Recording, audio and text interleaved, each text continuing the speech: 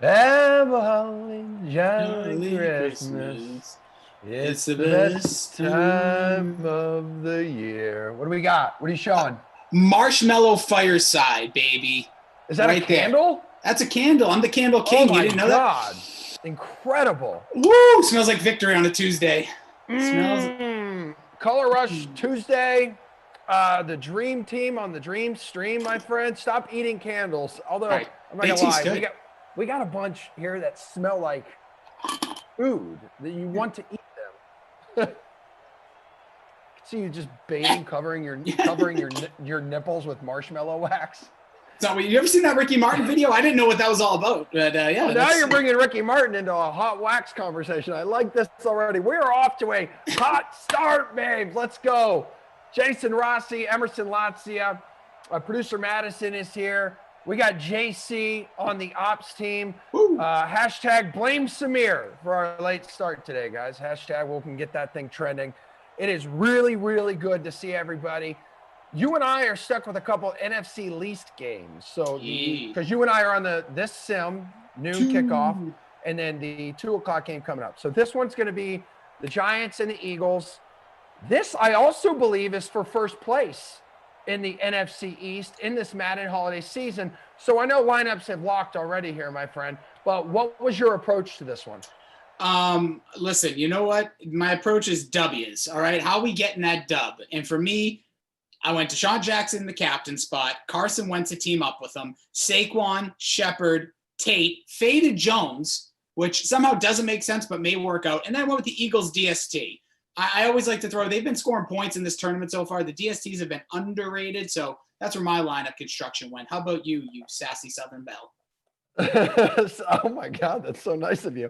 All right, so what I went ahead and did, and friendly reminder, everybody, your boy finished second out of 100 people yesterday in this contest. Hey. I will not let that go. I will not forget it. So we got 109 entries in the LOT ZIA. I almost won yesterday contest. Miles Sanders as my captain. D. Jones, Barkley, Ingram, Shepard, and Rager. Ooh, very different. Yeah. So yeah. We'll see how it pays off. Which one of us will be smiling at the end? Which one will be frowning? That's right. And I already have if you guys are going to be hanging out with us at 2:00, again, Ross and I will be on that call with you as well. I already made a contest for the 2:00, so go ahead and start building your rosters now. You will not beat me. It is impossible to do. Well, ooh. What's going on? How are you? Daniel Jones completes his first pass. 3rd and inches coming up to Darius Slayton. Little sleigh day.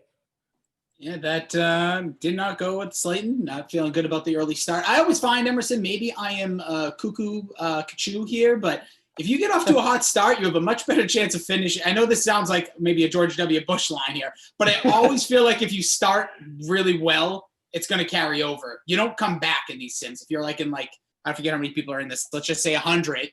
If you're in like 94th after like the first quarter, it's going to take a hell of a swing to get you up there.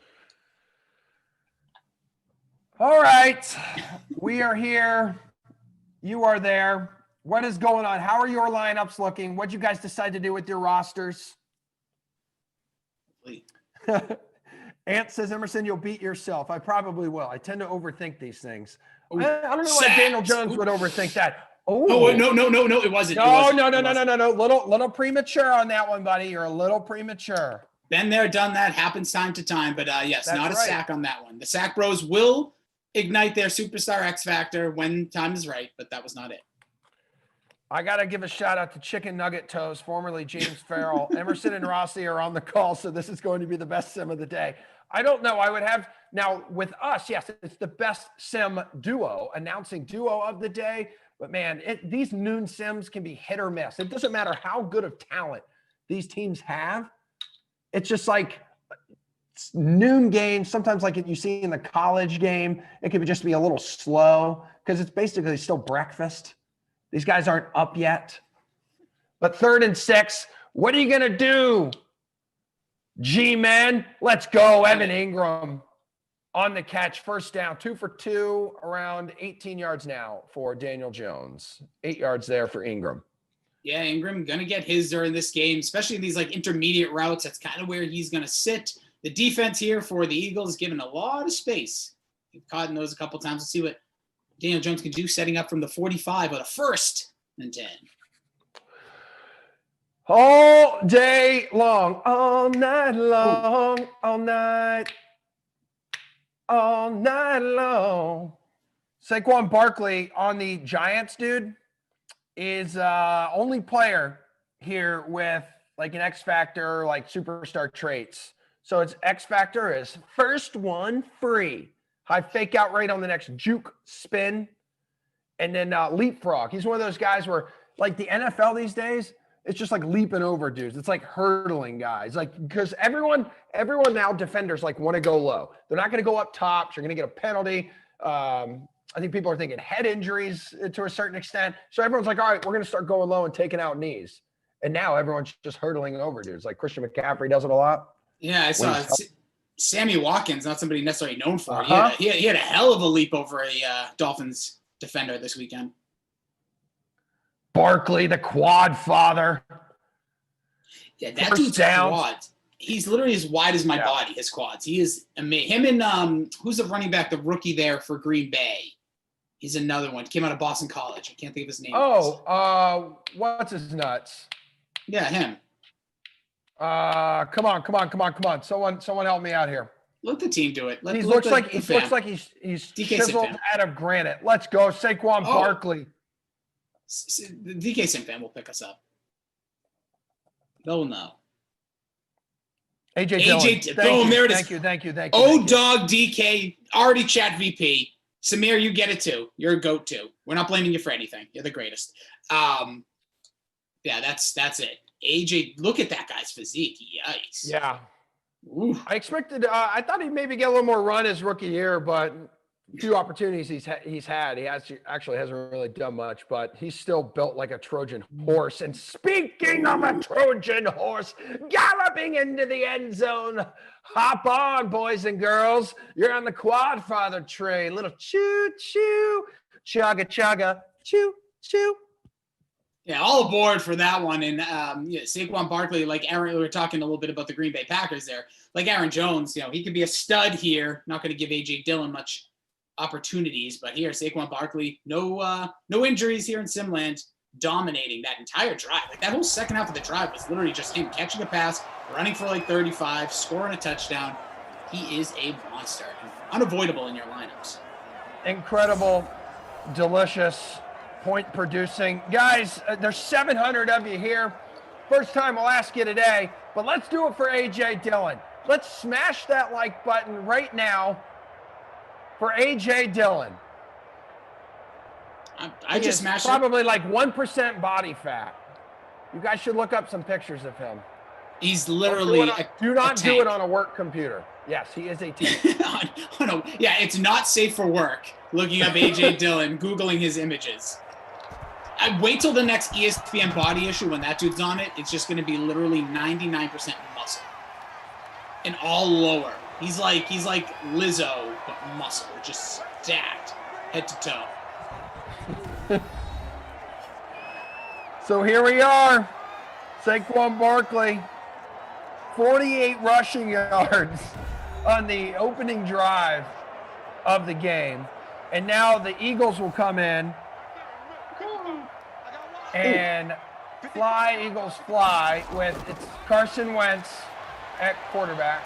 Although, hurt so good. Come on, baby. Come on, baby. Make it hurt so good. Looked pretty good. Looked pretty good in his first career start over the weekend. I loved it. I think he did everything. Got to give a shout out to our guy at the Fantasy Grind, our guy Jeff Ulrich, a.k.a. Moose, who said, watch out for the Eagles this week, fantasy-wise, especially Hurts in the DST, because he thought that he would bring the spark to the team, even against the New Orleans. And he was dead right. So hats off to Moose for just being a shining bright star here as part of our DK Sim fam and DK Nation. Genius. So the biggest story of the day, of the morning, you wake up, of last night, I mean, that incredible Monday Night Football game, which I was like, dude, definitely hammering the under on this one. But ended up scoring a bajillion points. And as they say, guys, football is a game of runs. And Lamar Jackson last night kind of doing his thing, pulling a Paul Pierce. Said he was cramping, but we kind of all know that one little gallop, that little run that everyone has to the bathroom. I don't know if that was, if you're cramping, I don't know if you're actually able to run. But anywho, there's a lot on social media about what many people thought Lamar Jackson needed to do. Said I needed an IV. Yeah. Had a couple cramping issues. But man, last night and this morning, and still right now to this very moment, are one of the times where I am very happy and blessed to have Twitter.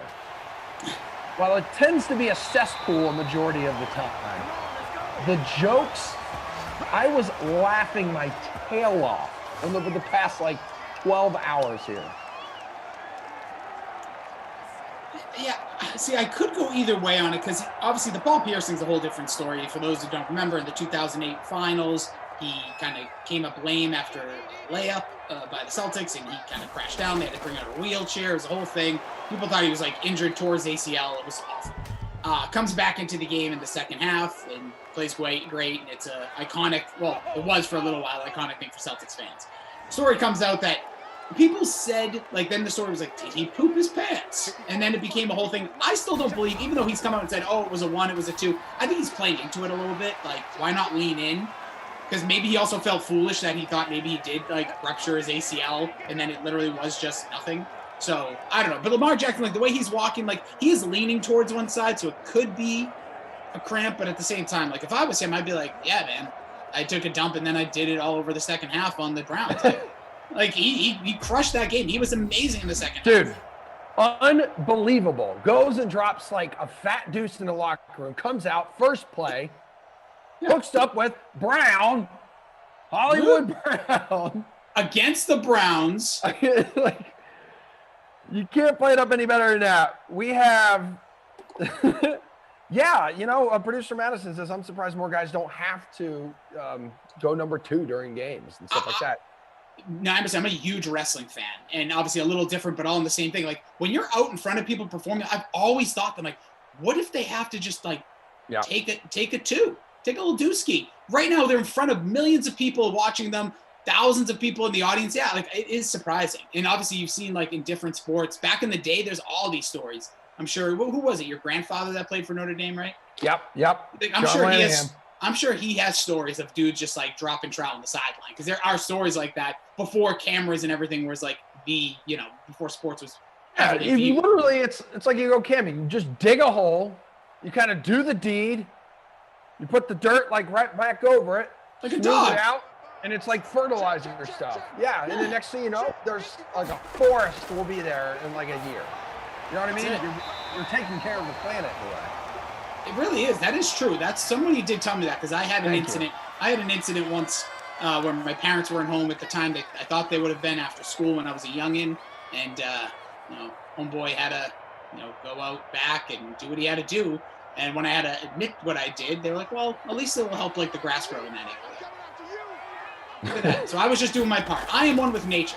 I'm a big recycler, and on occasion need to do my part. 3rd and 6, that is a first down.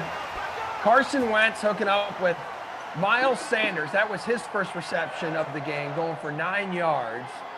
The Giants marching downfield on the opening offensive series, scoring 7 with a little Saquon Barkley action. And this is still Philly's opening drive of the game, I believe. It is. Yeah, there's one drive by the Giants. Yeah, these are a couple clock-killing drives by these two teams as Zach Ertz gets his first grab for 14 yards. Shout out to all of you guys who have shown us some love there in the likes department. Much love. Appreciate you. And then I see all of you also. Team Always here, either over on YouTube or on Twitch as well. 1st and 10, Carson Wentz. Oh my God!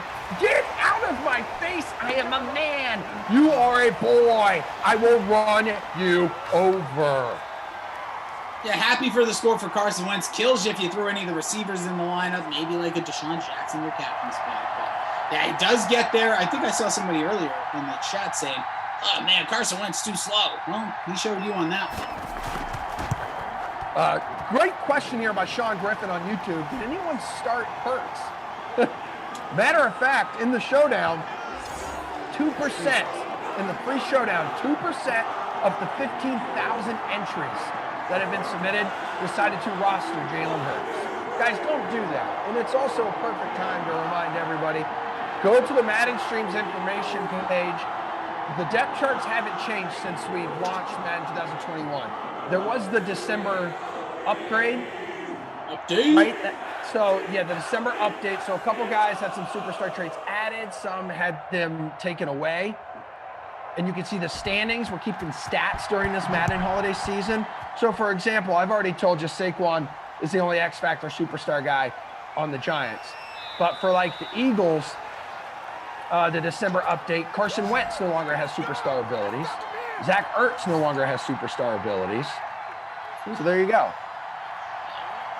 I'm surprised that Saquon, obviously, it was the injury in real life. But usually that kind of takes away, but maybe they just felt bad because it's, the Giants.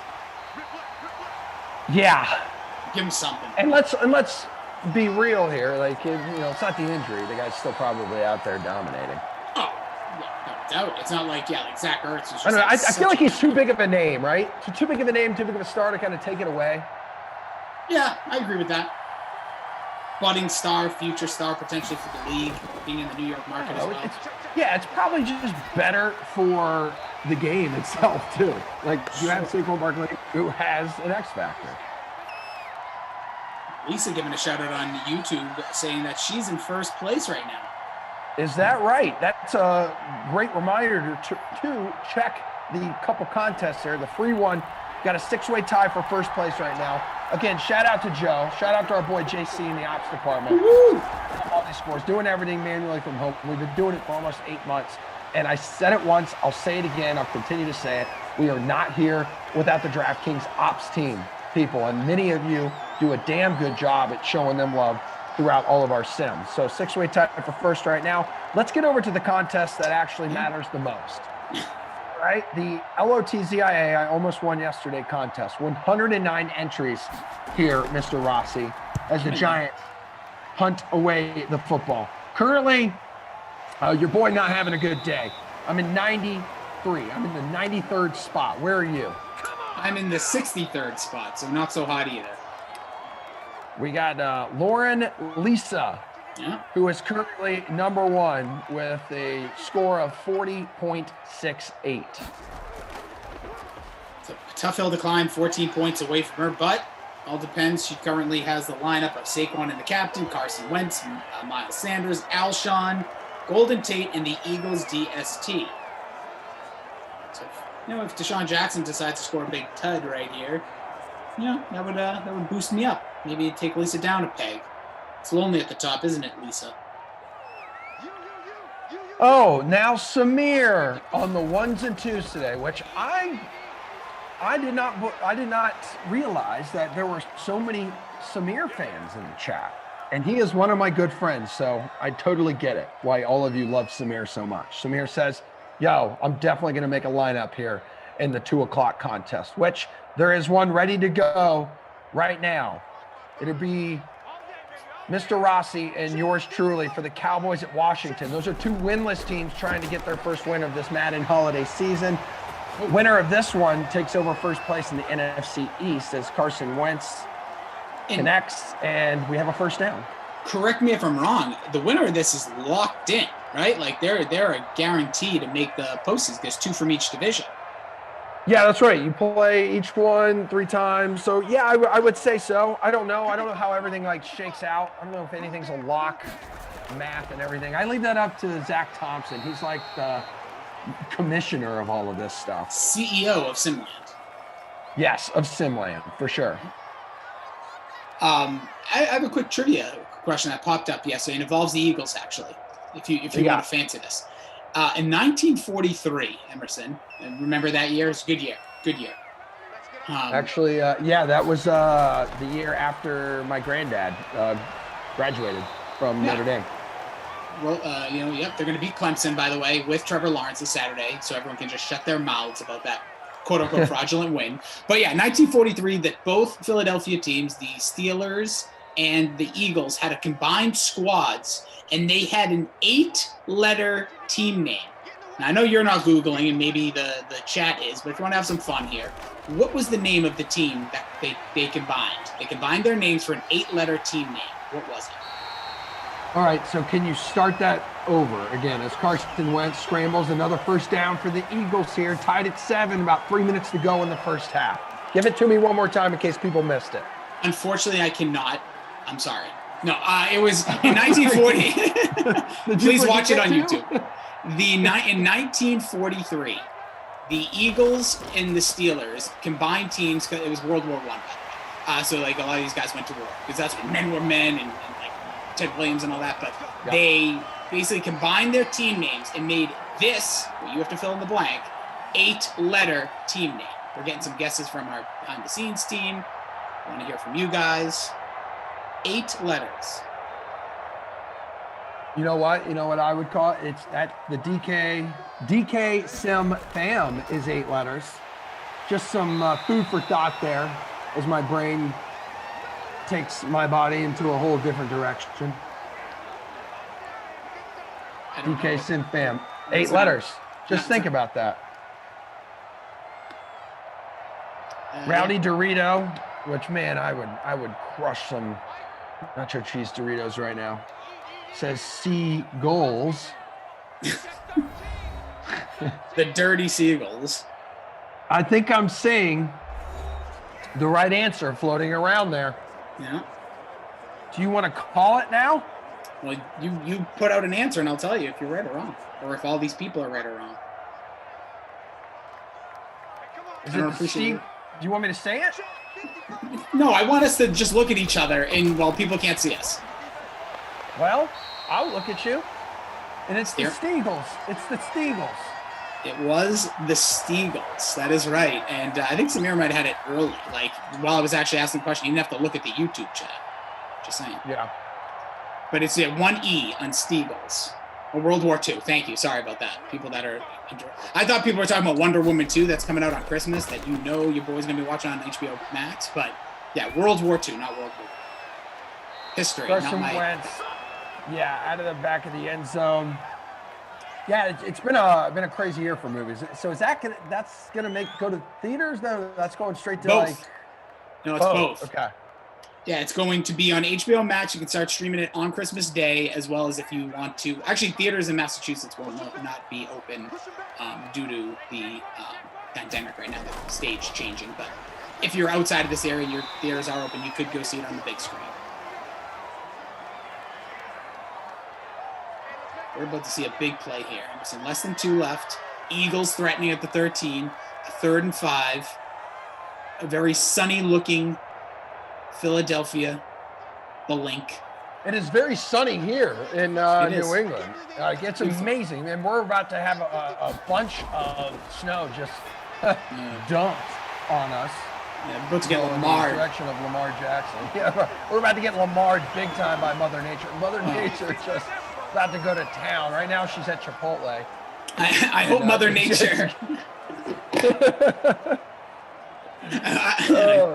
I hope Mother Nature, it just has a cramp. Just has a cramp. First and goal, minute to go. All 3 timeouts. Stuff him. Stuff him. Easy. Cracking the goal line. Miles Sanders. Come on, let's go. As the Eagles take their first lead of the game. Yikes.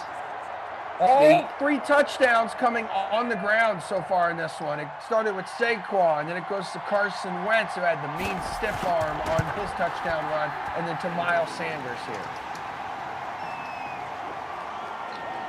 Oh, boy. That hurts the lineup, but good for you guys. If you tossed him in there, he lost that superstar, but he's saying, really now? Oh, dropping that star? Well, I'm going to go ahead and score a touchdown. Shove it in your face. Samir revealing why he knew the answer so quickly. He was born in 1926. That's unbelievable.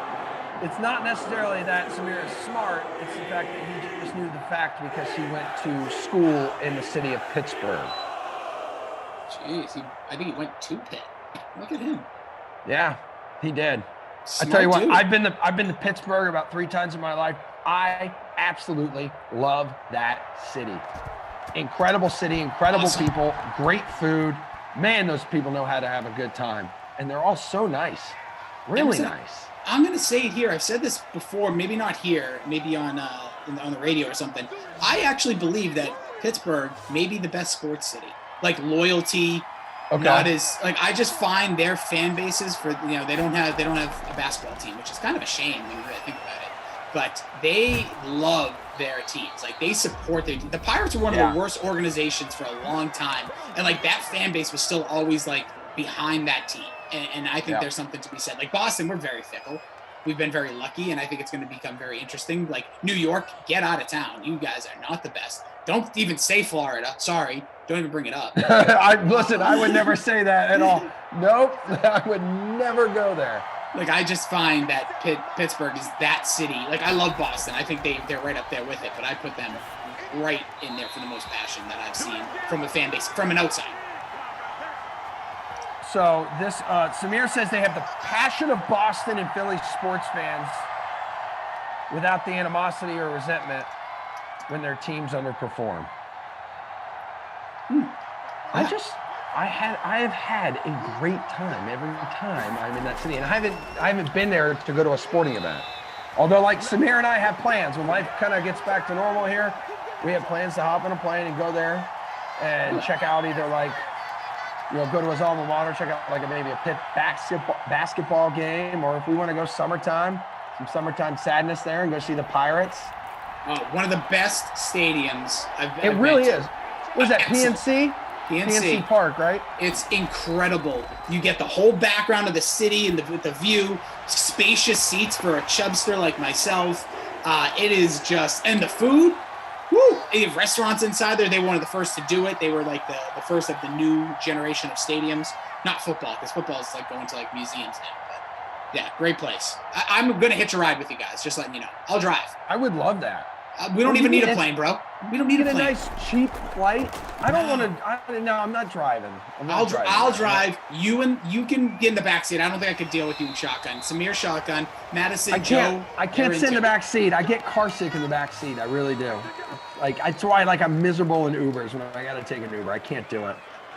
All right, I canceled the whole thing. I'm no longer inviting myself to this. I'll drive by myself. You guys fly. Yeah, that's great. I'll be there posted up at Permanente Brothers for hours. And then you're finally rolling in. You smell like disgusting grease. Awful. You've urinated yourself multiple times because you haven't pulled over. Yeah, I'm like that the astronaut chick who just drove to go find her husband if her husband was cheating on her. Oh my God, I forgot about that story. Straight up diaper, baby, for 16 hours. Legend. Dude, don't you have, when are you going to break out the crazy headlines? When are we going to do that fun little game that you have? Are we going to do it in this one, or you want to do it in the 2 o'clock game? You know what? You're the boss. You tell me. I don't know. Vibe it up. You want me to ask the DK Sim fan what they want to do? So Rossi has this fun game that has to do with some recent headlines around the world. Sports world and also entertainment world, right? We're going to do it in the second half. We'll do it in the second half. Let's do it. All right, great. Because you know me, I'm indecisive. That was a perfect example of letting someone else choose. It's like when my wife and I try to decide where we want to go to dinner or what we want to eat. And it's you just battle until one of us ends up just eating a frozen Uncrustable and falling asleep. Yeah, seriously. It's I feel like I just entered dinner time at the Lazios. It's are you sure you want that? I will eat that. Well, do you want it? I don't know. Do you want that? Do you want that? Heads explode. Uncrustables are everywhere. Regret. Lots of regret. 15 seconds to go here. And, okay, so the Eagles have 2 timeouts. So they can make a few smart moves, smart decisions here, and end up making their way into Jake Elliott territory. They're getting closer. And that's another reception for Marquise Goodwin. What are they doing? What are they doing? They're going to pull a Hoyer, dude. They got 3 seconds. We have an opportunity for Deshaun Jackson to score here. That's all this is for, all right? everyone put your hands together. Don't cross your eyes, but like get your mind right, and let's see Deshaun Jackson get that. All right, that's what we need. Get them points. Oh, Jason Mack. Yeah, I've done we'll this get before there. too, dude. Okay, hold on a second. What is it, a 58-yard attempt? Not even close. Awful. What is this, Dan Bailey from 2 yards out? Like, I understand that's much more difficult. Yeah, Vikings fans. Yeah. Really rough. Should have beat Brady, just saying. Brady should be out. Yeah, the Vikings too. I mean, just since we're on that topic of conversation, it was like they win some games, they lose some games. They can't decide if they want to make the playoffs or not. No, and then they got the Bears this weekend, so.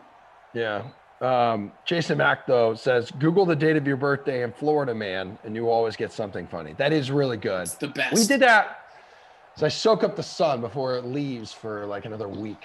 I don't know if you can see the sun in mine, but it's back there. Yeah, I can see a little bit. You bring enough sunshine and joy with that Christmas tree behind you. Sunshine, lollipops. I like that you've joined the tree club.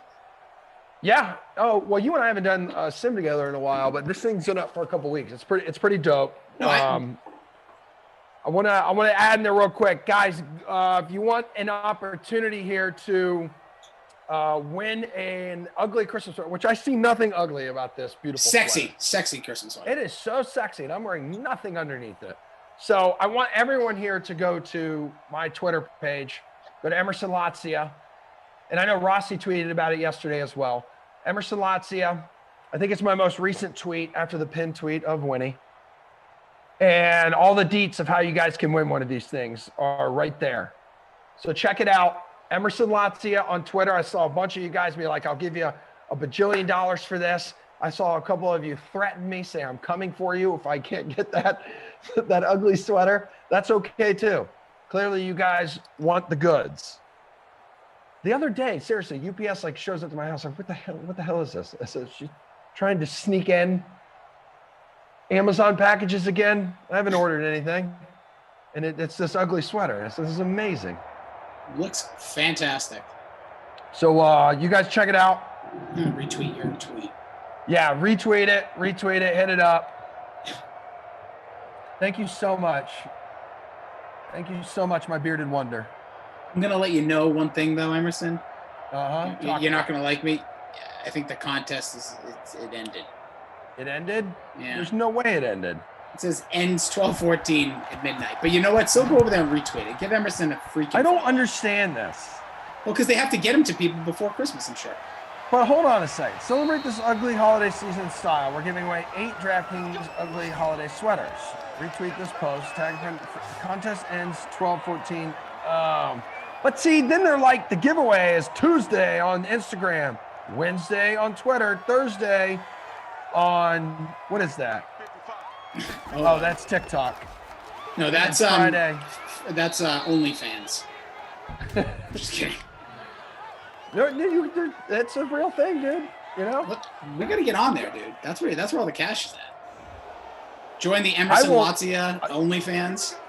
I tell you what, man, like, things are getting weird around Boston again. Everything's shutting down, and for some reason, work slows down again. I'm going to build the handsomest OnlyFans account ever. I'll do whatever you guys want. No, let's. We'll pause on that. So I'm talking sports. I'm talking sport. We want to do the Rossi and Emerson shirtless sportscast and people for the OnlyFans. Let's go. Oh, by the way, did you show Billy our happy birthday messages? This morning it happened. We had our podcast, the Pop Culture Pile Driver, this morning. It was Billy's birthday week, so he got to pick the topic. We reviewed the movie The Naked Gun from 1988, and yeah, we put it on there. So I will, once it's all edited and put together, I'll make sure that all you guys can either listen or visualize, whichever you prefer. He was very, very happy. I'll just say that. You know what? You know why I know that? As the Eagles face a 2nd and 5, keeping it on the ground with Miles Sanders, who was up to about 43 yards on 10 carries. He's got himself a good old tutty. So if anyone was with us yesterday at noon, I was with Reed T. Fowler. I was telling everybody how I want to set up Billy, right, with my friend Jocelyn, who my wife and I see every morning in our local coffee shop. This is an interesting story. Billy, and we live near the office, so Billy ends up, Megan and I are hanging out with Jocelyn this morning with Winnie at the local coffee shop, and in walks Billy. And my wife looks at me like, did you set this up, you son of a gun? And I'm like, I swear to you, this is the universe. I did nothing. I did not try to set up Billy and Jocelyn on a blind coffee date. Jocelyn didn't even know that was Billy. But I said, hey, Jocelyn, this is my friend Billy. I said, Billy, this is my friend Jocelyn. And they kind of locked eyes for a little bit. Billy went and got his coffee and he left. But it was a good start here. Dog. He did. So I'm thinking Billy and Jocelyn, it just was so weird how I was talking about that yesterday. And then it kind of just meets out of nowhere today. Yeah. So how long was the conversation? Was it fitting? It was really brief because Billy actually was focusing more of his effort in his conversation with Winnie, because we had Winnie in the coffee shop with us. And I'm like, Billy, what are you doing? Like, there is a young lady here who would possibly like to go out on a date with you. And he's just focusing, he's just talking to the dog, which I get. But Billy needs this right now. It is the season of giving, and I thought that was nice. That was a nice little gift for you to connect maybe to future lovers. Again, nothing was planned. Billy was in the neighborhood because he's going into the office. He had to shoot a couple of commercials. Yeah, he has to shoot a couple commercials with Jesse. There's only just see on Monday Night Football. So yeah, if y'all have YouTube TV like I do, dude, you see Jesse literally is on my screen. Anytime there's a anything sports related, entertainment, sports, she's literally on there every 10 minutes screaming at me about some contest. And you know what I do? Immediately pick up my phone and immediately start entering all of the contests for DraftKings. Carson Wentz, 3rd and 8, no dice. So now Jake Elliott can march his tail back out onto the field, much more manageable distance for him. Yeah, we'll see. After this field goal, though, once the Giants start their drive, we are going to bust out the "Would you click this?" That's what it's going to be. The game's going to be called. I'll explain the rules of the game. I'm like a walking trivia game today. Behind the scenes, if you hear that vicious typing, I will not be shy to let everyone know. I give Kaufman's a complete dirtbag, but he usually does it over the air and he's rude to people. Emerson's bullying behind the scenes. Just letting people know. I'm not going to say words. He's bullying behind the scenes. That's why you don't hear him right now, because now he's finishing his polish on his nails and he's bullying people behind the scenes. That is not true. Which part? Half of that is not true. So now the Eagles have taken themselves a 10-point lead in this game. There's 4 minutes to go in the third quarter. We teased it in the first half a little bit. We do have a fun little game that has to do with some headlines around the world, the planet we live on. And Jason Rossi is going to lead this thing as Daniel Jones and the Giants are going to try to climb themselves out of this gaping 10-point hole, and he's going to use his legs to do it. And he doesn't have the worst speed in the game, 84. He's a 72 overall, but his speed is 84. So where A.J. Dillon is in thickness, Daniel Jones is in speed. But all right, I'm gonna start this off. These are coming from TMZ. These are not the tweets. These are just the headlines to make you want to click an article. First one, Emerson, would you click it or would you keep on scrolling or trolling? It seems like you do behind the scenes here.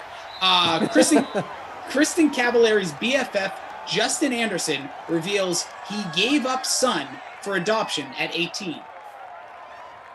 No, because I don't support Cavallari. I do not. I am on Team Jay Cutler all day long. I don't need her drama and the baggage. Next. Growing Pain star Kirk Cameron holds massive Christmas Carol gathering. I am going to click on this because, oh my God, Saquon cannot be stopped. Eventually, he actually is. 65 yards, 9 carries. because I do like his girlfriend's name, Winnie, because that's the name of our dog. I also kind of want to. I have questions. I want to see what the Christmas Carol party is. So is it just a bunch of people sitting around like a keyboard in a living room singing to each other? Like, I don't know, do they have masks on, or are there cookies? So yeah, I'm clicking on that. Yes. Long answer, short. Okay, 1 and 1. Next one, Jesse James Decker stuns in sunny bikini pic. Quote, make today count. All part of the headline. Again, Jesse James Decker stuns in sunny bikini pic. Quote, make today count. I wasn't quite sure who this was, so I Googled it, and yes, I'm definitely clicking on that link. That's taking. Well, yes, but it's just an odd. Oh, that's Decker's wife. Eric Decker, Eric Decker. Yeah. Okay. Country singer. Okay. Yep. Kim Kardashian and Kanye West leading quote unquote separate lives in marriage report. Damn. I love the Kardashian drama. They actually annoy a lot. Everything they do is annoying to me, essentially, but I'm going to click on it because I have to entrench myself in the Kardashian world now that Tristan Thompson plays for the Celtics.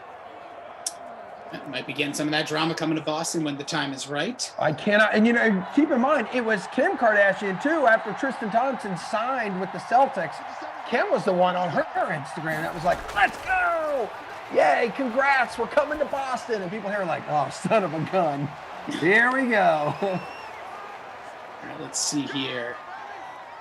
Trying to find another good one. Some of these are really just bad. Like, I'll just give you this one. This one's just okay. Cody Simpson reveals he's qualified for the 2020 Olympic swimming trials. Like, are you clicking that? Cody Simpson. Who is this? He's a singer? He's a swimmer. I think. Cody, that's what makes that a story. Is Cody Robert Simpson's an Australian singer, songwriter, dancer, actor, model, and swimmer. It's in the title. Are you clicking it? See, yeah. you're doing too much research. You got to think. You're on Twitter. You're just scrolling. It's 8:30 at night. You and the wife are about to watch The Bachelorette for the 16th time this week, and you're just scrolling through. Don't do research. It's just, are you clicking it or not? You're thinking too much. Well, here's the thing. Most of these articles on Twitter that will come across your timeline are also gonna have pictures. So some of these people, I need to see who they are. So fair. I basically clicked on like 10 out of 11 right now. You are. I get most of my information from headlines these days. I don't want to read an article. I'll form my own opinion. Okay. Yeah. You have any more? I got plenty. I could go all day. How about this one? She's All That star Rachel Lee Cook joins reboot He's All That. Are you into that? Are you 1,000%. You had me at She's All That. It's one of my wife and I's favorite rom-coms of like the 90s, early 2000s. When did that come out? It had to be right at that breaking point. Probably, I'm guessing 2000. I'm saying right past the millennium. Yeah. And can I just say, she was beautiful before they did the whole, makeup. It was to her honestly one of the more hypocritical, like body shaming or whatever, like bullying. Like the girl literally just had a ponytail and glasses. If you ever see Not Another Teen Movie, which is the best spoof movie of all time, take that.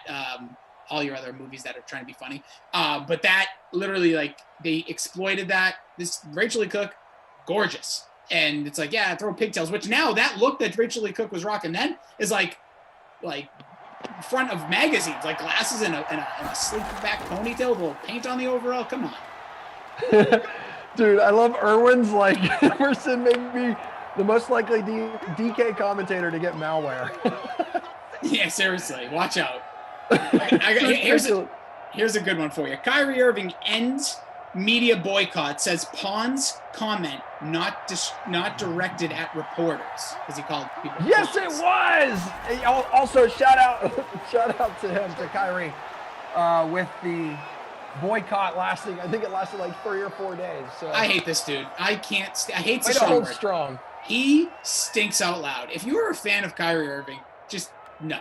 You're wrong. Don't buy his jerseys. He's literally the worst. The worst. Just stop talking, dude. You're such a good basketball player. Just don't talk. I said it. It's not a shut up and dribble. I know you said it. Now the question is, am I going to say Saquon Barkley touchdown, first and goal from the 1? Of course I am. Untouched, just kind of frolicking through the beautiful grassy fields of the Meadowlands. Actually, we're in Philadelphia. Like, that's how good that's how much he's run, Emerson. Yeah. He's run to the Meadowlands and back to Philadelphia, home of the state of that is Pennsylvania, home of the college that Samir went to. Nabi Roble says Eric Decker could model. Oh, yeah, stud. I wish he played that 1 year with the Patriots. All right, here's one. I know you're clicking this one. Ready? And I know everybody in the DK Sim fam, I'm off the chat. I know you'd click this too. Chipotle just named a burrito after Miley Cyrus.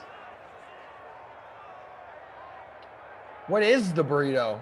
Well, that so I'm clicking on it immediately. I'm do you want me to do it? Clicking on it. You want me to click it? Let me know what this burrito is. There's been shockingly a lot of Chipotle talk in our first sim of the day.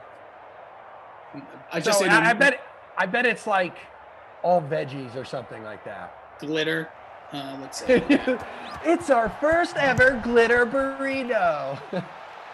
Everyone's face just covered in glitter. It's like, oh, dude, you were just a Chipotle, huh? So this is a big trend. Like if Miley, whatever, and then it came to Chipotle. So here it is, the Miley. Hold on, it's opening another tweet. It's a veggie burrito with brown rice, fajitas. I don't know if that's an ingredient. Black beans, mild tomato, medium corn, cheese, guac, no charge on the guac, which bonus. And lettuce. So I don't know what fajitas means, if there's actual fajitas inside the burrito, but one more time. Brown rice. No, those are fajita vegetables. That's what they have. So it's like sauteed onions and peppers. Gotcha. That's what it could say that. It could say that. So yeah, it's a veggie. That makes sense, I guess, because it's a veggie. So actually, yeah, that sounds pretty good. So she commented, and that's how it happened. They basically told her if she comments on this, we're gonna get her a burrito. Toddy, baby, so quick. Easy answer. First, Zach Ertz with a big, beefy gain, which sets up on the very next play, Marquise Goodwin, Mr. Goodbar, to the end zone. An extra point away from once again returning to a 10-point lead for the Philadelphia Eagles. Good for Carson Wentz owners, bad for those Deshaun Jackson owners. It's getting ugly, him in the captain spot. Real ugly. How about this one? Yep. You said you like the Kardashians. This one just says Kardashian, the next generation, but spelled Jennereti, like the Jenners. Oh, yeah. I'll click on that. Okay. So what have I not clicked on? There was one early on. You didn't click on literally the Kristen Cavallari BFF adoption. That's right, because I don't support her. So you don't support her, but you're all about the Kardashians. Sure. Okay. I don't just support them, but I'm going to click on the article. It's just like watching garbage TV. Okay, how about this one? Machine Gun Kelly's stolen Aston Martin recovered by the LAPD. Yep. I like his music. But you're going to click, like, that doesn't even, like, I got no one, like, I don't know. Like, does that even matter? Do you care? I like his music too. I want to look at it. I want to look at his vehicle. Okay. We're getting somewhere. How about this one? This one's intriguing to me. The 10 most popular TV shows of 2020 revealed according to IMDb's data. Can I get that one more time? That would be, I repeat, the 10 most popular TV shows of 2020 revealed according to IMDb's data. Okay. All right, sure. I'm all here, babes. First and 10. 5.5 minutes to go in the fourth quarter. Daniel Jones and the Giants have some work to do. That was a hell of a grab there. Hell of a grab by Darius Slayton. 28 yards. Slay all day. Reception. Andrew says, I'd rather listen to Glass yelling a buzzword. Does he still do that? Yeah, he did recently. I can't tell you when. When I did one with him, we did one. When I did a 10-P recently. That was Daniel Jones's worst pass of the day. At down 10, they're going to have to score quick with just 5 to go at the 39-yard line. We got 900 people watching right now on the Dream Stream on this beautiful Tuesday. If you guys haven't filled out a lineup yet for the 2 o'clock sim between Dallas and Washington, now is the time to do it. I built a contest in there for you, DK Sim fam. Little Tank Top Tuesday edition. Ooh. So get your free lineup in there. Do I have to rock a tank during the next sim? If you would like, yeah. Let's see that cheddar. Sprinkle it in there.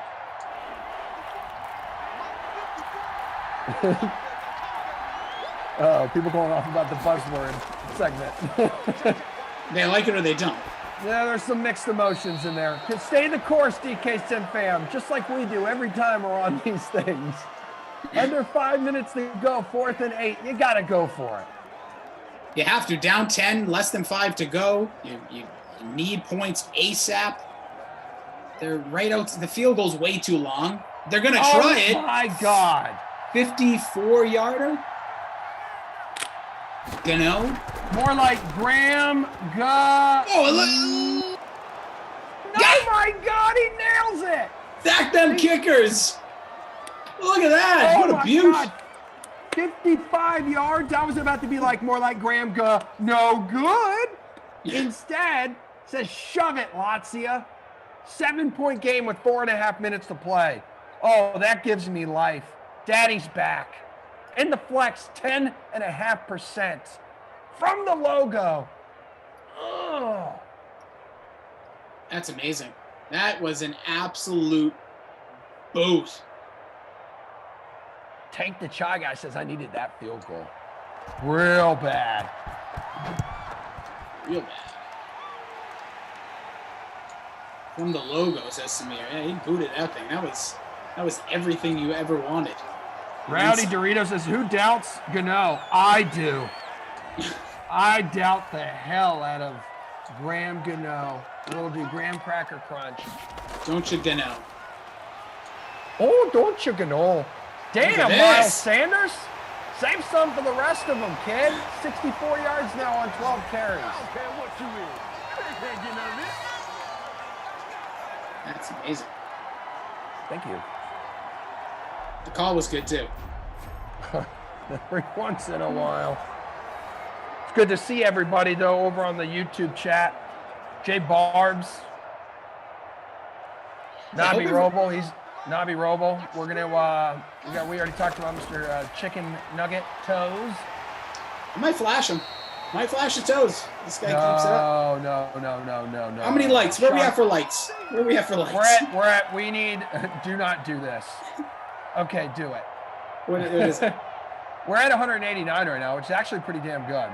All right, what do you say? Yeah, I'm kind of with Samir here. I think you should save the toes for your OnlyFans account. Okay. Is that the shirtless sportscasting one or my personal? That's you and me. Yes. Okay, 100%. If people want to get on that OnlyFans, it's me and Emerson, shirtless, oiled up, and toes. I think Madison just quit. Goodwin's got 7 catches, 76 yards. Wentz is like 20 of 24 in this game. The Giants defense can't stop. Like, all they needed to do was come up with like one stop multiple times in this game. Yeah, Carson Wentz right now, 19.32, non-captain. Saquon with that 25. Those are guys that are helping out your lineups. You captain those bad boys, and you're feeling good right now. All right, so now you just want to try to chew up the clock a little bit with 2.5 minutes to play. Up to almost 80 yards there for Miles Sanders. But yeah, let me just go back and give a bunch of you a shout out. Wow, we've already hit north of 200 likes. Good stuff. Hot damn, that is phenomenal for a noon game. You guys are killing it today, DK Sim fam. Rowdy Dorito, Sean Griffin, Jordan Lindenbaum. What's up, guys? Scotty Too Hottie, Lucky Collie, who I completely agreed with earlier. And he was like, this is the worst commentary ever. I'm like, I couldn't agree more, buddy. Tank the Chai guy. What's up, dude? I missed you. Drop your name in there. I try to scroll back on YouTube, and there's so much. I see Lily, Burt, yeah, Robbie Noble, Nobi Robble. Yeah, Brother Phil, Joseph Marr. Dallas What's God, up? my biggest fan. Yeah. Loves me. Chris Oh, H. yep, jerk. I gotta pop over to Twitch. I've been going back and forth today, believe it or not, Twitch. Believe it or not. And my dude Germ says, yeah, where's the Twitch love, you jerks? Yeah, So Twitch right. homies. Twitch homies. I got you. Hey, everyone, woosah, my babes. Woosah. A+, Germ, Tim the man. Retease, did you know? He keeps asking, when's the kick going to happen? That's right, I got to get out there and prove to you guys that I can kick, 5 field goals, right, from 40 yards? I'll get out there soon. I think I can make 5 out of 10 from 40. Ooh, who's holding? No, I think I'm just going to put it on a tee. Okay. Yeah, we're going to. Or do I have Samir? Do I have Samir hold for me? Well, if you're nice to him, maybe he will. But look at this big play here. 4th and 1, going for it. Under 2 minutes. Game on the line, baby. Why did they take the This is, of course. You get 1 and then some. 1st and goal. What a ballsy play that was. But P. Hooligan, Stummy Dummy, Goofy is the dog, Alex Perez, Aiden. Yeah, Goofy saying, you got to kick from the ground like a man. Come on, Emerson. But the ground's frozen here. That would hurt my toes. Your toes not going to hit the ground. Yeah, I mean, if I hit it fat, if I stub it. What are you talking? What kind of field goals are you kicking? You barefoot? I don't think you would understand. Clearly wouldn't. But I will say, Emerson, this is something we could talk about after. There's one thing maybe come January in the ice cold months when it gets frosty and things get maybe hopefully a little bit safer, but we'll keep distance. There is a little bit of a chatter of doing some indoor, like I have a little garage back here. I might do like an outdoor sim. I don't understand why they're doing like the victory formation there, and then they decide to kind of just change their mind. It happens all the time. First is a knee, second one's a run, then they'll nail it again. Yeah, depending on timing and the way we situate things, and we'll work it out with Madison and the great minds like Samir. We'll get you over here. We'll get you in the garage. Doors open, keeping it safe, keeping it distant. Doing a Madden sim from out with a little outdoor love in the cold winter. All right, so they may just let this thing run out, but we've seen in the past where they may bring out like the field goal kicker and actually add 3 points, which makes a difference in lineups. 4, 3, 2, 1. Ball game. That hurts, though, if you had any of those Eagles. Sanders tried his best to finally score second there, but doesn't happen. Didn't happen for you, but good game. Action-packed. Yeah, people were asking, do you want to kick this football, my speaker football? You could probably boot this in about 80 yards. Spencer S. says, barefoot Emerson and Rossi holding it shirtless. No. Yes. He won't know what's the football. What's the football? What's the pigskin? I'll click on it. Also, respect to Congo Cap. I see he changed his logo based on the results of this weekend. Got respect for that dude. He's a fighter, too. He's feisty. All right, guys. Bonuses. So what do we have? I mean, got a couple running backs who got close to it. So Barkley had 80 yards, couple touchdowns. Sanders 88 with 1. Wentz had 28 on the ground with 1. Goodwin had the Wentz touchdown pass, was on the receiving end of that. Ertz does hit the receiving bonus. Yes, 114 yards there. So good observation on your part. Did you have a Krusty Kaufman player of the game? You were excellent this game. No, the DK Sim fan was the real MVPs of this one. You guys showed out on a Feel Good Tuesday. We got a great crew. We're excited to be back with you. But in the game, it's gonna go to Saquon Barkley. 2 scores, 80. Carson Wentz is arguable for it because he had the multiple scores, but I'm gonna go with Saquon Barkley. He was unbelievable and literally couldn't be stopped. And then the babysitter Billy.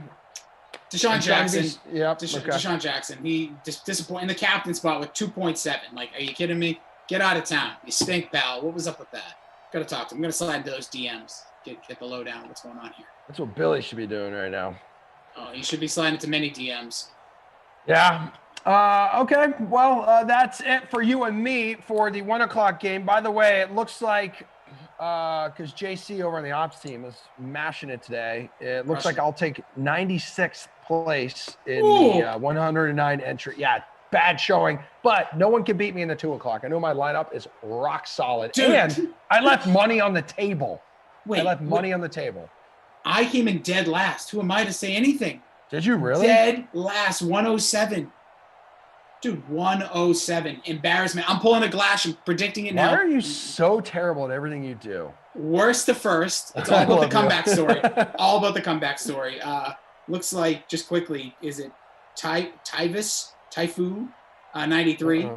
With that, getting that dub. Barkley, Wentz, Sanders, Ertz, Goodwin, Penny, just throwing it out there. Didn't even throw a punt play and still won. 0 points out of that last one. And then like 14-way tie, I think, for first in the free showdown. So you and I are going to be back at 2 o'clock. I got a contest filled out. I want this to get as close to 200 entries as possible. That's the max. So, where are we at? That's the max in there. Yeah, so 133. Right now, Enter. we have 133 right now? Yeah, let's go. We get it in Oh, there. that's sick. That's sick. Okay, this is going to be good. Upcoming contest, LOTZIA Tank Top Tuesday, Dallas, Washington. Let's go. Producer Madison, my dude Samir on the ones and twos. We give each other a lot of tough love. And then JC on the ops team. We will all be back at 2 o'clock here in about 50 minutes, guys. And we're going to get weird. We're going to hang out once more for about another hour or so. Come back with us. Let's rock this, baby. We'll see you on 45. Cheers.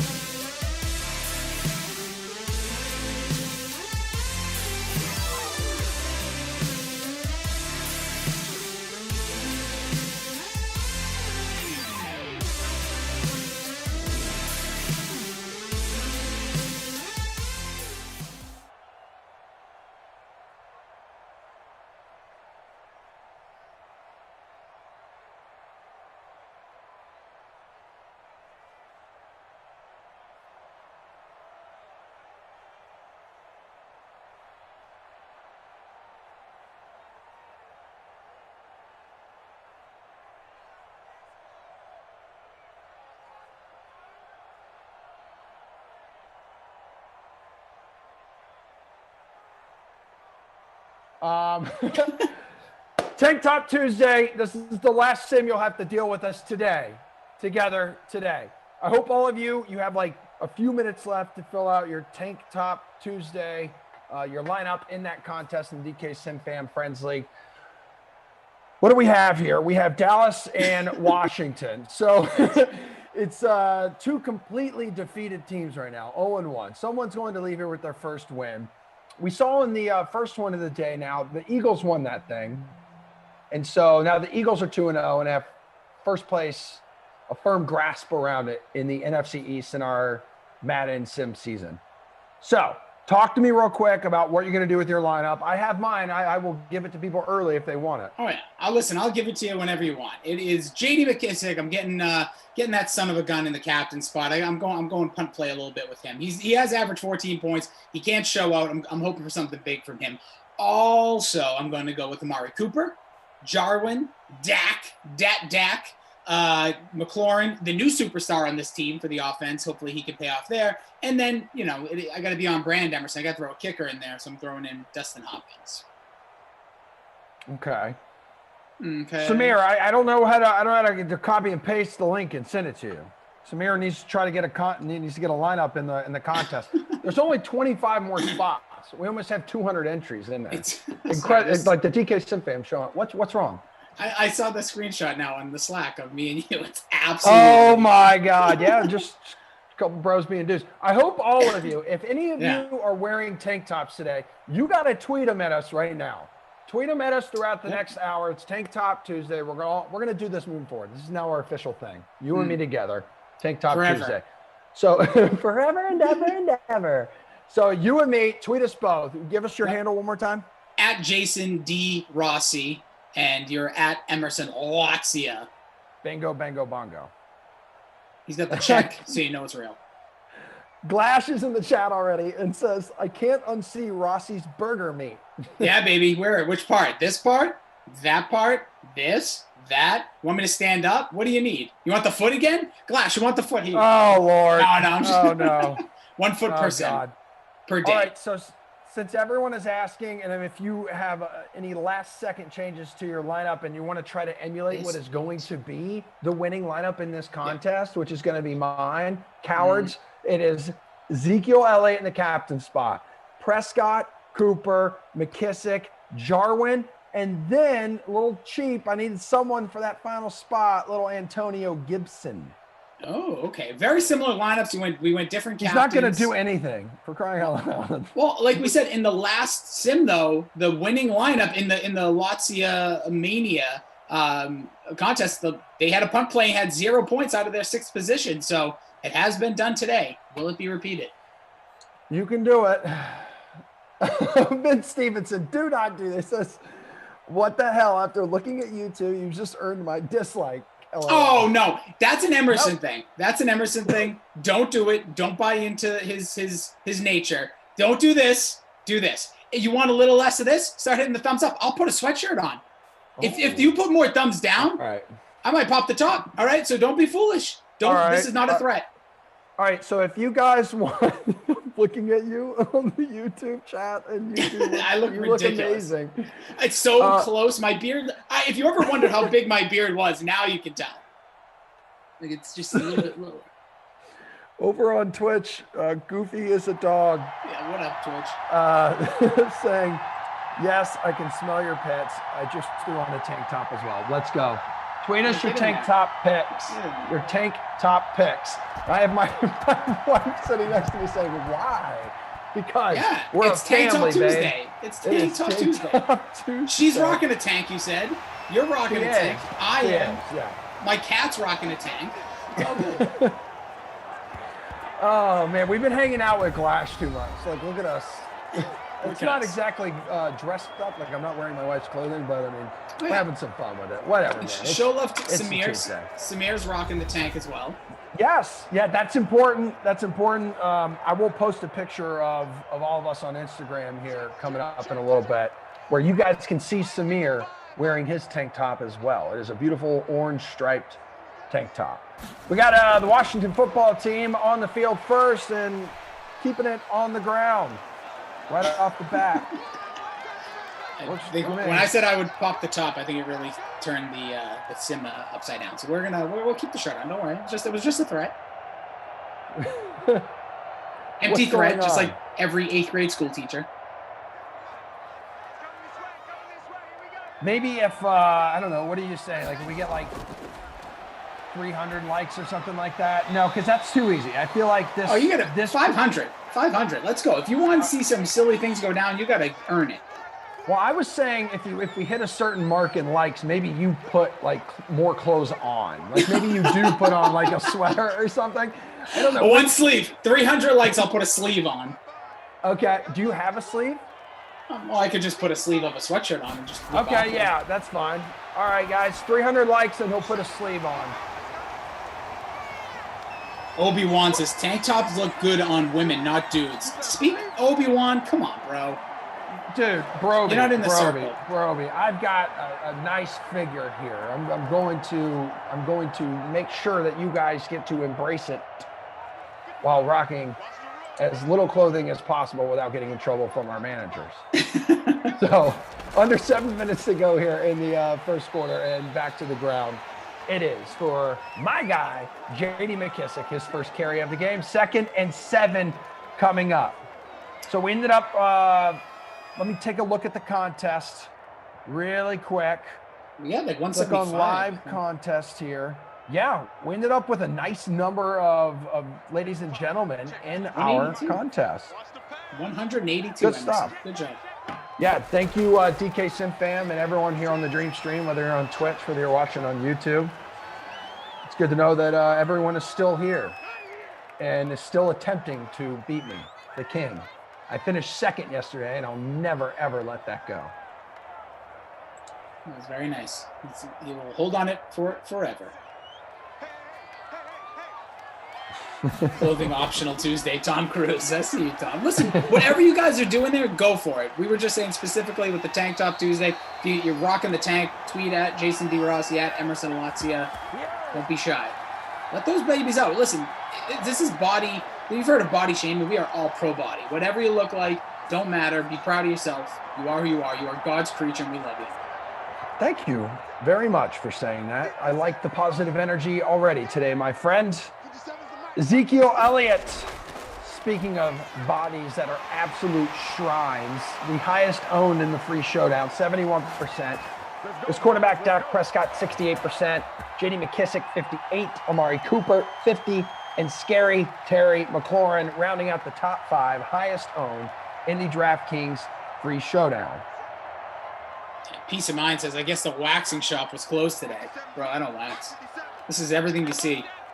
Yeah, I'll still do some waxing. I actually had an appointment last Friday. I had one at 1:45, but I had so much work, I canceled it. So I'll probably go in this week at some point. I like a smooth back. I really do.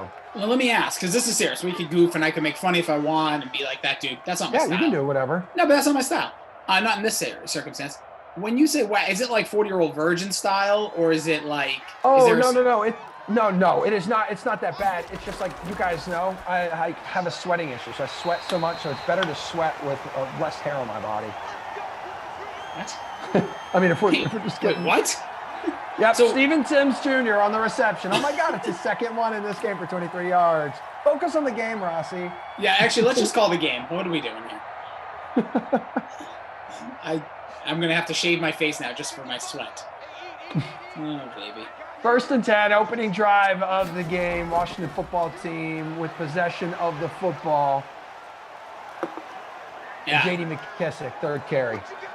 Yeah, he gets a lot involved. Obviously, Gibson injured right now in reality. He's become kind of the darling of this backfield. But J.D. McKissick, when it comes to Simland, and now in reality, we'll see. This Washington team is going to be very interesting down the stretch.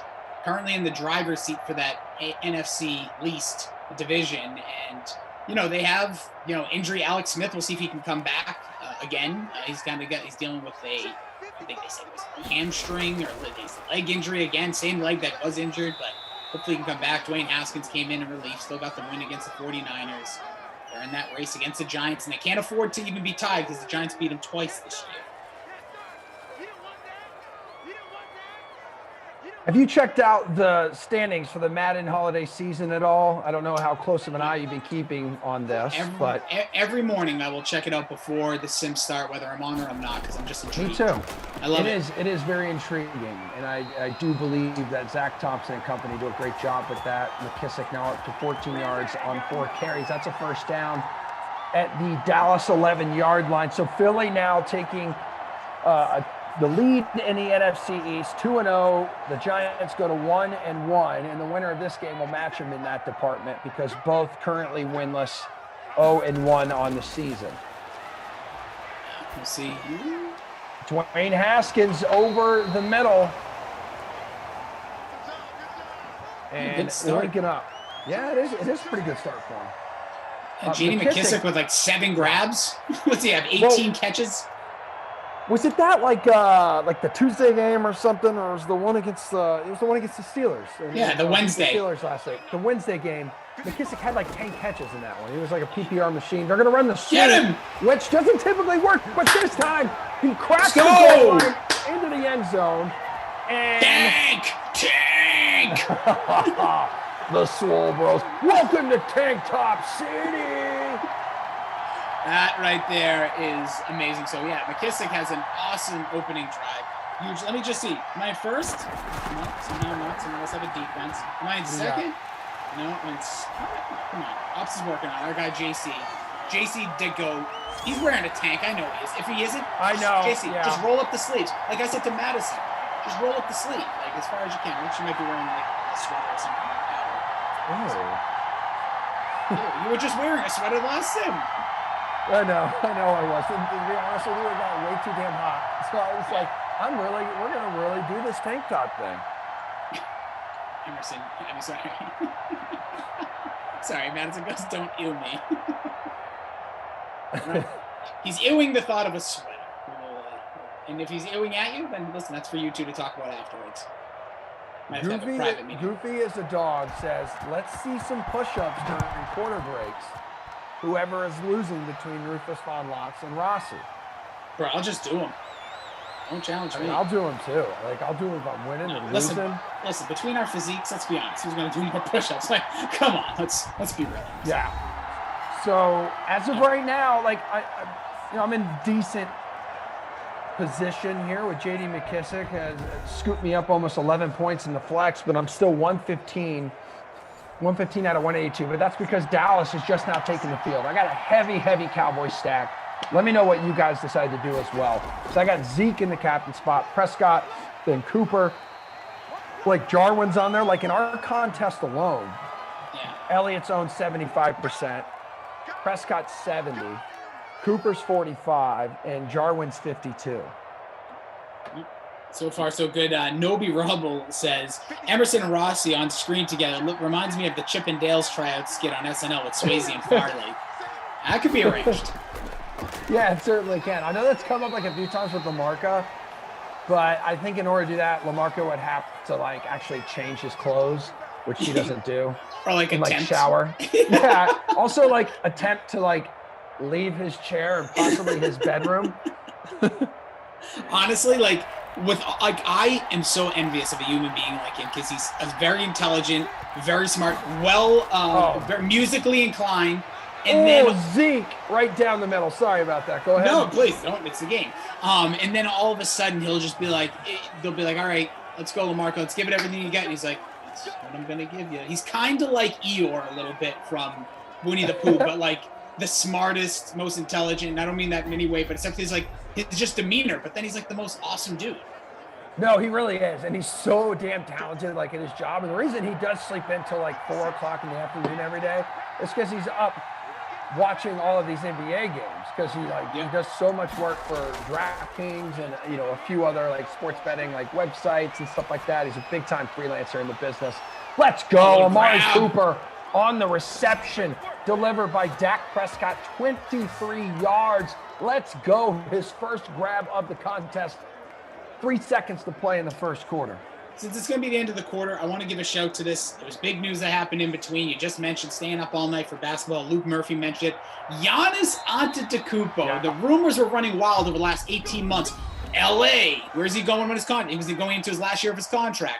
Is he going to LA? Is he going to New York? Well, guess what, mofos? That son of a gun, keeping Milwaukee on the map. I could not be more proud of Giannis. I know here from DK Sim. Here, let me hug you. Look, get in there. Get in there. Oh, Jesus, stop. Yeah, don't worry. No deodorant today either. Shut his video off, Samir. I think that would mess up the thing. But just put Emerson on full screen. But honestly, like that's such good news for the NBA, for Milwaukee. This is exciting stuff. Signs a gajillion-dollar deal to stay there for 5 more years. He's always kind of made comments and hinted at the fact of like, listen, like Milwaukee's the one who came and found me. They gave me a shot, and he was going to, return their loyalty with loyalty of his own. And I tweeted out here 32 minutes ago. I said, Giannis sticking with Milwaukee, like genuinely, like makes me happy for Bucks fans. It's literally the first thing that came to mind. And I said, it's good to see a small market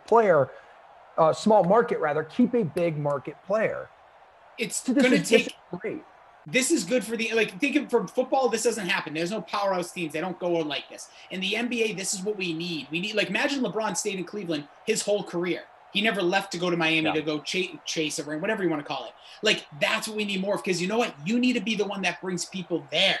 Bring the players to come to Milwaukee so Milwaukee could be that team. Like, we're seeing it with Boston, where we're out of. Like, these teams just kind of reshuffle. They have these young players. We'll see how it works. I'm excited, though. I think it was a great move. Happy for Giannis. He had a outstanding 60 minutes. Yeah, if you want to know how old I am, I watched 60 minutes. But he had a special on there, said basically what you said. He's like, I don't want to leave here. It feels like home. He says he doesn't know if he would like the lifestyle in a major city and being recognized all the time and millions of people. So his comment was this, like, this is my home. This is my city. I'm blessed to be able to be part of the Milwaukee Bucks in the next 5 years. Let's make these years count. The show goes on. Let's get it.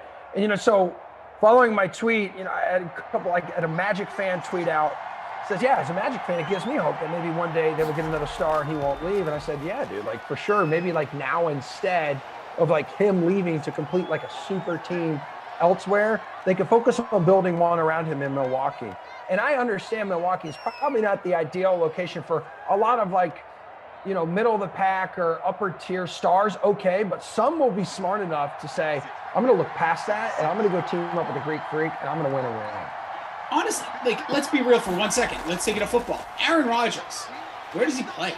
Green Bay Packers. Before him, Brett Favre. This region has had these big star players in the past, and these guys don't get less recognition. Giannis was the MVP. I think this is great stuff for that city. We talked a little bit about Pittsburgh last year. I don't consider Milwaukee outstanding sports town, but I bet you this is gonna, a city or area, Wisconsin. I think this is gonna help them. And this excites me for sports. If you heard today you got traded to the Clippers, I know that financially, wouldn't that kind of bum you out? Yeah. Make me want to eat a ho-ho and put my tank top on again and just feel bad about myself. Interesting. Congo Cap says, Emerson, are you cold or hot? Tank top with the Scully. But before I even address that, Congo Cab, who we know is a hardcore Raiders fan, team always here, awesome member of the DK Sim fam, has the Colts logo now as his avatar. I'm assuming there was some kind of bet. Yeah, they lost to the Colts this past weekend, so it had to be. Yeah, so I wonder if you made a friendly little wager with someone in the DK Sim fam. That's funny. That's good. I almost didn't even recognize you. I said, who is this? You know how there's a Nabi Roble and a Robbie Noble? I'm just thinking, is this I don't know, Mongo Cab or something like that? Like his evil doppelganger? Zeke Elliott. Oh, you got to stay north-south, kiddo. No, I faded him. Get him out of there. It's actually Congo Uber. That's who it is. Vicky Emerson in costume for Breaking Bad remake. I'm not proud to say this. I haven't seen a single episode of Breaking Bad. It's one of the series that I have on my list that I need to get into. Very easy to watch. Yeah. Short seasons. You'll love it. Stuff him. Oh, Zeke. Oh, he cracked it. He got it. Challenge. Throw the flag. Throw the armpit hair. Throw the armpit hair. He is rocking. He's rocking the tank underneath the pads. No, he's not. He's shirtless. Listen, if I lift up my shirt, it says the same thing that Zeke Elliott says. It just says, feed me. But it's not written out. It's just my stomach always looks hungry. Samir says it takes a few episodes to pick up, but it's probably the best TV show, top to bottom, ever produced. Honestly, like, I can't disagree with him, but for all the shows that you've heard that about, this one I feel the least strong about. Like, you really have to struggle through. Like for me, the show I need to get back to, it's one of my goals for 2021, is The Wire. People have said it's the best show. Season 2 of that show, if you ever watch it, if you haven't, it's literally like 3 straight episodes of dialogue, and they're all 59 minutes long, and it's just dialogue. And I punted. I was done. So I'm going to pick it back up. That's another one of those shows that gets like, there's like 7 shows I feel like people say are the best like dramas of all time. And I feel like Breaking Bad, Sopranos, Wire are like always consistently in that conversation. Mm-hmm. So we have 2 drives by both teams, right? So, well, Washington opens up, marches downfield, scores a rushing touchdown with J.D. McKissic. Dallas then does the same, caps it off with a touchdown of their own delivered by the running back of theirs, Ezekiel Elliott, which is how we have arrived to the 7-7 position you are witnessing on the scoreboard with under 5 minutes to play here in the first half of our second sim today. Full 6-game slate on tap. Packers at the Bears will be coming up. What day is it? Yeah, I had Tuesday. that right. Packers at the Bears coming up with Kaufman and Christian. Glash then will make his arrival at 6 o'clock with Christian for Lions at the Vikings. So you're going to get some NFC North action. And then we'll take you down to the NFC South for Saints at the Falcons, Kaufman and Tom, and then Glash Daddy and Tommy Popsicles there. Panthers at the Bucks, Madden After Dark at 10 o'clock. I love it. Sorry, I literally burst out laughing when I read 30 Helens agree. Rossi's tank top makes him look like Teen Wolf playing basketball. I wish I had those ups. I wish I had those ups. Dude's a freak. What's going on over on Twitch, everybody? Twitch.tv/DraftKings. Twitch homies. Bring out the gimp. Here is the punt. This is the first punt we've seen, right? Yeah, so 3 drives, 2 touchdowns, both by running backs. Now we get our first punt. And a hell of a punt. Down at the 5 by number 5. Hey. A+ into Hizzy. Jason D. Rossi saying, sup, homies. Yeah. I love the Twitch homies. I really do. Like, 'cause they're just, Me too. They have such good conversations. You don't even have to go too far in. They don't need as much recognition. They just love their chats. They're all good people. I was about to be like, yo, Yogi Dad said, sup, honey bunch, but then he said, A.K.A. Emerson. Still counts. Yeah, it does. Aiden's here. My guy Germ's here. Ghost 407. What's up? What's up, Kellis? PP Hooligan. Retease, did you know? Nuke.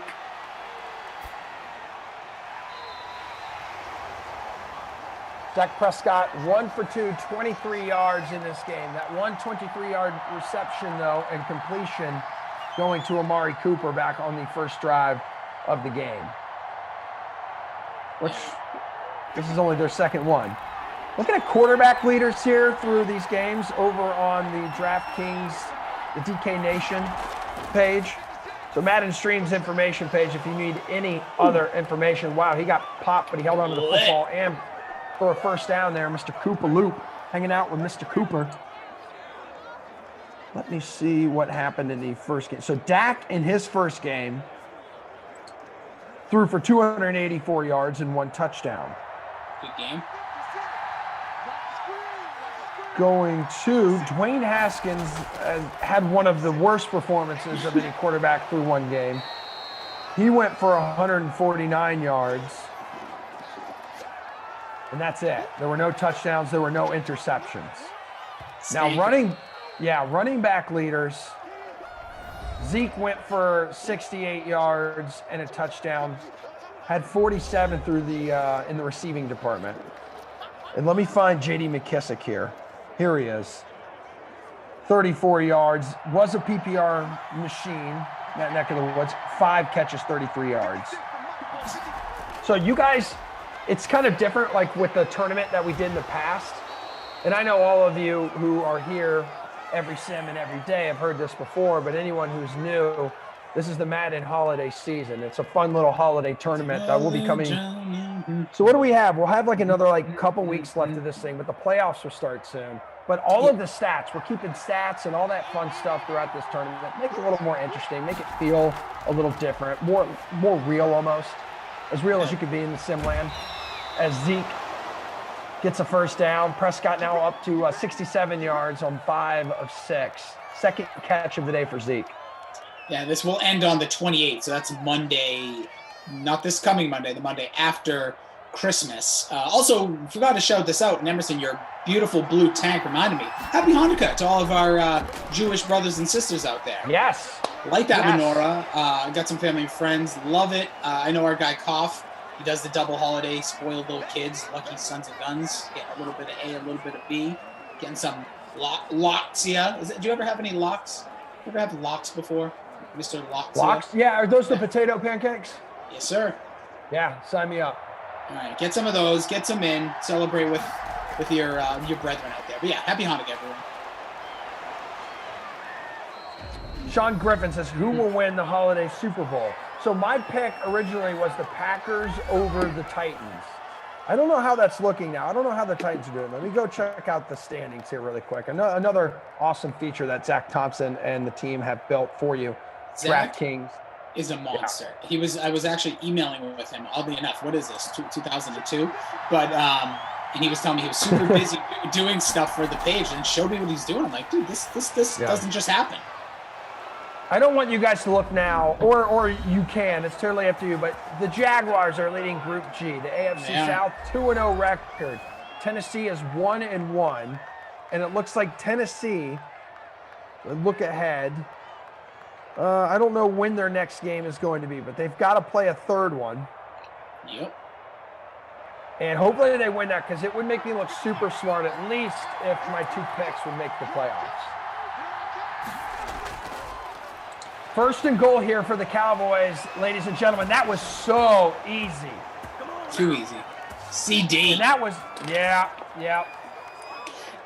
You know, I don't know if anyone still collects those things. Basically, everything's on Spotify now. Yeah. You know what's funny? What's up? I have so many CDs, dude. I remember when I said I was going to buy a house, like the wall behind me that you can see, like this downstairs area that I have, I'm like, it's going to be a wall of CDs. Where I was going to buy this contraption where you could open the CD, but the CD doesn't come off the wall. All this great ideas about 15 years ago, because I was that dude who would go to the local CD place of choice, literally locally, like Newbury Comics if you're from New England. And I would buy so many CDs. Like upstairs in my attic is just CDs through and through. Like what Kaufman has for DVDs, I have for CDs, just not in a nice looking wall behind me. My mom is also just like you. She probably has awesome. Every looks good. CD. You saying she looks good in a tank top? You know what? I'm not going to go that far, you pervert. But I'm going to say that she has almost every CD that you can imagine through the 80s and 90s. The best. Your mom's unbelievable. Anyways, the things that you share with the masses. Love that type. I'm going to aim every part of me to be that type of dad to my son that your mom is to you, because type of tough language, and that kind of just like rigorous love and just like no BS. Love that. 800 of you watching right now, 276 likes. So let me get a special squad of 24 of you right now to hammer the like button as Dwayne Haskins Jr. looks to the air, and Terry McLaurin. Scary Terry Give me that. With a scary good grab, 46-yard reception. But let me get 24 of you right now to hammer the like button. Let's get us to 300. Yep. That's all we need. Chris Boswell, just so you know, that was around the age of like 29. That's a question he was asking when I discovered girls. Hardy har. Steven says lots of smoked salmon, dude. Yeah, I know, that was my mistake. I was actually trying to say, what is it? I knew what you were trying to say. That's why I was like, oh yeah, the potato bagels. Because one thing I've never been down with are salmon on my bagels. Neither. Cream cheese. I love salmon. And I do too. You want to cook it? You want to smoke it? Maybe give it a little bit of a maple butter. I don't know. Have it with a little bit of asparagus on the side. Not a better pair right there. Yeah. Madison now pouring on us, calling us idiots. I know, seriously. Well, she's right. Yeah. She's not wrong. How dare she call us what we are? Oh, yeah. Samir, I do. Remember those stores? FYE, For Your Entertainment. Those were awesome. They were a big sponsor of one of the stations I worked at, so I used to get free DVDs from them every week. That was sick. The best. Do you guys remember what your first CD was? Do you remember the first CD you purchased or were given? And as Dwayne Haskins Jr. hold on to the football for what feels like a century, that's an incomplete pass. 31 seconds to go. My first CD What's up? What do you got? Was a hip-hop collaboration album that I bought with my own money from 1998. And then I also bought Timbaland and Magoo, if you remember that, before Timbaland was just a producer. And it had to be edited or my parents wouldn't let me bring it home. So I had a lot of edited CDs back in the late 90s. Ooh. Dwayne Haskins Jr. It's kind of a wasteful play. To Steven Sims Jr. It is. And now the clock is ticking, and they still have a timeout left. So my first one, and I still remember it was for my birthday. It was in 1994. It was Aaliyah, Age Ain't Nothing But a Number. Ooh. I believe it was her first album, and rest in peace. She was fantastic, so damn talented. And I remember listening to that and popping in and be like, all right, I'm a cool kid now. I have a CD. Look at me. I'm in the game, baby. Uh-huh. I still remember who gave it to me for my birthday. His name was Eric. Thanks, Eric. On the soccer team. Yeah, thank you for making me feel cool, Eric, wherever you are. There's Dustin Hopkins points here. Real quick, I'll run through some people already dropping them. Rainbow Rodman says Dookie, Green Day. God, still a damn good album. Oh, without a doubt. Brandon says Toxicity by System of a Down. Peace of Mind says Vanilla Ice, Kmart. I don't know if you bought it at Kmart or if that's a random name of an album that I don't know. Yeah, Kmart is amazing. I miss that place. My first album was Soulja Boy's first one. What's laughing his butt off, we'll say. Tom Cruise has Pearl Jam 10. That is one of the greatest. That's a way to start. Way to start your CD purchasing or purchasing career. Yeah. Beastie Boys, Ill Communication, another great one. Doggy Style by Snoop Dogg. Michael Rogers says Marco Rogers says Nirvana. It was interesting. I swam by 7-Eleven this morning, grabbed a 5-hour energy because I never have enough energy. And there was some guy singing Nirvana, as he was stocking the shelves. And I'm like, dude, good for you, bud. I said, good for you. I could go off all day on this stuff. This is like you're getting. I mean, you got a large, long, and stuffed history in the music business. No, you working in radio most of your career. You definitely know your stuff. For better or for worse. Bring me on a trivia night. That's about as useful as I get. That sounds good. We all need that ringer, man. Trivia. I love Robbie Noble. Too Short was my first tape. Don't forget about those days, because I know, Emerson, you must have been middle school days when you would go to dances and stuff. Did they ever give tapes away? No. At the end of our dances, they used to give away tapes. I don't know why, but okay. You could win them. It was very bizarre. Let me see. Nuke over on Twitch says, I never bought CDs, only bootleg CDs. Anybody remember LimeWire? LimeWire was huge, right when I got to college. And I don't even know how many viruses I ended up downloading. Someone, Dangerous. I think Erwin in the news was like, oh my God, you probably have so much malware in your computer. That was always, it's always been me. So LimeWire was viciously dangerous on your computer. Napster was its own thing, but LimeWire was just every single, you get spam phone calls now.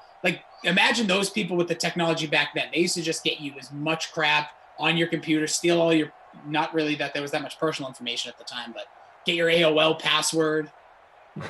Everything. I remember going through the dashboard confessional, really dark phase of my life, the emo phase, which lasted 3 days because you're trying to impress a girl right when you get to college. Oh my God, yeah, I'm so sad too. Yeah, come on over. Let's listen to Dashboard. Oh my God, your hair is everywhere. Yeah, I'm sad. I'm sad too. Let's be sad together. Look at me now in a tank top on a Tuesday on a sim with the dream team, baby. Colin Madden Sims. Suck on that, sad girl. We got Jason Rossi is here. So we got Samir on the ones and twos. We got producer Madison. We got Joe. We got JC doing his thing on the ops team. How are you guys looking in the contest right now? Update me because, hold on a second. Your boy, 33rd place at a 182. Dude, I'm in the same position, yet 100 behind. 133. Yikes. And look at this. Moving almost up. 15,500 entries in the free one, in the free DK Showdown. And currently, this is a thick tie for 50-way tie for first place currently. Ooh, it's stacked up there in the Tank Top Tuesday.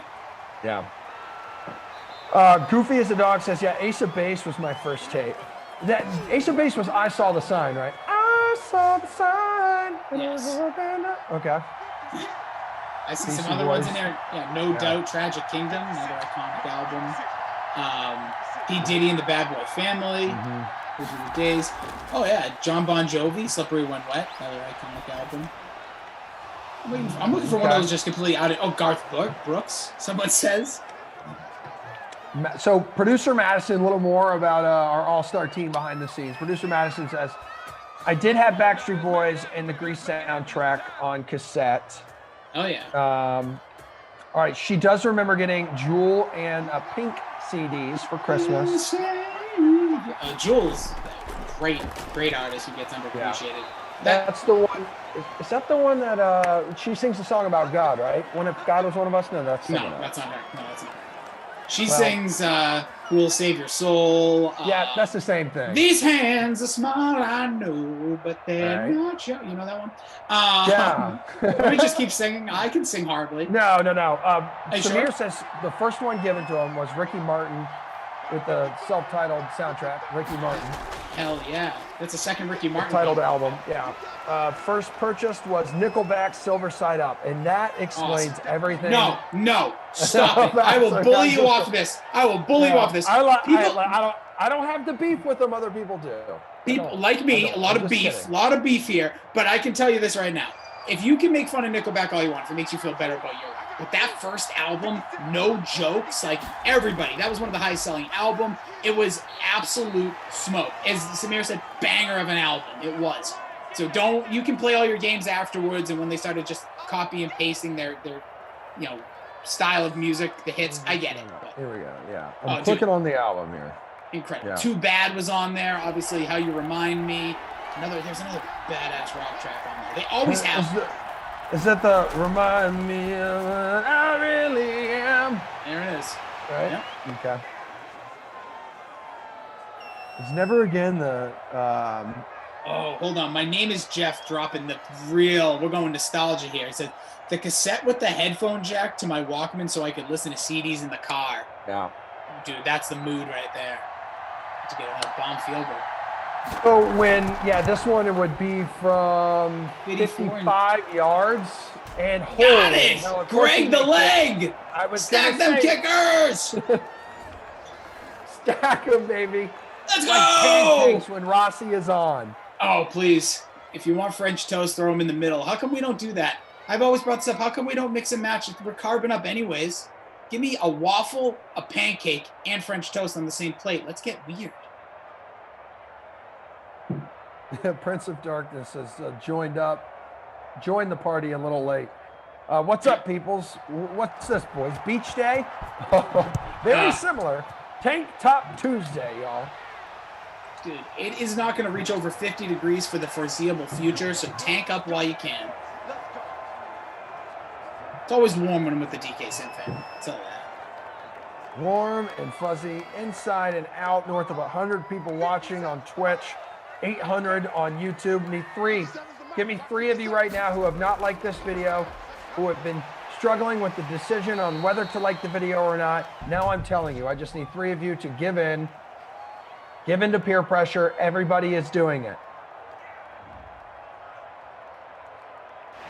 I'm gonna do it. If you're the one who used the t-shirt, I'm taking my life away and giving it back. I'm moving up the charts. Rossi's drinking a pink lemonade, listening to Nickelback ever since Baby Gap shirt. Does anybody have a pink lemonade? I don't know. I would love it.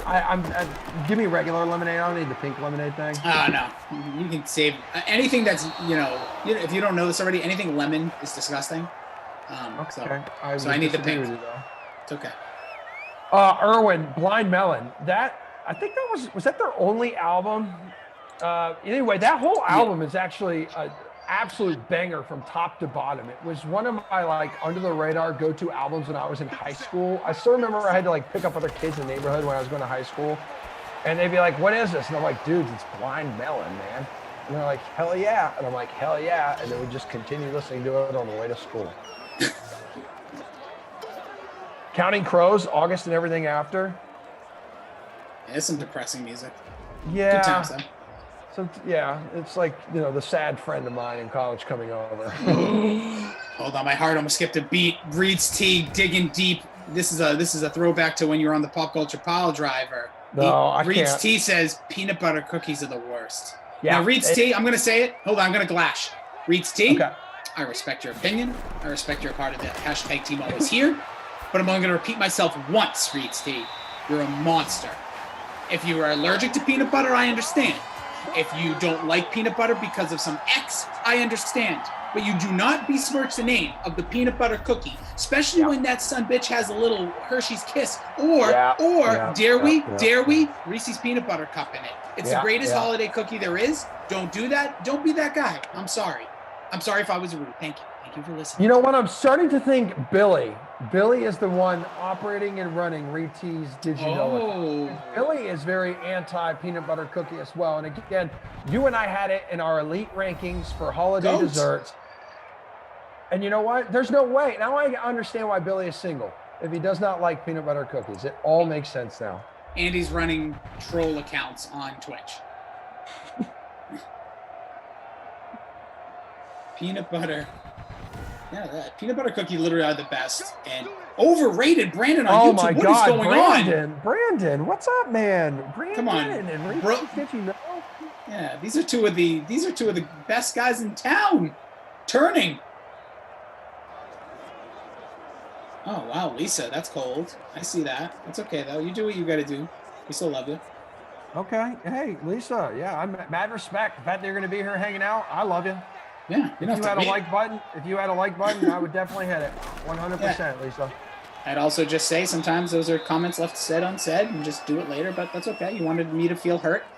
Yeah. No, she definitely was setting out to hurt our feelings. You know what? Mission accomplished. We're sitting here. We're putting our bodies out there for the people on Tank Top Tuesday, but that's okay. You know, that's fine. I'll just go listen to Dashboard Confessional here for like an hour after we get off the sim together. Vindicated. I could do that. 3rd and 9. Both teams playing hot potato with the pigskin there. Wasn't quite sure if that was going to be received or intercepted. If it was locks or lactase. But yeah, I'm shutting off the YouTube because now everyone's just crushing peanut butter cookies because they're all monsters. And oh my God, I'm not here for that type of negativity. I'm feeling good.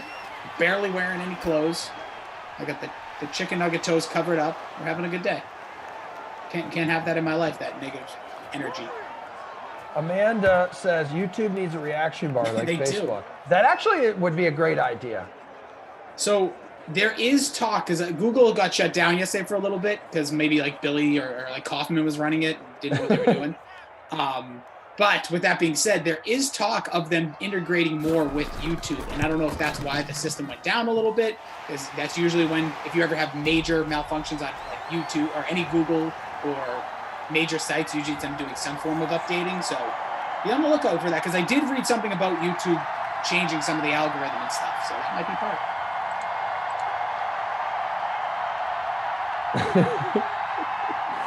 Justin Hopkins with the field goal. Samir's like, Dustin Hopkins, isn't he an actor?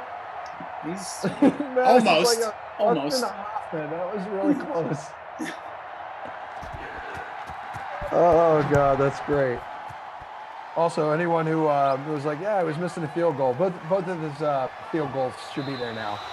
So again, friendly reminder, throughout this entire time, ops team is grinding from home, doing everything manually. So occasionally scores aren't updated like right away, but we got JC. He'll take care of it. Yeah, man. No doubt. Yeah, no worries. No worries. And again, we don't have any of these things if it's not for the ops team. So I'm just happy JC hasn't grown old or tired of us yet, staring at us with our tank tops on. It's for you, JC. One thing I just want to mention, there's a lot of people throwing out our guy, Robbie Noble, one of the GOATs. We are the Sack Bros. We have done almost 7 quarters of play. There's yet to be an actual sack today.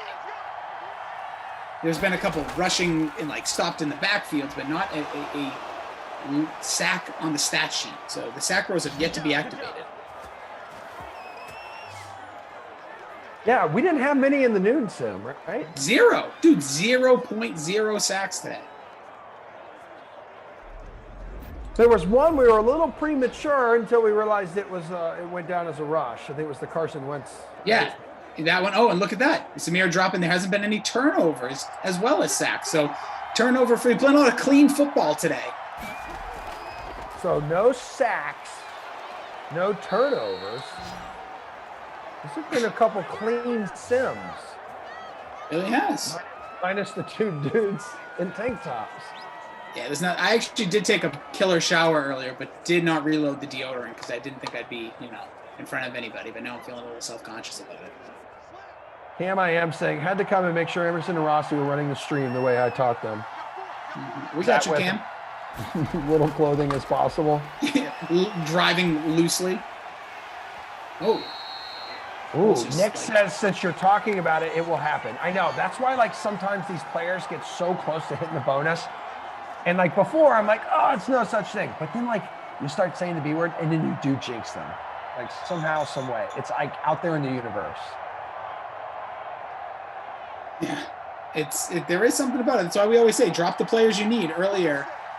Anthony Hopkins field goal. Yeah, we have Dustin Hoffer, Anthony Hopkins. There's a lot. Yeah, so Samir, you know what? You weren't wrong. Dude, you guys already know I'm awful with names, so please stop throwing that in there and putting these little nuggets in my head. I'm gonna James Austin. How dare you? He goes, Rossi being a Patriots fan clearly has cheat day every day.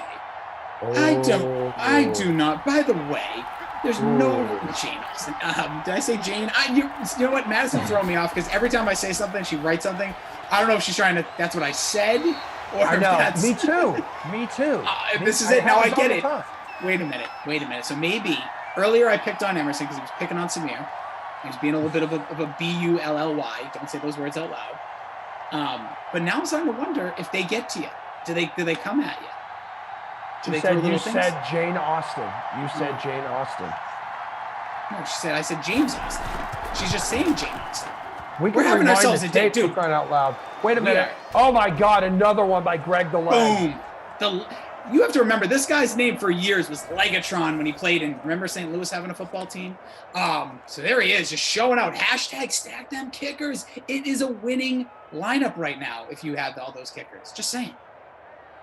What do we have? 4 field goals, 2 touchdowns, 3 touchdowns? Come on. Field goals greater than touchdowns in this game.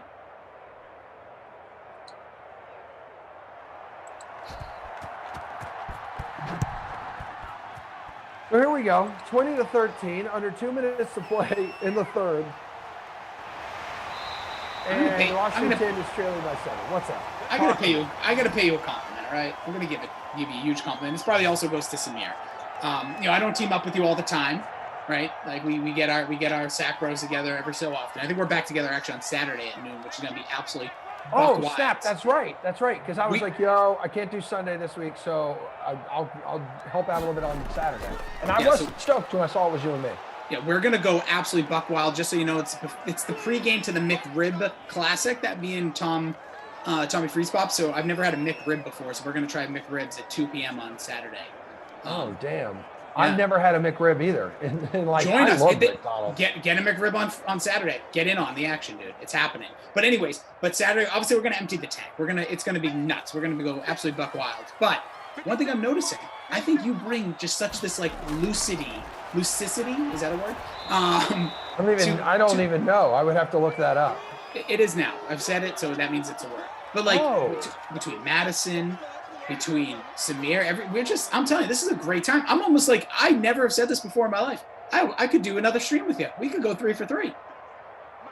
Usually after, a couple sims you're done. I would definitely do it. I would definitely do it with you if I didn't already tell my dog I was going to take her to the dog park. Yeah, and don't worry, I have to wash my clothes. But with that being said, I'm just saying that usually after a couple sims, you're like, all right, cool, we can take a break. But we're loose, we're having fun. Hopefully everyone's enjoying a Tuesday wherever they're at. Hopefully we're bringing a little bit of smile and the sunshine from New England to your home and just having a hell of a day. I was just learning who Jane Austen was in the Slack conversation. That's why I was quiet there for like a second. I'm like, man, it's like right on the tip of my tongue. And of course I go to the 2 book readers of the group. Jane Eyre, you said? I'm just kidding. Little Women. I watched like the newest making of that movie, I guess. It's been made like 20 times. And anyway, I watched it with Meg Muffin recently, and I was the first time I've really seen one of those movies. I said, okay, it's not bad. It's there's sickness and love and overcoming adversity. And oh my God, galloping to the end zone. Hold on, Hey, Mikey, I think he likes it. Bring him in from the corner. Here comes Kenny Ducey down the sideline. It's Michael Gallup and a touchdown for the Cowboys. Hey, thank you, Kenny. Appreciate you coming by, Kenny. Wow, that's amazing. Oh my God. Wait, is that how he does it?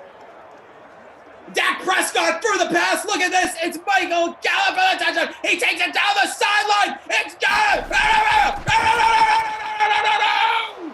was Kenny. Wow. It was really nice of him to join us. I'm telling you, it's really nice when these guys join in. Look how red I get. Oh my God, breathe.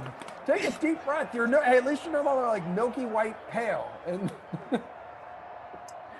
Kenny, that was nice. We have everybody joining us. Sometimes, like I said, when Emerson's not on the broadcast, he jumps in for a line or two. We had a little Glash rant a little while ago. Sometimes Adam Cole on the broadcast as well. Hey, Meg, we were just talking about Little Women. She didn't? Wait a minute. I can't tell my wife she's wrong. So someone's got to clear this up. Did Jane Austen write Little Women or not?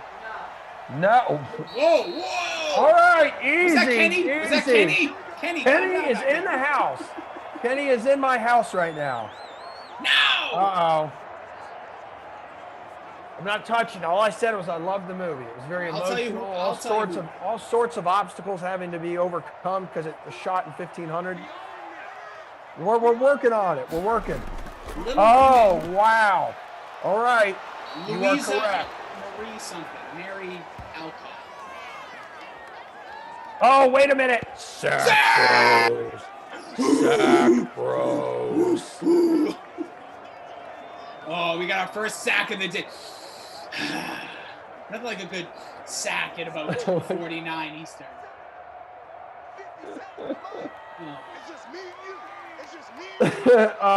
Hey, Dallas God says I'm actually going to give you a like for that. Does he mean? He must mean you. There's nothing you would do like that for me. And Brittany says it sounds like Chris Farley commentating. That's Emerson. I think you should be a little more kind. He's jovial. I'm Chris Farley inside Patrick Swayze's body. Let's just put it that way. That's the best way to describe me. Just ball up all this energy, all the Little Women and Jane Austen books put together. Shake you up in this bottle of water. And just drink. Oh, God. That was a hell of a pass and catch there, that 80-yard touchdown, which will forever be burned into my brain after you channeled your inner Kenny Ducey, which became a very quick outer Kenny Ducey, as I'm sure people in Gloucester could hear you. I think he actually, that was him speaking his normal voice from New York. So we got that all the way picked up all the way here in a little north of Boston. Cam I Am says, I'm going to write Little Men. and Rossi is going to be the main character. I'm just going to show up all like, what's up, dudes? No definition in my arms. That's what happens when you just run and you're still out of shape by 40, 60 pounds, 4'6". Dude, I'm not going to lie. I haven't read like a full book from like front to back in quite some time, but I would read the you-know-what out of that book. Which book? I would. The book about you. Oh, my book, Little yeah. Men. Little Men. What's up? What's up? Like, yeah, I probably like Goosebumps. That was like my jam back in the day, like 87 pages. A Wrinkle in Time. Yeah, I don't read. I've been doing the audiobook thing every so often. It's going to be probably part of the old resolutions for the 2021, which we're 16 days away, by the way. We're almost out of this thing, Emerson. We're almost done with 2020. I think the start of 2021 will still feel like the end of 2020. But hopefully we'll ditch those negative vibes there. But Gallup, yeah, he hit the bonus. Cooper's 20 yards away from the receiving bonus. I think I saw Elliott's like 19 yards away from the rushing bonus right now. We've got ourselves a pretty damn good sim. We finally have our first sack of the day as you're back there. Kenny, look what at do you think? Uncle Rico. No, do not bring him back again. Do not keep him stuffed underneath your bed. Kenny, what do you think, pal? No, he said he'll come out if there's another big score. That's what. You sure? Also, producer Madison made a good point here. The fact that in the same breath we were talking Little Women and then transitioned right into sack bro. It's like only on this sim. Let's go. That's what it's all about. It's all about being loose, having fun, talk a little smack, talk a little football. Let's see if the Washington football team can make a comeback here, if they can stop them, the Cowboys here. Because if not, ball game it's going to be hard to come back, but still plenty of points to be had fantasy-wise. DFS, whichever. Now, Emerson, we're in the thick of like fantasy playoffs, like your home league. Are you still alive? Or are you eliminated?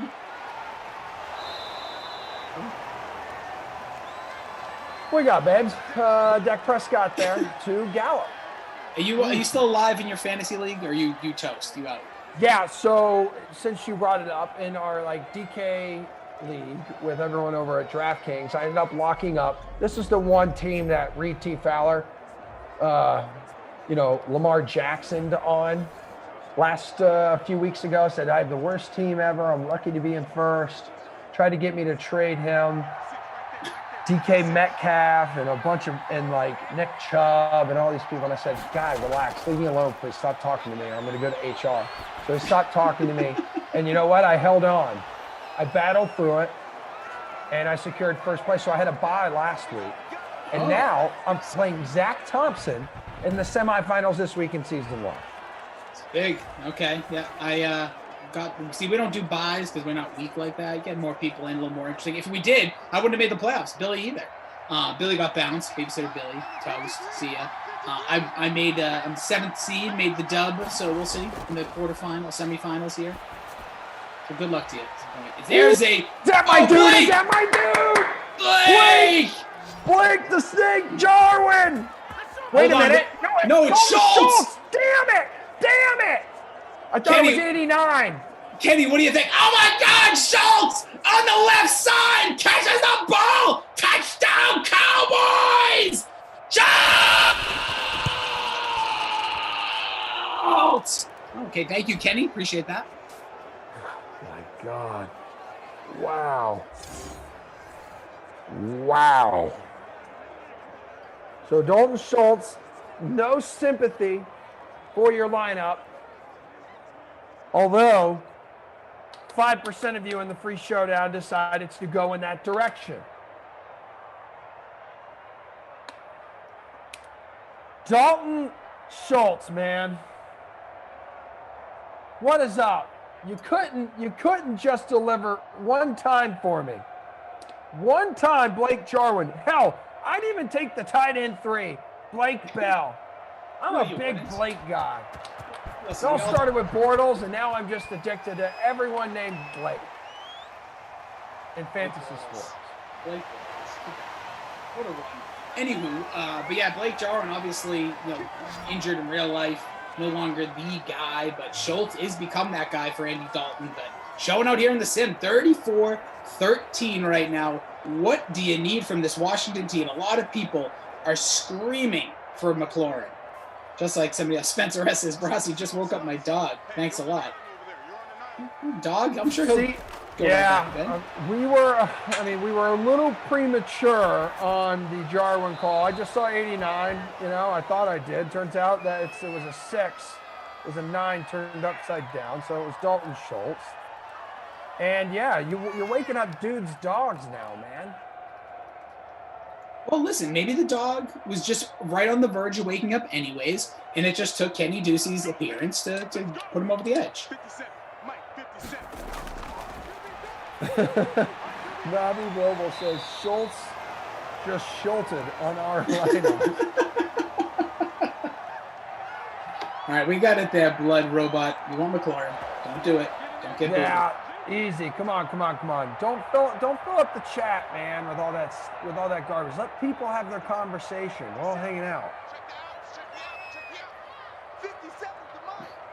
Michael Irvin says Emerson, the mustache starting this week, upset the Ravens. No, Michael, I am not a fan of the Jaguars winning any more games. It would be pointless. Right now, the Jags need to lose out, and they need the Jets to win one game, and then the Jaguars land that #1 overall pick. You ready for the conspiracy theory? I don't think I've laid this one on you. Oh, hit me with it. I love them. Patriots are going to lose to the Dolphins this weekend. Patriots are going to lose to the Buffalo Bills. Head into week 17, last week of the season, Patriots 6-9, and the Jets more than likely 0-15. And guess what they're going to do? Lay down. Lay down for the Jets. Don't get Trevor Lawrence. Let the Jags take them, and the Jets can take whatever defensive end or offensive tackle that'll be the 2nd overall pick just to screw with them. And if Belichick doesn't do that, if they don't win these games, like right now the Patriots, I think are in like 11th or 12th pick, they need to find their way to that in the top 10 at this point because they have a 7% chance of making the playoffs. I know Belichick's going for like all the wins and trying to get all that stuff, but this is not the year to play games. This is about the future. Get Trevor Lawrence. I don't want any part of him in the AFC East. Get him out of here. Josh Allen's become like that dude. By the way, right now, he's the MVP of the league. Don't at me. Him or Aaron Rodgers. See you later. Very nice year, I understand, by, what's his name there? All of a sudden, Mahomes. It's been great. But 3 picks in that game, that hurts. And 2 entering the game. And on 4th and 5, Washington going to Sims. Some people and they got themselves a nice little 3-touchdown deficit to make up. A little bit. But you can do it. You gotta believe, Roger. But who do you got? Like, if you had to pick an MVP, you have a vote. Emerson Latzia Jr., verified over on the Twitter machine. They say, who is your vote right now, MVP? Who you got? Probably Aaron Rodgers. Raj Dog. Although, like, Mahomes could just keep doing his thing. It's like one bad game. These guys are going to have it. What's the Chiefs' remaining schedule look like? They got the Tampa Bay Gronkaneers. Is that this weekend? weekend? Oh my God! Or is that next? Yes. No. Chiefs and Saints this week. Saints. That's it. That's a big one. That is awesome. What's the deal? I haven't looked. So DK Sim fan, let me know too, or Rossi, Samir, Madison, anybody. Is Drew Brees, is he expected to return this week, or is he still really banged up? Because that's a lot of broken ribs. They said he was on track, but does not look good, was the last thing I heard. Obviously, we'll get a lot of that today and tomorrow with practice. He probably is the type of quarterback that if they're going to play him, they want to probably get a practice or 2 in, so.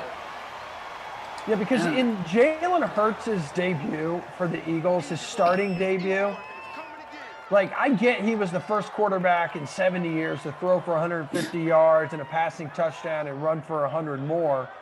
But my biggest takeaway from that game, and I talked a little bit about it with Reed yesterday, was Taysom Hill. I just don't think he's the answer there. I think they wanted him to be. I think they found out. I wouldn't be upset if they gave Jameis a shot. Threw Jameis in there. There's got to be something going on. They love the Hill rushing aspect of the game. But he has destroyed Alvin Kamara's value in fantasy. I hate it. No defense could do what Taysom Hill did to Alvin Kamara. Like, shut him down. He had a good game a week ago, but this week wasn't great. 3 weeks previous was not good. I think it's time, if you're serious as being a Saints, if you don't know if Breeze is going to come back, you have to at least give Jameis Winston a shot. And why not do it in a game that's more than likely going to be a shootout, or it's going to, unless your defense can really hold Kansas City at bay. I don't know. It's intriguing. There's some good matchups still coming down the line. Am I missing that? When is that Tampa game? That already happened, didn't it? That happened. Yeah, dude. I don't know. Chiefs. Let's see. Yeah, Chiefs 27-24. That was on November 29th. Listen, the Quaaludes I've been on. Are you kidding me? For all of you who are craving some Jeremy Sprinkle action, I just want you to know that's not him. That's Logan Thomas. So we have some tight end 2 appearances in this game, which is the depth chart diver superstar trait that I had in the Madden 2020 season. It's true. And smack dab up the middle, Mr. McKissick. 11 carries, around 40 yards and a touchdown. The game is out of hand. It's out of reach, but you still have players you have decided to roster could make a difference in your lineup. Could make a difference. Yeah, where are you, by the way, in our contest? Oh, wow. I'm all in. I'm getting bombed. I only have 89 points, so I'm in 116th. Lower than my last one. I'm not feeling good about myself. Yeah, I'm 106. I'm 106, and then going over to the free showdown currently, a 6-way tie for first place. Let's see what Dwayne Haskins Jr. decides to do here on 2nd and inches from the Cowboys 7-yard line. Wow. Had him streaking down the far side. We're going streaking through the quad. Nothing to show for it, though. It's unbelievable. Oh, look at you. Cam Murray, 67, says, hello, all. I finally decided to find the chat room 2 months into my Madden career here. Feels like I'm part of the crew already. Well, welcome in, Cam. Appreciate you, or KM, CA, whatever your name is. You're the best. Appreciate you. Cam Murray. We see you. Cam the man. We're shaking, baby. Good to have you here, dude. Yeah. What up, guys? Sorry I'm late. This is Jim. Volkmer coming on in. Hey, appreciate you guys. Coming in early, coming in late. Smash that like. That's right. 800 of you now. Oh, my God. That's McKissick! McKissick around the sweep, around the outside on 4th and inches. One of the brave men or women who decided to roster him in our showdown. 68% of you did in the Tank Top Tuesday showdown. Let's go. That really was, Samir, the best option run I've seen in Madden. Usually those plays are just duds. Yeah, you got the fake to the fullback up the middle on a 4th and inches. Fake. They popped it out to the running back. That play in Madden usually isn't all that great either because the cornerback is out there with the receiver, but blocked him up, got the tud. J.D. McKissick, 2nd scorer of the day.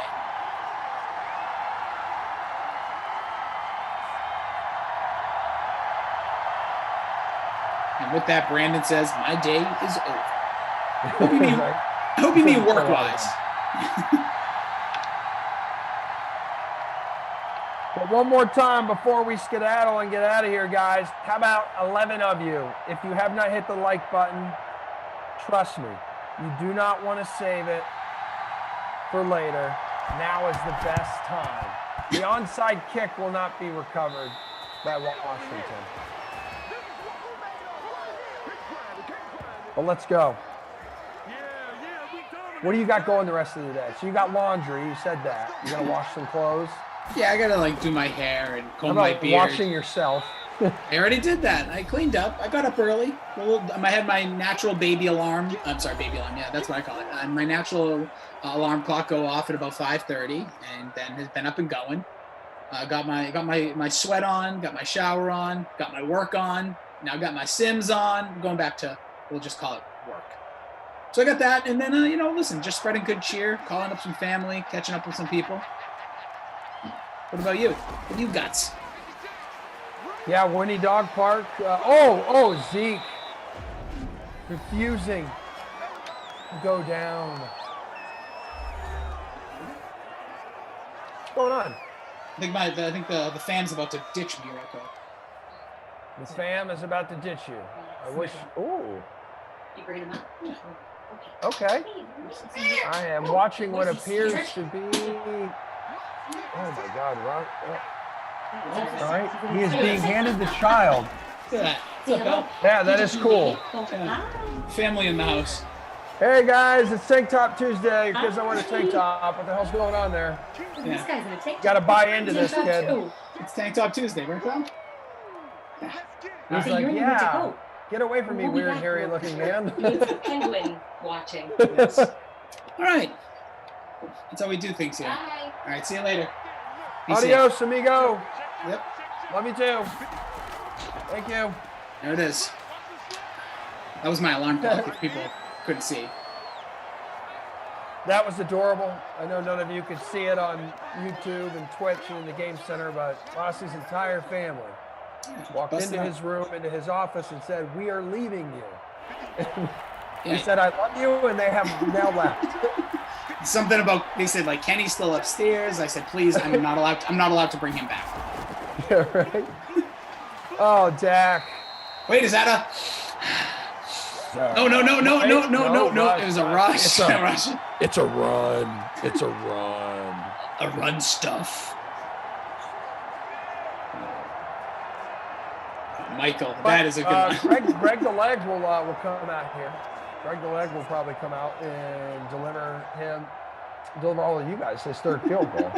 Michael Rogers says, "Thank God they didn't walk in on Thong Thursdays." That's gotta be. Zerline is good from 40-something. So if my math's correct, a couple 55-yard bombs. So that'd be just in the flex, 14 points from this guy, right? Just based off field goals alone. Yeah, that's why you got to hashtag stack them kickers. I went with the wrong one with Hopkins. Dustin Hopkins, Anthony Hopkins, Dustin Hoffman, whichever kicker, just still got 9 points thus far, but Greg the Leg was the call. This guy has just been booming from all over the place. 3 field goals. That should be about 18 points then for him. 4 extra points, 250 plus, 144. That guy's good, man. It's good times. Guys, look at this. He's only owned in 20%. Greg the Leg, 3,800 was a steal in the price. He's got 18 points. And listen, you can hear the fire alarm because he's on fire. Yeah, dude, this happened yesterday too. There were like 7 fire trucks zipping by the neighborhood. I honestly don't know what is happening. It's because of the gun show. Somebody must have reported that there was a gun in the Latzia household. Look at it. What is that? Oh, look at that. You want to see no definition? Look at this. Look at that. No definition. Vascular. What's up? What's up, GK Sim fam? All right. We had a game. All right. Bonus. Yeah, we did. Dak bonused. Bonused. Hit it. Do you have a bonus dance? Do you have a little shoulder shrug? Because if you do, when you have a beard, Emerson, just check this out real quick. What's up? My head doesn't move because you can't tell with my beard. Look at that. Look at that. Just look at it. Is it kind of an optical illusion? Yeah, it's like a stabilizer. It's unbelievable. It's like your music. All right. Zeke Elliott also hit the bonus. It was bonus city for these Dallas Cowboys. McKissick did have the 2 scores. Gallup. Look at Gallup. God. Whoa. 7 for 174. J.D. McKissick had 7 catches or 27 yards. Sims 6 for 69. Nice. Cooper 5 for 80 and Elliott 3 for 29. McLaurin had 3 for 65. Do you have a Krusty Kaufman player of the game? Like, who are you going to choose with all these bonus bros? Hold on. No definition. No. Okay, I talked to my guns, and it was really close because McKissick had a hell of a game. He had the 7 catches, just 27 yards, 46 on the ground, 2 scores on the ground. But how do you go away from Michael Gallup? 7 grabs, 174, and the touchdown. He wasn't even one of the guys neither one of us rostered him. He wasn't highly owned. He's that dude today. So he's getting the Krusty Koff tank top, tire-rated terror of the game. Yeah. And then the babysitter Billy, still single, not my kid player of the game. Talk to a girl, not my kid award. I know. This one's a little bit tougher. My wife still thinks I was trying to set him up this morning, and it didn't happen. It just was random. But go ahead. What do you got? Maybe I'm wrong here. I'm trying to look for some numbers that could back me up. Is it McLaurin? Like McLaurin, he did have double. It's either McLaurin or No, he was or is it like Blake he was Jarwin? he was 3 for 65. Jarwin. Let's dude. please Yeah. please do Jarwin. Yeah, Because burn in him at our the stake. in our contest alone, 0 points, and he was 52% owned. Later, JC, but Get out of here, Blake. Blake, Take your yeah. big old fat bagel and march your tail off into the sunset. Yeah, go put some locks on it. That's the salmon. That's the salmon. I got it now. I'm all good. Hey, Fernando De Leon says, yeah, Jarwin sucked. Shaking my head. What a waste. What a waste on my lineup. I agree. I'm gonna give a chat VP away. The chat was Navi flying. Roble, dude. Yeah, you know what? I'm gonna give it to Navi Roble after what let's put it Game. there What do you put? for Billy's award. That's Billy's new name for his award. I see. So the schedule, guys, the rest of the day looks like this. 4 more to go.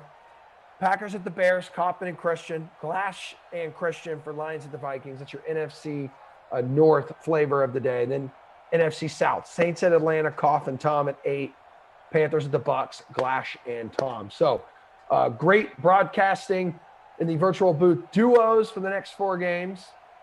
You and I are done here. Go shower up. Go do your thing. Tank Top Tuesday is over. JC from the ops team has already took off. He is sick of us. He said, if I have to look at that man grossness any longer, he jumped out. I don't know if we'll ever hear from him again, to be honest. It was the definition in that tricep of yours that just really frightened him. Do I get a little in the no? It's Too just, hot. Really, really hot stuff. If you ever just like a plain arm, look at that. Samir on the 1s and 2s. Love you, buddy. And producer Madison, producer Fish Sticks. Much love. So you guys hang out. Next game coming up at 4 o'clock, and I will be back here on the Dream Stream tomorrow at 4 o'clock. Later, guys. Adios. Drink up.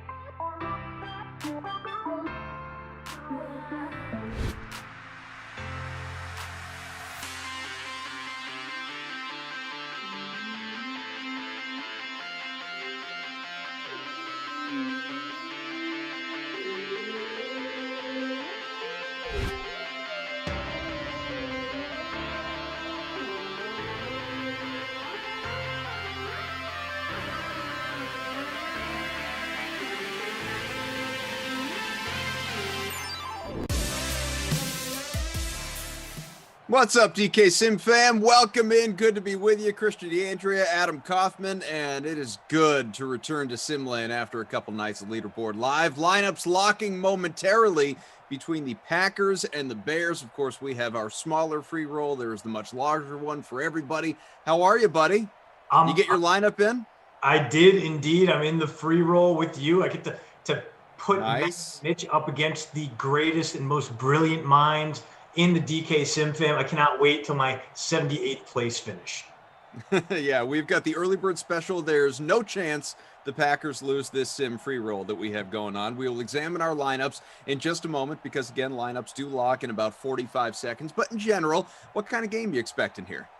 Well, we got a Bears home game, and let's remember that this Madden defense looks a lot better than the real-life Bears defense, which is taking a step back, loaded with playmakers, a tough secondary. So normally I would be like, oh, the Packers are playing stack up those Green Bay guys, but today I kind of like the Madden Mitch in the captain spot and then backfilling from there. Yes, you want to get Devontae Adams and Aaron Jones and maybe even a little Marquez Valdez-Scantling in there because speed kills, but also not a bad day for Allen Robinson or Tariq Cohen, guys who can really make an impact against a Packers defense that has trouble tackling, that doesn't get a lot of stops in big moments. So in terms of defenses, the Packers have the tougher matchup here, have the way better offense for sure, but they also don't have Madden Mitch and his 20-plus points per game.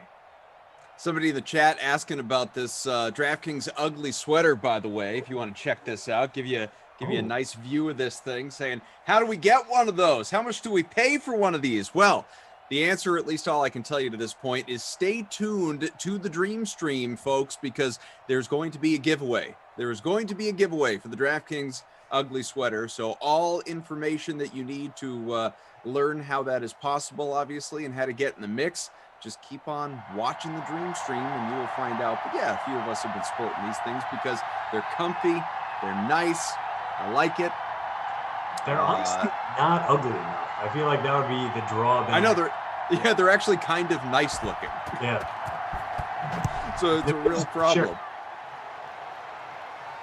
So we are getting ready to dive into Virtual Soldier Field here, and thank you all for being with us. Again, Green Bay at Chicago. This is the Madden Sim Holiday Tournament. We will be crowning a champion prior to New Year's Day, so good news right there. The Packers in this tourney 1-0, as are the Bears. Of course, in real life, their seasons are much different. We will have time to get to all those details. But as we are underway and lineups have long since locked, what do you got, my friend? What are we looking at for you? Well, like I mentioned, Madden Mitch in the captain spot at 20-plus per game, but also had to get Aaron Jones in there. He's not quite hashtag team always play, but he's close at nearly 19 per. Does a little bit of everything. A full 3-down back, which we know those guys feast in these sims. So Trubisky, Jones, Devontae Adams, and then I kind of had to go with some bargains down the line to fit those 3 all-stars in here. Tariq Cohen, yep.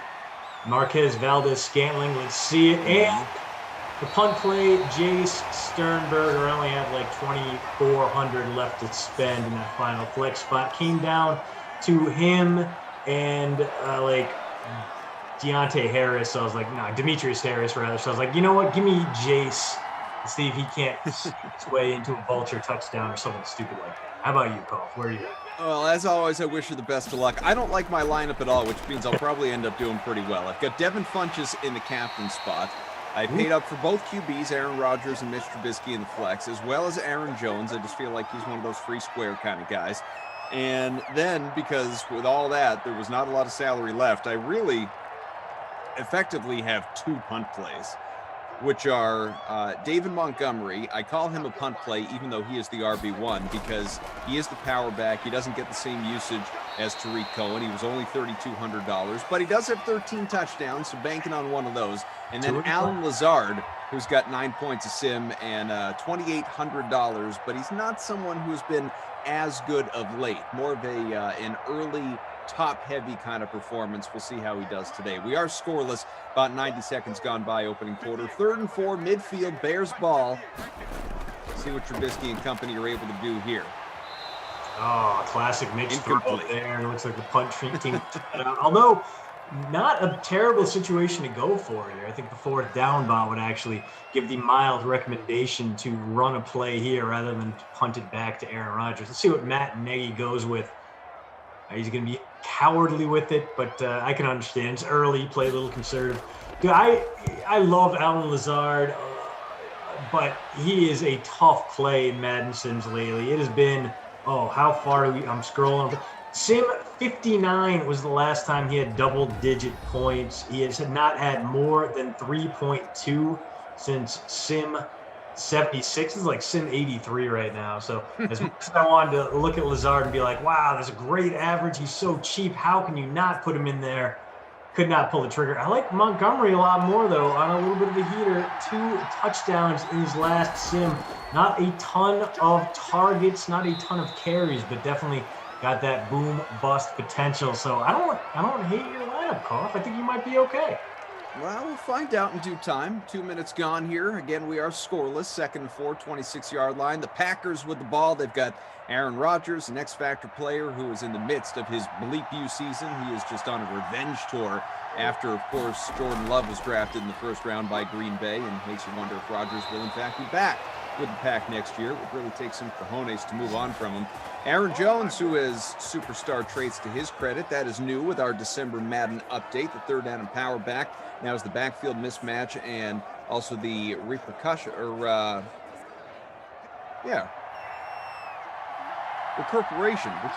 superstar traits, I believe is what he's got. And Devontae Adams, X-Factor eligible player as well. 1st and 10, 40-yard line, about 3 minutes gone here, and we got a handoff off to the left side. It was actually MVS, Marquez Valdez-Scantling, I believe. No, Aaron Jones, I was wrong. 83 looking like 33 and vice versa. So, all right, Packers roll on here as we thank you all for being with us. We got producer Madison, Samir on the 1s and 2s here. We got Joe and Game Ops, of course, Christian Kaufman. Appreciate the birthday wishes in there. And somebody in the chat offered me $400 for this ugly sweater. And honestly, I might sell. Yeah, it's a good deal right there. We have a little Funchess right there. Funch, another guy who kind of comes and goes in these Sims. He had some absolute bangers early on, but lately has not been as good. Although he's only a few Sims removed from a 26-point performance.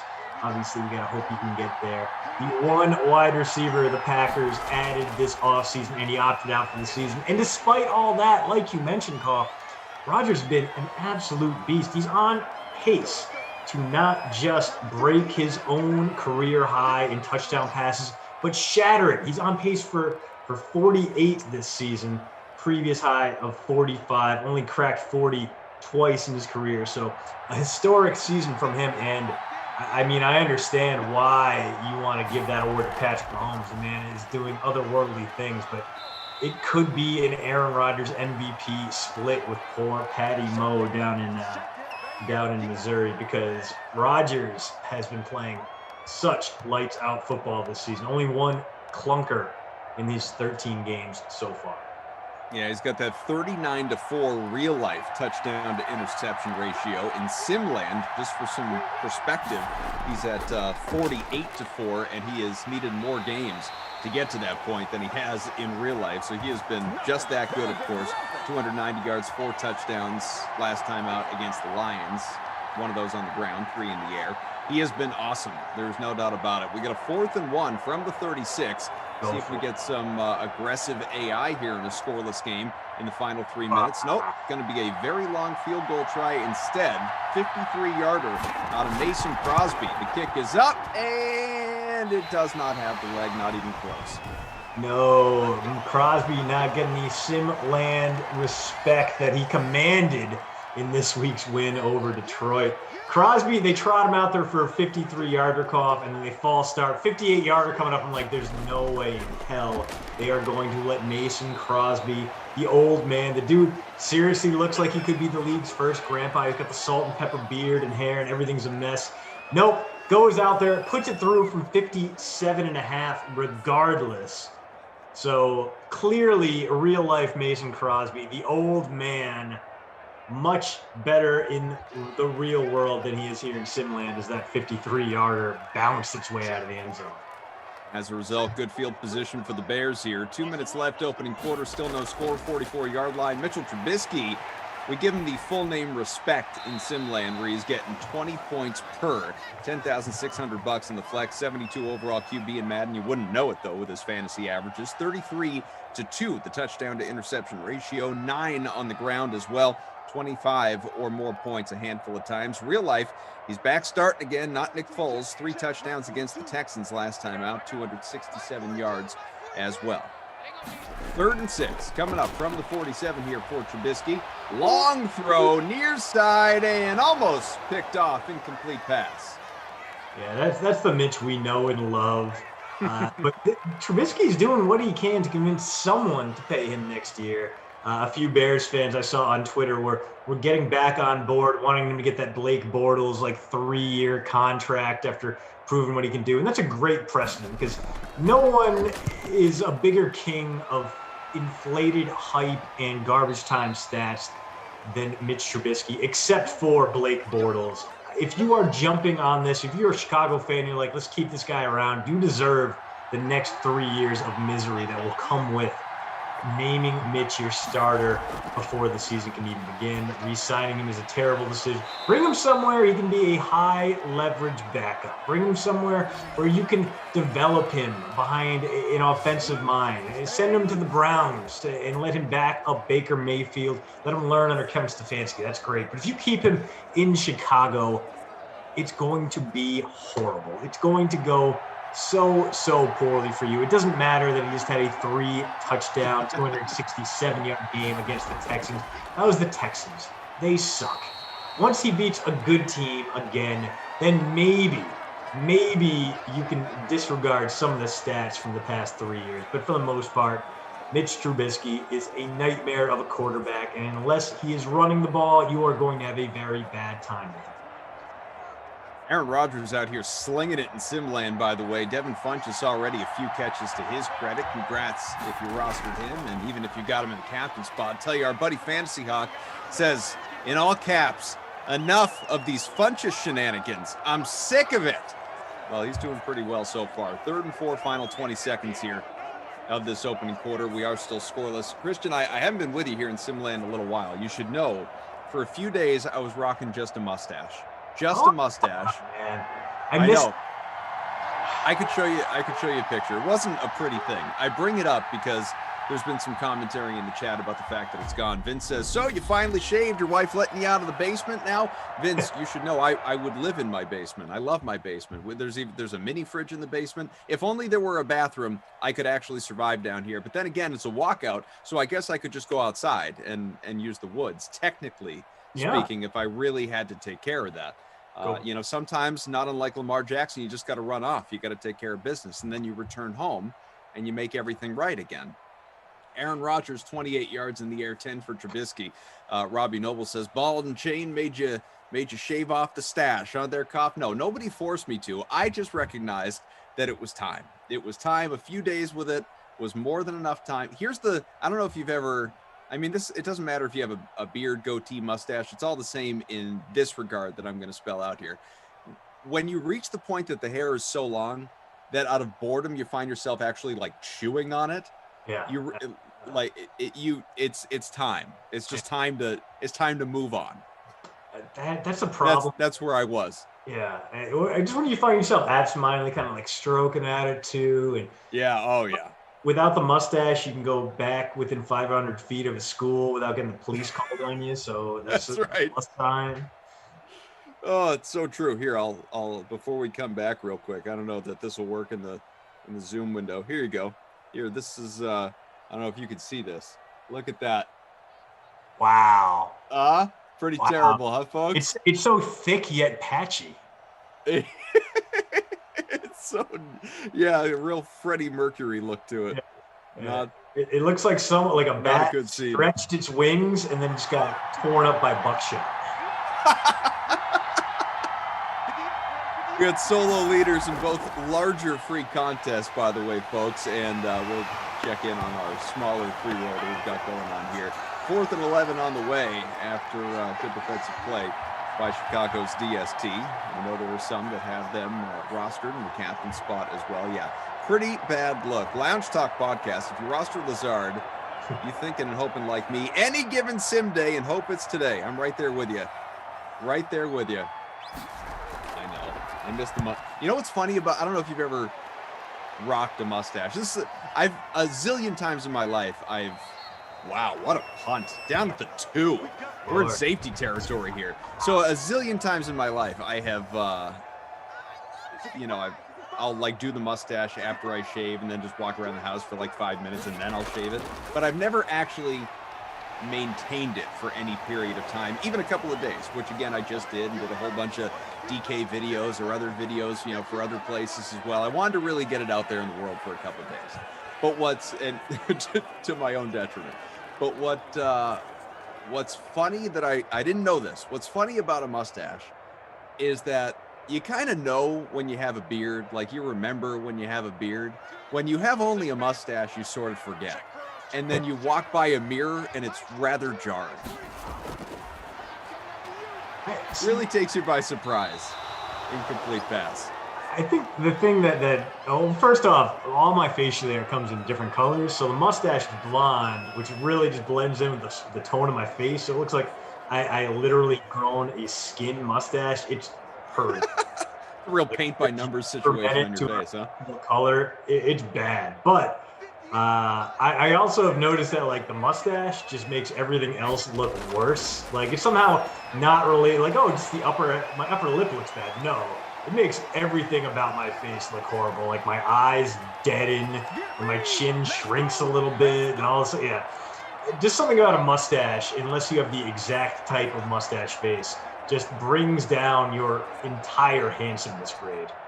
Well, honestly, like how many people, and this is not rhetorical, I truly open this up to the chat, to our production crew, game ops, anyone that wants to answer. Like if your name is not Tom Selleck or Burt Reynolds, who really looks good with a mustache?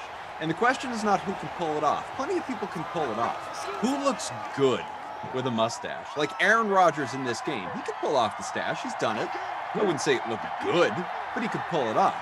Who looks good with a mustache? Samir says, I look good all the time. Well, it's true. Samir's face pulls. But other than that fact, the stash is really to each their own. Prince of Darkness says it looks like one of those that you draw on your finger. The one that I was rocking. Yeah, I feel like if you put the effort into it, you can really get away with it too. But like there are outfits that do clamor for a mustache. Like when Rodgers has the mustache normally, it's like, oh, okay, who cares? When he does the mustache and he's wearing the full Canadian tuxedo, denim on denim, perfect combination. Or like, if you're wearing lederhosen or something appropriately Bavarian, then you're allowed to twist up your mustache on the sides. Put some wax in there. You've earned it if you look that appropriately German and old. But any police... Dennis Eckersley, that's another one. He looks good with a mustache. Ooh, should be a big hole here for... Aaron Rodgers. Yeah, a nice pickup, but it looked like he was going to have more there. Rodgers really did a great job of timing that screen pass. Nothing but open field in front of Jones, but the blocking did not hold up. So 1st and 10 coming from the 35. If they don't gain a yard here, it could be time for another terrible Mason Crosby field goal. Jared Kilgore cough. I can't believe you're wearing that sweater without the stash. That's a good point. Yeah, that's totally fair. Oh, Rodgers. Not much doing there. Eddie Jackson coming up on the safety blitz and making his day a little tougher. Only a loss of 2, though.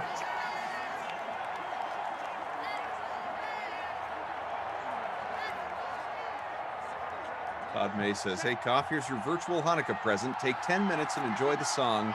I'm spending Hanukkah in Santa Monica. I guess I'll have to Google that. I don't know it. It sounds right up my alley, though. And yes, a happy Hanukkah to all that celebrate out there, as we are... What's this? Night number 6 that we have reached at this point, I believe. So either way, we're in the thick of it. So happy Hanukkah to all. I gotta look up. Dave Grohl and his producer have been doing 8 nights of Hanukkah and a different cover song for each night featuring famous Jewish artists. And the first night was a 2-man rendition of Beastie Boys' Sabotage. So I gotta get back up to date with those guys. Whoa! Adams walks the tightrope, gets into the end zone. Packers take a 6-0 lead. For those that rostered Davante Adams, good for you, obviously. The man with the double me X Factor abilities, 94 overall player in Madden, getting 13.5 points a sim, 13th touchdown in Simland. He's gone for 20-plus points a handful of times. Maybe today he makes it a half dozen. 7-0 Green Bay, a little more than halfway through the second quarter. Adams in the larger showdown, by the way, the free contest, owned in about 56% of lineups. Captain, surprising to me, at about 17%. That's a big number for Davante Adams in the captain spot. Not in real life, obviously, with the kind of player he is, but in these sims, I feel like he's kind of underwhelmed for what his salary is. But, you know, hard to fade talent. And again, X Factor eligible, so people buying in. People believe in Davante, and this is bringing up a pretty salient point. Is Davante Adams the best wide receiver in the NFL right now? You can make a pretty good case for it, I would say. The man has the hands, very good at creating space, winning one-on-one. There aren't too many wide receivers that would take over him. In fact, there might not be a single one. There are guys that are in this league, one of whom is in this game for Allen Robinson, saddled with terrible quarterbacks his entire career. But I think I would put him up there on that Davante Adams tier. DK Metcalf is close. I think he still needs to be refined a little bit. He doesn't have that versatility that Adams has. He's really more of a physical marvel than a precise route runner, but he is such a physical marvel that I can definitely get behind it. Stephon Diggs is certainly worthy of consideration with the year he's having. DeAndre Hopkins is a beast, but all these guys, Koff, I would go Davante out over all of them. Who are you thinking? Who is your top wideout in the NFL right now? In terms of consistency, you know, week to week, you feel like you just, like, there's no guy I'd rather have on my fantasy team and happen to have him on both my teams. It's Davante Adams. Yeah.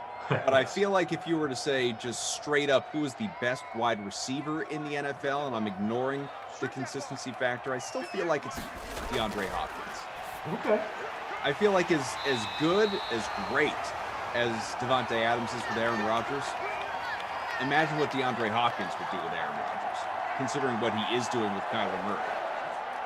That's a very good point. Yeah, his hot start has cooled off, but how much of that is because Kyler Murray isn't the quarterback we saw earlier in the season, and he's playing through injuries. Yeah, no, that's a good point, and very few wideouts have the all-around game that DeAndre Hopkins has. I think I still like Davante overall, but I definitely understand the argument. That is a tough call. I mean, look, you're not going to kick either one of them off your team, right? Right. Yeah. Exactly.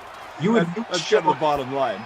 Yeah, you'd shell out the $35 million per year to have a 1-2 punch of those two top your lineup. It's would be one of the few cases where you can make Mike Evans and Chris Godwin look bad as a 1-2 punch. Folks, smash that like button. We're a couple away from 400. Let's see if we can get to 425, 450 by the half. About 90 seconds to work with. One big push with north of 700 people watching the Dream Stream on YouTube alone. Never mind the thousands more across our other platforms. Smash the like here on YouTube and greatly appreciate it. Some people weighing in on the who looks good with a mustache question that I had asked before. A lot of Wilford Brimley, which naturally... Johnny Dame and Johnny Depp, I think is fair. Yeah, it's a more subtle mustache. Obviously, it's more that kind of lighter trimmed pencil look, but I think it still works for him. Somebody said Matthew McConaughey. I got a hard disagree with that one. Jeff, formerly of Game Up, says stash is only acceptable on cartoons and with a beard. Also a mention for Sam Elliott, who, absolutely. I mean, his mustache rocks.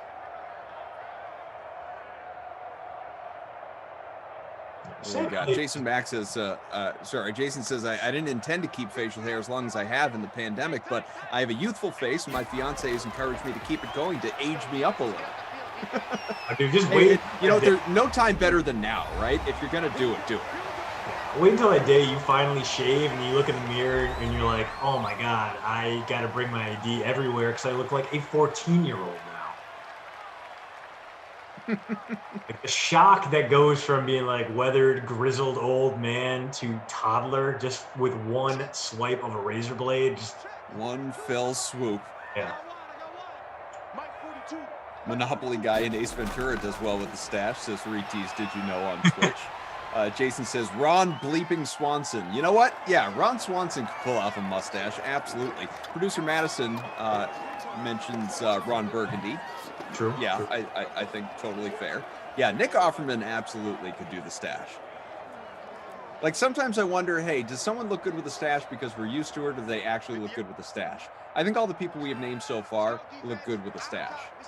And they all kind of fit at the same level, like guys that wear flannel, that know how to do some woodworking, work with their hands. It's like kind of rugged, like these sigils of manliness. So yeah, there's different levels, but like besides like everyone but Eck, who kind of had that like adult film star mustache, we're dealing with the same kind of like virile chopping wood kind of stash guys, like your Sellecks and your Swansons and your Elliots out there. That was what people said about me, more of what you just said about Eckersley. There were a lot of great digs the other day when I was rocking it on the stream, but my favorite one was Koff looks like he just showed up to fix your cable. That was absolutely the best one. You know, one we haven't mentioned, because I just don't think a lot of people think of it. Like, I'm going to name this individual, and you're going to picture them, and you're not going to picture them with a mustache. But if you Google him, you're going to see a mustache more often than not. Michael Jordan. It's actually, once you realize that he has a mustache, it's hard to picture him without one. Yeah, I typically when I think of Michael Jordan mustache, I think of the late stage Jordan in those Hanes commercials. No, don't think about that one. That wasn't a good one. one. Think about more recent, like, you know, Last Dance Michael Jordan, as throughout much of his career, by the way, he had a little upper lip action. Yeah. Boston Joe, Alex Trebek looked good with a stash. You know what? Good call. Classic. Late great, by the way. Burt Reynolds, another great stasher out there. Eddie Murphy. Yeah, man. Yeah. That's perfect. Yeah. Dick Butkus, says James. That's a good one. Einstein. Did y'all forget Apollo Creed, says Waco, Texas Mayor. True. Was Creed's just a mustache? No, it wasn't a goatee. It wasn't just a mustache. Yeah, it was just a stash. Yep. Yeah. Jordan Lindenbaum, who's happy I shaved, says Nick Nolte with the stash. Yeah, he could pull it off, but again, he wasn't. Again, that's the difference between like pull it off versus look good.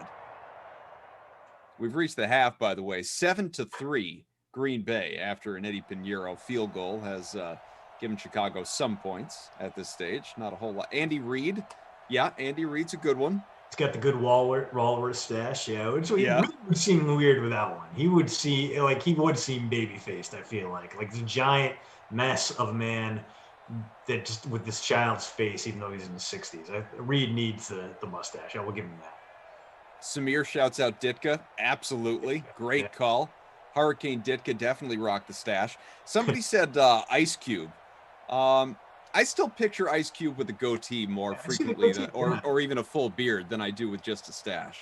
Yeah, because obviously it's easy to go full beard, goatee, and their mustaches are parts of that. But to go solo mustache and make it look good, that is the challenge here. It's very difficult to pull out. Hulk Hogan mentioned in the chat. That's another good one. Yeah. A little suburban commando action. Yeah. Kenny says my grandmother had a decent stash. Steve Harvey, also good. Swedish Chef, cartoon, but yeah, it fits the bill. A lot of good ones in here. This is, it's what I love most about Simland. Any given sim day, it's not just the football. We never know what direction the commentary is going to take us. Coming up big for mustaches. This is a mustache-friendly zone. I feel like we all are on the same page in terms of what makes a good mustache and what makes a bad mustache. No one has thrown out a bad mustache haver yet, and I appreciate that. Our guy Samir says, don't look now, but your boy, 10th in the small free roll that we got going on. Good on Samir. Yeah, he's sitting, he's DK Sox fan 2127. If people want to look at his lineup, he's got Jones in the captain spot, Rogers, Adams, Graham, Pinheiro, and Crosby. Jason Rossi would be happy. Stack them kickers. He's doing well, Samir, right now. He is about 5 points off the lead. I'm sitting 50th at the moment, although still only about 11 points out of the lead. What about yourself? I am a robust 79th, so top 50%. I'll take that. That's out of 162 entries in our early bird special. There's no chance the Packers lose this sim free roll, and so far that's true. 7-3 at the break, although I would have expected a lot more offense to this point. Stats are updated through the half. Thank you so much, Joe, and our game ops crew.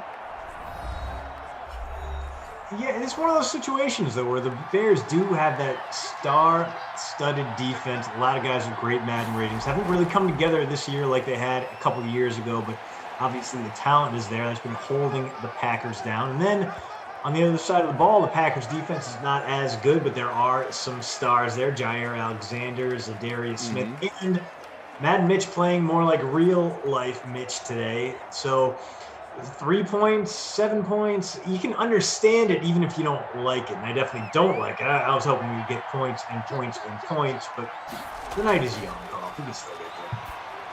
Richard Dreyfuss on the stash, by the way. That has been mentioned for sure. That's another good one. Larry Bird stash. Again, that was more the category of not great. Like the Larry Bird stash and my stash were fairly comparable. Not the best look that you'll find. Somebody mentions Pedro from Napoleon Dynamite. Probably in that same category. Yeah.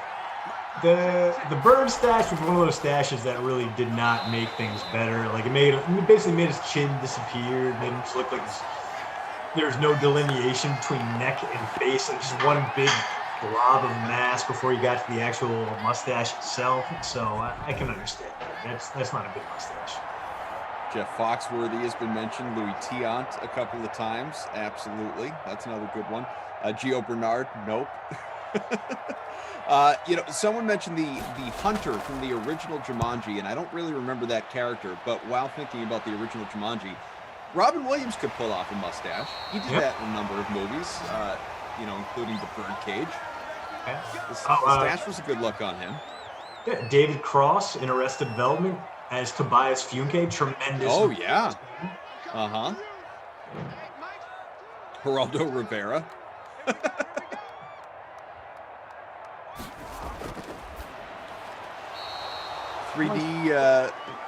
3D to B says, "Hey, Koff, I like that sweater. Can't wait till tomorrow. Hopefully I'll win one. But if that fails, I'll play a heads up for it. What do you say?" I'm not playing you for my sweater, but I love the idea. The man has a $400 offer already on for the game-worn sim jersey. I mean, I'll autograph the inside tag. Wouldn't want to damage the actual sweatshirt. Oh, wow. Look at that run. Near sidelines. He got to go? No. Long dash out of Tariq Cohen. 2 for 51 down to the 28. And Chicago suddenly in striking distance about 90 seconds into the third quarter. Yeah, big opportunity here for the Bears. Best scoring opportunity of the day. They did have that one drive veer near the red zone before settling for the Pinheiro field goal. Let's see what Madden Mitch can do here. Maybe he's going to ride his hot hand and go right back to Cohen. Well, if he does, he'll have to be through the air because he's motioned out. Not Cohen, but David Montgomery to the sideline. That pass completed for 7. 2 minutes gone, third quarter, 2nd and 3 on the way. Allen Robinson's second catch at 17 with Christian DeAndrea, Adam Kaufman. We got Madison, Samir with us, Joe and Game Ops. The submissions for great stashes in history continue to come through in the chat. Richard Pryor, absolutely, that's another good one. Billy D. Williams for sure. Shooter McGavin did not have a mustache. Kurt Russell can do no wrong. I can't really picture Kurt Russell with a mustache, but I can tell you he rocks a mean beard in the Christmas Chronicles movie, of which my kids are upstairs watching the sequel right this moment. I haven't seen the second one yet, but the first one, it took me a couple of years to finally get around to it on Netflix, but I got to say, I was pleasantly surprised. It's a good movie. Don Mattingly from Lucky Collie. Yeah, he rocked a mean stash for a long time during his playing days. Mattingly, shave those sideburns.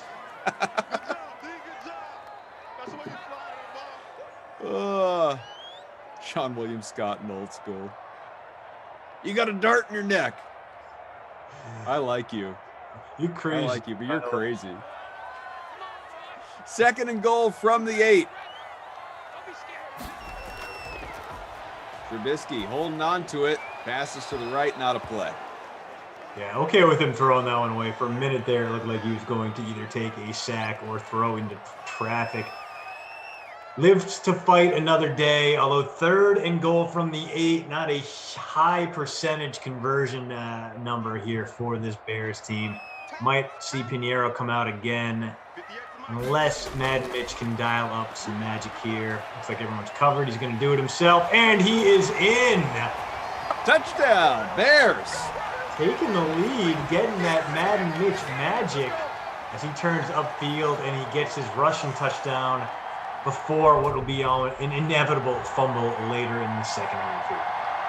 Folks, smash that like button up over 400, making the push to 450. Thank you all for being with us here on a Tuesday, a nice, real game-free Tuesday, and I love real games, obviously, and Leaderboard Live's a thrill, but there's just something comfortable, something normal when you get into the dream stream in Simland of having 6 Madden simulations starting with the nooner rolling right on through to Madden After Dark. It's good to be here with you, and Christian is sticking around here on this Tuesday for a couple. He's with Brendan Glasheen for the next one, the early birds, or rather the happy hour sim, the Lions, the Vikings. I'll be back with you for the prime time with Tom Carroll, Saints and Falcons, and then Madden After Dark. Phonics returns with Tom Ace for Panthers Bucks. So we got all sims all day here today. Same is true of Wednesday as well. That coming up tomorrow. Christian will be back in Simland on Thursday after today. So this is good. This is a treat to roll on with the Madden Holiday Tournament. Again, this is an important game right here for these two teams. It's not just isolated sims anymore. You're rooting on your lineups, but who cares who wins, who loses? Now, outcomes matter, folks, at least if you care who the Super Bowl or MFL champion winds up being. Last time around, the preseason tourney, it was the Falcons. Here we are early on. We're into the regular season games. The Packers, the Bears, they're just 1-0. Each team will play 3 regular season games, and then it's on to the tourney.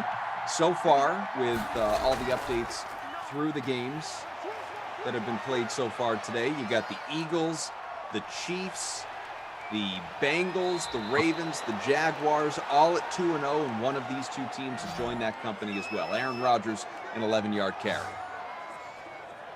Yeah, there's some surprising names among the 2-0 teams out there. The Jags, led by a fellow mustached wonder, Gardner Minshew, has been putting on some work out there in Florida. America's team, as some commentators may call them, in position for a playoff berth and a meaningless game 3 coming up for them. So they're basically out of the group stage and into the knockout round with a 2-0 record. Whoever wins this game right here will join them as Devontae Adams springs for about 9 there. So Packers response drive starting off pretty well. Got a nice run from Aaron Rodgers there, and now second one coming up near midfield for Green Bay. Our smaller 162-person entry has Dufo, 71-12 in front right now by about 2 points. Samir's dropped to 36th. I'm in 68th. I don't know where you're at this moment. I assume 16th? 16. Oh, they're a train. Might drop a little bit more after Aaron Jones went backwards 4 yards on that carry. There he is, Train Island. Only sitting about 7 points off the lead. Trubisky, Jones, Adams, Cohen, MVS, and Sternberger, and you've only got points out of those top 4 so far. I'm not surprised you're not getting anything out of Sternberger. That's a real punt play, obviously, and he's only owned about 2% of lineups. But MVS, who's about 50% owned in this smaller contest, at least prior to that, was shut out. But there you go. You speak him into existence, folks. On the board, one of those guys who did. This was a tough one because you had to find value. There were enough headliners that you need to get someone relatively cheap. MVS averaging 9 per, only 5,200 in the flex, and coming off, well, not immediately, but coming off some heaters. He had a 4-game stretch with double-digit points. Last sim. Aaron Jones inside the 10. Wow, making up for that loss of 4 earlier. He's now back on pace for the bonus 78 yards through just about 3/4 in this one, but back to MVS. Only 3.7 in his last game, but the sim before that, 17.1. Lots of upside with MVS, just like in real life. He's not reliable, but he can break free as Jones is going to get the call again and going pretty much nowhere, gain of 1. Not far from the bonus, though, 12 for 79 after that carry. 2nd and goal from the 7. We have about 90 seconds remaining here in the 3rd quarter, so the bonus absolutely within reach for him. A new leader, it is Breed 45.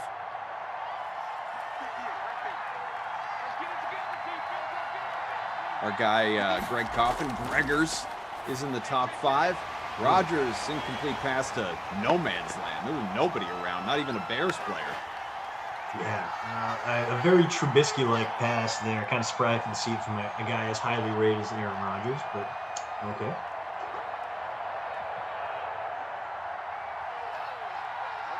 Rodgers, highest price guy in this contest, 89 overall player, 94 throw power, and Madden with a 92 awareness, and he was plenty aware of where his receiver was there. Touchdown, bunches of Funches, and the Packers retake the lead. Funches having himself a day into double digits. The man we have yet to see in 2020, the COVID opt-out, continues to cook here in the Simverse, and the Packers reclaim the lead. That Crosby extra point is going to make it 14-10 with a little over 9 minutes left in this game.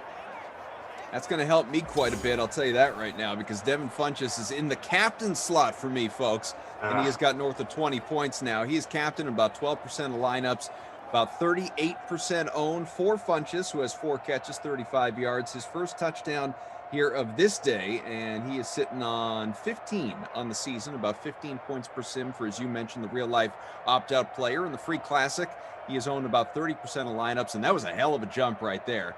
I just went from right around 65th or so to top 10, and only about 5 points off the lead with that Funchess touchdown.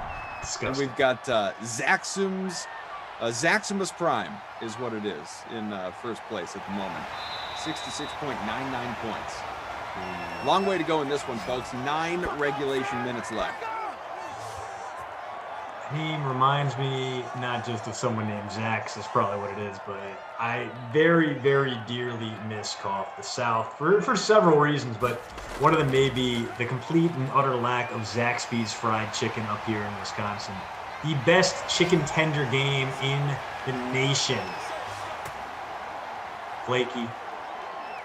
Nice and juicy on the inside. Great buffalo sauce. Like the super hot is super hot, but tasty. The one step below it is just like it's tongue torture. Perfect. If you have a Zaxby's nearby, I highly cannot recommend it enough. Best fast food chicken in the world. Sounds pretty good to me. Got a run right there by David Montgomery, just 3 for 11 for the technical RB1. Interesting question from Rob Dog in the chat. If the Packers win the Super Bowl, of course we're talking real life, does Funchess get a ring? Well, here's my question though. Is that automatic, or is it, I believe he would get one, but is it automatic, or is it one of those, he didn't play, so that's to the discretion of the organization, but yeah, in all likelihood they'd give him one? I think that, the practice squad players all get one. So the people in the organization that clean the halls all get one. The people in the mailroom get one. I got to imagine that Funchess would still get the ring. I got to imagine that he, even though he opted out, is still partaking in some of the organizational meetings. But you're right. It might be a situation where they need to vote him in, kind of like how the Red Sox voted Nomar's ring in after he was traded away back in 2004. At any rate. Well, but even then, and there are a bunch of situations like it. We just had one in the NBA with, who was it that barely played for both teams, but he was a Laker and a member of the Heat last year. Help me out here, folks. Someone will know this, and I don't know why I'm blanking on his name right now, but he played for both teams. And, so he was win or lose, he was going to get a ring. And as it turned out, as I recall, he was a Laker in the end, so he was on the winning side anyway. But, at least anyway, what I'm boiling down to is That's who it was. Yes, thank you. Dion Waiters. That, either way, you contribute to the team. Devin Funchess, unless maybe, I don't know, he's a big part of Zoom meetings and is, offering leadership and tutelage and that sort of, he is in no other way contributing to the team. So that would sort of leave him on the outside looking in that situation. But again, like we're both saying, I do think he'd get a ring. Yeah. Thank you, everyone in the chat, for throwing out the Dion Waiters right there. How can we all forget Waiters Island, the immortal 7-game veteran of the 2019-20 Los Angeles Lakers? I mean, he barely played for both teams. Very small number of regular season games. Wasn't much of a factor, obviously, in the postseason either. It was a nice grab. Moving the ball inside the red zone there. Jimmy Graham, courtesy of the catch from Trubisky. It was a 27-yard pickup. Cam on Twitch says, I'd like to join the DK Sim Fam League whenever possible. I'm here every day now for the foreseeable future. That's what I love to hear. Hey, is CJ around in the chat? CJ's our de facto takes names and adds them individual, but if not, Cam, leave us your name on Twitch. We'll make sure we get you in the league. And we haven't done a call for names in quite a while, as a matter of fact. It's about time that we do one of those again. We shame on us. We got up over 1,000 members of the DK Sim Fam Friends League, and we got complacent. We stopped calling for names. We're sitting at around 1050 right now. And let's continue to build that crowd, because we love having you guys in there playing these free rolls, playing against you in games that matter as well. Not to say these don't, but real life games that are not artificial intelligence. And it's always a pleasure being able to work with you guys at that next level. We are seeing 34 Bears driving. Pretty solid game from Jimmy Graham. He's getting a little bit of revenge on this Packers team. Might be the guy they go to here. Big third down. Let's see if it goes to the tight end or if the Bears are going to be forced to kick a field goal here. Mitch running. He's going to get the first. He doesn't fumble, and he sets up first and goal.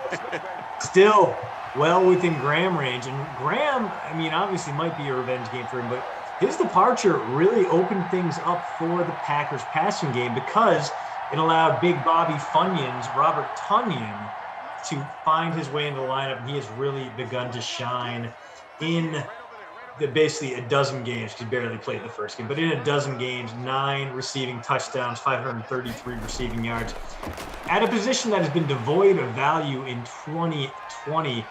Mitchell's running again. Ball's in. Touchdown, Mitch Trubisky. Second rushing score of the day for Trubisky. He's got 11 in Simland. Look at that. He is finally up over that season-long 20-plus point average. So Madden Mitch in full effect here, not doing much in the passing game, but adding so much value with his legs. That is a difference-maker touchdown. Now the Packers going to have to come from behind in order to win this week. Folks, smash the like if you're among the roughly 74% of people that rostered Mitchell Trubisky in our smaller free roll. We're at 420 likes, right on the nose. Let's make the push to 450. Smash that like button. About 800 people watching the Dream Stream on YouTube. We appreciate you.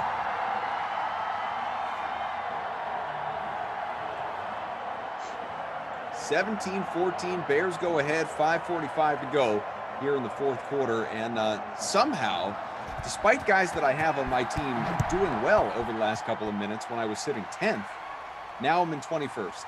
Go figure. Still about 8 points off the lead, however. It's Dufo 71-12 back in front by about 2.5 points, and Gregors sitting tied for second, a couple points off the lead. Go at it, Mr. Coffin. Captain Mitchie back to second, he says.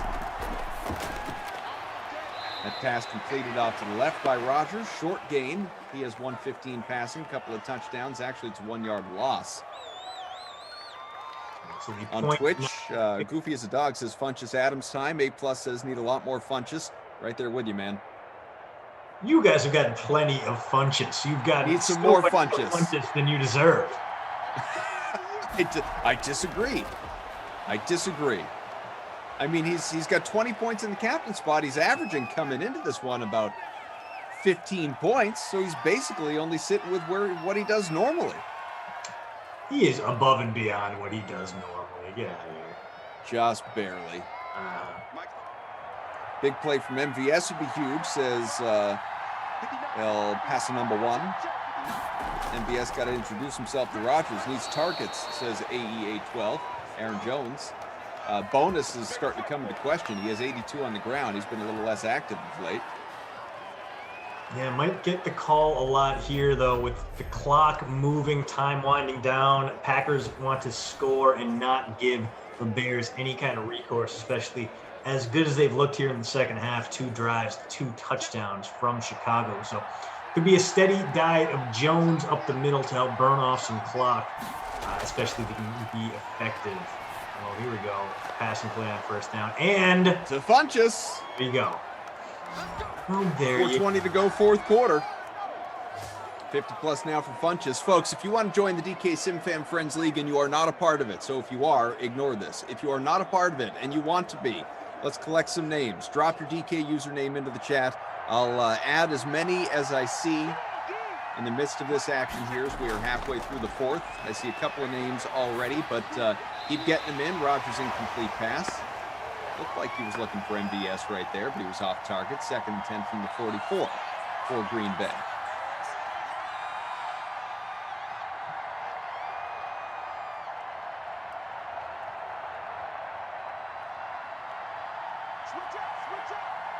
Need the onion to get a tutty, says Chris.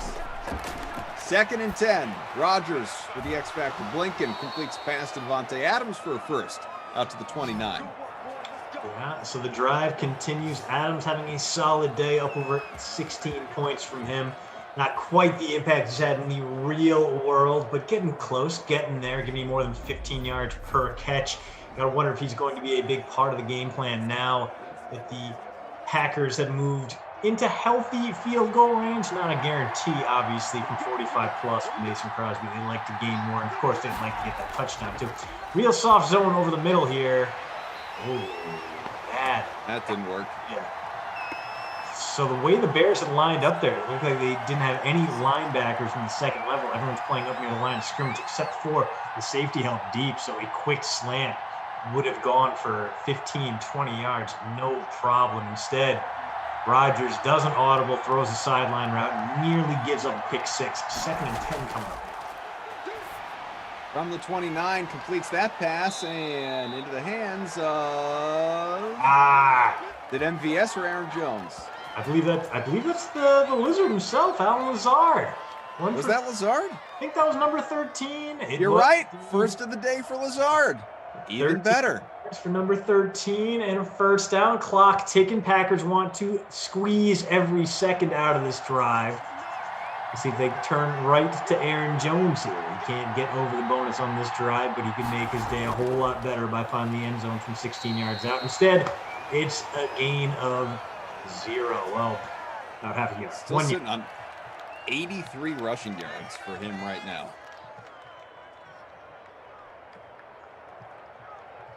Trying to input a lot of these usernames for you guys. We've got a whole bunch, which is great to see, obviously. So we'll send out these invites here momentarily as soon as the whole copy and paste job is done. Rodgers, right side, completes it. Touchdown, Funchess again! 2nd of the day for Devin Funchess. Unreal. Funchess having a monster game. As many touchdowns as Madden Mitch now. If you're able to fit those 2 on your roster, congrats. You are steaming towards the money in this one.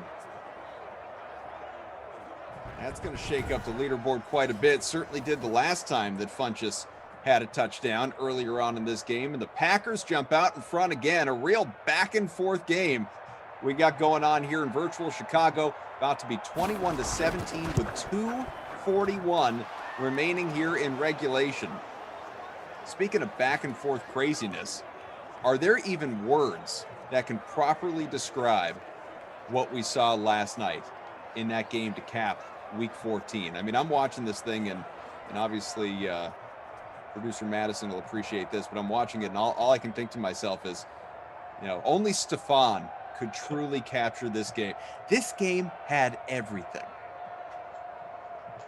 It was like I didn't even want to tune in earlier. I was like, oh my God, I'm going to have to go watch Baker Mayfield just throw up on himself on a major stage again. And then the Ravens take that 28-14 lead, and then they get the interception on Mayfield. Everything looks like it's terrible, and the Browns are cooked. But no, not only does Baker lead them back, puts them in position to win, because Lamar Jackson is off in the locker room somewhere. According to him, definitely not pooping. Definitely not pooping. But didn't pull a Paul Pierce, which is the second time that Paul Pierce, reportedly defecating, in the midst of a big game has been referenced by an NFL quarterback here in 2020. Cam Newton did it earlier this year. God bless. I mean, I love Paul Pierce, but I'm still delighted as what he's becoming more and more known for. It's not all the NBA nods. It's not winning the ring. It's not being part of the new Big Three in Boston. It's being carried off in a wheelchair because he may or may not have proved himself, but probably totally could. I love it so much.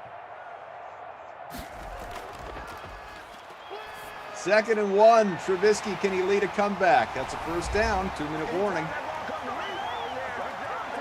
The Bears offense using those play action fakes to get around the blitz to create a little bit of space and time. And old man Ginn getting in on the action there. Only 2 catches for him, so not quite the force he once was in these sims, particularly with Madden 19, but still able, showing up every now and then to give you a few points. Ooh, Mitch. Woof. Buddy. Running right into Kenny Clark. Kenny Clark doesn't miss too many of those opportunities. The best D lineman in the lineup for that Packers squad. Meager says, Koff, I can't wait till Glash hears that you're entering usernames into the league. You guys can tell him. I don't need to boast my accomplishments for Glash. He can learn that on his own from all of you. 2nd and 12, and it's picked up. Trubisky, 71 on the ground with his 2 touchdowns, and a 1st and 10 from the 45 coming up.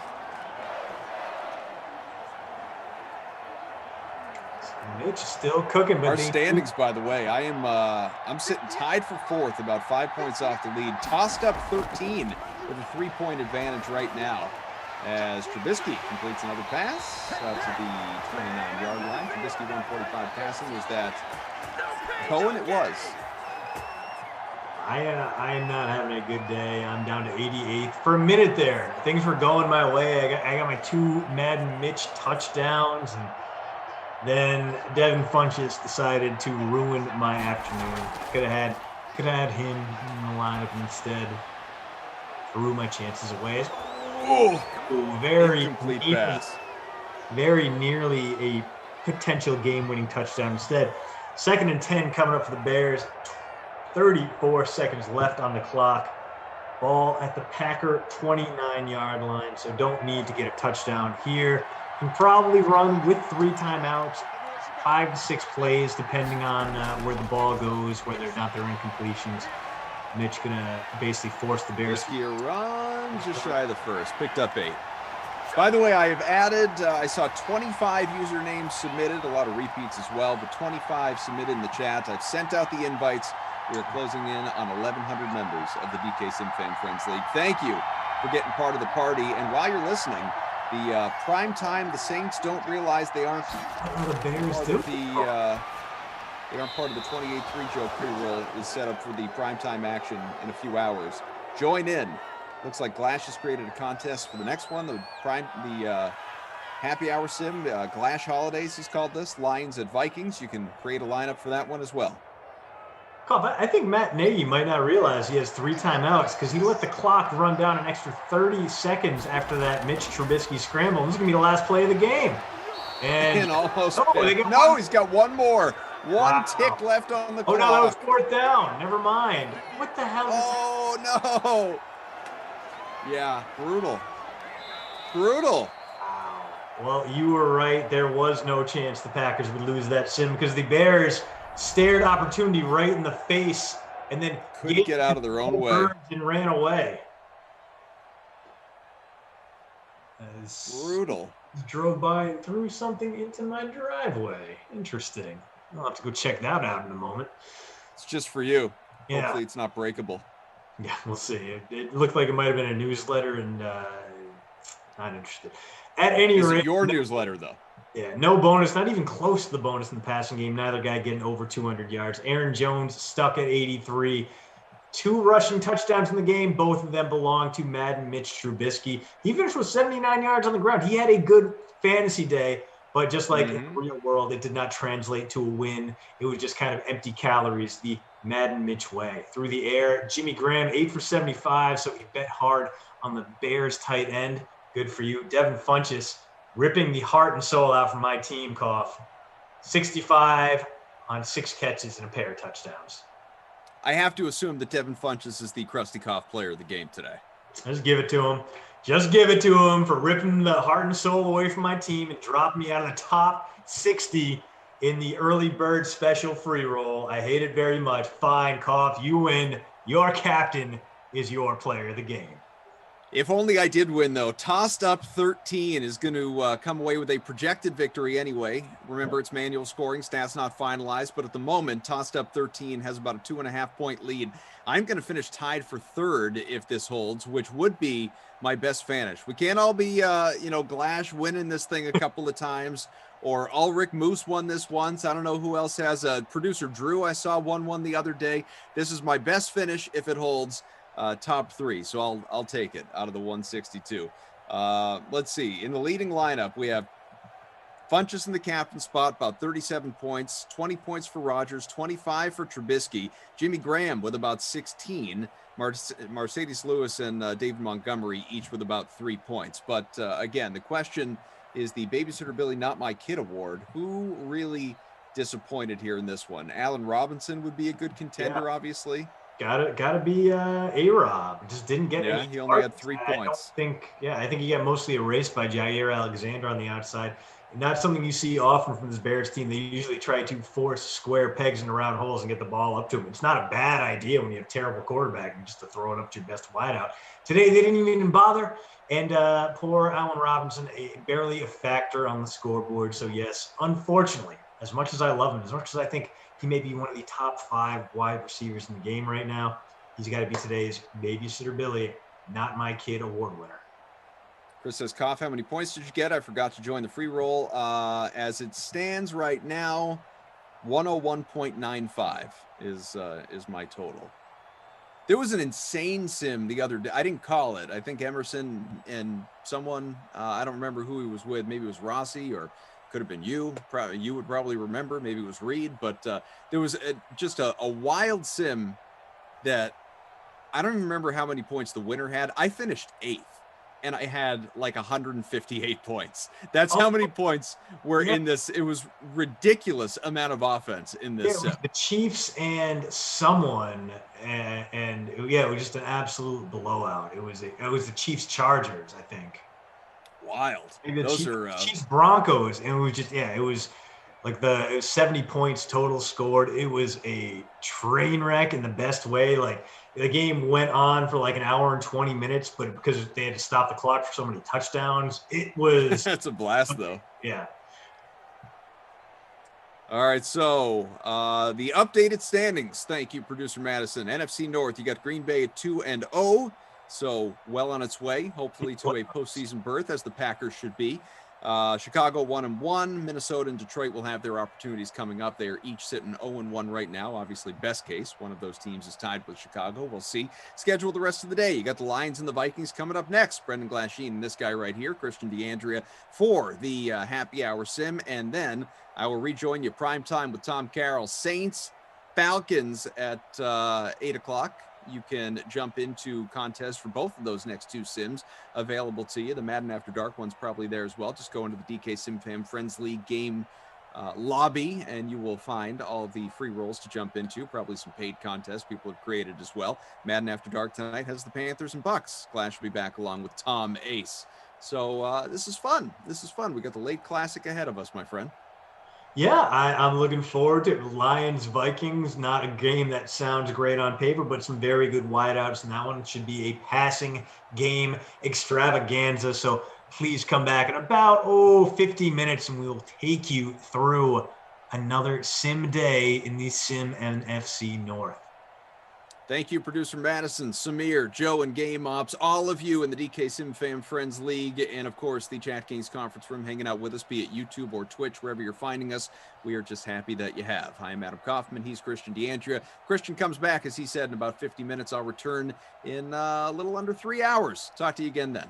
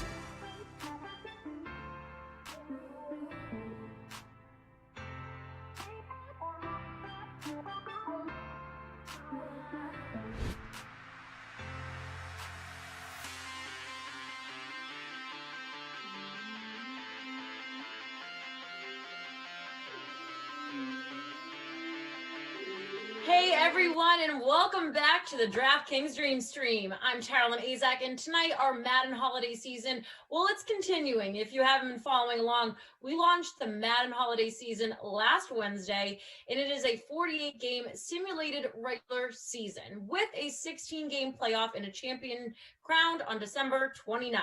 We have 3 games tonight to continue the season, which are all a part of the Madden Stream 15K Holiday Season Special Contest. It's a $10 entry featuring $15K in prizes, including a $5K prize to first place. There are also paid contests for all the individual showdowns, and of course, free contests for all of it as well. So let's take a look at tonight's schedule. Kicking off our coverage at 6 p.m. will be the Lions and the Vikings in an NFC North matchup. Both of these teams dropped their first game of the season, so it's a big one. Brendan Glasheen and Christian D'Andrea, well, they're on the call for that one. And then at 8 p.m. Eastern, the Saints and the Falcons, they're duking it out with the Saints looking to go 2-0 on the season. Adam Kaufman and Tom Carroll have you for that one. And finally, at 10 p.m. Eastern, our coverage, it's wrapping up with the Panthers and the Bucks. Tampa also looking to go 2-0 in the division. Glash is making a comeback with Tom Carroll for Madden After Dark. And here's what else is happening on DraftKings right now. Week 15 is here, and we have 2 millionaire contests for you this week. First on Saturday, with 2 games on the schedule, we will have a $2.25 million prize pool contest. 20 entry with $1 million first place in that one. And then we also have our usual Sunday Millionaire contest with a $3 million prize pool. Only a $10 entry, and of course, $1 million to first place. Plus, you can check out all of the action over on the DK Sportsbook on the NFL, NBA, college football, college basketball, UFC, and more. But let me shut my trap now. Let's get to some virtual football, shall we? We have the Lions and Vikings kicking off this 3-game late slate. So let's send it over to Brendan Glasheen and Christian D'Andrea. Okay, Tara Lynn, thank you so much. We are ready for a fantastic evening. Christian D'Andrea is here as well. What's up, man? How are you? I'm doing well. I'm having myself a day. It's a little bit breezy, a little chilly here in Wisconsin, but the snow's starting to melt a little bit. Might just have a nice little weekend in store, but it's only Tuesday, so my mind might be elsewhere. I think I'm still mentally recovering from the absolute insanity of last night's Monday Night Football game, but we can get into that later. We got to talk lineups in this one. And, Glash, we got a member of Team #AlwaysStart kicking this one off, and Dalvin Cook, 25-plus fantasy points per game. Got to get in the lineup, right? Yeah. What about the captain spot? Is that a necesito? Well, in this case, I'm actually saying no, because you have 2 bad secondaries. You're playing in dome, so the weather is not going to be volatile. This is a game where you got to put Dalvin Cook in there, yes, but while I don't love either quarterback, I love their target. So for me, the captain was Kenny Galladay. Save a little bit that we can get Galladay, Cook, Adam Thielen, TJ Hawkinson, the guys who really feast in these sims, get them all together. Doesn't leave you a lot of money. You can either go with one medium guy in a punt play, or for me, again, inside, no weather to speak of. I'm going to steal Jason Rossi's shtick and stack kickers in this one. So I got Dan Bailey and Matt Prater to balance off that lineup. Where are you at in this one, Flash? Okay, Dalvin Cook's going in the captain spot because I'm playing it safe. Okay, I'm a follower. He's in the captain spot. Stafford and Galladay, stacking them up. I've got Swift in there, Justin Jefferson, who is the wideout 3, and then Jesse James is the punt play. So I am out of money. With that lineup construction, $0 remaining in the bank. Cook captain, Stafford, Galladay, Swift, Jefferson, Jesse James. There you go. And you know what? I appreciate neither one of us have any confidence whatsoever in Kirk Cousins, who's one of the lowest scoring quarterbacks in these sims. He's just been awful. He had 12-plus points in the last sim. That's great. But the games before that, 9.8, 7.5, 9, 5, 7, 8.6, 5.2. The man is as bad in the Simland as he is in real life on his bad days. Like, this is just the worst case realization of Kirk Cousins. Instead of slinging the ball, he just hands it off and checks it down. That's why it's really tough to get behind a whole bunch of those Vikings targets as much as I would love to invest in Justin Jefferson. He just doesn't have that real world spark here in Simland. And for me, it really seems like an Adam Thielen, occasionally a Tajay Sharp kind of day for him, but it's going to be Dalvin Cook leading those Vikings all the way. You've got to imagine that's going to be the way they go in this one. We are at virtual US Bank Stadium. Terrell mentioned this earlier. Both teams are 0-1 in our Madden holiday season. So it's a must-win for one of these teams to be in contention for the 2 playoff spots awarded to each division. I think who won the last sim? The Packers win? Did the Packers beat the Bears? Have advanced to the knockout round, so they took into their World Cup business, escaping the play-in group. So they're through at 2-0. They can't possibly miss the playoffs. Okay. Good to know. Here we go, people. Michael and Andrew on the production side this evening. Patrick and Kyle updating scores. Evening to all of you. Dustin Schmidt, Scott Waddell, the Fantasy Hawk, Chris Boyd. We have a new member in the chat. Jared Cleland has been watching the streams. Love him. First time in the chat. What's up?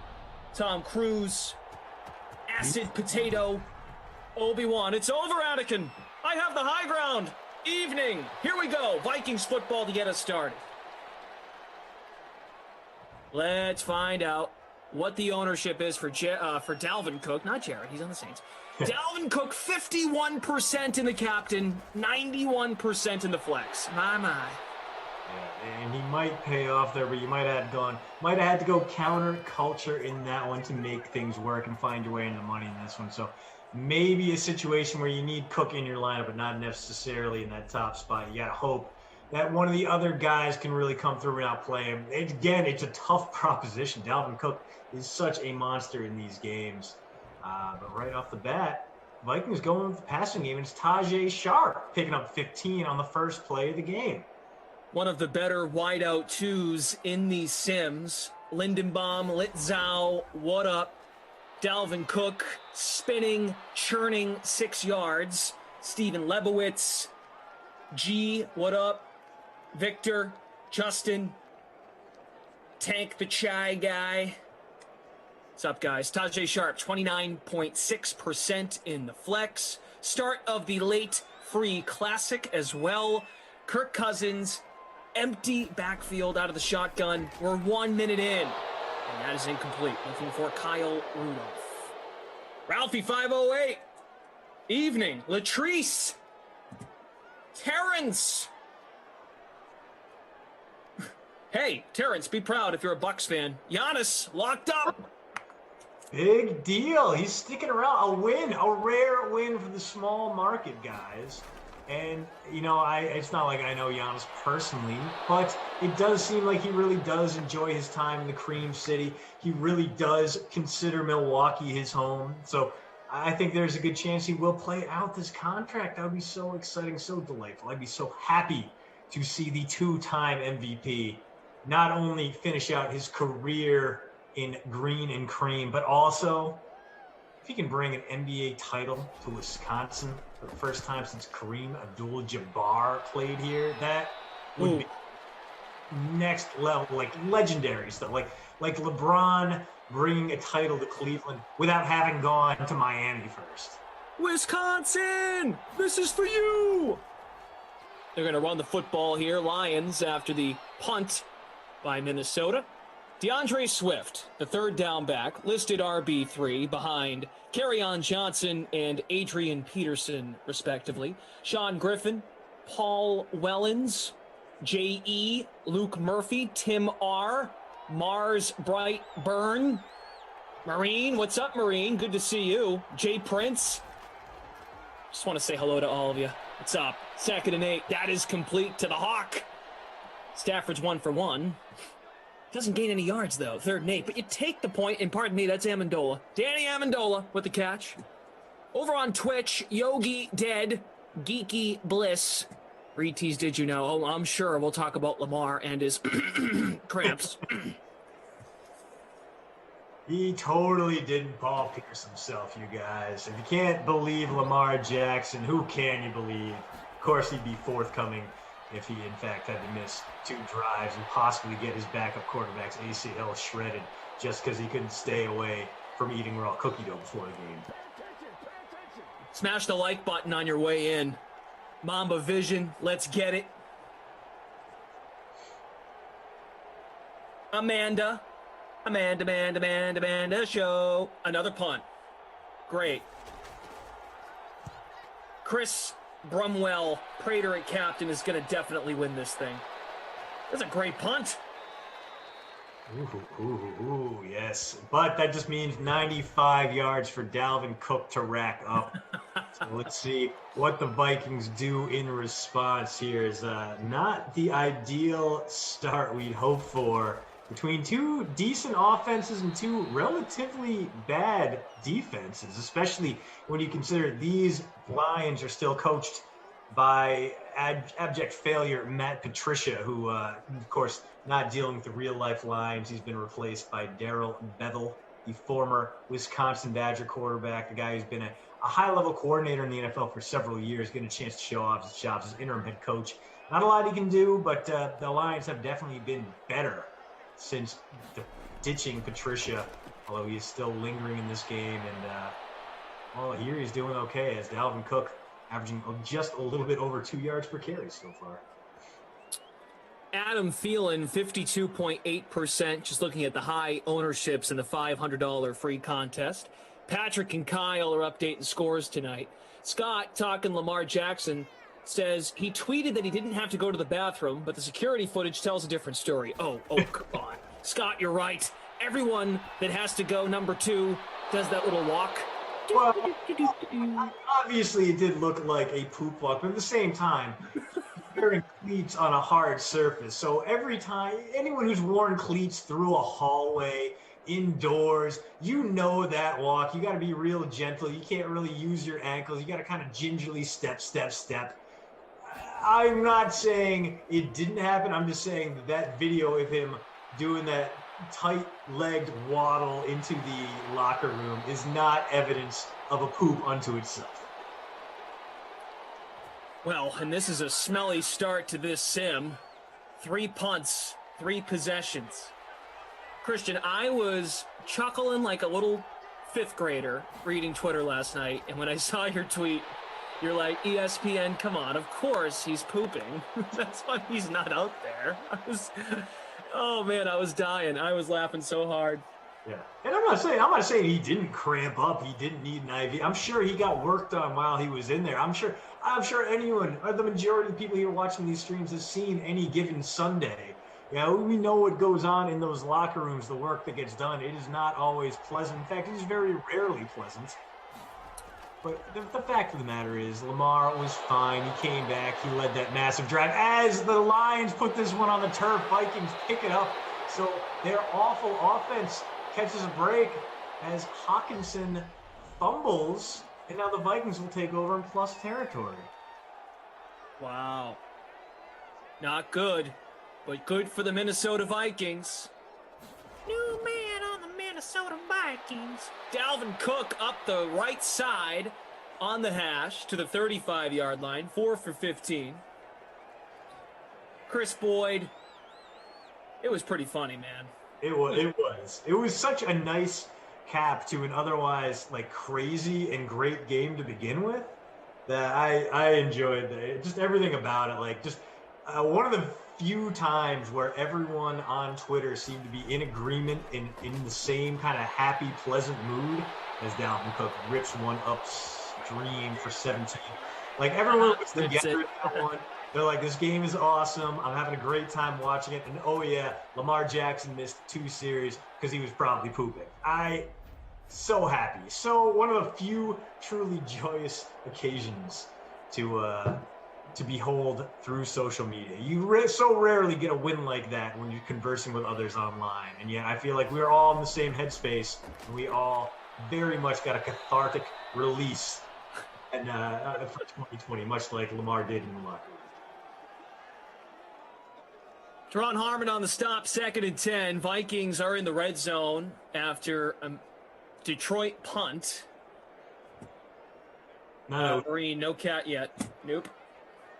Yeah. Now I can understand why you would think that because we're only 6 minutes into this game. We've already had 4 possessions, but in fact, that was not the continuation of a great drive. It was just the Lions vomiting down their own chests. And Tayshaun Sharp, 2 for 25, or one of the few reliable offensive creators in this game thus far.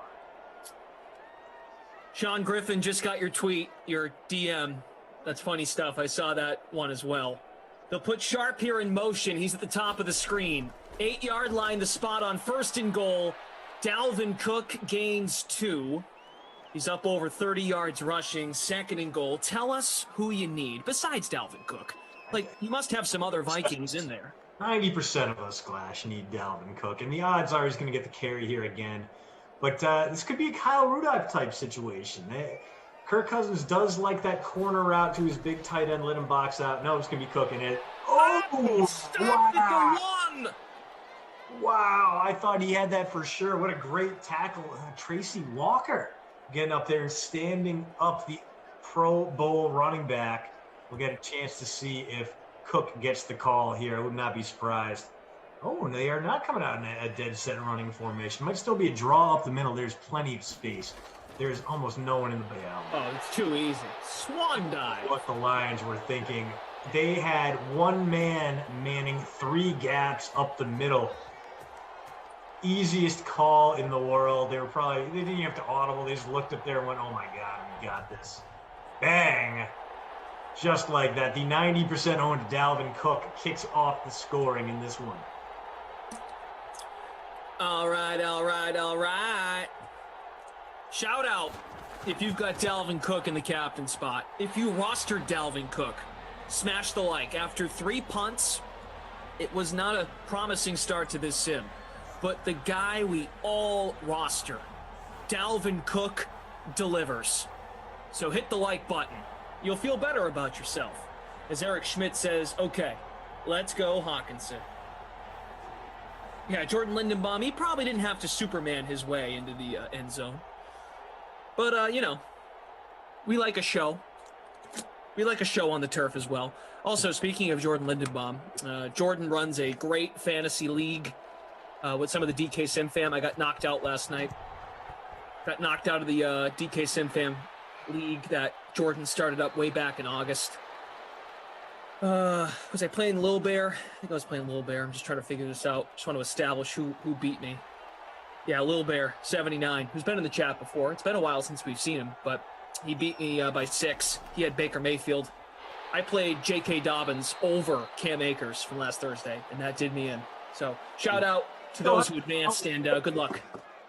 And Dobbins was fine. Just Akers was a straight-up revelation. He and Jonathan Taylor really planting their flag as the top rookies to watch over guys like DeAndre Swift in this sim and J.K. Dobbins, which makes sense. Those guys were both prolific in college. Taylor especially. If he had stayed at Wisconsin another year, he would own pretty much every career-long record in the NCAA Division I record books. As it is, he still has like the 3rd most yards of anyone. He only played for 3 seasons in Madison. Let's take a look at our stats through 1 quarter. It is bad. 37 total passing yards. Matt Stafford and the Lions have 12. It's bad. I am 12. How about the rushing stats? We know Dalvin Cook has a touchdown. We do. We know he's probably on pace for the bonus up over, just about 40 yards from him. Kerryon Johnson, 3 yards. Your guy, DeAndre Swift with 2. And that's it. The Lions have 17 yards of total offense and a fumble in the first quarter. Not what you want to see against a very questionable defense or very questionable back end in the Vikings. Yes, they do have a great safety in Harrison Smith, but those corners, not very good, not very talented, or at least they're not very experienced. Should be easy pickings for Matthew Stafford. And instead, 12 passing yards, 1 catch, 0 yards for Danny Amendola, 1 for 8 and a fumble for TJ Hawkinson, DeAndre Swift, 1 for 4. Only guy on the other side with any receiving yards, Tajay Sharp, 2 for 25. El Paso, number 1. Yeah, I was hoping someone would catch that. A Benchwarmers reference. I am 12. Guys, I know we were talking yesterday about the sweaters, right? So we are giving one of these away tomorrow night live on the stream between 7 and 8 p.m. Eastern.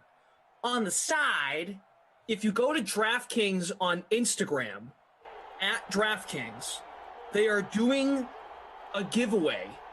So we're not the only ones giving away sweaters, is the simple way to put it. The DraftKings social team is also giving these away.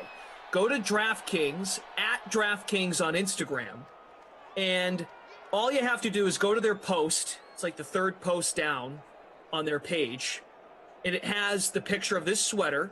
They're giving away 40 of these sweaters on the social side this week. So all you have to do is like the post, tag a friend in the comments. It ends this evening at 11:59 p.m. Eastern. So I know yesterday I was rambling like, oh, I don't know if we're giving away more than one. Well, they're giving away several over on Instagram. And then Wednesday they go back to Twitter. Friday they're doing it on Twitter. You'll see. Go to Instagram right now and you'll find it. It's in my story if you want to check it out. If you don't have Instagram, I'm sorry. You should make one. It gives you a better chance of winning one of these awesome, ugly sweaters. So check it out. That's the wind up in the pitch. Another punt, but in terrible field position. Again, this just could be a mitzvah for Dalvin Cook, who now gets 90-plus yards on a touchdown run if he rips one off here. Or it could be the Kirk Cousins explosion no one has been waiting for. Or maybe the Lions get a safety out of this. A few different ways this could go. It's not one of them that I predicted, but it's Tajay Sharp again. So 3 for 46. Every one of the Vikings passing yards belongs to that guy. Puts him at the 29-yard line. Big gritter. Yeah. Dalvin Cook scored. Stephen Boss, yes, you can tag me. You can tag Christian. You can tag anybody. Like it, tag a friend, and you're in good shape. You're in the band in terms of the pool from which they'll decide who wins a sweater. So check it out, guys. At DraftKings on Instagram, and you'll find that post. They'll go back to Twitter on Wednesday. So they're doing giveaways on different social channels throughout the week. Tonight, Tuesday, December 15th, they're doing it on Instagram. Check it out. Derek Counsell, don't lie to Big Gritter. Adrian Peterson did not score, unless you're rooting for Adrian Peterson, who does not play for the Vikings anymore. Ooh, Adrian Peterson revenge game. Maybe we'll see him.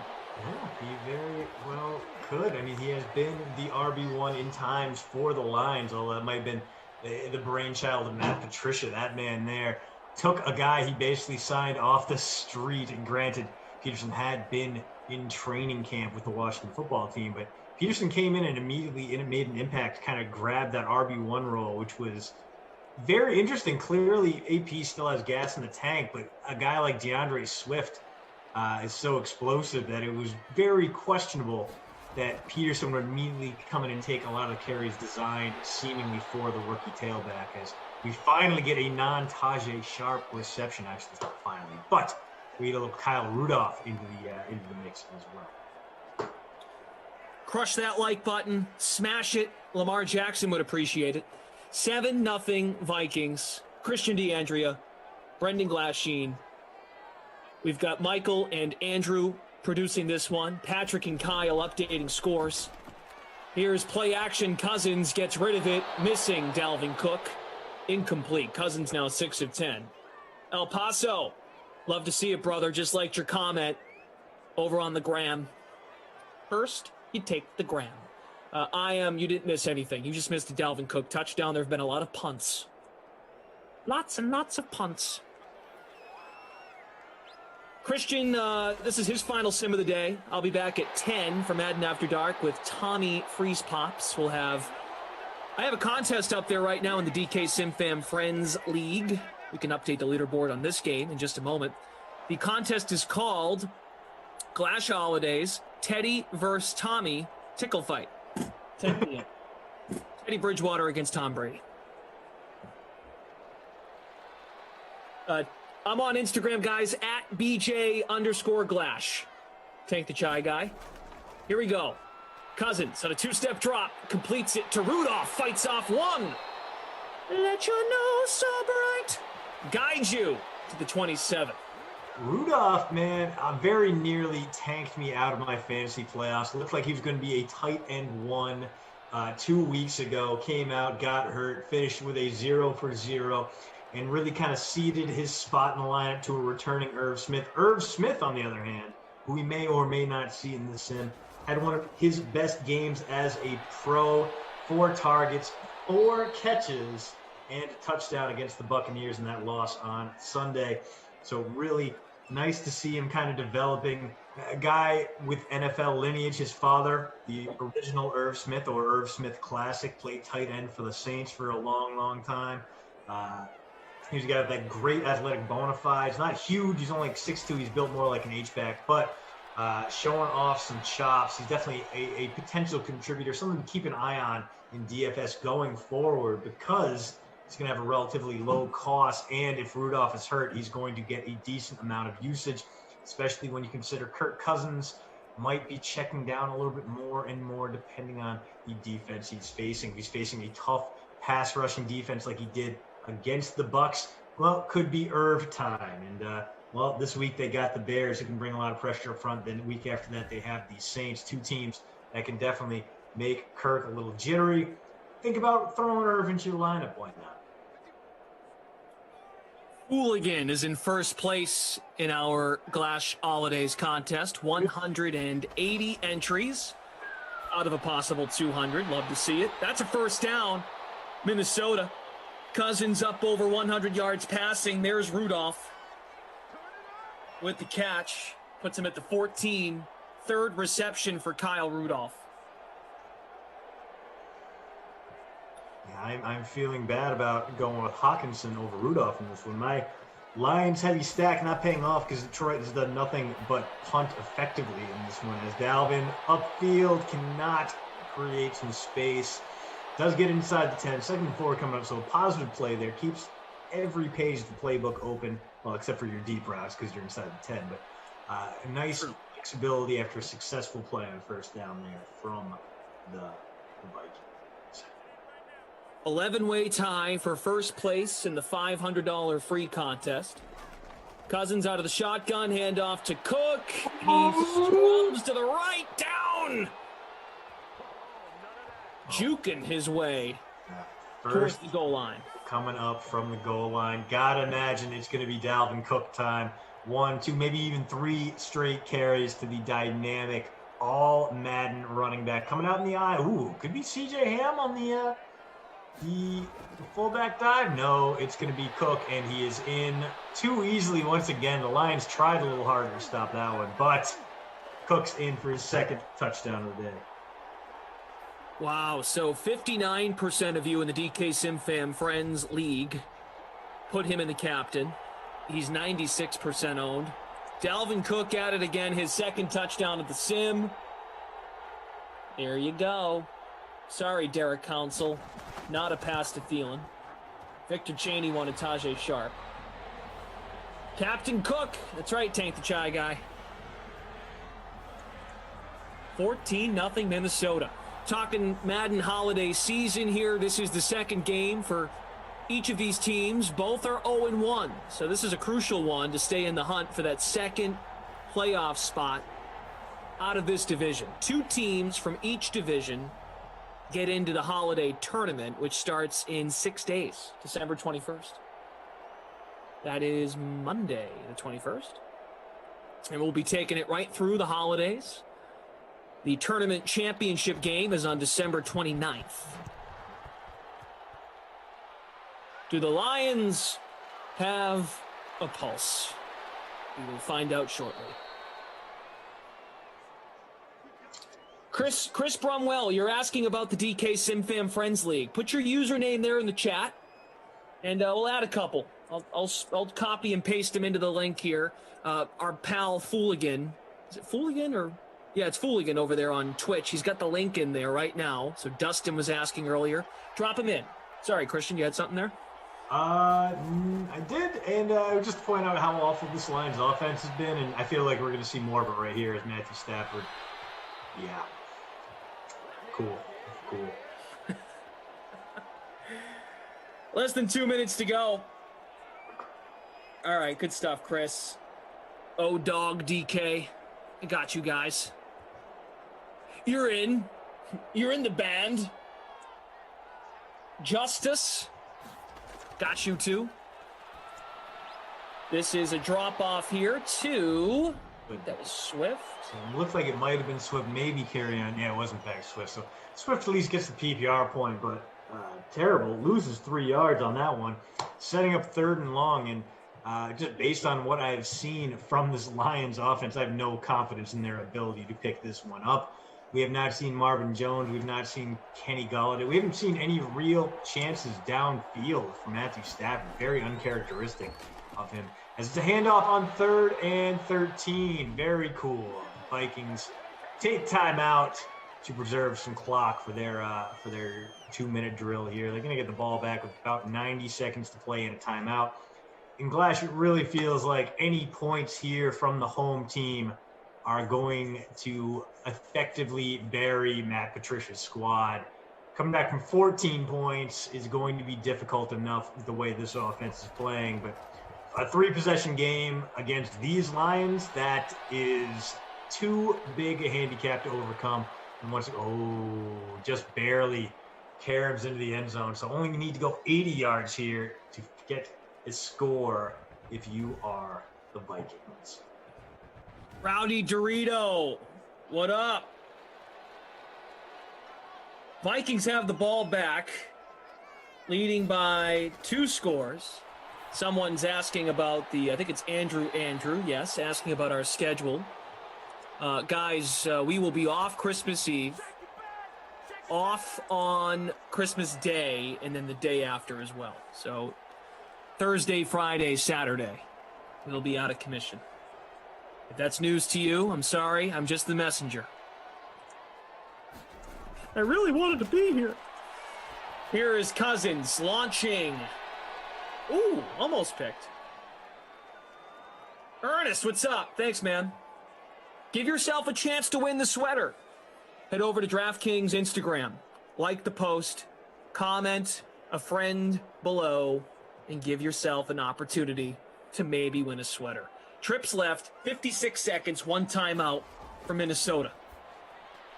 Kirk, another inaccurate ball.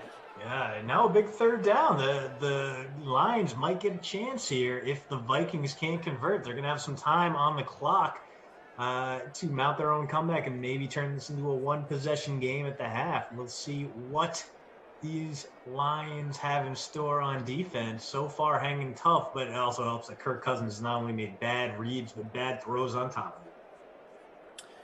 TJ Lentz. What's up, guys? Just joined the Sim Fam. Any info where I can look at stats for previous games or projections or anything like that? Well, do I have a place for you? What is that play call?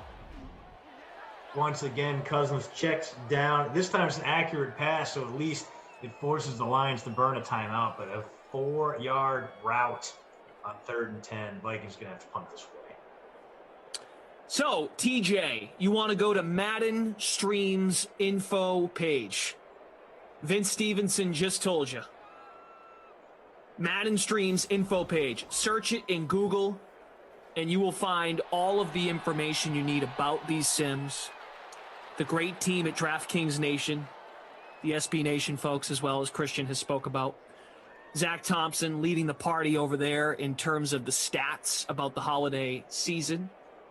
So check it out. Take the chai guy, baby. Excellent first half. True barn burner. Yeah, it is certainly some football. The Lions. No, they did not get a first down, but it was close. It was close. We almost had a successful play. And instead of Swift, your guy, your low-cost addition, adding another PPR point and about 9 yards to his total. 2nd and short coming up. 34 seconds to go. The Lions do have 2 timeouts, but they got a ways to go here. Good news is they do have a big-legged kicker in Matt Prater, so probably only about 30 yards from the field goal attempt. 3rd down coming up. Love to see it, Chris Brumwell. Get involved. We have a contest up for Madden After Dark later tonight. I'll be with Tommy Carroll. Yeah, Galladay would be nice. I see some folks asking for Galladay. Fernando. Yes, Barry, we do these Madden streams all year. 3rd and inches. Gonna throw. Complete? Yes, for a first. Gain of 4. First down, Lions. Carry on Johnson with the catch. Barbs. 27 seconds. Oh, a booth review. That looked questionable. Did he indeed catch this ball in bounds? He did not, and they have to. Oh my God! So oh boy, the Lions. I don't believe they have a first down this half, Flash. If they do, I mean, they might have briefly gotten one before Hawkinson fumbled that ball away. That might be it. I could be mistaken. A lot of these drives are bleeding together in my brain because they've been just so awful. And they're going to run Dalvin Cook here, and he's going to gain 1 million yards because they are in the prevent defense. Okay, 7. It's probably going to be some bonus yards. Looks like it's going to be a face mask. No hold. Okay, never mind. Guys, I see you in the chat about buying a sweater, a holiday sweater. That's a great idea. I don't know if that is going to be a thing available in the DK store. That's a great idea, though. I hear you on it, but I don't want to make any promises because, well, I don't know if they're doing that. But it's noted. It's being stored in the important part of my brain to ask the manager. But it's a good idea. It's a good thought. I'm glad you guys like them. Koff was taking auction bids on his. It got up to 400 for the game. Of course he was. Signed. That cheapo can't even appreciate the sweater for a day. Oh, I want to sell it, make a profit. I mean, he's got 3 kids, man. He's got mouths to feed. You can't just buy all those DVDs with the podcaster money. He's got to be doing something on the side. Really, yeah. Before you start auctioning off your sweater, how about you give away some of your DVDs that are all dusty and crusty? For crying out loud. What's he going to do without 3 copies of Point Break? Come on. Think about it, Glash. Think. I can't believe that. He was taking bids on his sweater. He's had it for a day. I've had enough of this. I'm going to auction it off. Disrespect. The disrespect. He's probably sad because it wasn't a jersey from a sports movie only 6 people have seen. Yeah. Looking at our stats, passing game bad on both sides, but Matthew Stafford, ye gods, 9 passes, 19 passing yards. I'm so sorry to anyone who took my advice and stacked up Lions receivers because I don't think any of them have a catch right now. And you know what's the best? Not even the best isn't even the right word. He's listen. You guys are putting your auction bids in the chat. He's not going to sell it to you. You kidding me? Because then when push comes to shove and he has to actually he won't give it to you. So you're just pushing your buttons. Yeah. God, that's annoying. He specifically said off camera, "Look at these dummies go. I hate them all so much." Yeah, like look at this. They actually think I'm going to sell this to them. Speaking of the holidays, Rudolph has 4 for 48. Sharp 3 for 46. Cook 2 for 20. And look at that. The Lions receiving core. DeAndre Swift 3 for 11. TJ Hawkinson 1 for 8 and a fumble. Danny Amendola 1 catch, 0 yards. The receiving core as a group has 0 yards right now. This has been a terrible first half of football. This has been very much a Lions-Vikings game in 2020. This is exactly what we deserve. Last game was pretty great. It was a lot of fun. This one, the opposite of that.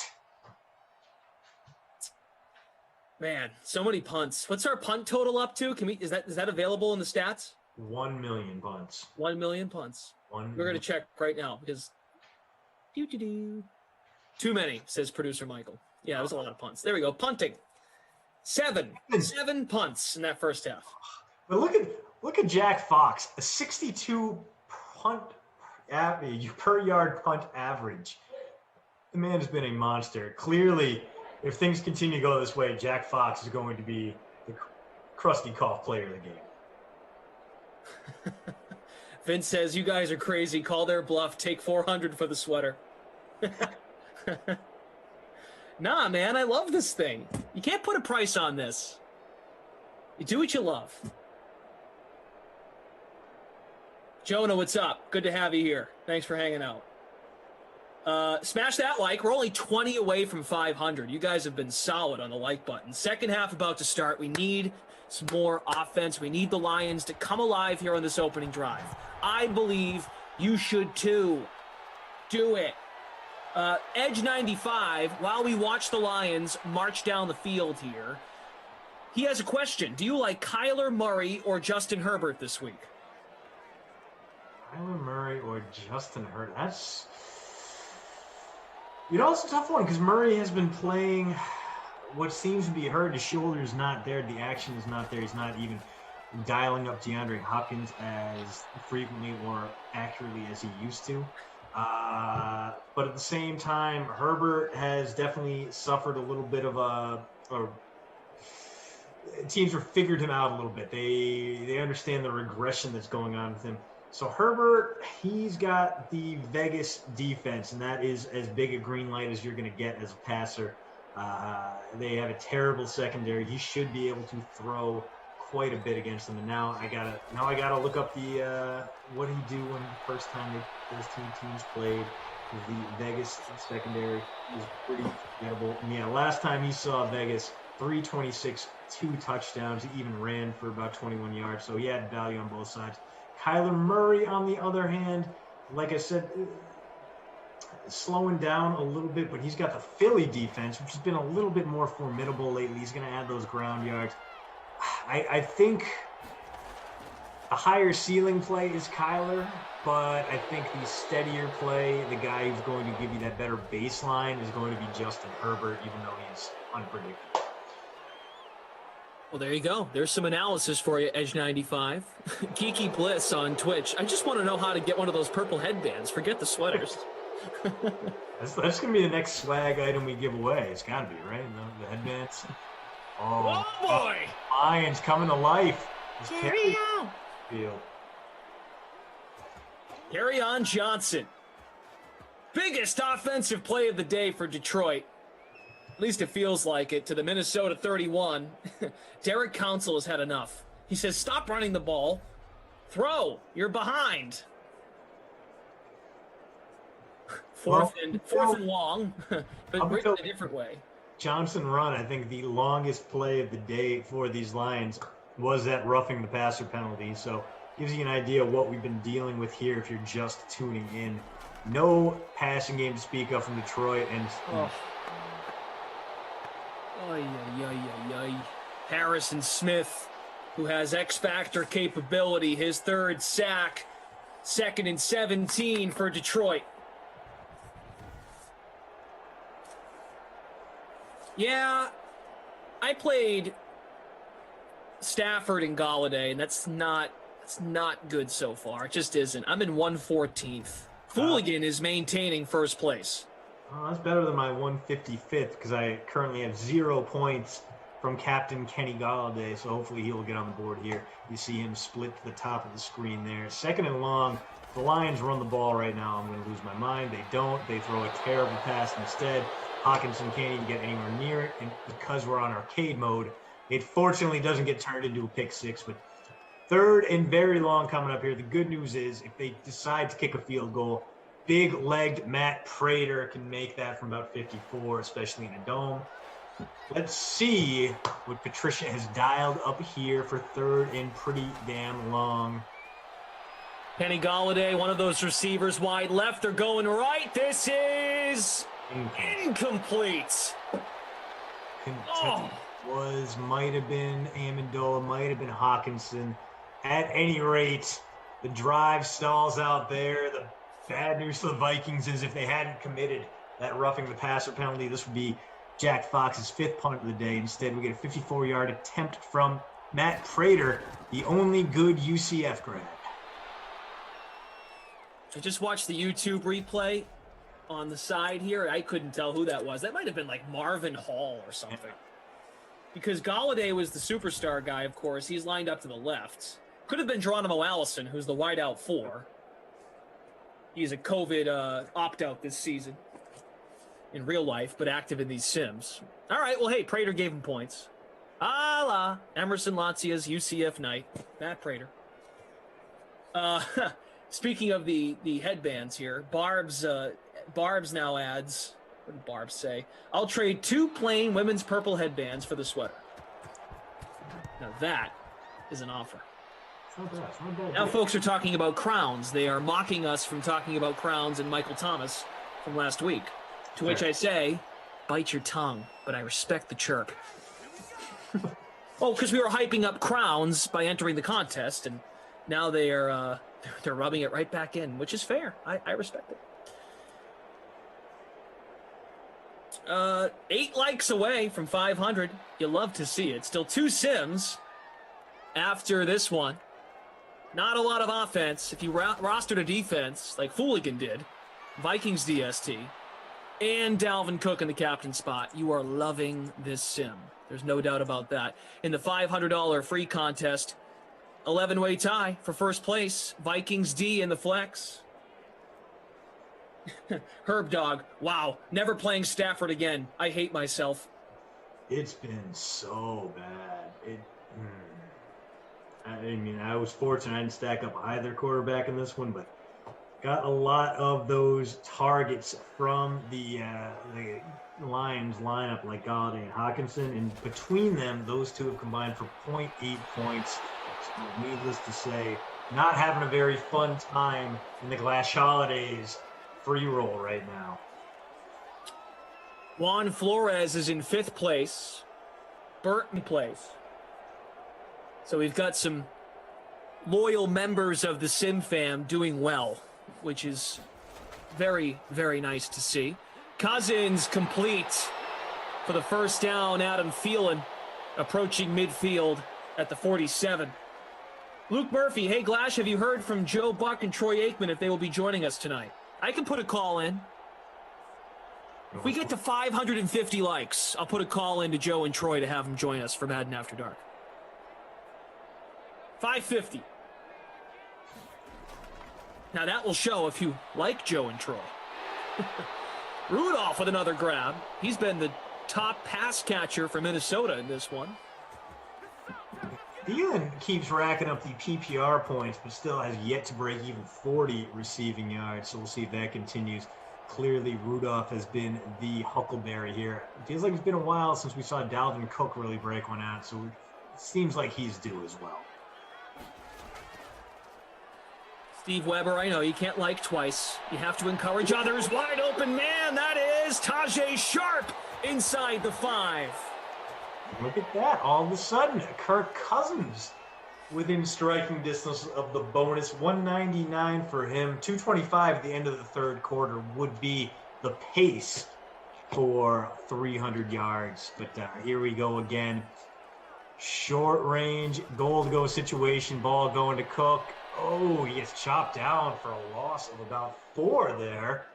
So, no longer an obvious running situation as Jamie Collins, who seems to only do good work as a member of the New England Patriots, celebrates his tackle for loss on that one. Seems like a passing down again. Could be Kyle Rudolph time here. Adam Thielen in the slot, right side. Cousins looks, fires, complete. Tajay Sharp, touchdown. Wow. Look at that. The day this guy is having, and he was a bargain. 6,200 for about 10 points per game of performance. Coming off a 13.1 point game in his last outing. Going above and beyond that today is Tajay Sharp, the former UMass star, the former Tennessee Titan, being one hell of a lot more productive here in Simland than he has been in the real NFL. Justin Lee, my 17th cousin. What's up, cuz? PGZ man, 666. Hey, do you think the Patriots should give Tajay Sharp a call? At this point, they should take anybody. Yeah. I mean, he knows how to catch passes in Gillette Stadium. We know that for sure, so why not give him a shot? Steven Lebowitz, good point. Apparently, he has to be called the Hall of Famer, Troy Aikman. Joe Buck, soon to be Hall of Famer. Executive Sessions, I'm confused. Who does not have Cook at captain? It's a very good question. You got to play Dalvin Cook. Got to have him. Shakina, what's up? First time I'm seeing your name here. Hi, Shakina. Ernest, that's okay. I think it would still be fun if you want a sweater. We've got 2:45 left in the third. Patrick and Kyle updating scores. In the game center, Michael and Andrew producing. Play action. Stafford whistles one out of bounds. He's now 6 of 14. Indoors. Gross. Yeah, I mean, I'm speechless. Normally, you see adjustments, you see guys snap out of it, but Stafford is having just such a horrible game. He can't pull himself out of this downward spiral, and just is playing terrible football. It's bad. It's very bad. Oh. 15 passes, 30 yards through the air for this Lions team. If you factor in sacks, they might have negative net passing yards. Yeah, it's bad. The Lions are out of this one. And I'm sure if you went up to Matt Patricia and asked him if it was okay if they just ran running clock in the fourth quarter, he'd probably say fine. 3rd and 6, gotta have it. Batted down. Incomplete. Oy, oy, oy. Go for it. No, they won't. They won't. I mean, they might not get 3 more possessions in this game, so yeah, the card should say go for it. Doubt they will, and that's fine, honestly. We're seeing the best player from this Lions lineup right now, and that is Jack Fox, the punter. From his own 27 all the way to the 20. So a 53-yard punt there. Going to bring down the 62-yard per punt average, but, still pretty good. Forrest wants Stafford benched. Justin Lee. Oh, you got me something for Christmas, buddy? Thanks, cousin. I didn't get you anything yet. Any requests? This is a real nice surprise, Clark. Cousins completes. That is Irv Smith Jr., who had a touchdown the other day. He did. Against the Tampa Bay Bucks. No, we're talking about what a nice day he had.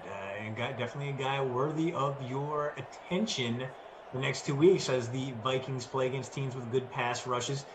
If Kirk Cousins does, in fact, need a short-range target, Adam Thielen and Justin Jefferson are running along. He's going to default to Smith. And Smith definitely capable of putting together some nice performances. Is that going to be enough for a first? It was indeed. So the drive marches on. And God willing, we'll eat up some more clock as much as possible so we don't have to see the Lions offense ever again. Ray Melendez, no question is a stupid question. Will we be doing NBA sims? Not that I know of. We are all Madden, all football. But it's a great question. It's a great idea. We don't have that authority. But if we're told to do them, we will come and deliver. Yes, Andrew, we were giving away pizzas, but someone ruined it. So we're done with pizza deals. It was a great time. The pizza deal era was a fun one. I enjoyed it. It was. It was wild. And then all of a sudden, someone was winning a pizza once a week, and I was like, oh, this is going to add up. Oh, a fumble! Here we go! Lions of life! Wow, and that's Tajay Sharp, his great day, getting a little bit of a dark cloud popping into the picture of his otherwise pristine outdoor environment as the Lions take over in plus territory here. And as soon as they punt this one away, they'll give it right back. And another incomplete pass. Just sucks the energy right out of the call. Yeah. Kenny, do I have any authority? No, not really. That's the bonus for Sharp. Yes, Big Gritter, good point. The bonus, but a fumble. Hey, let's just do a little dump off to give Stafford some confidence. Lost 3 yards. Lost 3 yards. Stafford's going in the wrong direction. He's thrown 18 passes for 27 yards. Glash, that's 1.5 yards per pass. This might set a record for Madden 20 futility. I don't think I've ever seen a quarterback be this bad without throwing multiple interceptions. Lisa Robinson. Glad to see you're trying to make an Instagram. How to use Instagram, but made an attempt. So hopefully you figured it out. As we return to the virtual booth. Wow, let's read off these stats. Even Fantasy Hawk is like, Stafford, your mom is not even proud of you. She thinks you stink. 8 of 18, 27 yards. That's 44% completion. 51.6 quarterback rating. I don't like Like, it. come on. Indoors. Do not like it. Look at Dalvin Cook is only getting into the lineups because he's scoring touchdowns. He's having a pretty awful day on the ground. 2.7 per carry, 46 yards on 17 carries. He's going to need to really break one open to get the bonus there. And as for the lines, it's bad. It's just bad. So Sharp has 6 for 105. Can we confirm he was the one who fumbled? Rudolph 6 for 61. He was indeed the one who fumbled. Okay. Yeah. Okay. So Rudolph got a shot at the bonus 6 for 61. Thielen 5 for 35. So he's got those PPR points, but not nearly what we were expecting from his wide receiver 1 status on a day where Kirk Cousins has over 200 passing yards. And, DeAndre Swift has a bunch of check down screen passes that are going for roughly 2.5 yards per catch. So there is that. Question here from El Paso. Let's see. Amendola, 2 catches, 7 yards. That's it. Matthew Stafford right now in the flex, 1.08 points. Now, granted, the game's not over yet, but at that pace, he will end with somewhere around 1.45. In the captain spot, that's almost 2 points. So, wow. Yeah. Awesome. Technically be worse. Well, here's a nice little message here. It's not little. It's actually rather long and really appreciative. Unlucky Gamer 24/7. Oh! Wow. And he throws a pick! There it is. Beautiful. It's beautiful. Oh, my. It happened. This is pathetic. Put Chase Daniel in, says Stephen Boss. But I want to read this quick, and then we'll keep making fun of Matthew Stafford. Virtual, of course. I hope you guys will see this, but thank you all, even the streamers not currently here, for doing these streams. No matter the result of the game, you guys are awesome. Well, thank you. That means so much. Thank you so much for spending time with us. We are ever grateful for our audience, especially all the members of the DK Sin fam that are here day in, day out. We would be nothing without you guys. It's starting to get to a point with Stafford where it's really not a laughing matter. And people are going to get hashtag upset. Very, very much a laughing matter. As all we know for now is that this drive takes up the next 7 minutes of clock, and we don't have to see Matthew Stafford again. Because right now, does he have negative fantasy points? Is that correct? After that, let's check. Because I played him, so let me just check my lineup. And he's got point 0.08. 0.08 points in the flex. 0.12 in the captain spot, and he would have only cost you, let's see, to captain Matthew Stafford, $15K for 0.12 points after 3 quarters. This is... We should make a rule. If you don't have more than 5 DK fantasy points at the QB position by the 4th quarter, you're out. We put the backup in. That'd be kind of fun. But it would cause chaos. Because folks that roster the Vikings DST would just prefer to see Stafford continue to play. So at the end of the day, the moral of the story is, if we changed anything, we'd frustrate someone. Come on, Matt. We believe in you. Take the From seat. the 8. I don't, but I'm the trying to be seat. nice. Oh, boo. I just wanted to see the triple crown of awfulness. He threw the pick. He could still fumble. He could still take the safety. I didn't want to see 6 passing yards. Too many for me. I want this to be nothing but pain for Matthew Stafford. And hey, Kenny Galladay's on the board. How about that? Tank the Chai guy, baby, wanted a 92-yard bomb. Okay. Ooh, do we DeAndre have a Swift? first down? No, 3rd and 2 coming up, so not quite into small celebrations yet, but Lions got a chance here to convert and keep this drive alive and technically stay alive in this game, only down 18 with 5 to play. Now, will they go for it if they don't get this? All right. They got it. Marvin Jones. Time out to the 35, and Marvin Jones is on the board. So the top 2 wideouts from that Lions system, both getting their first catches of the game with roughly 5 minutes to go in this one, as Stafford stays in the face of the blitz, hits the vacated spot, and gives his team new life. Ball at the 34, their own 34. Lions down 18, potentially driving, but we may just be staring down another Stafford interception if the previous few drives are any indication. Right in the other team's lap. Trey Brown says, "This is awesome what you guys are doing here." Well, hey, thanks, Trey. Guys, by the way, if you want us to put a call into Joe Buck and Troy Aikman to come on for Madden After Dark, we got to hit 550 likes before this sim is over. Producer Michael says, yeah, there's no question, Producer Michael, that Matthew Stafford is the babysitter Billy, not my kid award right now. It's just, there's no discussion. Not my kid award for the entire holiday tournament, the way this is going. This has been... Legitimately. This is probably going to be the worst quarterback performance of the whole thing. That's a good point. I mean, then again, if they lose, they'll be 0-2. They'll only have 1 game left. They aren't making the playoffs. Here we go. 2 RBs with them. That's complete for a first. Back-to-back first downs. Well, not in a row, but you get the point. On the same drive. Not penalty aided. That might be a first for the Lions. And it only took us halfway into the 4th quarter to get there.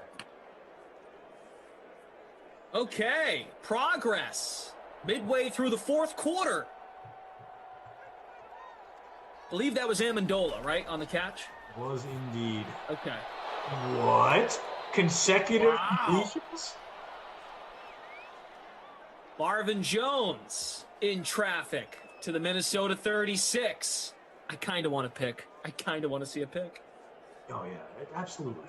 A It'd be pick, kind of fun. more sacks. I don't... 2 wide to the right. Hawkinson on the right side as well. Yes. Oh, no, there he goes. All right, out of field goal range, at least in theory, so... what are we getting here? Jar Jar Banks in the YouTube chat put progress in quotes. Hit.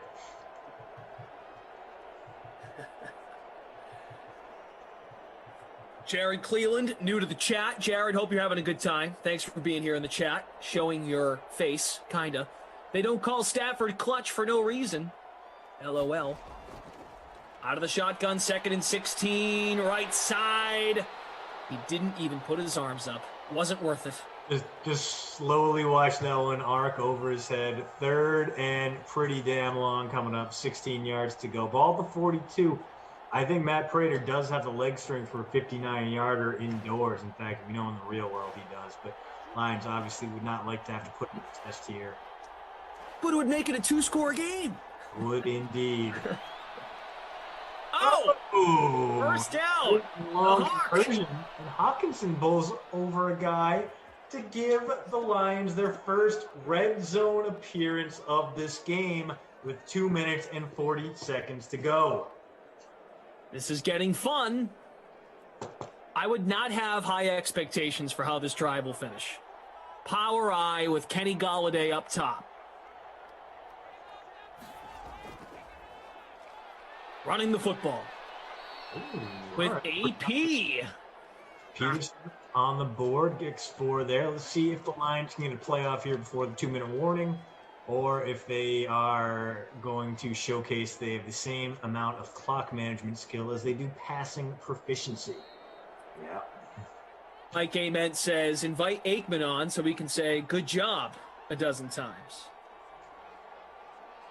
Yeah, 30 likes away if you want Joe and Troy to get a phone call. And we'll have to see if they say yes. They're always gracious with their time. Galladay's now at the bottom of the screen. Bills fan wants Amendola, please. He said, please. 2nd and 6 to the back of the end zone. Intercepted!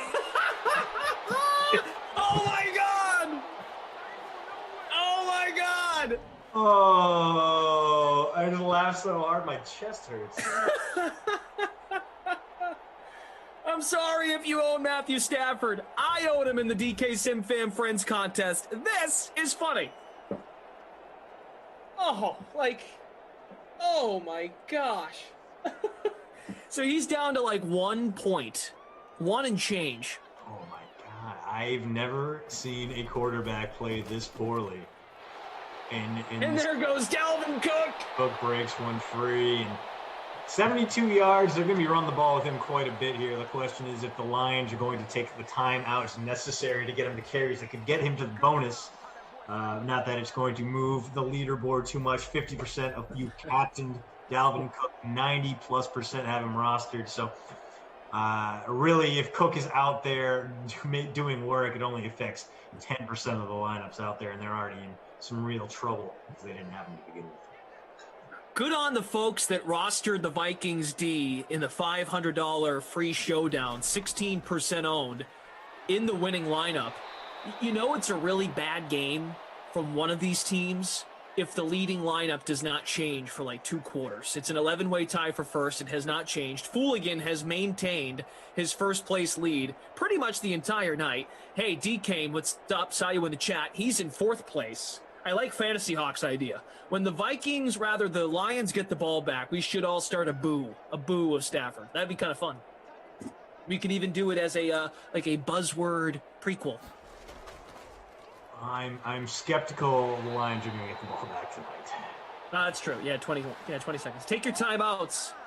Your playoff hopes are on the line, Lions. You're going to drop to 0-2.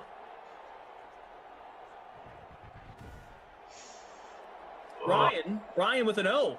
Ryan Triplet says, just found this stream. This is fun. I smashed the like. Well, hey, Ryan. Thank you, up, dude? Very much. So sorry you had to witness this game. Normally, teams are competent. I swear we're better than this. We try to be. Oh. Run another play. This might be the all-time Babysitter Billy Now Might Get award for Matthew Stafford. We might have to scour the archives and see if there's ever been a quarterback who has played worse than old fathead Mathead there. 0 touchdowns, 2 interceptions. I don't even think he cracked 100 passing yards. No, he did. He did. Barely, though. Let's see. 109. 109, 2 picks, 2.36 points in the flex. He threw the ball 29 times, too. That's like 3 yards per pass. Good Lord. Yeah. Just otherworldly awful. The 29.2 passer rating. If he had thrown every pass just into the turf, his passer rating would have been 39.6. So, good job. Yes, Andrew. Terrible game. But like I said, those of you who rostered the Vikings defense, you love what you saw. You really did. Amanda, thanks for hitting the like. 17 away. We got to get to 550 before we sign off to have Joe Buck and Troy Aikman get a phone call. And they will be asked if they would like to come on for Madden After Dark tonight. Well, we got to name our crusty cough player of the game. And as much as I would love to honor the Lions punter, who was the only good thing to come out of Detroit's side of the field, it's going to go to Tajay Sharp. 6 catches for 105 and a touchdown, his 7th touchdown of the season. He did have that fumble, did have a turnover, but on a day where Dalvin Cook was good, but not necessarily too much better than his standard, and was very, very much owned. Sharp was the difference maker. That man's got to be the crusty cough winner tonight. Well, there you go. Congratulations to Tajay Sharp. And just a terrible, as Andrew on the 1s and 2s, Charles Barkley, terrible performance by Stafford and the Lions. They're now 0-2. Vikings are 1-1, just like the Bears. So one of those 2 teams. Yeah. is going to end up being the number 2 team in the NFC North. Pride, and I think as we saw today, they have none of that to begin with. So don't stack up any Detroit players in the next NFC North. Sim, you will be disappointed. Fooligan, nice job. Came in first place in the DK Sim Fam Glash Holidays contest. Really, with no issues. He won by like 6 points. It came in a healthy 159th out of 180. Yeah, I came in 154th. Okay. Oh, okay. Not bad. Not good. You gonna brush those shoulders off? It's a new sweater. Yeah. D. Kane came in 4th. Producer Mike finished 14th. Yes, he played well. He had a good day. He'll be back for the next one. So will Andrew, Patrick, and Kyle from the Game Ops team. Hit the like button for them. We still need 14 likes, guys. I'm going to read off what's coming up tonight, and then that's it. If we don't get to 550, Troy, I don't know if Joe Buck and Troy Aikman are going to get a phone call. We'll see. Maybe we can make an exception, but it's up to you guys. We'll find out. In the $500 free showdown, as we mentioned, Fooligan, nice job. Fooligan in that tie for first, which had 15,458 entries, with Dalvin Cook in the captain spot. Cousins, Swift, Sharp, Rudolph, and the Vikings D in the flex. Coming up after this, well, at 8 o'clock, there's more to come after this, but at 8 o'clock on this Tuesday, we go back to the NFC South. The Saints are at the Falcons. You'll have Koff and Tom Carroll. Christian, good stuff. You are not here tomorrow, but you're back on Thursday. We'll be back Thursday, I believe, for one Sim and the Sweat, so you'll get plenty of me. And then Friday, I believe you and I are together for the early bird and happy hour streams, just like last week. Yes, we are together on Friday, December 18th, 4 and 6 p.m. Eastern Time. All right, Twitch, YouTube, Game Center fellas. I'll be back later at 10 for Madden After Dark with Tom Carroll. Christian's done for the day. Shout out to our great team. We'll wrap up the free late classic. We'll also have a showdown. There is a contest available in the DK Sim Fam Friends League. It's labeled Glash Holidays, Teddy versus Tommy Tickle Fight at 10 p.m. Eastern Time. Bridgewater against Brady. Who knows? Who knows what could happen at Madden After Dark. Thank you all for tuning in. Appreciate you. And to find out what else is going on at DraftKings and the DK Sportsbook, let's turn it over to Terrell and Asak. Tickle fight. Weird. All right, let's get to it. So coming up at 8 p.m. Eastern, Adam Kaufman and Tom Carroll, they're taking over the stream for the 8 p.m. sim. That will be Saints and the Falcons. So that showdown features a free contest with a $500 prize pool. That includes $50 to first place. Then there are also paid options for that one, including the Madden Stream 2K Flea Flicker, a contest that pays out $200 to first with just a $5 entry. So the Ravens and Browns put an exclamation point on week 14. That may have been the game of the year. Now we are on to week 15, and there should be no shortage of drama with playoff races coming down to the wire. Last night on the Sweat, if you didn't see it, Jesse Cofield caught up with some of our NFL analysts to take an early look at the week 15 slate from a DFS perspective. I'm Jesse Cofield. Their DraftKings contributors Reed Fowler, Jeff Ulrich, and Pierce Dietrich. And this, the segment that will wrap up our show, is NFL Price Check. So what are your favorite salaries for week 15 at the following positions? We're going to start, as we always do, at quarterback. Reed, who is it? I think you just play everyone against Detroit. So I think Ryan Tannehill is definitely in play. He was someone that was very efficient last week. Didn't have to do much because Derrick Henry carried that entire team. I think he's in play. Someone else, Taysom Hill, is such a nice floor at $6,000. And so he's someone else I'm looking at. But probably those two guys. Watson is interesting. He's got no one as a risk. Like everyone is hurt. I know I'm mentioning three guys here, just doing the Jeff Ulrich. Yeah. But Deshaun Watson, he's someone that I'm interested in because no one's going to be on him. He played. I mean, he looked like he was disgruntled, and rightfully so last week. They didn't look good at all. He comes against Indy, And Indy has not been good against quarterbacks. Granted, he's probably not going to have a ton of people to pass to, but I don't mind stacking it with someone else I'm going to talk about in a little bit. All right, Jeff, Reed just took all the quarterbacks. Are you going to take one of the ones he just mentioned? I mean, this sounds weird, but I actually kind of, to me, the real decision here is Jalen Hurts or Taysom Hill. These are the two guys I talked about last week. I said Taysom Hill was overpriced. You play Jalen Hurts, he's going to outscore Taysom Hill. He's a better version. But now Taysom Hill gets Kansas City. And we saw what Kansas City did to Tua last week. It turned him into a fantasy stud. I think there's a very good chance that the similar thing will happen here to Taysom Hill. He's going to get put in a high-pressure situation where it's move the ball quick. He's going to be running more than he did last week against a good Philly front.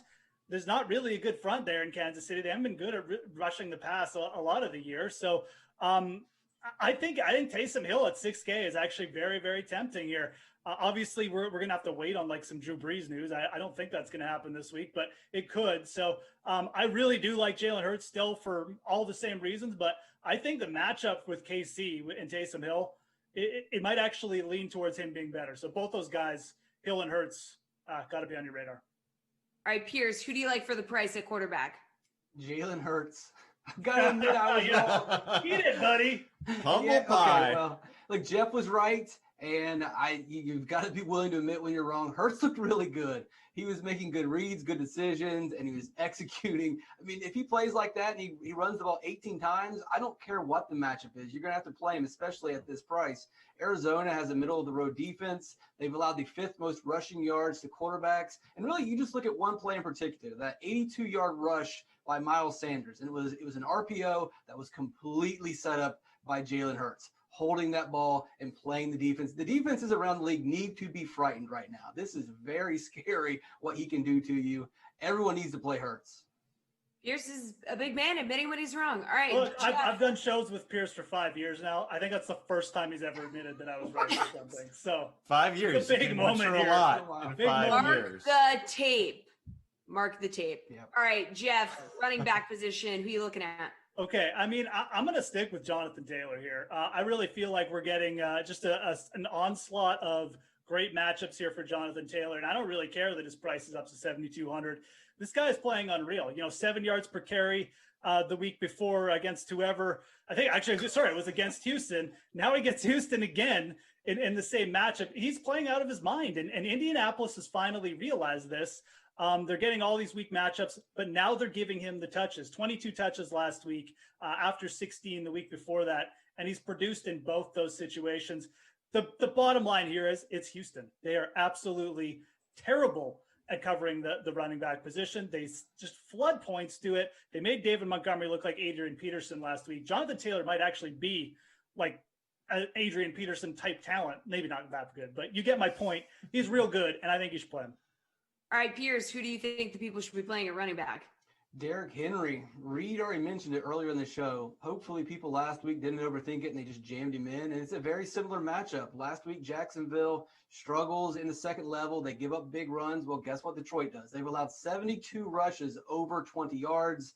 And we saw Derrick Henry bust a couple loose last week. He'll probably do the same thing. Detroit also allows the most rushing touchdowns. And they don't give up very many touchdowns to receivers. They funnel to the running back, as if Tennessee didn't already need that. It's just a no-brainer. Jam him in.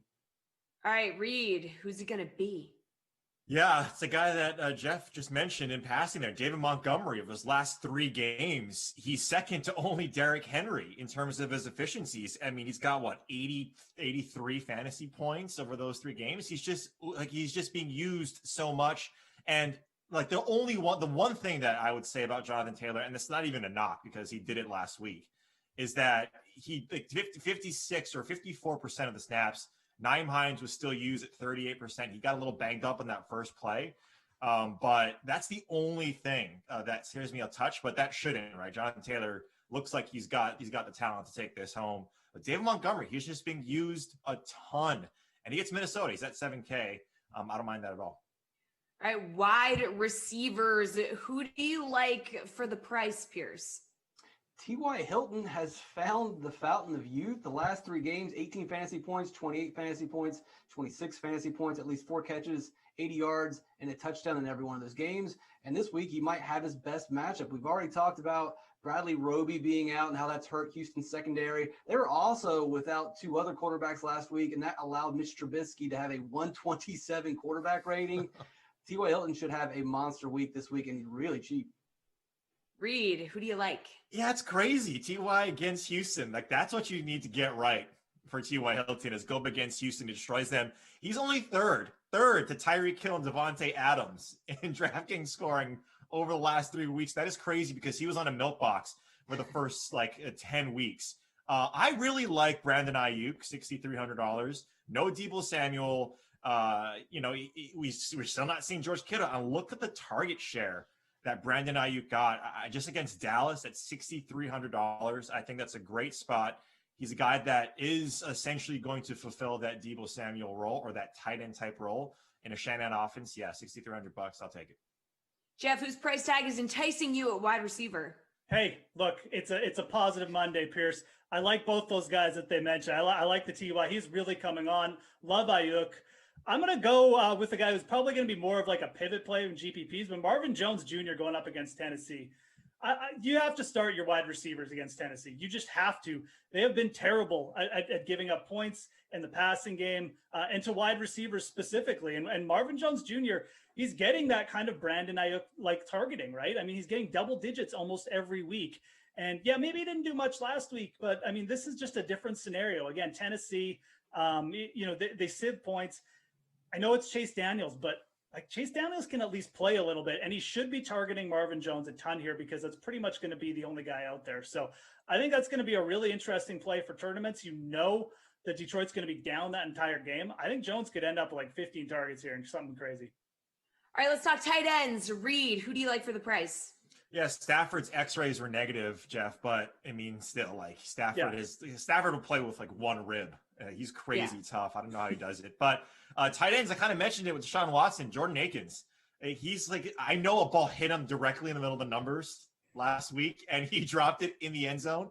I think the sun was in his eyes. But look, $2,800. If Brandon Cooks isn't able to go or he's banged up, we know all the other receivers that aren't there. He saw 6 targets last week. And, if you're not paying up, which is going to be hard this week to pay up for Travis Kelce because he's $8K. I don't really like those mid-range guys. I'd rather punt the position, go down on Jordan Akins, who should get the lion's share of the targets. He's running a ton of routes. And who else is Watson going to throw to? And at $2,800, if we're getting a specific target tree to him and probably the running backs, I'll take it. All right, Jeff, who you taking? I think Jared Cook at $3,400 just too cheap. In a matchup against Kansas City, it's just too tantalizing. I know, maybe Drew Brees isn't going to start or whatever, but again, this is just going to be a situation much like we saw with Tua last week, where he's got to be chucking it late. And look what happened to Mike Gesicki. Cook is the big body down there Hill will probably be chucking it to. It certainly worked out late in that Philly game when they were behind there. They're probably going to be behind late to Kansas City too. I think Jared Cook at $3,400 makes a lot of sense. Here's who you liking. Gerald Everett. The Jets have allowed the most points to tight ends, 9th most receptions, 3rd most yards, and the most touchdowns, 12. At his price, a touchdown will pretty much seal the deal. The Rams are running a lot of double tight end sets. He played 80% of the snaps last week because they're doubling down here on Cam Akers. So you're going to see the double tight end set. You'll see him with opportunities in the red zone against the Jets team that seems like year after year they're just terrible against tight ends. And also you can always consider Cole Kmet. Not a lot of upside, but he's shown a lot of floor over the last 2 weeks. Pierce loves Cole Kmet. Let Cole eat. He looks good. Guys, we don't always get to DST, but here we are. Look at us. Who would have thought? Jeff, who are you going to take? I'm going to take the Bucks. Atlanta hasn't done anything. They've looked terrible. Julio is perpetually banged up. Matt Ryan is not looking good. They blew it against the Chargers. Big shock. I mean, that game looked like it was going to go for a tie, but the Bucks played really good on defense. They limited Dalvin Cook. They limited Justin Jefferson well too, which I think is the bigger factor. Their secondary showed up a little bit. I think the Bucks are a team that I just expect kind of to get rolling here late in the season. I think at $3K, they could be in an interesting spot here against an Atlanta team that is just ready for the season to end. Pierce? It's early in the week, but I'm going to go with the Rams. They're 17-point favorites. 17-point favorites at home with a very low over and under. They've got a good pass rush. They're facing a bad Jets offensive line. I know it's paying up, but that might give me lower ownership, and I just see it as the best opportunity to get a defensive touchdown. Reed. Oh, choked up there, Pierce. That 16 and a half, so moved a little bit down. One actually, Jeff, you reminded me, I think, from the receiver position, Mike Evans at 6,500 might be a nice tournament play. He's getting, I think, second in red zone targets inside the 10. But I'm actually going to Arizona's defense, $2,900, going against the Jalen Hurts Philadelphia Eagles. Look at what Hassan Reddick did and this defensive line. They had 8 sacks last week, and that's Daniel Jones. I get it. He's banged up, but kind of like what Kyler does, right? He's a mobile quarterback that still gives up a lot of sacks. I think this Cardinals team can get to the quarterback. And Jalen Hurts, we saw that he did have some issues in the pocket. I don't know. Pierce learned the hard way. I'm just saying, careful, buddy. The price check, Jeff, early in the week, buddy. I'm just saying, just look out, Arizona. All right, guys, legends, all three of you. It's time for everyone's favorite part of the night, the part where I tell you guys about our play of the day here on the DraftKings Dream Stream. So we've had Sunday, Monday, Tuesday, and even Wednesday football this season. Still can't get over it.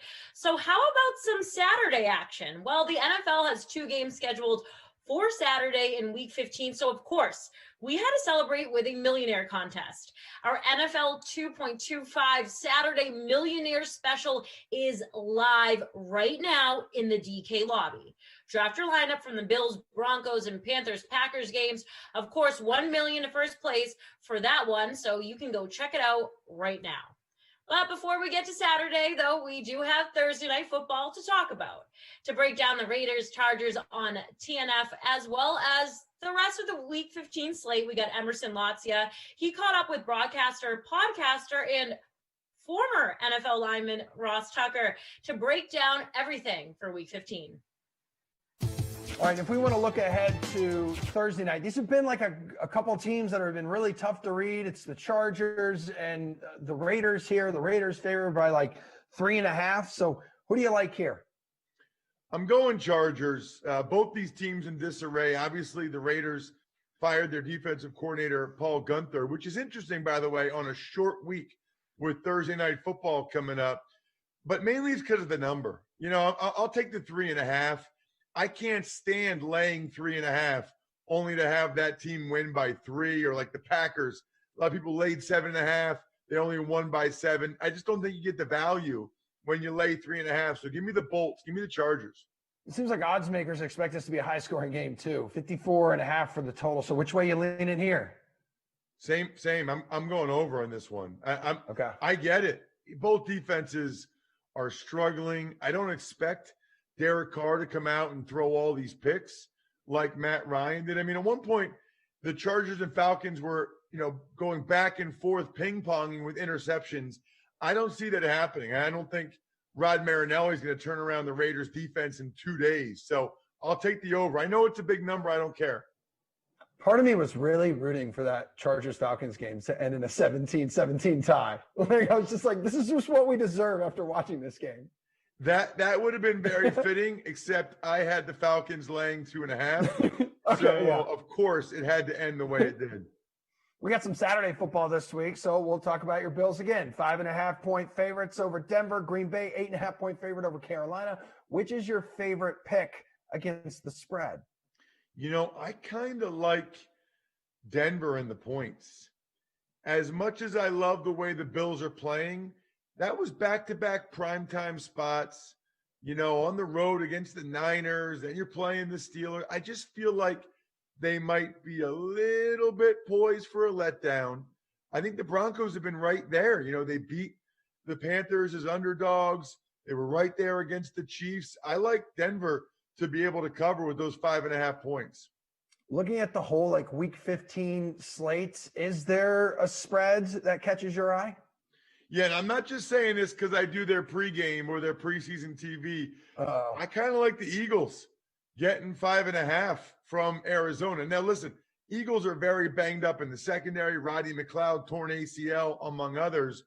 But they were just 7-point underdogs against the Saints. They come out and they play really well. They win the game. And now they're still 5.5-point underdogs against the Cardinals. I'm just a little surprised by the number. I think the Eagles got quite the spark from Jalen Hurts. I'll take the points and I'll take the birds. The Eagles birds, not the Cardinals birds. Yeah, I got you. I'm picking up what you're putting down. What'd you think of Hurts' debut real quick? I thought it was really impressive. He threw the ball away when he had to, Emerson. He didn't take any sacks. Went to taking 50 sacks.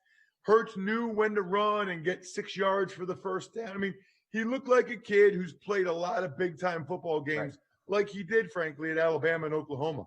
Mm-hmm. How about a game you're looking for, either the over or the under? So a total that catches your eye.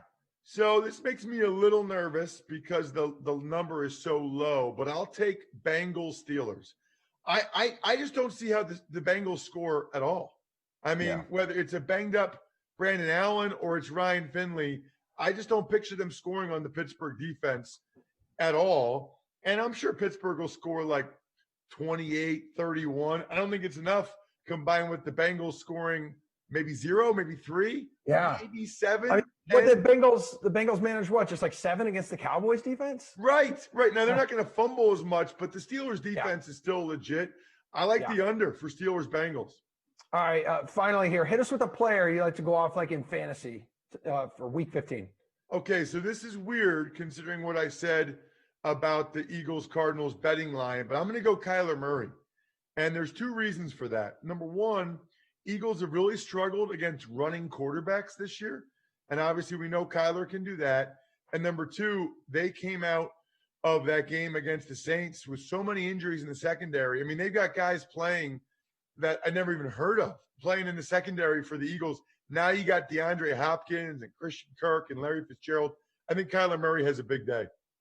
All right, Ross Tucker, man, go catch up on some sleep, rest up. You got another big week ahead of you. Appreciate you joining DraftKings. All right, if we want to look at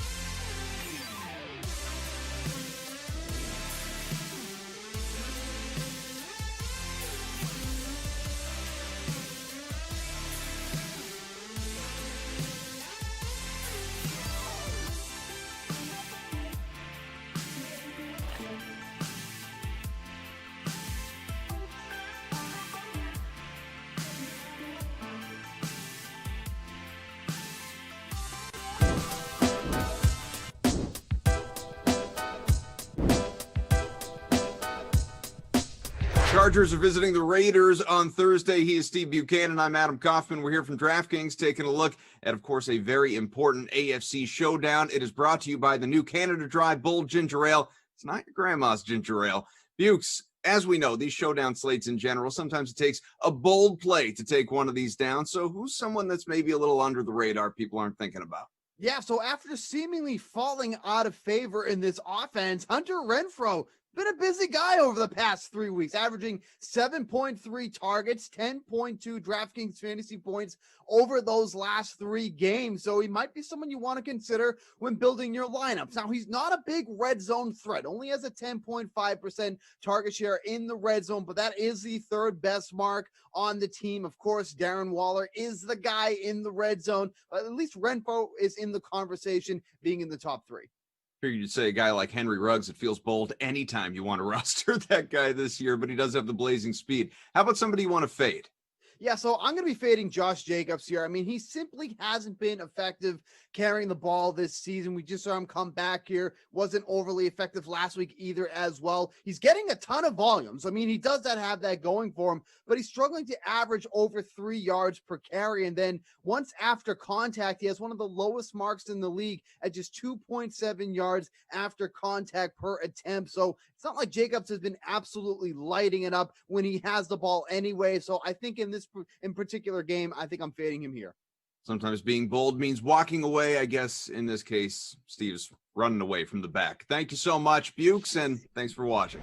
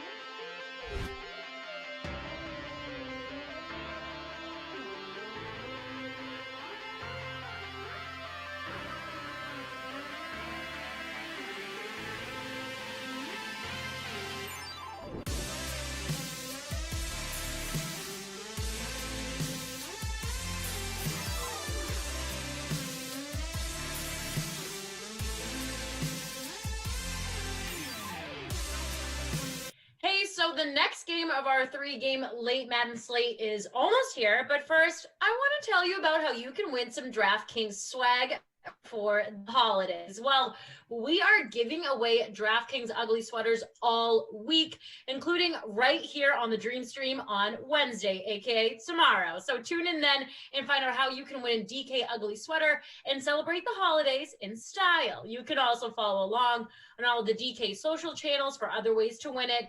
You can enter right now on the DraftKings Instagram page, so go check that out. We actually have a wannabe model that you'll see pretty soon rocking a sweater.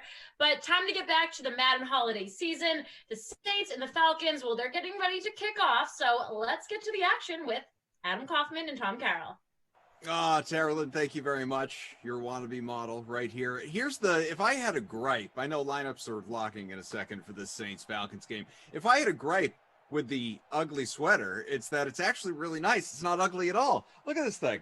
This is just my God. Oh, it's a gorgeous sweater right here. It's I know people saw beautiful. the graphic up on their screen. You know, you got decor on the back as well. Imagine if the back said like any given sim day, or like the Dream Stream. So this is a good looking shirt right here. This is a really nice shirt. We're gonna get one of these on Tara Lynn at some point. She just needs to meet the right people, and I tell you, we're gonna hook her up. All right, Saints Falcons. What's your lineup looking like there, Tom Ace? All right, so this is a battle of heavyweight teams in Simland, right? I mean, so many high-priced guys. So I was trying to find value for my captain spot. I went with Emmanuel Sanders with the Saints, $10,200. The Saints mix it up. They throw it around, and I could see him being someone who could be the high man, the captain for this game. Then I went Russell Gage at the back end of my lineup, $4,600. And then the rest of the dudes are studs here. Julio Jones, Alvin Kamara, Matt Ryan.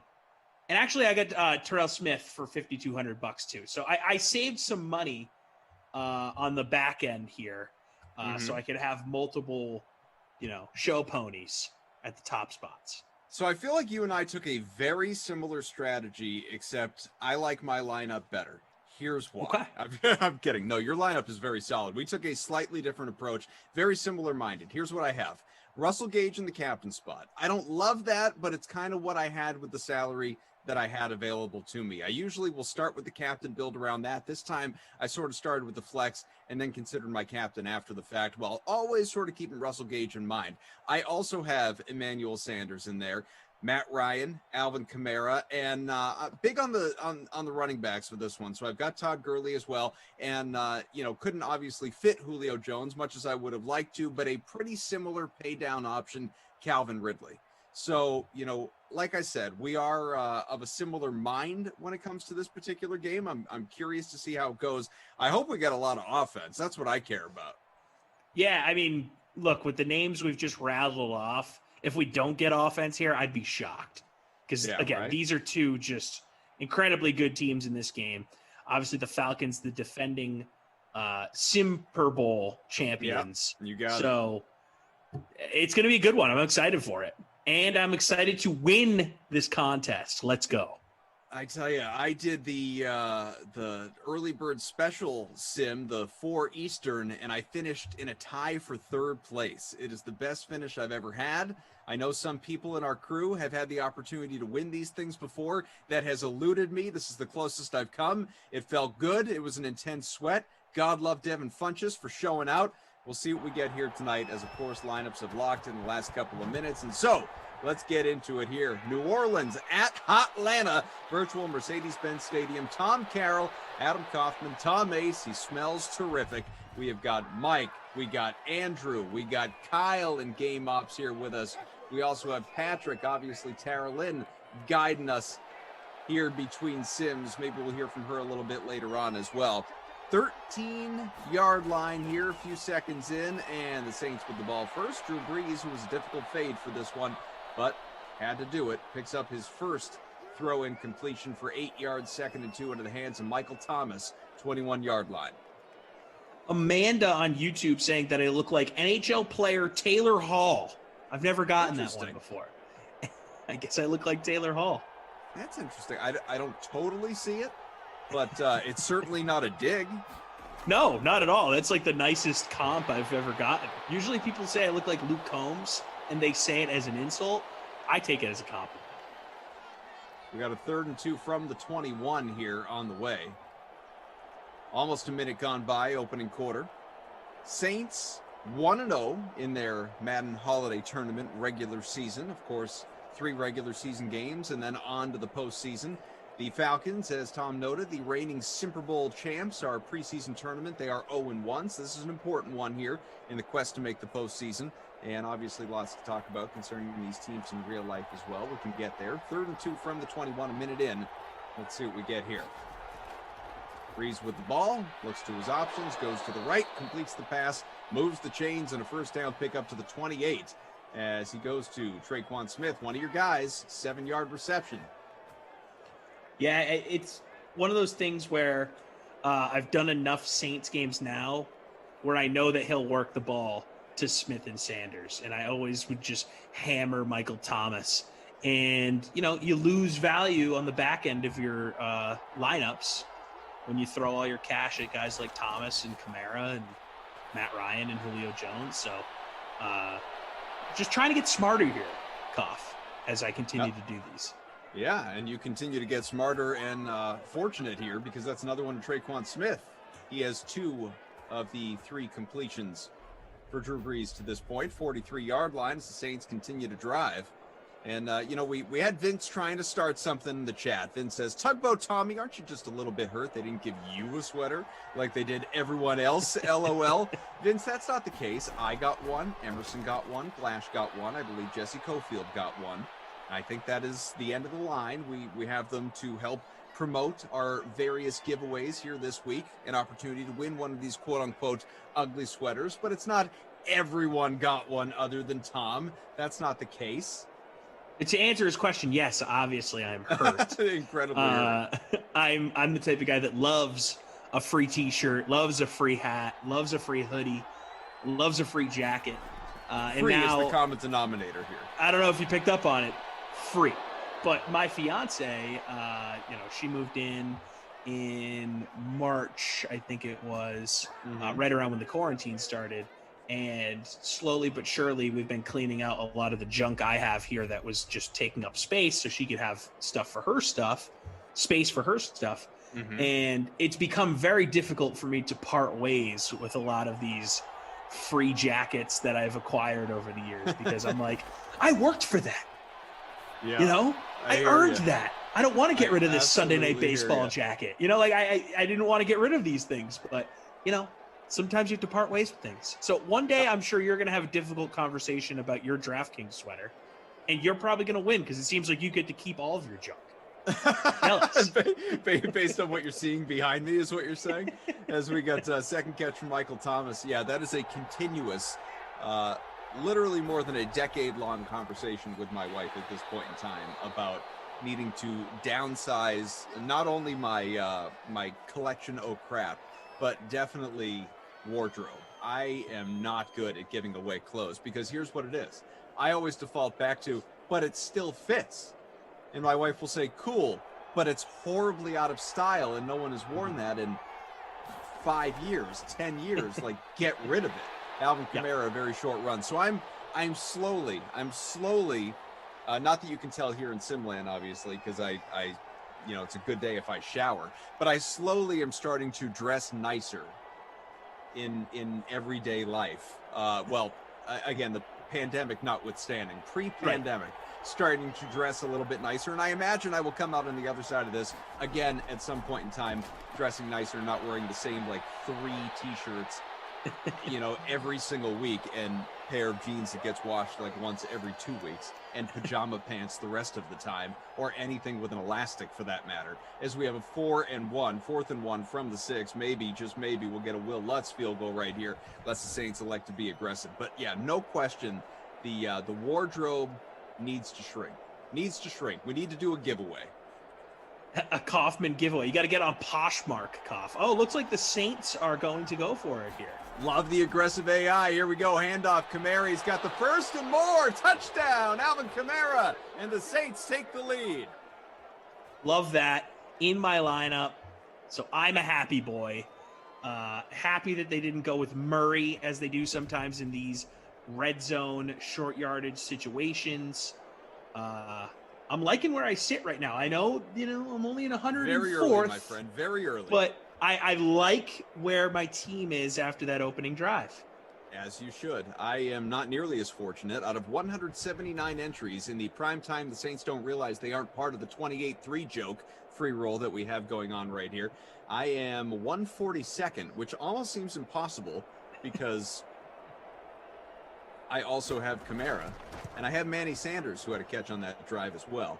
But stats are still being accumulated, obviously, and totaled. It is a manual scoring, as everybody knows that by now. Not to be confused with Emmanuel Sanders. It is Emmanuel scoring going on here in Simland. 7-0 Saints, and the Falcons getting the ball for the first time with 2:53 to go here in the opening quarter. Checking in on the Dream Stream YouTube feed. Thank you all for being with us. Smash that like, folks. We are just about 550. Can we get to 600 by the end of this first quarter? One big push among the roughly 600 people watching, but I'm quite certain you haven't all used the like at this point so far today. Smash that like, folks. Greatly appreciated. If you're watching on Twitch, twitch.tv/DraftKings. Give us a follow there. It's appreciated as well. We are monitoring your comments both places. Thank you. Also, wanted to welcome all the new members of the DK SimFam Friends League. We have added, I think, about 40 or 50 over the course of the day here today, and so we're cruising close to 1,100 members of the league. It's been a little while since we did a push for more.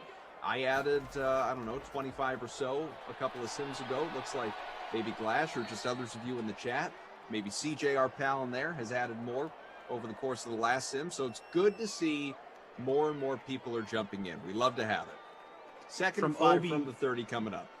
From Obi-Wan on YouTube, he likes to put this comment every time I do a sim, and I sing to him. It's almost like a lullaby, so we'll just get it out of the way here.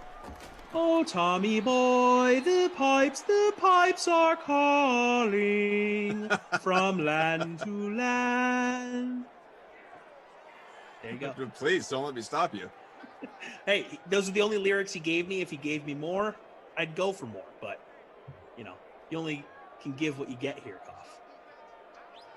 Vince says, so you're saying they only gave the sweaters to play-by-play guys? That's just not right, Kaufman. Spread the love a little bit. You should send me one, too, since I'm the founding father. Been here since day one. Vince, couple of things to that. One, not a great point. One, let's not act as though I have any control whatsoever over who gets a sweater. So that also is, I simply, it's hey, we're going to send you a sweater to help promote on the Sims. And I say, yes, please. I wear a medium. And that is pretty much the extent of the conversation. And if you did have that power, of course you would send me a sweater. Everyone would get one. All the production crew, game ops, commentators, everybody in Simland. I mean, it's not possible because that would defeat the purpose of a giveaway if you all just got one. I mean, that would be a massive giveaway. There wouldn't really be any reward in feeling as though you won one. You would just receive one. That would be a little bit different. Vince, as far as the founding father thing, and this is just me splitting hairs, to be a founding father, you have to be a creator, right? You are part of the hashtag Team Always Here. You are absolutely among those who's been in it since the very beginning. I don't know what the name of that would be. You're an original member, kind of like original franchises that you look at in sports. Original six. Yeah, a founding father you are not. Nor am I, by the way. I am in many ways along for the ride, not unlike yourself. Still 7-0, Saints leading. Falcons are in safety range as we sit second and 23. We'll see, 7-yard line here. About 70 seconds left in the opening quarter, and only a 2-yard pickup right there for Kamara. He's got the only touchdown thus far. I think you are a founding father, but you're sort of one of those lesser-known founding fathers. You got Johnny Hancock up the top. You got George Washington. You got Ben Franklin, Thomas Jefferson, John Adams. Some of the great patriots of our time. And then you got some sort of down ballot guys, if you will. Sort of the Charles Carrolls of the world. Oh, wait, did I say Charles Carroll? That's right, Kaufman. I am related to a founding father. Whoa! That was a hell of a lead-in to get there, but I like it. Did you see what I did there? I like it. Yeah, you did.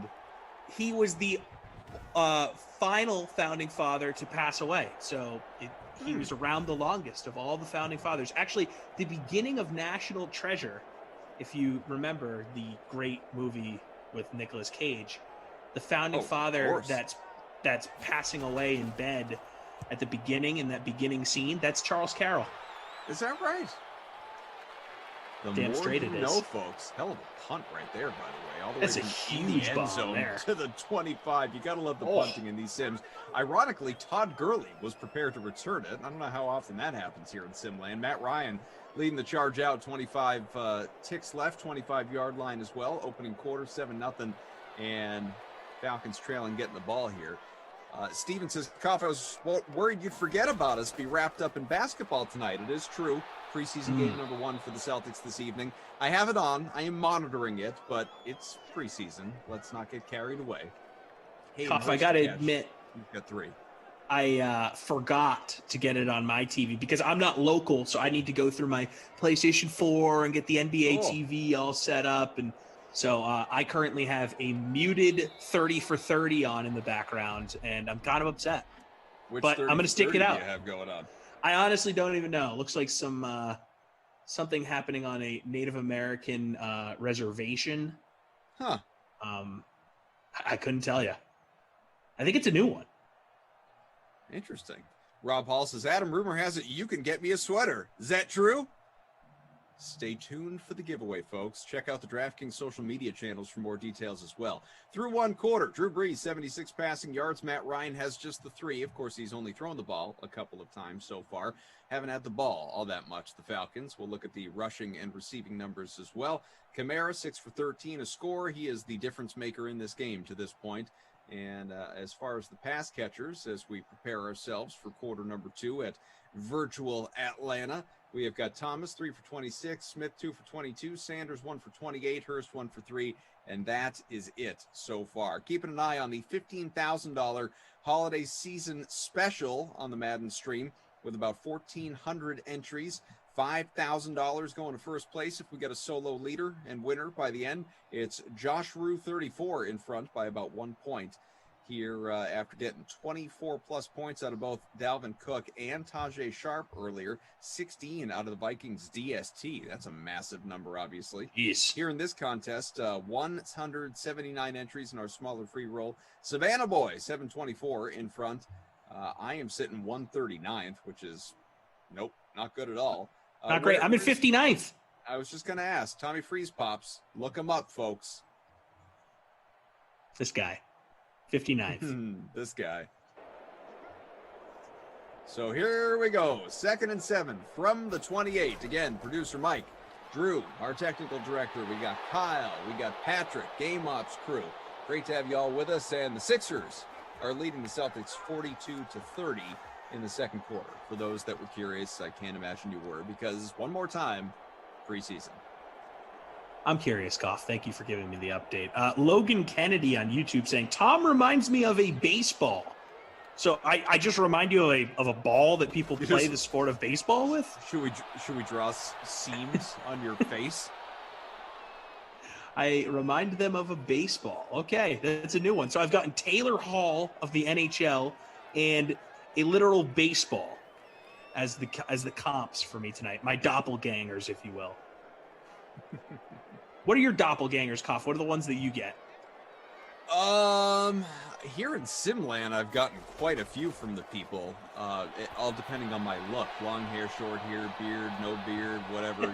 People have thrown out different names at me. But I would say one of the most common ones that I've just received in everyday life, I don't know how many people are familiar with this guy by name, but Thomas Ian Nicholas, who is, he was Kevin in American Pie. He was the kid in Rookie of the Year. Oh, okay. I see that. Yeah. I've gotten that guy quite a bit in my days, to the extent that he and I even went back and forth way back in the day. It's been a little while. We would chat on Twitter from time to time. This was like not long after I joined Twitter, so this goes back almost a decade probably. Yeah. But yeah, no, I mean, people shout them out by all means. If you think we have any doppelgangers, and we can tell you if we agree, disagree, see it, don't see it, whatever. Hey, it's Simland. Sometimes we go off the rails, and by sometimes I mean all the time. Did you see that on YouTube saying that I remind them of Joba Chamberlain? Come on. Really? Stop that. The guy that got eaten by mosquitoes in Cleveland during that playoff game. He was a beast for a little bit there. Yeah, for a year or two. Good out of the bullpen for the Yankees. Then just kind of held on for a bit. Gurley's second catch, 1st and 10 from the 23. About 90 seconds into the second quarter. Still 7-0 New Orleans in front. It's just a damn cough man. Says, hey, Cough TC, good evening. Wish me luck this week. I have made it into round 3 of the Best Ball Millionaire contest here on DK. And if I win this week, I'm in the final. Good for you, man. Congrats. Keep it up. That's awesome. Good luck. I wish I was good at these things. I've never tried Best Ball. I don't trust myself. It's very popular. I'm bad at these free rolls, Cough. What do you how do you think I do when there's real stakes on the line? These free rolls are very different. Although you and I have started to do a little bit of head-to-head action. Yeah, You're faring well. You're doing pretty well. First and goal kinda, here, back of the end zone. Got it! Touchdown! Calvin Ridley. There you go. That's your boy.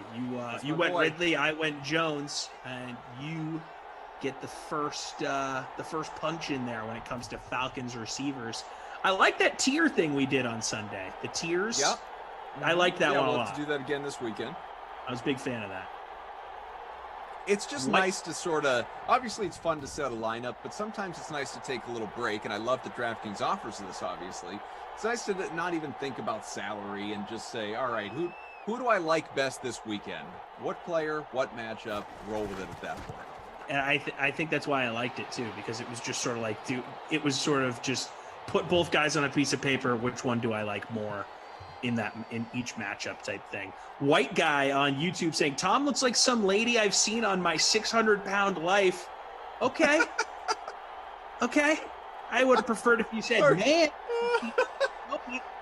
Are they going to compare you to like Louis Anderson and Zach Galifianakis' mom next? Hey man, just keep them coming. Tyree says, Kaufman, are you related to Napoleon Kaufman that played for the Raiders? I think you find if you look up our two pictures side by side, the relation is distant at best. Napoleon 7-7 game. Kaufman. 5.5 to go here in the opening half. What a hell of a name, Napoleon Kaufman. Yeah, you don't look like him in any way. No, minister now in real life, if I'm not mistaken. Keep tabs on the Kaufmans? I mean, how can you not? Especially the professional athletes. Robbie says, Adam over Ryan Gosling. Robbie, you are the best. Yeah, I saw that one. I'm waiting for my Gosling. On that. Waiting for my comp for Gosling. Anyone want to throw one in there? I got a lady from 600-pound life, a baseball. This is a good one right here, actually.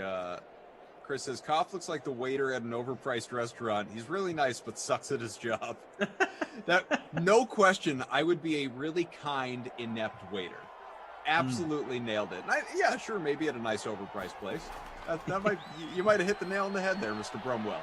1st and 10, shy of the first for Kamara. We got a flag. I was a host at a Mexican restaurant in Boston, Sunset Grill and Tap in Alston.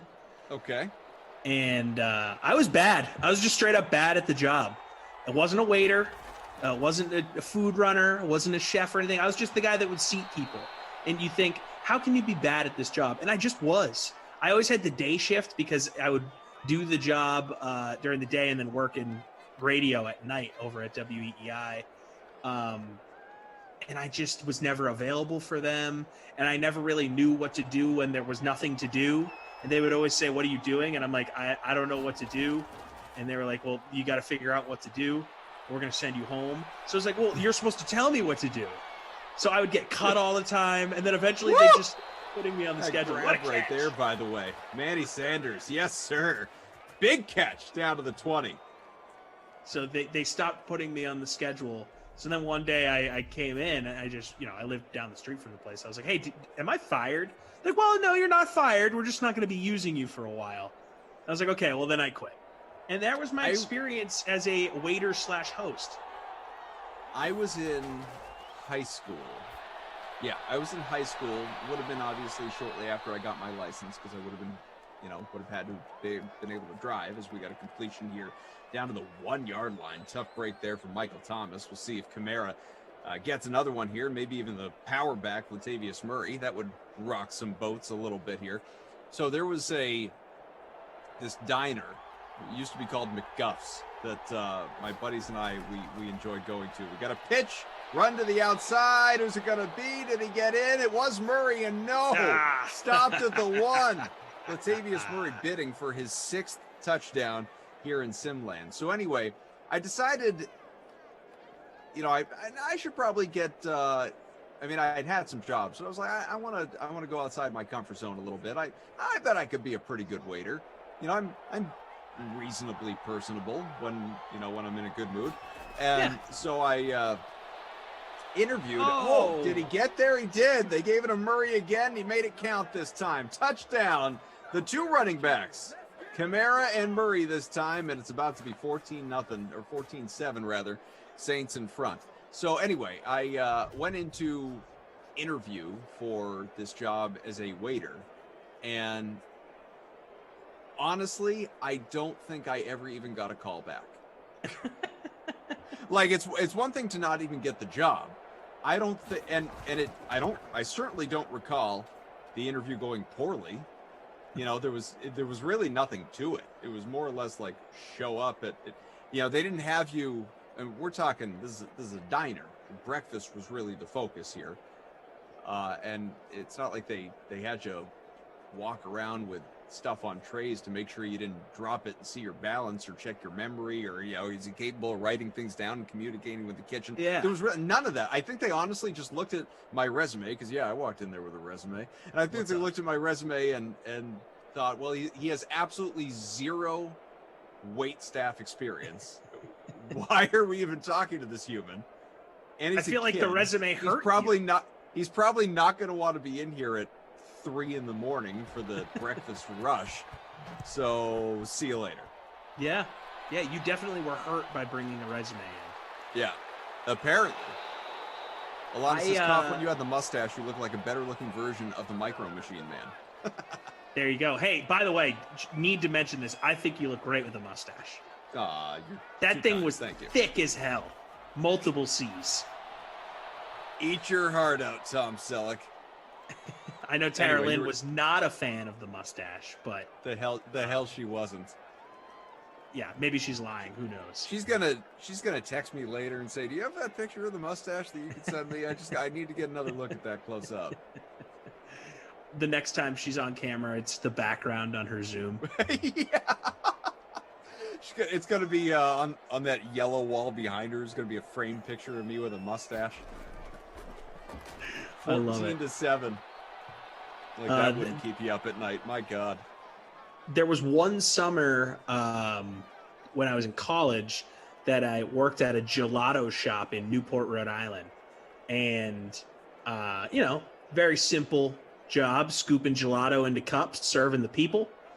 And one day after my shift, I get called up to my boss's office, and she tells me that there was a customer complaint about me, saying that I was withholding sprinkles.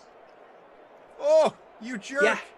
They said that I was withholding sprinkles. They typed up an email. They said the male that was working on this day at this time did not give me an adequate amount of sprinkles. When I asked for sprinkles for my kitty-sized cup, and we have a big gainer here from Todd Gurley down to the 45-yard line, he rolled his eyes at me, did one small spoonful of sprinkles, and handed me the cup.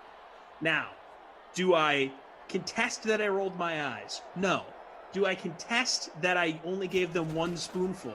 No. This probably happened. But was it done out of malice? No. And would I sent an email as a complaint about this if I were in their shoes? No. You know what you do? You just sort of suck it up that you didn't get enough sprinkles on your gelato on a busy July day in Newport, Rhode Island, when there's no pandemic to speak of. Okay? I'm not gonna pretend to know the first thing about the cost of things in the food industry as Matt Ryan airs it out back of the end zone. Who's got it? Oh, no, caught out of bounds. That would have been something. Wow. Tough to make out the receiver there. Did you catch it? Was it Julio? I think it was Julio. I'm gonna look at the replay here on YouTube as we have a 2nd and 10 from the 29, about a minute to go in the half. See if Ryan tries again. No, short dump off there, and yeah, it was Julio. Yeah. But anyway, Sprinkles what I was were not starting to any say is additional I cost, can't. Kaufman. I They was just weren't- going to there say weren't any additional no. I know there weren't any additional costs, but what I was going to say is I can't imagine, like, those are basically free when you buy them, let alone what they cost to make. So I don't understand how if you're a Sprinkles person and you are someone who serves ice cream, I can't imagine ever not giving someone just a truckload of Sprinkles. Yeah. It like overdo it. Like the complaint should be he gave me too many Sprinkles. Right. I did not need this number of Sprinkles. And Koff, here's the funny thing for you in that same vein. The biggest complaint I would get to my face was that I would give them too much gelato when they would order the small size. They'd go, "Oh, give me half that." So I was the guy that was giving it away, I'm Mr. Good Time. Everyone eat gelato. And yet someone's emailing complaints about lack of sprinkles. It's unbelievable.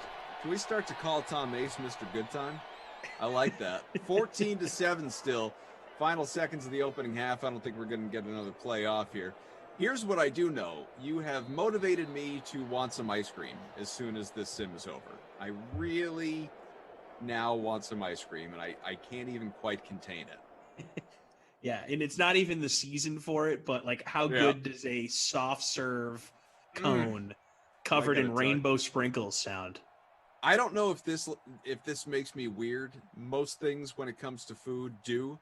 Mm-hmm. I'm the kind of guy, we've done these in the chat. Cobb's the kind of guy I'm the kind of guy that enjoys back in the day, when people went to supermarkets, I'd like to buy the box of cones, whatever, sugar cones or waffle cones or the little mini like elfish cones, whatever brand, the Keebler kind. I like to, sometimes I don't even need the ice cream in it. Sometimes I'll just snack on a cone.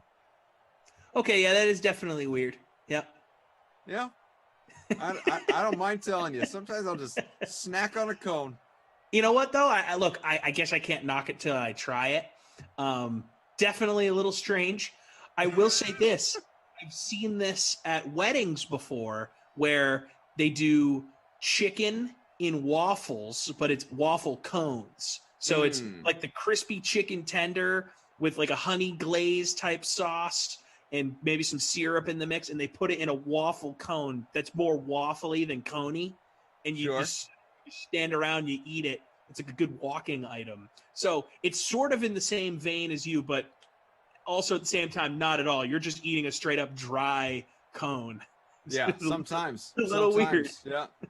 I just love that our entire Slack channel, the internal production team Slack channel right now, is basically just Drew going LOL, ha ha ha ha ha ha, every couple of minutes. So at least we're keeping Drew entertained is the important thing. That's what I live to do.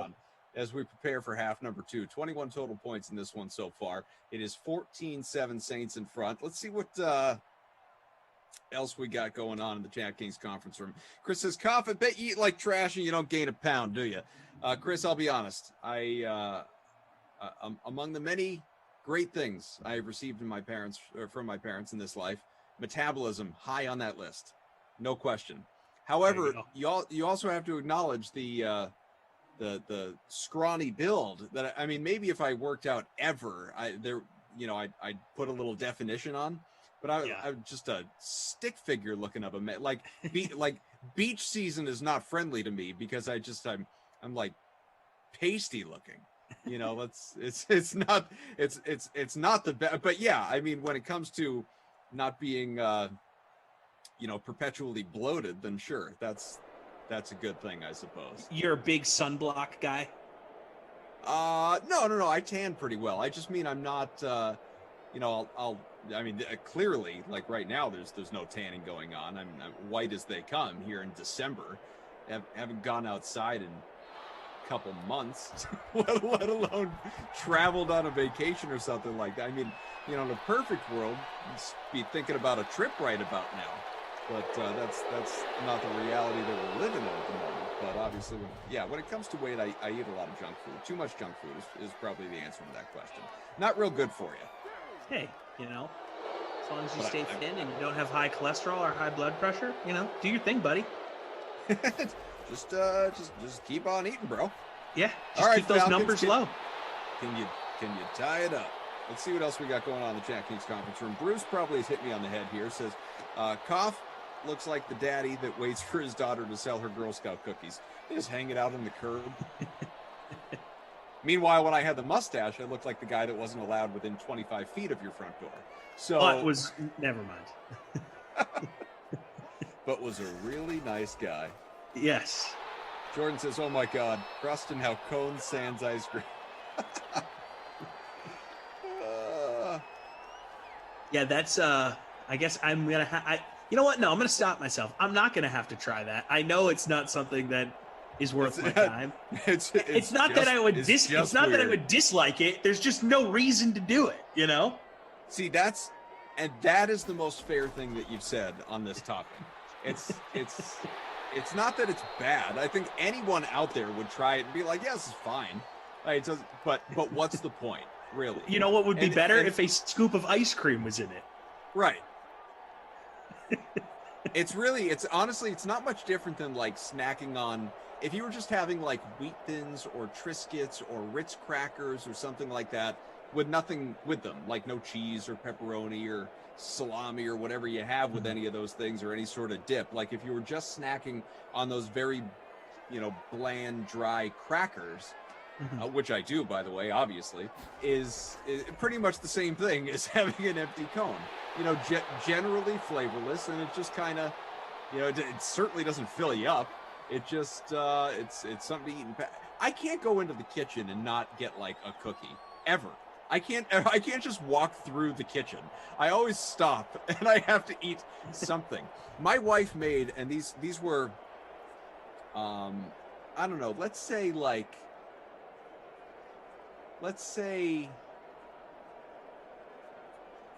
$50 size. I'm trying to think of like the size of a coin.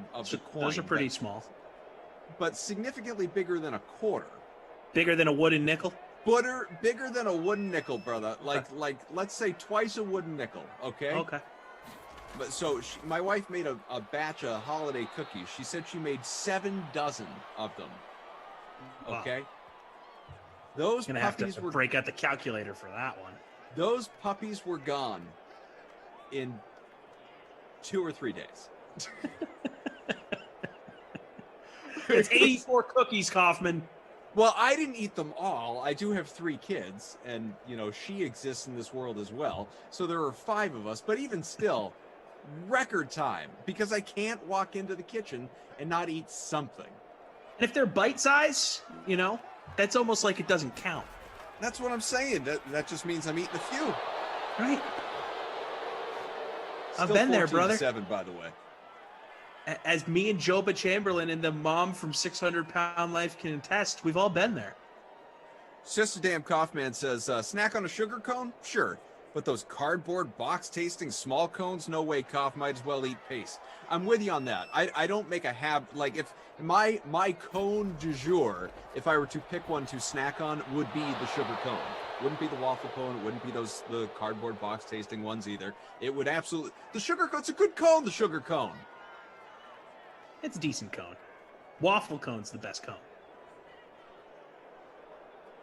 We'll get back to all of this because it's very important. But Tony Dank says, Koff, real life football, do you think players should get a point for targets? I think 1 point for 5 targets. What do you think? I've never considered it. I don't. I mean, I could see some season-long fantasy leagues doing it as just kind of an extra little funny thing, because plenty of season-long leagues have their own fluky, different kinds of rules. But if we're talking DFS, pardon me, I don't see the need for it. Yeah, I don't see like catch your balls. I mean, like exactly. We have PP, full point PPR for a purpose. Right. Like, why should you be rewarded for a guy being thrown at, regardless if he catches it or not? Then, like, what are we doing? Why are we even playing the game? Well, I mean, there would be an extra little element to building your lineup if you're anticipating that, all right, well, I don't know if the guy's going to have 7 or 8 catches, but I'm pretty confident he's going to have 12 targets. So that's a couple points for me. I understand it, but I hate it. I hate it so much. Okay. Because this is the type of conversation that would come up in passing in my season-long fantasy, and like a few dudes would kind of glop onto it, and then it would eventually happen, and then everyone would hate it by like the 3rd week of the season. So I'm just getting out in front of it. If any of my friends are listening to this, no.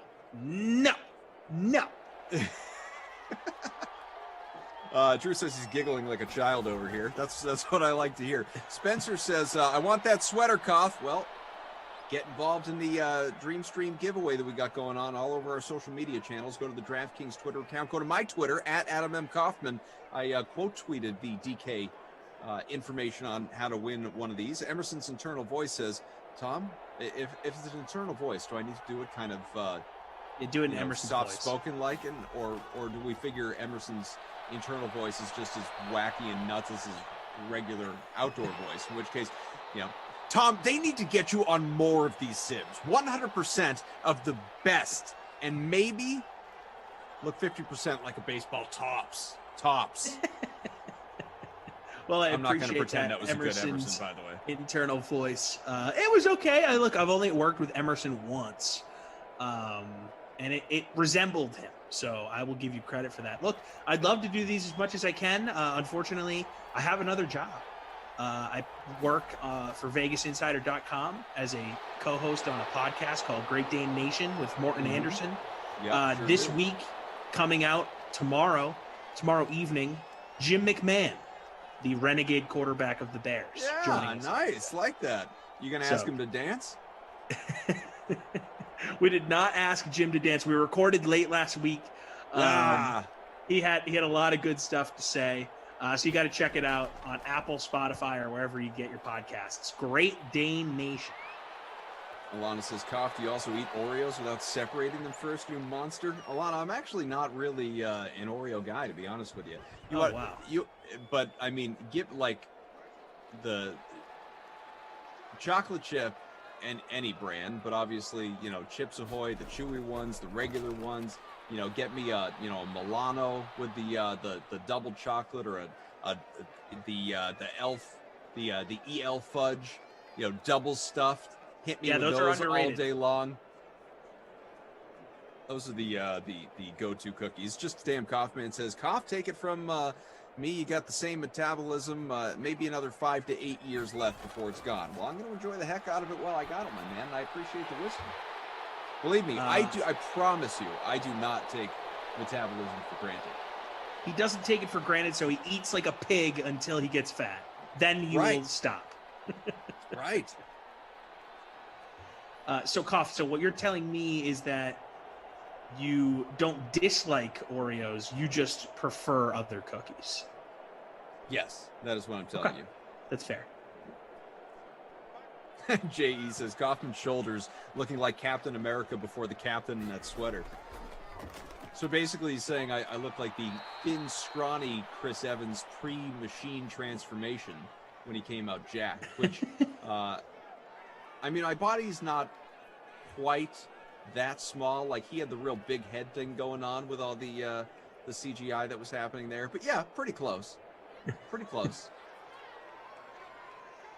Yeah, I don't know if they were trying to do that as a diss or they're just making a straight observation. So I'm unfamiliar with the film. Bert says, Koff won't eat rice cakes because they are too flavorful for his sensitive palate. I like a good rice cake. Nobody likes a good rice cake. No, rice cake with the right soup. It's a good little sidecar to some soup. Interesting. Yeah. Chris Houston, what's up, Koff? Hey, Sim fan. Hey, Chris. Been a while. Welcome back to Simland, pal. Good to have you. Been a minute. Drew says apple cinnamon with peanut butter. Yeah, that sounds good. Cinnamon cookies and cinnamon flavored things underrated. Like Big Red Gum. Love Big Red Gum. Still 14-7 Nollins as we've reached the end of 3. Checking in the DraftKings conference room to see what else we got. Waffle cones for show, say Jay Barbs. Waffle cone's the best, hands down, says Spencer. I'm talking about your snacking cone, not the one with ice cream and toppings and all that good stuff. Buy stream trash from Alana says hot garbage, dirty diapers, eating a cone without ice cream in it. I'm going to buy the cone, obviously. Yep. You have to. I think, believe it or not, the dirty diapers come second, unless you got a really aggressive kid that makes it difficult to change. And then the hot garbage, because there is, a dirty diaper can smell bad. Most of us know that. But hot garbage is straight up ripe at all times. Yeah, I think I'm going to go with the same order, and I'd like to add about hot garbage. I feel like hot garbage can actually get you ill, like toxins and all sorts of stuff. And look, if you leave dirty diapers laying around, I'm sure those can get you ill as well. But I feel like you're more likely to get sick if you're to be in a windowless room with hot garbage than you were to be in a windowless room with dirty diapers. So that's my rationale. Someone says on YouTube, if it's any consolation, I've been known to crush sugar cones into chip-sized pieces and use them to scoop up bite-sized mini ice cream doses. I'm pathetic. No, that's actually a much more rational way to consume the sugar cone than just eating it as a dry snack by itself. You get off my back, all right? We're getting ready for the fourth quarter here. Oh, that's great. All of you are great. I love it. I come here for the chat. The Sims are fun, but I come here for the chat. I think we all know that at this point. People, Obi-Wan says 55 crowns for your sweater there, Crust. Somebody offered me in the chat, I can't imagine this was legitimate, but somebody in the chat offered me $400 earlier for this sweater. So if I'm going to sell it to anyone, it's that person. I'm not taking your crowns. You keep your crowns. Taking the 400 cash. But no, it's not for sale. It's not. I was going to say, if it was, that's a no-brainer, though. Yes, stream warn. Oh, what a catch. Ridley, get yourself in next time, man. 3-yard line. We haven't checked into the contest in a while. So, out of our 179 entries, I am sitting 42nd, while Jay Stampzone is first by about 1.5. Where are you at the moment? I am in 126th. It's not good. Not good. A Julio touchdown here would be great. He's had a quiet game. Give me Gurley. Give me Gurley. Give me Ridley. No. Little Matt Ryan to Julio action. That'd be nice. Here we go. And up the middle. Gurley's got it. Touchdown. Falcons again. Todd Gurley, man. He's basically a free square. Todd Gurley here in Simland. Rapidly approaching 25 touchdowns for his Madden 21 Sim career. Celtics, by the way, are within 4 early in the third quarter in Philadelphia, preseason game number 1. I just felt the people wanted to know. I am one of those people, so thank you. But look, I mean, preseason basketball means nothing, but it's just fun to see the teams playing again, you know? Mm-hmm.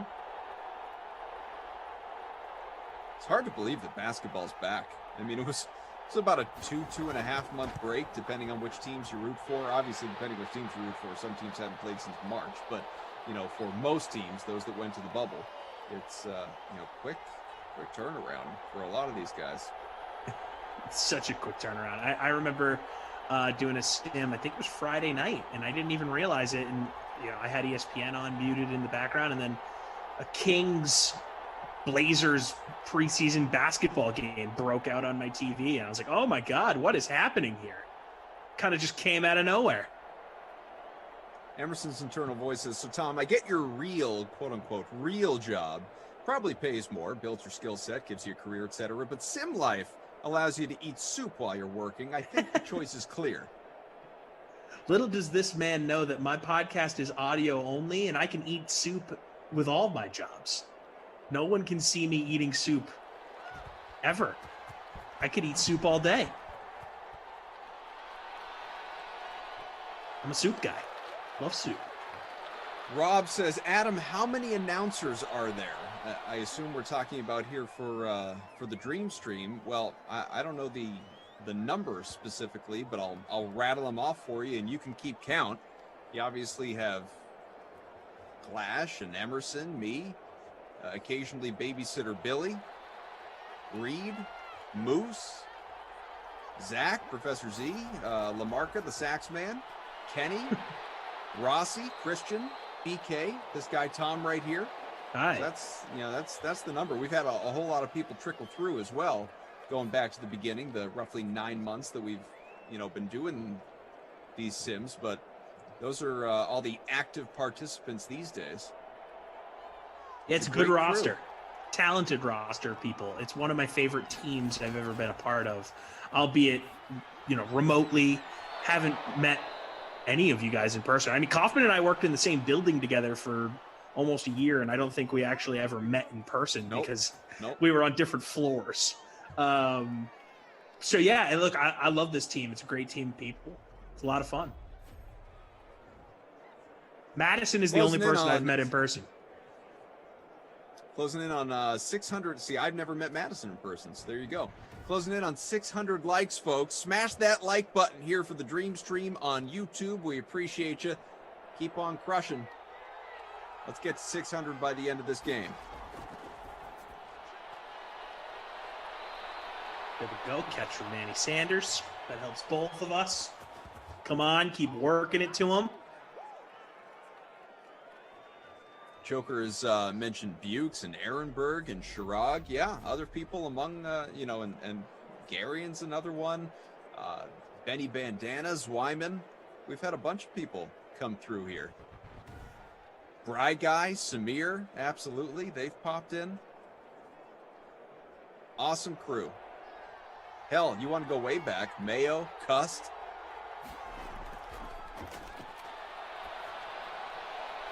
Giant on YouTube 10, saying got it at the 5. Yes.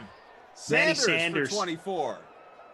Love to see that. Giant on YouTube saying they love split pea soup. I agree. It's an underrated soup, especially if you got a good amount of ham involved in that soup. Delicious. I have moved into the top 10. Whoa! About 11 points off the lead. First and goal from the 5. It's big. Breeze, where you looking? Over the middle. Touchdown! First of the day and in the air for Alvin Kamara. Wow. That's going to help me. Kamara's about 78% owned. He's probably in all those top 10 lineups, but we'll see if that gives me any differentiation here. Manny Sanders hit the bonus, by the way, as he is, 5 for 140 now. Sanders, 22 points. I considered him in the captain spot and ultimately moved him out, made room for Russell Gage, who has a goose egg right now. But I'm top 10 with my captain giving me 0 points.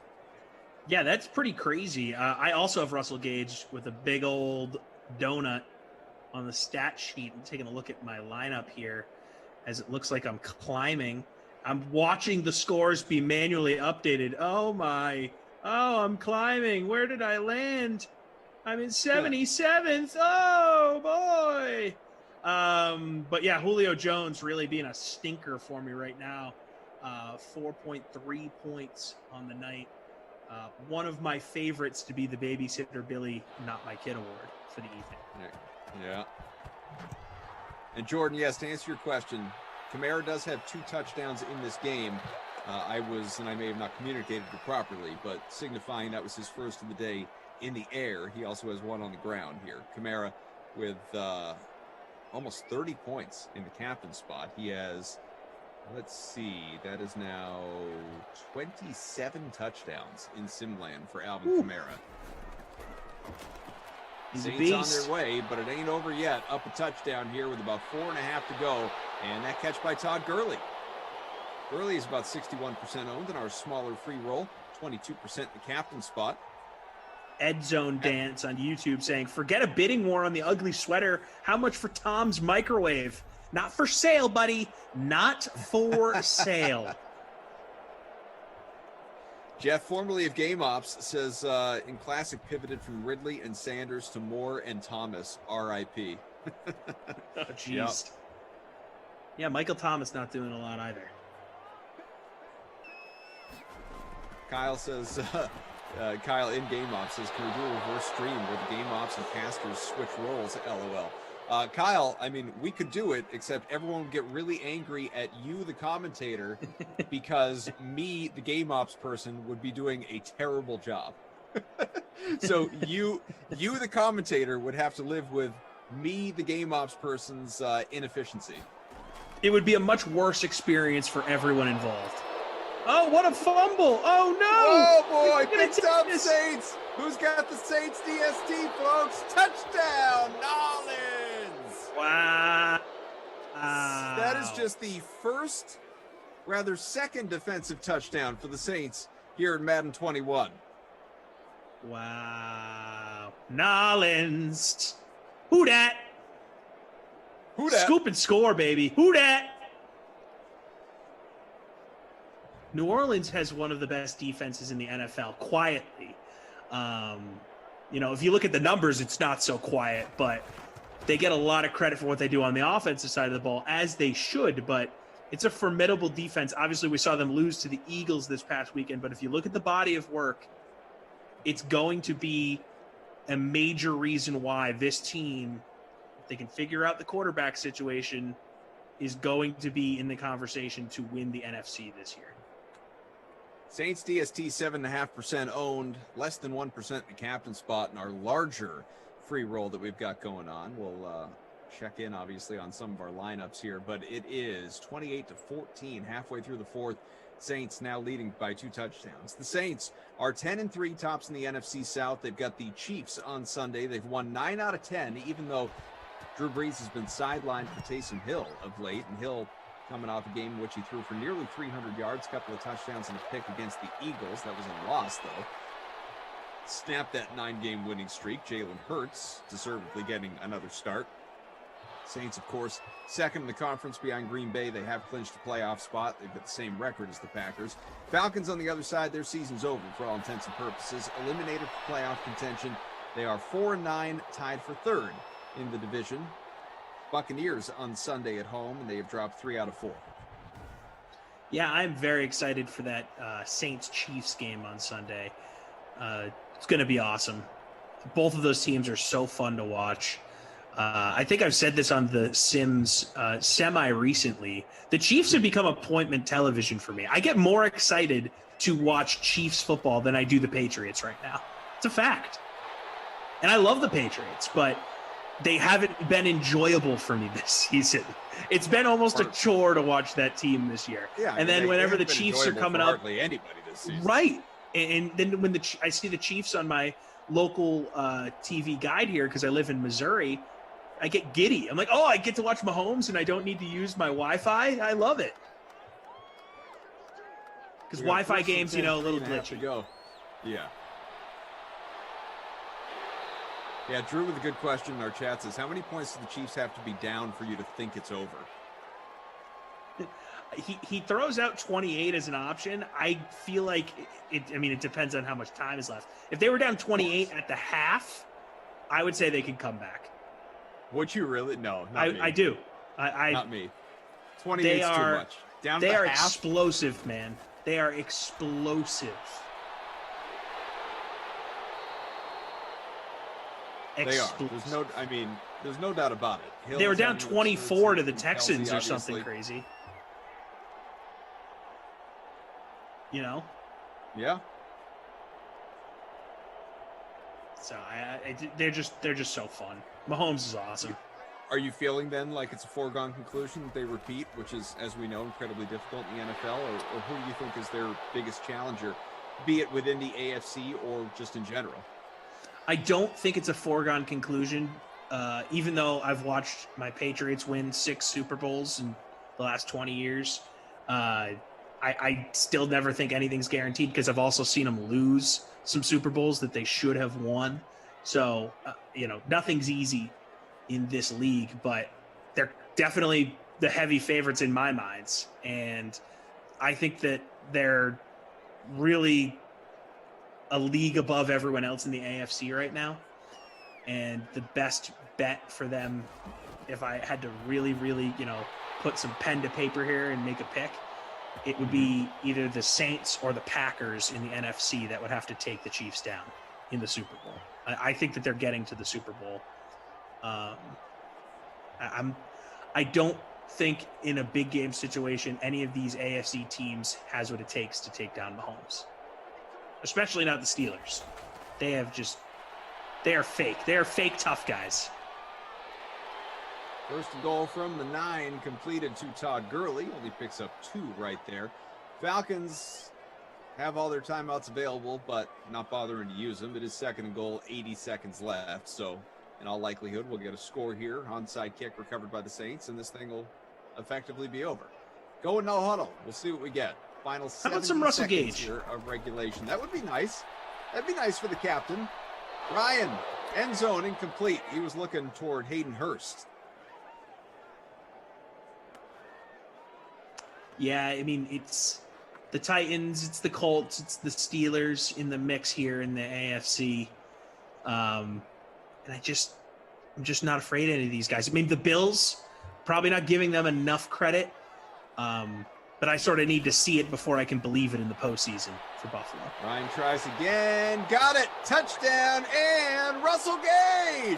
Huge for Koff. Gigantic. Huge. That is massive.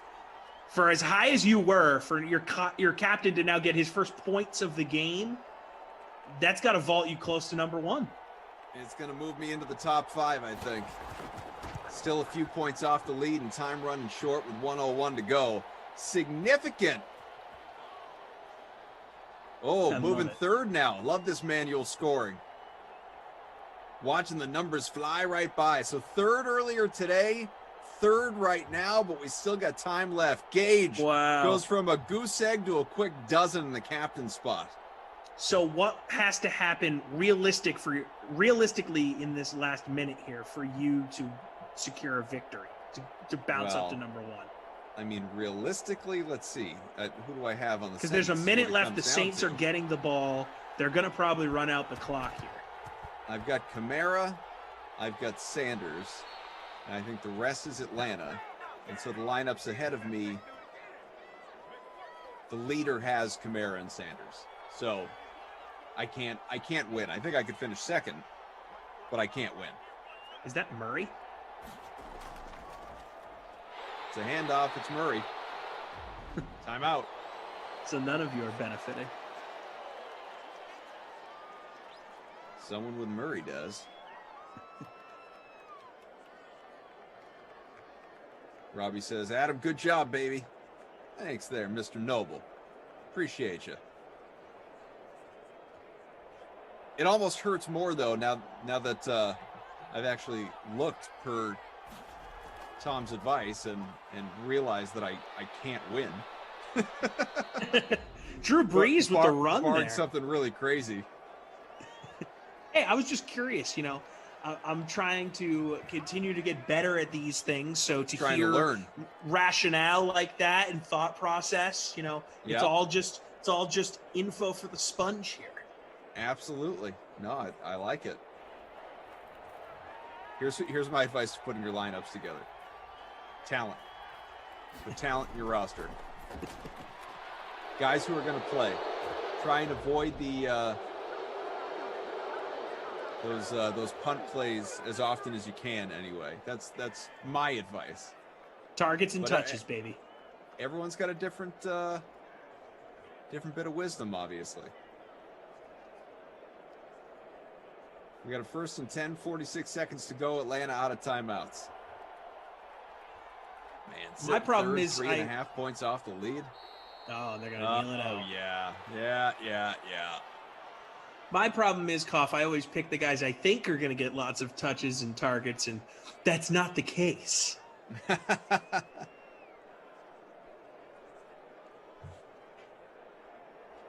Still trying to figure out why someone said I looked like a baseball tonight.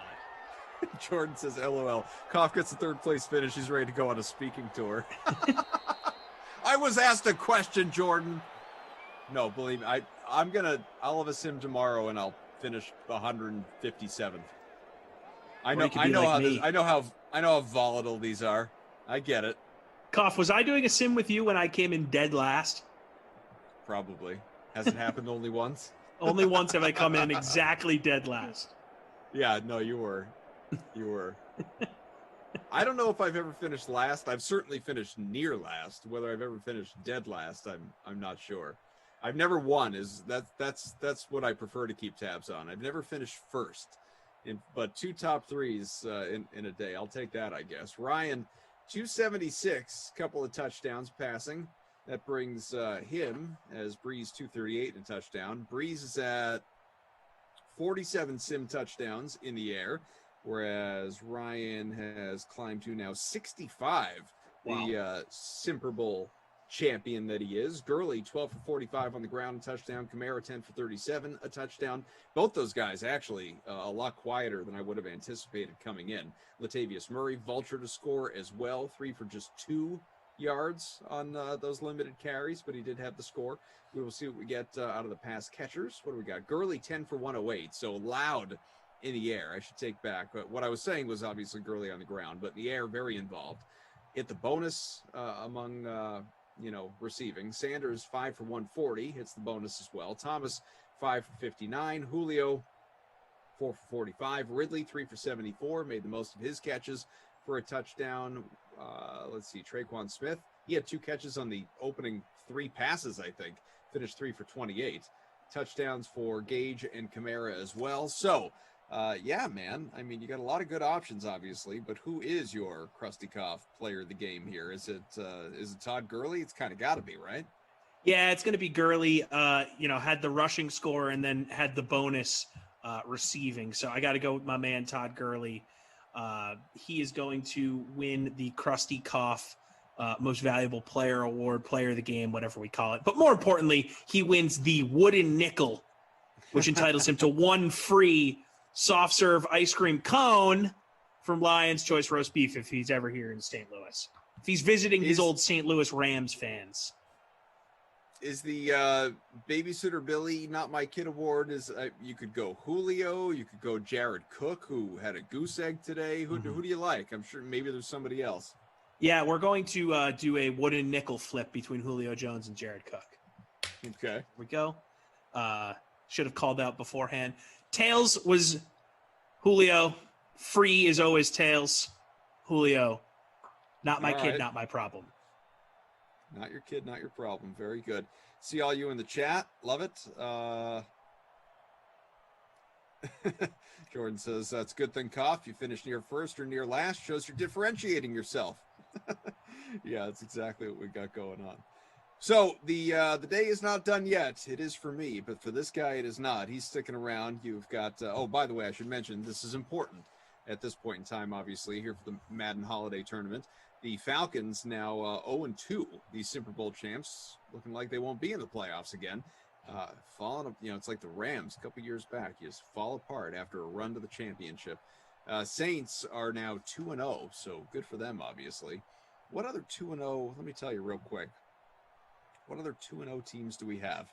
The Eagles, the Chiefs, the Packers, the Bengals, the Ravens, the Jaguars, and of course the Saints, all 2-0 at this stage. The next game that we have coming up for you here is starting in just about 50 minutes. At least that's when pregame coverage will probably come your way here on this Tuesday. Brendan Glasheen returns with Tom Ace here for Panthers and Bucks in the sim standings here.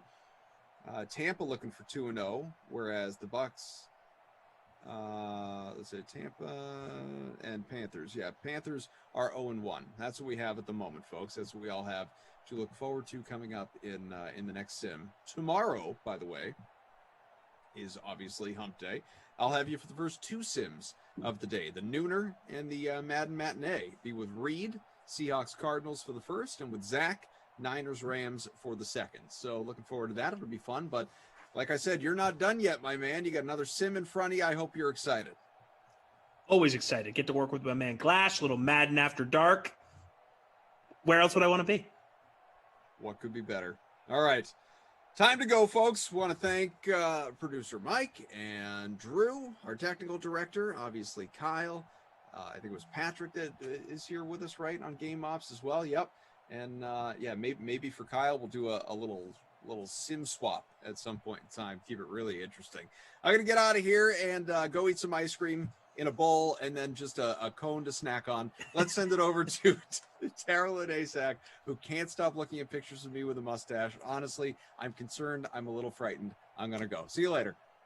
Oh my God, you just prove every time I'm on a sim how bad and horrible of a human you are, but I still get love for you, so that's weird, but you know, it's all about the brother-sister, make fun of Tarolyn all the time. Good old reliable Tara, but let me get to it. Tom and Glash, they're going to take over the Dream Stream at 10 p.m. Eastern. Tom's making his way back, and so is Glash, so that's exciting for Madden After Dark. To wrap up this Tuesday night slate for the Madden holiday season, we've got Carolina and Tampa Bay wrapping up the night. So the free contest for that showdown has a $500 prize pool with $50 to first place. Plus, we have paid contests for this one as well, including the Madden Stream 4K Flea Flicker, a contest that pays out $1K to first with just a $5 entry. But enough football talk, because we have the NBA season right around the corner. Tip-off of the NBA season is 1 week from today. I can't even believe it. Last night on the Sweat, Jesse Cofield, she caught up with our good friend Kenny Ducey to break down some of the future bets available right now in the DK Sportsbook for the upcoming NBA season. DraftKings contributor Kenny Ducey is here with me for NBA High or Low. So are these NBA MVP futures odds set too high, aka too long, or too low, aka too short? So, Kenny, we talked LeBron's odds on the show last week. So now looking at some of the other guys, let's start at the top. How about that? Not so much high or low for this one, but like Luka Doncic is the favorite at plus 400. Should he be the favorite over Giannis? Absolutely. I mean, here's the thing that we've learned about the MVP race over the last 15 years. And the important thing to remember is that it's voted on by the writers. Now, LeBron James, you can make a legitimate argument, should have 7, 8 MVPs, right? He was clearly the best player in the league for most of his career. But there's such thing as voter fatigue. And I think that there is absolutely going to be voter fatigue this year with Giannis Antetokounmpo, even if he winds up being arguably the best player in the league. I don't think it's going to be clear cut this year, especially not with Giannis. But if he does, just for argument's sake, I don't know if voters are going to vote him for a third straight year. The thing to consider with Giannis as well is there's risks here. Like there's a risk that maybe, the Bucks aren't so good. I mean, does Drew Holiday fix all the Bucks' problems? I don't think so. I think that they have legitimate concerns there. Their bench isn't that great. Is Dante DiVincenzo going to take a big step this year? I think he might have liked Dante DiVincenzo, but that's a risk. There's a lot of question marks here with the Bucks, especially coming off the way that they've looked in the postseason last year. So I like Luka Doncic in this spot. I like him as the favorite over Giannis at least. Also, I mean, who knows? Maybe Giannis checks out mentally, wants to go play for another team. That's a real thing the Bucks are concerned about as well. They want to make sure they can convince him that they're good enough to keep him around. So I'm not really so sure what's going to happen this season in Milwaukee. Meanwhile, Porzingis should be healthy for the most part of the season. For Doncic, who's gotten better every year that he's been in the NBA. Josh Richardson, I think, is a fantastic fit there in Dallas. So we'll see what happens. But I certainly think the pieces are in place for Doncic to have an MVP season. While the Bucks, the last time we saw them didn't look so great on the court, and I don't think are going to magically get better. They're going to need to work on some things. So it could be a tough year for Giannis in terms of Giannis standards. All right, Kenny, I mean, Steph Curry, this guy's sitting at plus 800. What do you think? Too high or too low? I think this is too high. I think that Steph Curry has a pretty good chance to win this award when you consider the fact that he is going to, be without Klay Thompson. So he should be taking all the shots that he wants here, right? And the thing that I like about the Warriors is that, they have pieces there. One of my favorites, Eric Paschall.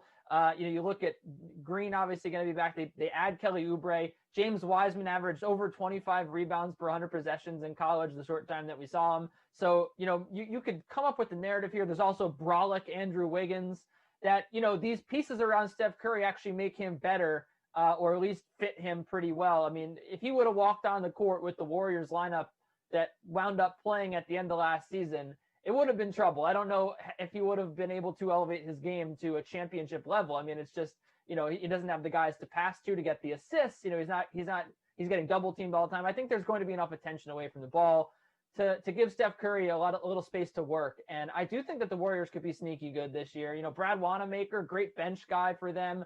I think this is actually a pretty deep team. They've done a good job here maintaining or retaining some pieces, some young pieces. So yeah, I think that this could be a good season for Steph Curry. I think plus 800 on a former MVP is a little too high. All right, how about KD? First season with the Nets. His odds are sitting at plus 1,200. What do you make of those? This one I think actually might be a little too low, just because, again, I just said that a former MVP coming off an injury, those are good odds. Durant has to play with a really ball dominant guard in Kyrie Irving, and there's obviously all these questions right now about whether or not Irving will even be there with the Harden trade rumors. Probably not going to happen, right? But that's not a good sign. I think that we want to take a wait and see approach with Durant. We don't know what his minutes are going to be like. They could certainly have him play half the season, especially considering the Nets last year without Kyrie Irving and Kevin Durant almost made the playoffs. That core is good enough that they can maintain a level of play. They can win enough games to put themselves in a playoff picture with only, half a season of Durant.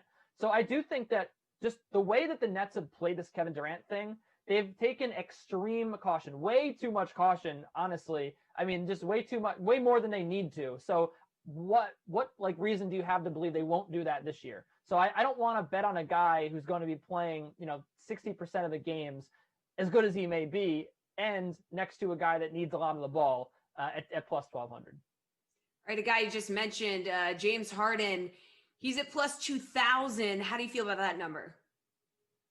I don't mind taking a stab on this. I mean, obviously the risk here is evident. I mean, you don't know where he's going to be playing. He requested a trade. Steven Silas, the new coach there in Houston, apparently had a good conversation with him. That's according to Steven Silas. So that's exactly what Steven Silas would say if he didn't have a good conversation with James Harden, I guess, right? He'd just try to play it off like he did. But, if you trust Steven Silas, take him at his word. I do think that this relationship is mendable here, and I do think that John Wall adds an exciting element to this Houston team. But ultimately, it comes down to how good you think they're going to be, right? I mean, this is the same reason why I like taking a shot at Nikola Jokic or Jamal Murray, because you think that team could be number one in the West. The odds justify taking it at plus 2,000. I don't know if Houston's going to be flirting with the number one seed the way that they're constructed right now, as good as James Harden is, but. Again, this is where you start to enter the conversation of a guy you might want to take a shot at who could, he is legitimately one of the three best scorers in the NBA, one of the three best players even every season. So I actually do like these odds. So I don't know whether to say too high or too low. I guess just right. If I had to pick, maybe they're a little too low though. It's the Goldilocks pick, just right. All right, how about Paul George, plus 8,000, too high or too low? Oh, Pandemic P? Come on, these are way too high. I'm not touching these odds on Paul George. He shot under 40% in the postseason, 20 points per game. However you want to slice it, okay, he didn't do well in the bubble. Now, they're not going to have fans in the stands for the NBA season. It's going to be a little bit of a different season as well. So, whether he's missing the crowd, I don't know what it is, but I don't expect him to turn things around quite like he has in the past. And you look at him getting the new contract, there's no incentive really here for him to have a fantastic regular season. He got paid. He's sitting comfortable. He only played 29 minutes a game last season too, which brought him down to 21 points a game. So I don't really even know if the Los Angeles Clippers need to use him that much. Obviously they're missing Montrezl Harrell now, but that team's still good, right? That team's still probably going to be one of the 4 best in the West. So I don't know if, again, this is sort of like along the lines with Durant. I don't know if he's going to play a lot, considering his injury history, considering last year what he did, only playing 21 minutes a game. And the fact that he just has looked pretty bad for the last calendar year that we watched this guy play basketball. I don't know. I mean, I guess you could find crazier odds, but if you're going to take long odds, just take Nikola Jokic or Jamal Murray. Again, take a bet on a team finishing one in the West, an improving player, not a guy who's on the wrong side of his career arc. Hey people, I'm back, but it's time once again to talk about tonight's play of the day right here on the DraftKings Dream Stream. So we've had, again, you know the drill. We've had Sunday, Monday, Tuesday, and even Wednesday of football this season. But we got some Saturday action coming up.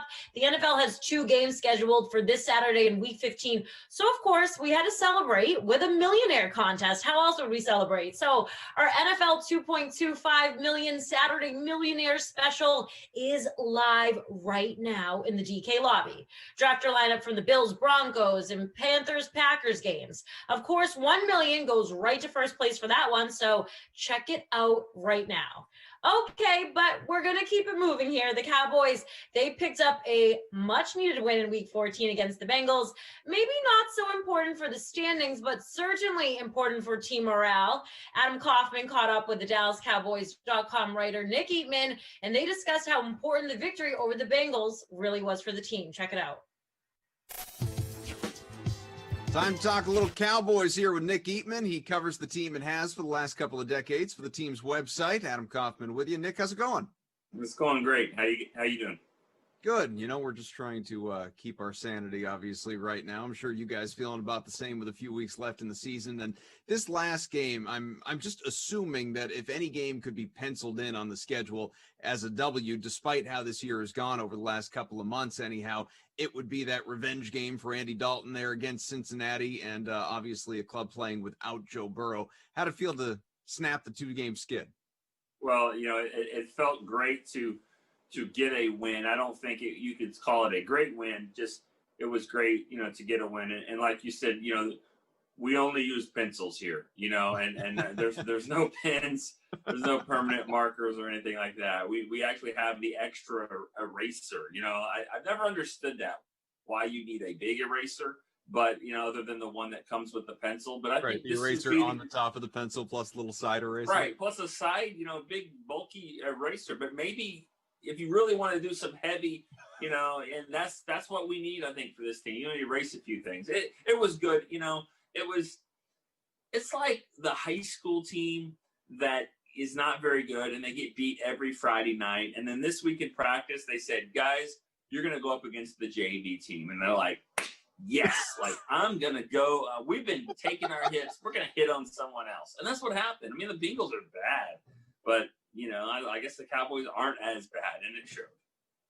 So defense and kicking certainly led the way. Some production there among defense and special teams. The offense, like you said, I mean, you look at it on the surface, you see 30 points, but the offense only contributed to that so much. There were no tremendous numbers either from quarterback, receiver, running backs, anybody. Nobody really jumped off the page. So is there something in these coming weeks here that becomes a more narrow focus in that regard? Timeout. You said defense and special teams led the way. I mean, that should be a parade around here. Like, you shouldn't just throw that in. We haven't said that all year long. I didn't mean to just graze over that. Oh, yeah. Defense and special teams lead the way. I mean, like, whoa, I thought something was going to just come down, streamers and all that. Like, that's a big deal. And honestly, to be serious about it, like, the offense, they didn't play as great, but they didn't have the ball for a lot of times. I mean, the Cowboys defense got that turnover, ran it back for a touchdown, you know, just opening the game. And I thought when they really had to, though, at the end of the first of the second quarter, up 10-0, they had an 88-yard drive. Andy Dalton looked really good there on third downs. And, you know, they did a nice job there. Their problem has been red zone offense. And I think it comes back to the offensive line. I mean, you're playing on your 5th and 6th tackle. You're playing with guards and centers that, you know, probably should be backups, at least one or two of them. So they can do nice things when they're athletic. So they can do nice things when you have a lot of field to work with. But when it gets down there of just me versus you, knock you off the ball, they don't do that well. And they haven't really for a while. So that's where I think the run game issues are, and the fact that they struggle some in the red zone. Is there something to build off of there offensively going into this game against the banged-up Niners? Well, I think we're seeing this balance of running game. You know, Tony Pollard, I'm not sure how much, you know, he plays in the fantasy world, but I mean, you know, he's starting to get some touches there. He's starting to get some looks, and Zeke's numbers are kind of going down. a little bit there. So it's helping the offense. And now it drives fantasy owners crazy when you're sitting in playoffs and you're like, I drafted Zeke to be my guy. Now is he even going to play? But I think it's working for the Cowboys to have these two running backs playing the way they do, and then tight ends doing some nice things, receivers. But having the two backs is a good thing. So let's build on that, because I know a lot of people are obviously concerned about Ezekiel Elliott. There are articles being written about it. Saw one this morning comparing his drop off to that of Todd Gurley before obviously he moved on from the Rams. And we've talked about Zeke over the course of the year, whether it's losing Dak Prescott, injuries across the offensive line, like you just noted with Tony Pollard, the timeshare, but just Zeke. You know, is there a concern going forward about this guy's production, or do you feel like this is just kind of an anomaly of a year? I think you have to be concerned of the production because, you know, running backs wear down. That's just what they do. And we're starting to see that. And we've seen it here in the past with other backs, especially ones that are very physical like Zeke. So you're being very naive if you just say, it's just not gonna, you know, this is probably not a big deal. Now, I do think you can say, let's see how a better offensive line and Dak in a more complete offense, and where you really can't take the focus off of Zeke so much. Let's see how that goes, and he deserves that, right? But I think you're in the back of your mind, and we'll see it if they draft someone. You know, are they going to draft a running back? I mean, I think you need to. You have Tony Pollard, but you might want to draft a bigger back. You know, I think you're not doing yourself justice if the Cowboys don't say, we're giving Zeke the benefit of the doubt, but we're also going to make sure that we're prepared if there is a big drop off.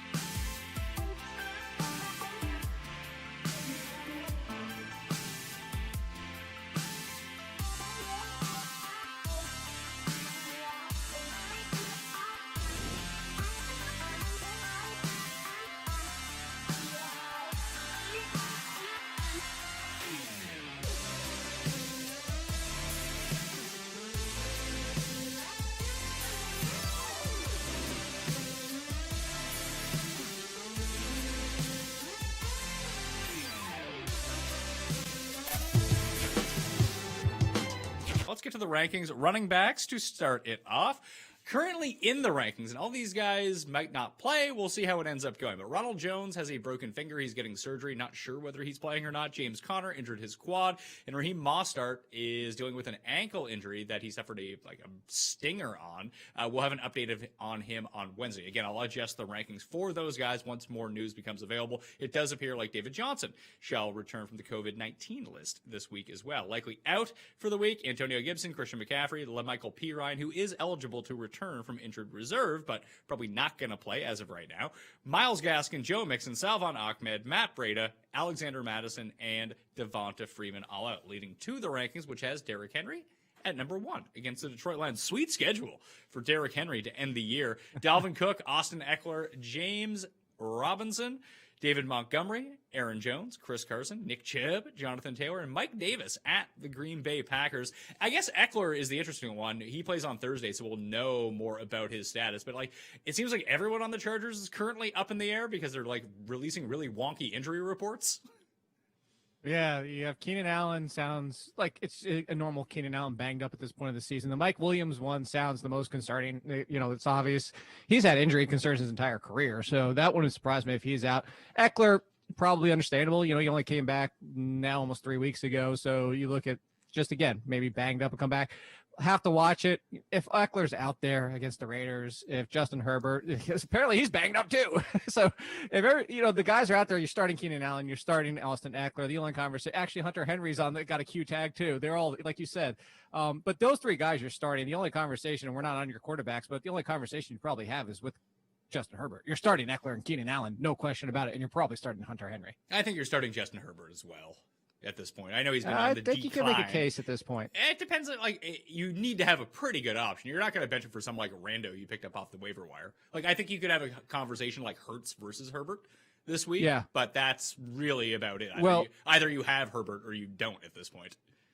Sure, but the other one, and we can talk about it when you get to the quarterbacks, but some people still have Tannehill floating out there in leagues, or have Tannehill and Herbert, which I think is the better play. And if you want the safer option, look, Herbert at this point is all over the map. And it's because this is what happens with rookie quarterbacks. This happens with rookies in general. The league adjusts to them. Now it's on them to adjust back and start to perform better. He hasn't over 3 weeks. So the safer floor is actually a Thursday night game with Derek Carr, in my opinion. Some people might disagree, but I think Carr's got the floor now. If you're just like, hey, I have a great team, I just can't afford my quarterback to go out there and get 3 points with a bunch of turnovers, then I would play Carr. But you're right. You're probably, if you have Herbert, it might be your best option. So 11 to 20, you're starting those 10 guys, and you're probably starting most of these guys as well. Miles Sanders at number 11, Elvin Kamara at number 12. Probably should have him higher now that I look at it. Cam Akers, number 13, Kenyon Drake, Josh Jacobs, James Conner, who is dealing with that injury, but we're pretending like he's playing for the moment. Ronald Jones, ditto. DeAndre Swift, Wayne Gallman, and Ezekiel Elliott at number 20. Is there anyone inside that 20, maybe it is Ezekiel Elliott, I don't know, that gives you the most stark concerns where, hey, I know that there are better options lower than this? Because when I start looking at the 21 to 30 range, I don't see a whole bunch of better options than these guys. Yeah, I would say it's not Ezekiel Elliott. It would be James Conner, honestly, even if he is healthy. And I know it's against the Bengals, but he doesn't, healthy or not, that entire backfield is, what did I say before you did the show? Is this is just a miserable backfield, and it's kind of having ripple effects. Everything, Ben Roethlisberger struggled this year, and they've kind of been running a pseudo run game in the passing game with throwing these little short passes to Juju Smith-Schuster, even Claypool sometimes on screens, doing these sweeps and all this. They're trying to manufacture a run game because Connor at this point of the season has stunk since he basically got hurt. We saw Anthony McFarland and Benny Snell, they kind of stink. Benny Snell was already stealing the goal line touches from James Conner. So even if he plays, I know it's a great matchup, but I would go down to Hunt against the Giants, probably Damian Harris, J.K. Dobbins, McKissick and half and full point PPR. And then probably now that you're getting to DeAndre Washington, you're hoping for volume and Chase. I'd put him all the way down there by DeAndre Washington and Chase Edmonds. All right, I will take your suggestion on James Conner because I have no real ties to this whatsoever. So the 21 to 30 range, we'll slot him in here. We'll go back and forth a little bit. Kareem Hunt, Damian Harris, J.K. Dobbins, J.D. McKissick, DeAndre Washington, Chase Edmonds, Naheem Hines, Raheem Mostert, if he goes, Melvin Gordon, Clyde Edwards-Helaire, and David Johnson against the Colts. So you would say after McKissick? Yeah, I would say after McKissick. And in this, well, Go here's ahead. here's my problem with McKissick. If it's Haskins starting at quarterback and not Alex Smith, I think we're in for a real issue with J.D. McKissick. I think there's some concern. I wouldn't say real issue. I would say an issue, mostly because Haskins can still throw to the running back, obviously not to the level of Alex Smith. But the other thing is he got more run than I expected as not the lead running back on short yardage and stuff like that. But Peyton Barber's usage was pretty much third down, short goal line and stuff like that, which the goal line's the more valuable carries. But McKissick was getting some run in there. So I don't think his value completely goes out the window. All right, I'll chuck Connor in behind him at number 24, the lowest of low running back twos. As it pertains to Raheem Mostert, Colonel Mostert, at the Cowboys, if he doesn't go, how high up does Jeff Wilson go? So that's exactly what I was going to bring up. I would put Wilson where you had Zeke, right behind Wayne Gallman.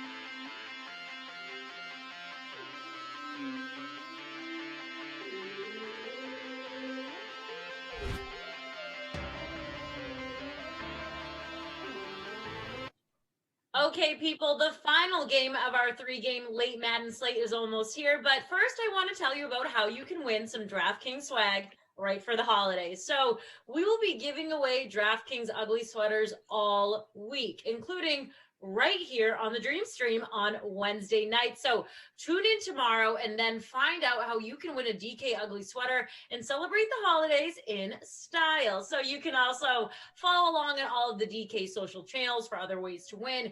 You can enter right now on the DraftKings Instagram page. So go check that out. I'm going to send it over to Mr. Tom Carroll. Fun fact about Tom, he almost just missed the stream because he was watching The Office.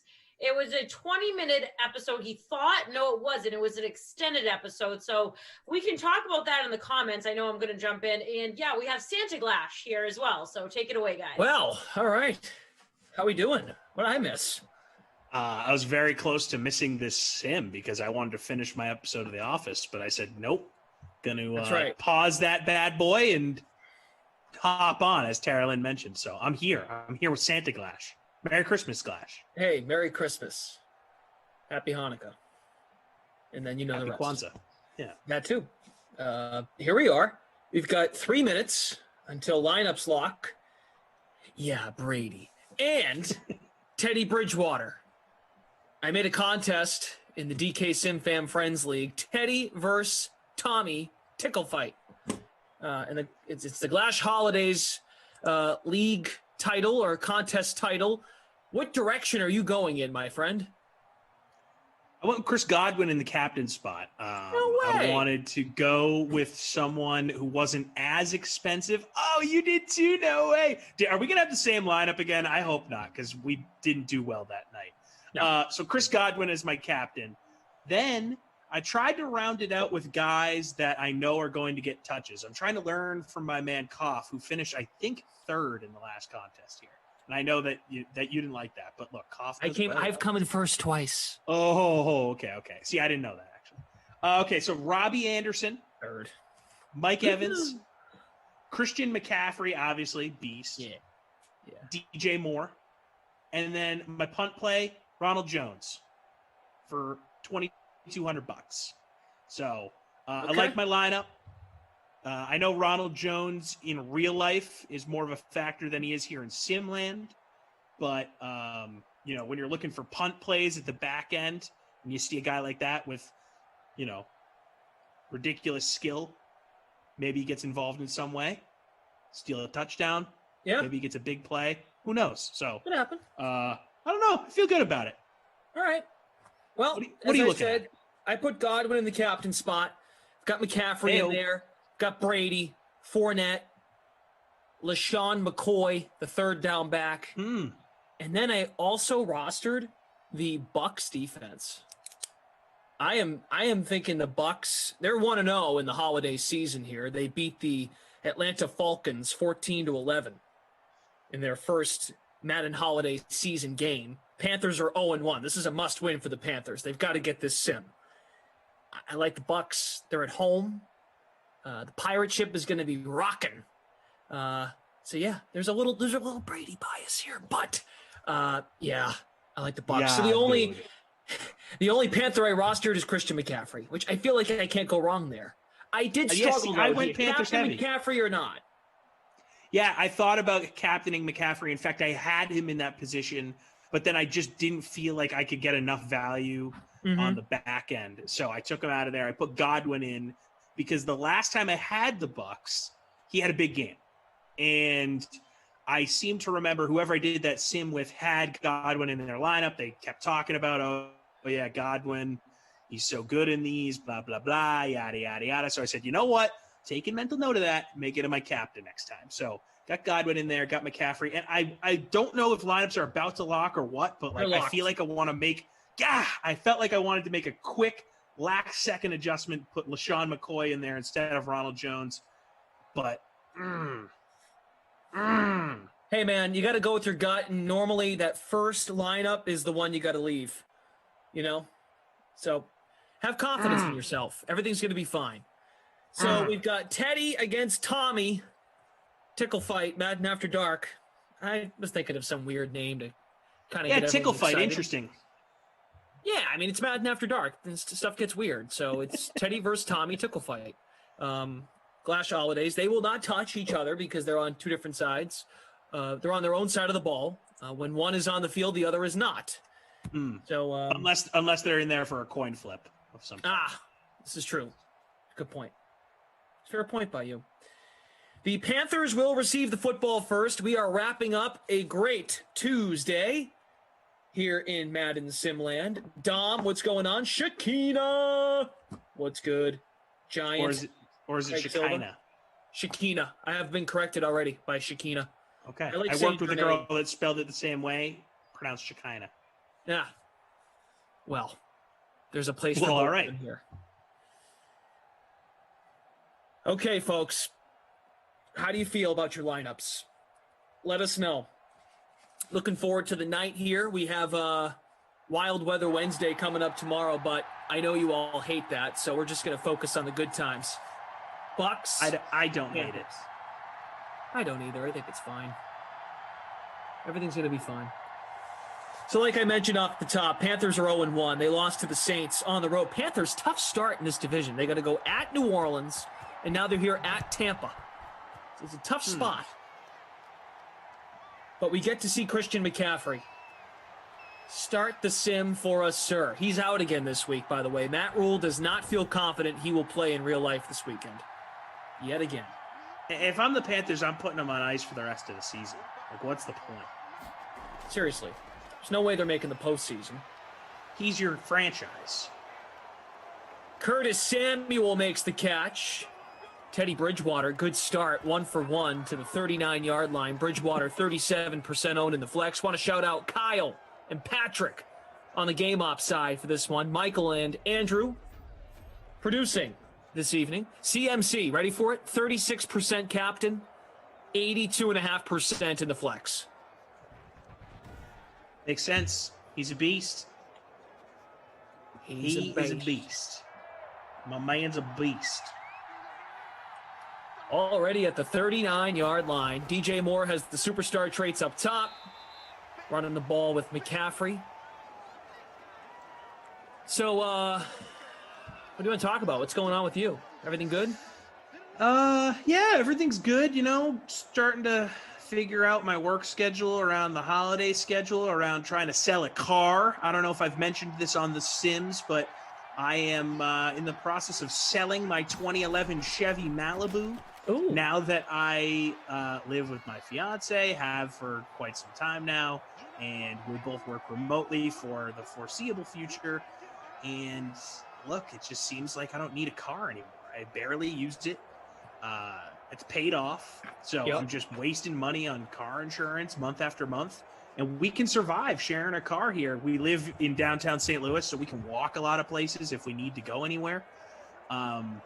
It just makes sense. I'm trying to make the adult, responsible decision here and get rid of my car. So I found a potential buyer. Been going back and forth on some prices. And hopefully by Friday, I will no longer have a car to my name. And I will have a lot of money in my pocket. Well, not a lot of money. It's not like I'm giving up a Maserati here. But, you know, you get a couple thou in the pocket. That's pretty nice. Good stuff, dude. It's kind of funny you brought that up because I'm actually bringing my 2006 Ford Taurus into the garage on Friday. Oh, you have a Taurus. Yeah. Jealous. Yeah, that was my first car, an 02 Taurus. Sarah's got a new car. I'm still driving a Taurus. I like my Taurus, but Dude, Tauruses are awesome. If my 02 Taurus didn't crap out on me, I'd still have it to this day. I loved that thing. Yeah, I might have to give up on it soon. Don't. Hold on. Cherish it. Stay here. Cherish it. Aaron Lore says, man, am I glad to see the stream. Having the worst day of my life so far. Whoa. Holy That's crap. awful. Aaron, what's wrong? Aaron, in all seriousness, please talk to us. We're here if you need you, man. Rick Lewis has a question about his survivor pool. That's DJ Moore. DJ Moore. So he's got a survivor pool going. I'm proud of him because he continues to win, it seems. He's in a good spot, I think. He's got the Bucks left, the Titans, the Vikings, and the Raiders. Who do you go with? Well, let's see. Tampa's playing right now. Tampa plays... Who does Tampa have next? They've got they've got Atlanta on the road. Ooh, that's tough. Okay. What do the Titans have next? Titans schedule. Bam. They play the Lions at home. Oh, that to me right now is the favorite. Vikings. That feels survivor pooly. Yeah. Vikings play the Bears at home. And then finally, Rick Lewis, the Raiders. I think they play the Chargers this Thursday. Oh, okay. McCaffrey, but that's going to be a fun game. Bouncing to the 8. What do you think? Of those four options. Who was it that you said is playing the Lions? Who do you call it? Titans. The Titans. The Titans, yes. Yeah, that's where I'm going. I'm going Titans. There's McCaffrey, short at the 1. What a move. Almost gets in there. Yeah, I'm going Titans there. And I know you want to stash these quote-unquote good teams until the end of the season, and I actually do believe the Titans are a good team. I've heard people kind of go back and forth on that. But we're getting towards the end here. You got to use these teams eventually, and Lions are pretty bad. McCaffrey, swan dive, touchdown, Panthers. No need to dive there, McCaffrey. Risking injury. You know, it's funny. No need. Not funny, now that you put it that way, but Dalvin Cook did the same thing in the sim earlier tonight. There's just like no need to dive like that, but we're here for entertainment as well. Just no need to risk the injury there. A selfish move by Christian McCaffrey. All right, 82% of you in the $500 free contest will take it. I've got the Bucks D, so that's not good. But I'm still in 42nd.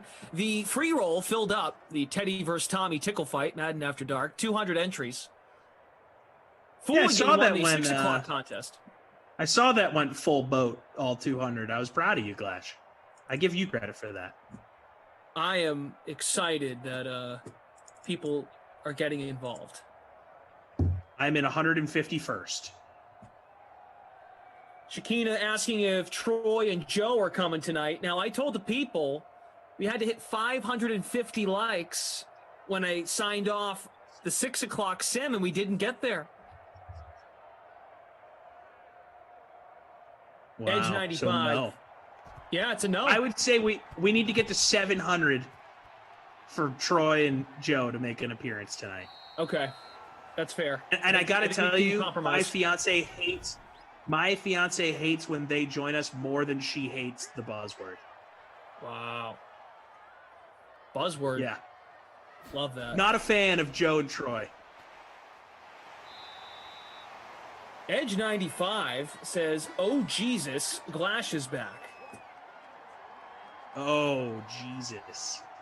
Edge, what's up? SG Stoner saying we need the accents. I don't know, guy. It might be a little too early. Oh God. Edge 95, weren't we addressing your fantasy question earlier, Herbert and Kyler Murray earlier? Like, weren't we talking about what you wanted to talk about? Yeah, couldn't tell by your Kyler inflection. in there. James Costello says, Buccaneer for life. Not so much when making picks. Hey-oh.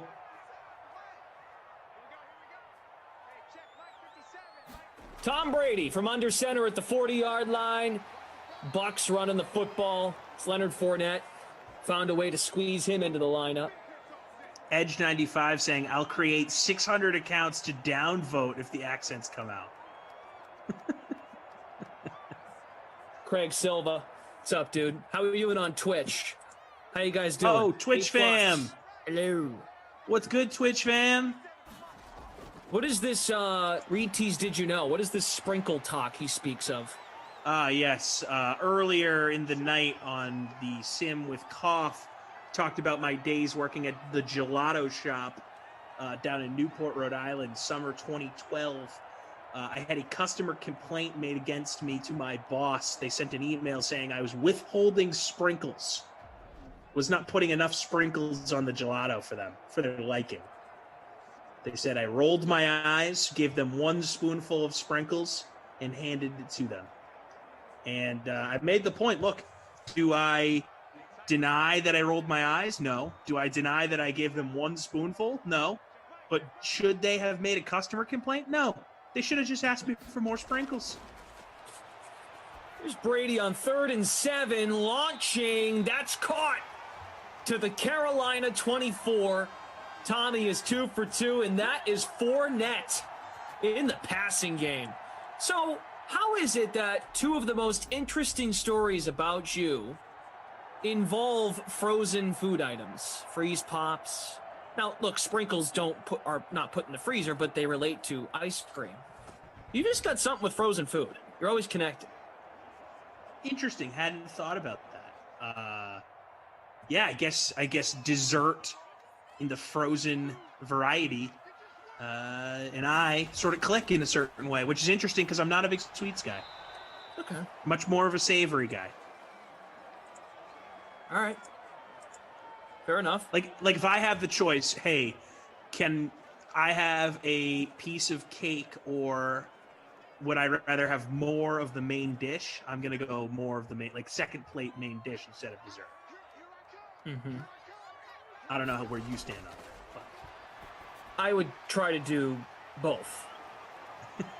2 plates, so leftovers or a second plate, and then work in some dessert. Okay. Yeah, no, I'm not a big sweets guy. Never have been. That doesn't mean I dislike sweets. See, that's what people get twisted. Anytime I eat a sweet, they go, "Oh, I thought you weren't a big sweets guy." No.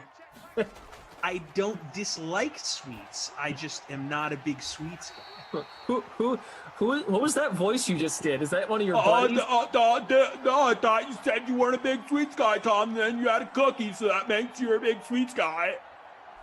Who is that? You didn't answer the question.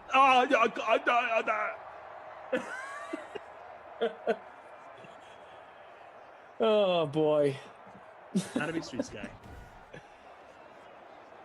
Kareem says leftovers are great in an air fryer. My brother wants one of those for Christmas.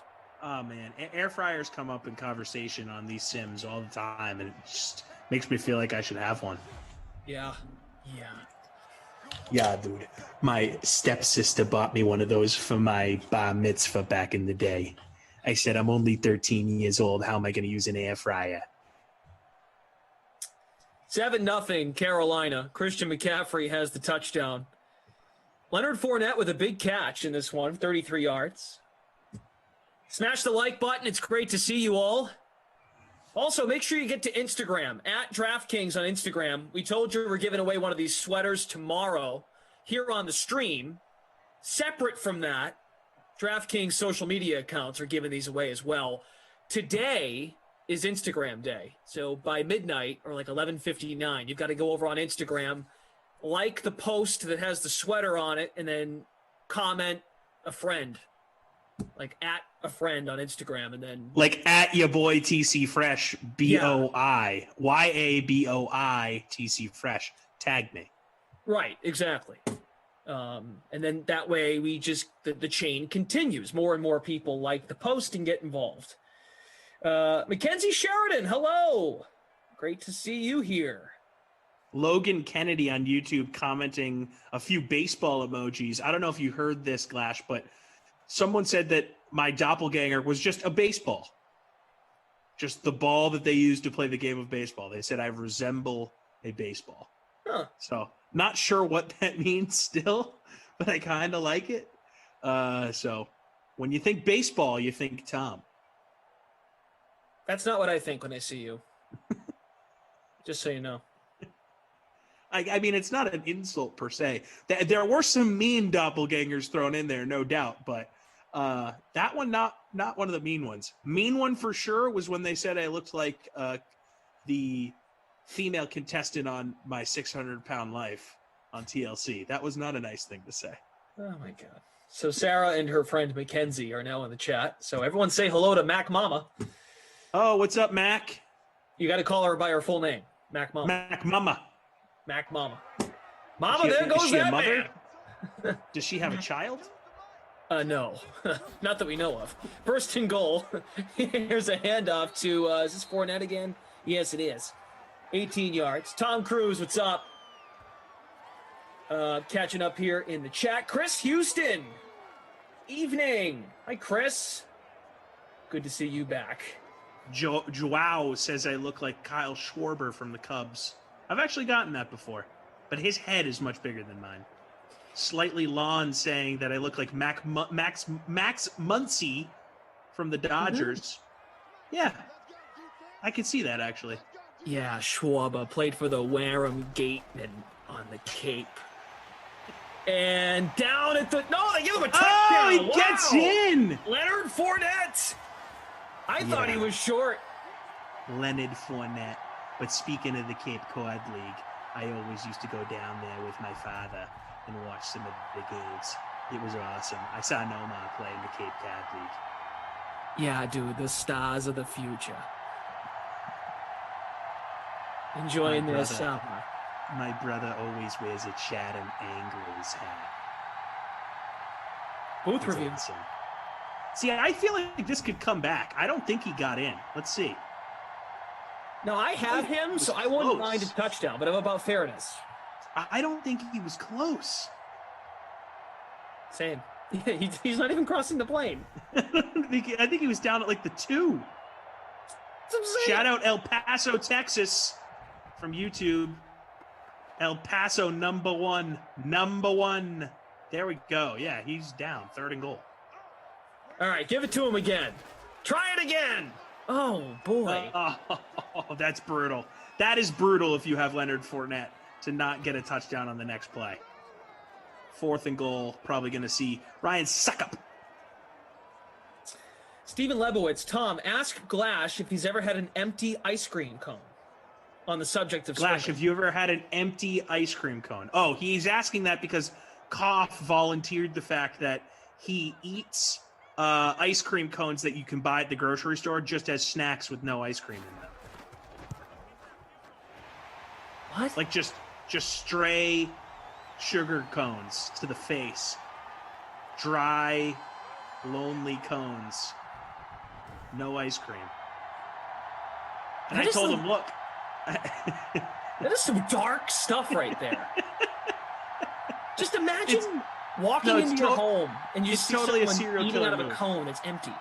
Yeah, no, that's like horror movie film. Yeah. You walk into your dark, empty apartment, and then like one light in the corner comes on, and Koff takes one large bite out of a cone. Hello, Clarice. The man has children.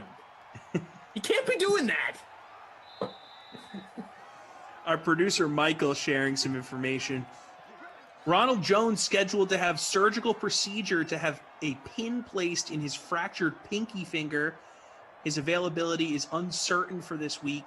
Fournette seems to be in Arians' doghouse. LaShawn McCoy and rookie running back Keyshawn Vaughn could see more action. McCaffrey, Levante David, one of the new X Factors in the Madden update for the holiday season. The only thing that's changed, folks, are X Factor upgrades or demotions, superstar trait additions or demotions, like Rob Gronkowski no longer has superstar traits.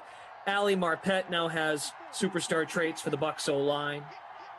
Those are some things to share. Teddy, quick release to Ian Thomas. And he reaches out just shy of the first, 3rd and inches. Ashen Brenner 99. Thank you for tagging me in the DraftKings. I almost said Draft Queens. Dead serious. In the DraftKings Instagram post. There you go. Nice. At your boy TC Fresh. YABOI TC Fresh. Follow me. Do you guys want to meet Mackenzie? She's one of we're Sarah gonna get and to I's meet great people. Meet. MEET. Meet. Not eat. I thought you said eat. No, definitely didn't say that. Did not say eat people. Okay. And you're the one calling Kaufman the serial killer. and you're subconsciously thinking about cannibalism over here. Oh, some news here from producer Michael. Oh, so yeah, you're bringing up Vaughn. Okay, so yeah, Ronald Jones hasn't touched the ball though here for you. I read that newser already, Glash. No, I know, but I'm talking about the sim now. You need Ronald Jones to help you. He's your punt play. Oh. Right? Yes. Okay. Tyrone, what's up? How you doing? Lucy Rivera? I hope your music page is doing well. Tank the Chai Guy. Travel Space Pants Gaming. Kaufman seems like he would eat fortune cookies as a meal. Yeah, I mean, someone that would eat a sugar cone for fun with nothing else in it would definitely eat fortune cookies as a meal. They're basically the same thing. A fortune cookie is just a different shaped ice cream cone. In fact, a fortune cookie cone would actually be very tasty. The more I'm working on this in my head. Like, you know how at Chinese restaurants where they'll give you the little scoop of green tea ice cream at the end of your meal sometimes to help cleanse the palate? Sure. That's good with a little fortune cookie in it. Huh.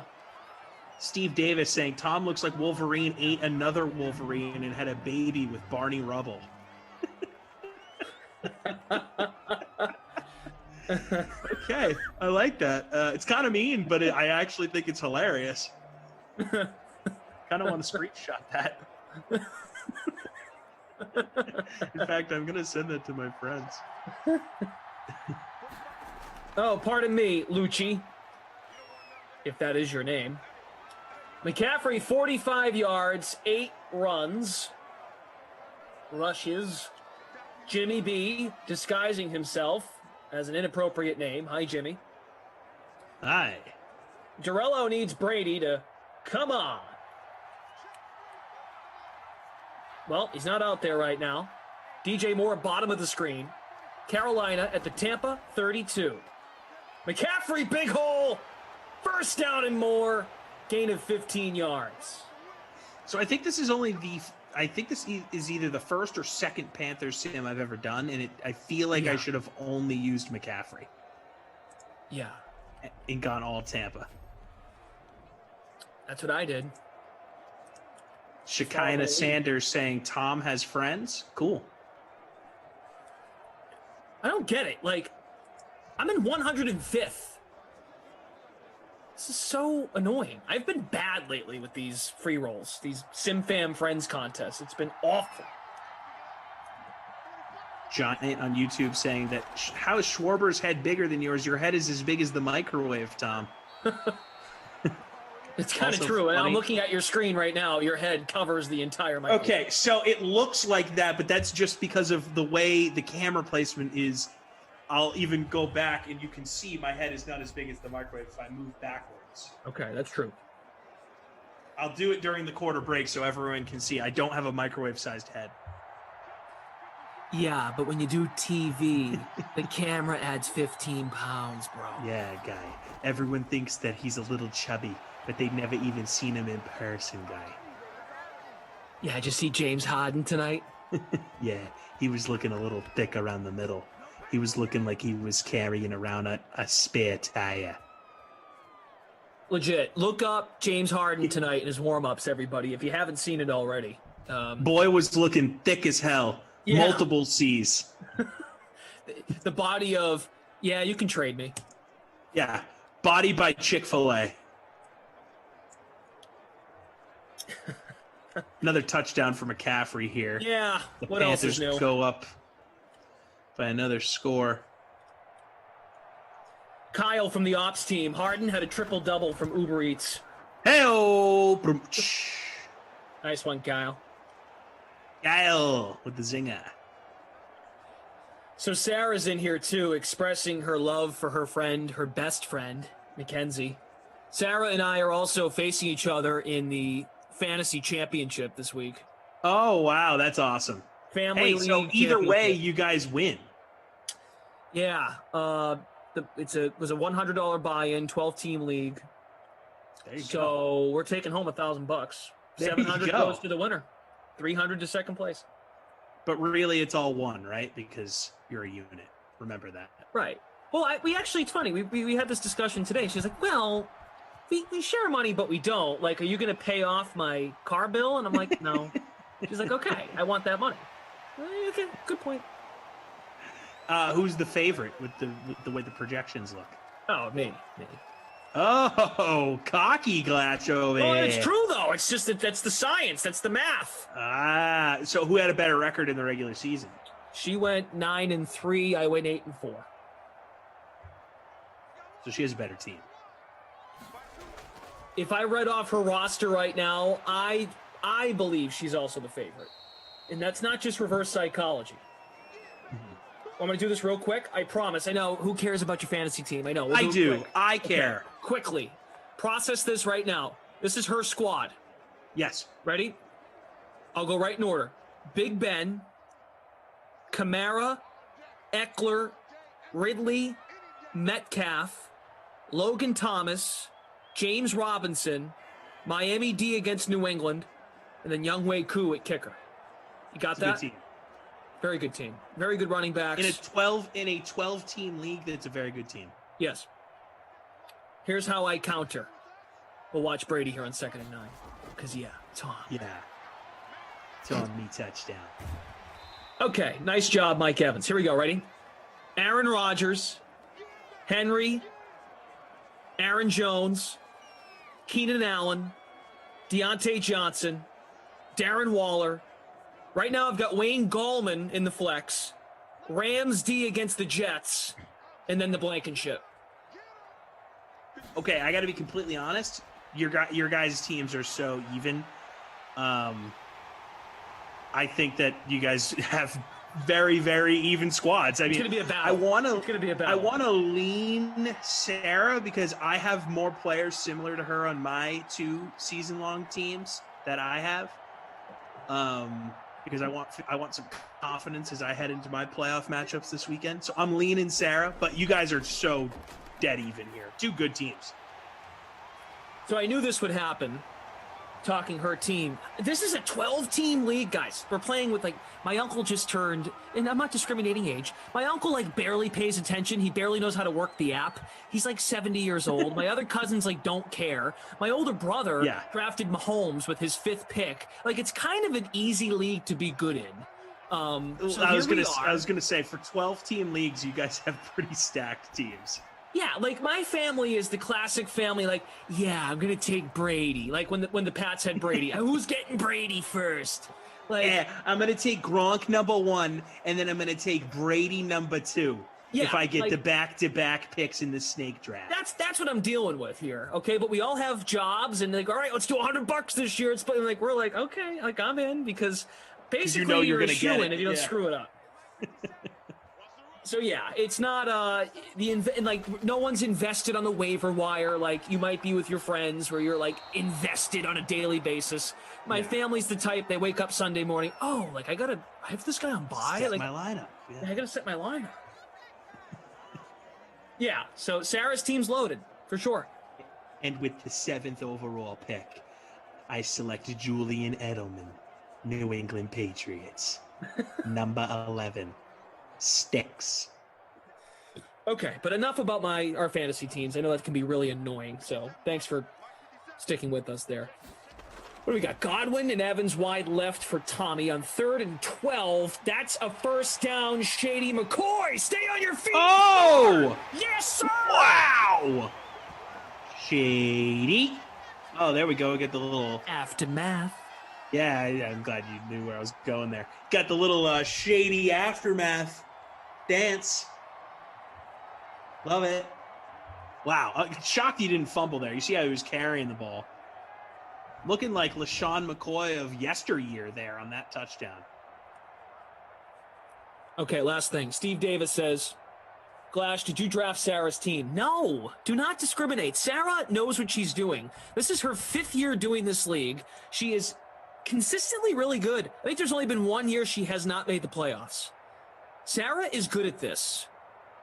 But what I do criticize her of is she doesn't watch the games every Sunday. She just looks at the projections and she was freaking out the other day, oh, I should have played Miami's D. And I'm like, you can't play Miami's D against Kansas City. It's going to be fine.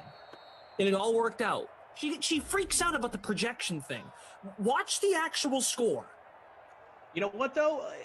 I agree with you. The people that do best in fantasy pay attention to both.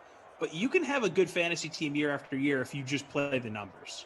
In fact, I feel like my quote-unquote knowledge of the game gets in the way of me actually having good teams sometimes or making the right decision. Because I'll go with my gut because I think it's a certain way. And by the way, that touchdown just got called back. That one might get called back too. Brady scoring on the next play with Scotty Miller. But we'll see. Yeah, that was pretty damn close to being out of bounds. I don't know. Next year, I think I may just say screw it and go right by the numbers because I've had a bad run here of late. Although, okay, not to talk too much about our own fantasy teams, I was on a bye in both of my season-long leagues last weekend. One because they're not even. I'm sorry, Tom. They're not even going to do that. No review. No review needed. That's a touchdown for Scotty Miller. Wow. I'm sorry. Go ahead. Keep going. I'm sorry. Wow. Yeah, that it's is pretty crazy. Unbelievable. So I got a bye because I was in second place in one league, and I got a bye in the other one because I was in second to last, and we're doing the consolation playoffs. So, it's a healthy mix of both for me here, and it just goes to show you fantasy football is a crapshoot, man. You can know everything and be as prepared as you want to be, but the games have to be played still. Guys, don't take your anger out on the dislike button. Hit the like button. You'll feel better about yourself. I thought we'd get 2 straight reviews there. So, yeah, look, I was hopeful because I have Shady McCoy in my lineup, and as it turns out, they took it back. That was close. I'm surprised not even a booth review. There wasn't even a challenge. Terrace is like, who are the refs in this game? It was Scotty Miller with a touchdown. Scotty. He does know. I suck at golf is in first place in the free roll. I'm in 187th. Damn. I'm an Laughably 89th. bad. Giant on YouTube saying, Tom, when you are finished with that hat, I'd like it to cover my boat for the winter. Thank you. That was another good one. The zingers have been great tonight. I got to be honest. That's good. That's really good. Look, I don't have that big of a head. It's proportional to my body size. The microwave seems small because of the angle of the laptop. I will show everyone at the quarter break. Cover my boat. That's fantastic. Hey, Tommy, when you're done with that lid, can you send it my way? I got to cover a boat down in Hyannis. Got a little fishing dinghy. I use it in the summer. Yeah, we were talking Kyle Schwab earlier. Where is he now? He's no longer a Cub. Oh, I know he was in the conversation with the Sox for at least a few days. Obviously, that didn't happen. And Kyle Schwarber is now a free agent. Oh. He's not with anyone yet. Former Indiana Hoosier. So we did mention in the first quarter, if we want to get Joe Buck and Troy Aikman, not Tom Aikman. How did I do that? Joe Buck and Troy Aikman to join us. We've got to get 700 likes. 69 away. James Saxton says, your hat isn't as bad as Koff's mustache and Rossi's tank top. Yikes. Oh, Rossi wore a tank top? Oy boy. Yeah, him and Emerson wore tanks earlier today for Tank Top Tuesday. Oh, Tank Tuesday? Yeah, I like that. I meant to text you earlier to do tie-dye Tuesday, and then I realized all my tie-dye shirts were in the laundry. I had a big tie-dye weekend. But not for any, fun tie-dye. I just wore tie-dye shirts underneath my hoodies for some reason. All right, Sarah's best friend, Mackenzie. She's waiting for my call. We'll give her a call. So it's going to be an exciting halftime here. You're going to meet Mackenzie, and I am going to put my head up against the microwave so people can see that my head isn't the size of the microwave. Also, for the person who asked on YouTube, my hat size is a 7 5/8. So just a smidge over 7.5. So I don't think that's an abnormally large head. Brandon McLaughlin wants 650. I really want to hear the duo. Favorite thing you guys do on the Dream Stream? Nope, got to get to 700. Sorry.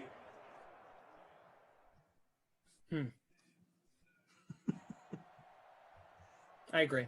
We gotta have expectations here. Gotta have standards here. Yep, I agree. My head. Everyone look.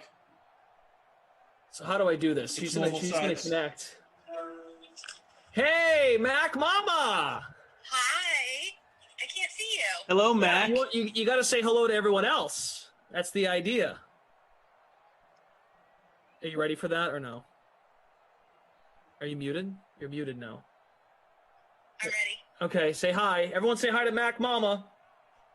Hi, Mac Mama. Hi. This is what you wanted. This is what the people wanted. Yeah. Wow, this is you're Garrett's friend, famous. Mac Mama. Hi, everybody. Congratulations. Yeah, this is great. This is really good. You're right above the microphone. You have anything? Right above the microphone? Great, so everyone can hear my beautiful voice. Yes. Oh, Tell us one thing. Tell us one thing about Glash that we wouldn't know just watching him on these Sims. This is a family program. Be careful.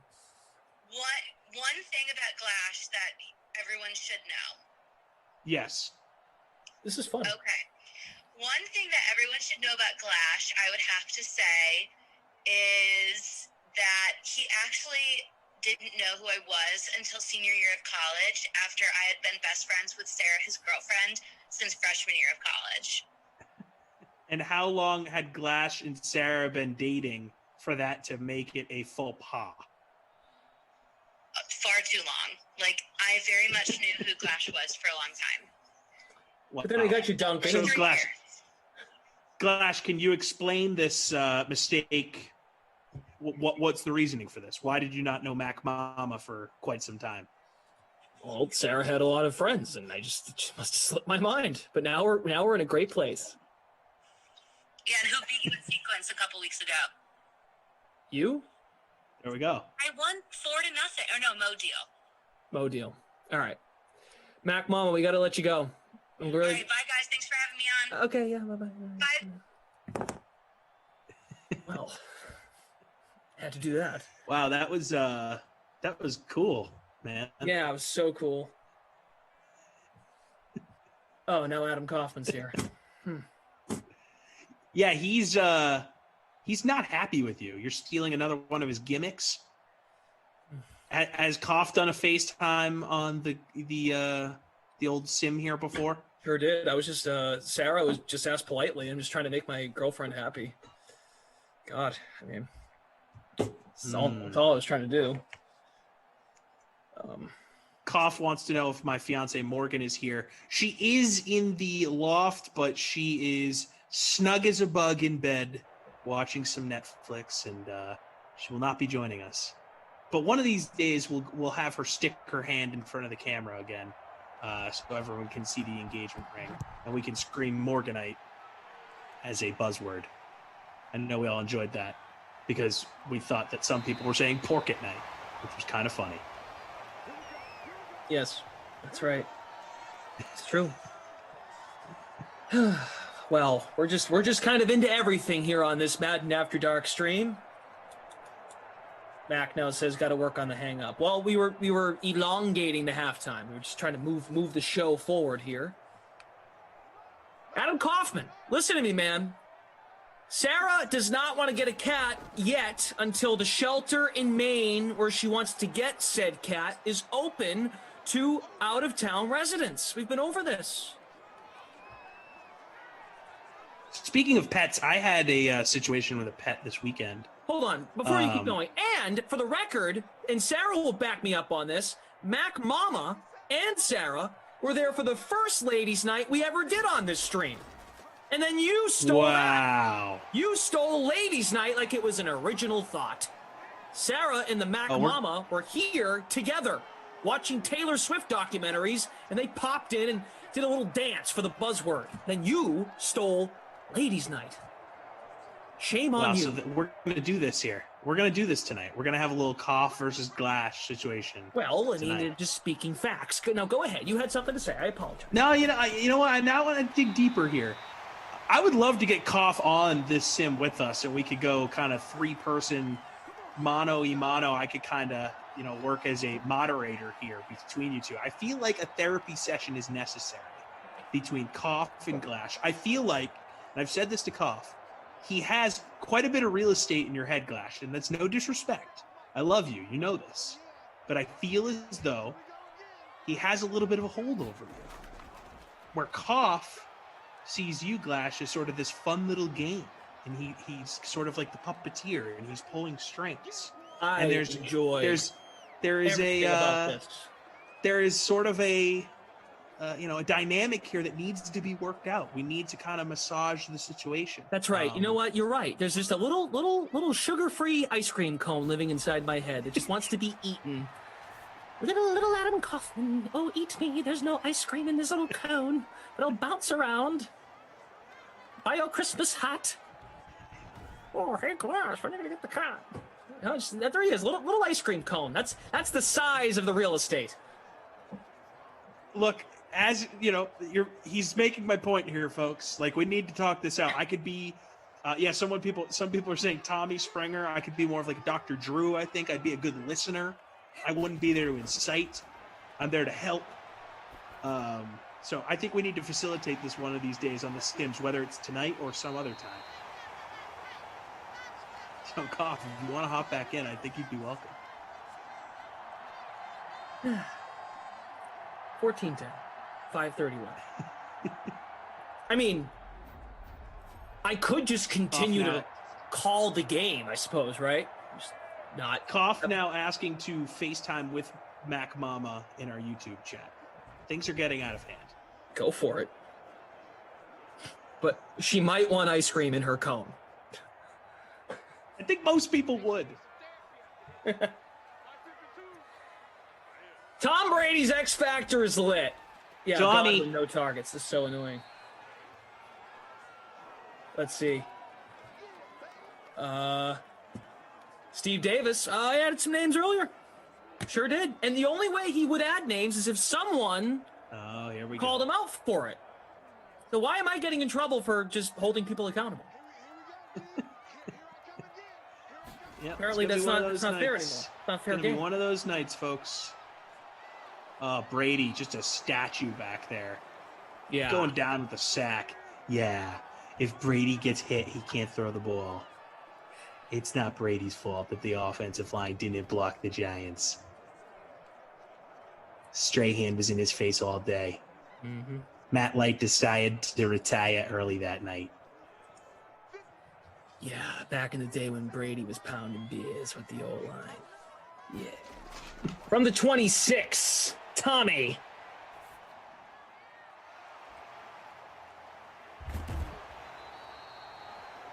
That's Fournette. Fleet of foot guy. Oh my God. Is Sarah here? No, come on. So Sarah has FaceTime Kaufman, and now they're both in my bedroom. Oh, man. Hey, how are you? Is this allowed? Am I allowed to do this, or am I stealing your bit? Thank you. Speak up. You're right over the microphone now.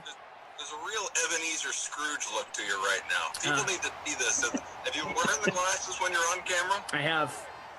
This looks good. This looks good on you. I like it. Thank you. It's a touchdown for Rob Gronkowski, by the way. Not to sit on your lap. I'll wear a mask. I promise. Well, good. As long as you're not breathing too heavily. Okay. Does Mac Mama want a three-way?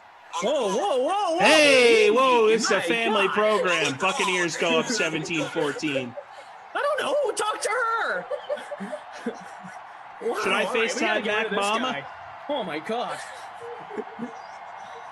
Yeah, you paused. Three-way. That just happened. Glash, a lot just happened in the last 90 seconds or so. We had Koff, you know, I don't even know what you want to call that. You know, I don't know. Invite Mac Mama into a fun situation. While at the same time, we had Gronkowski make it a 3-point game here in Tampa Bay. Buccaneers leading 17-14.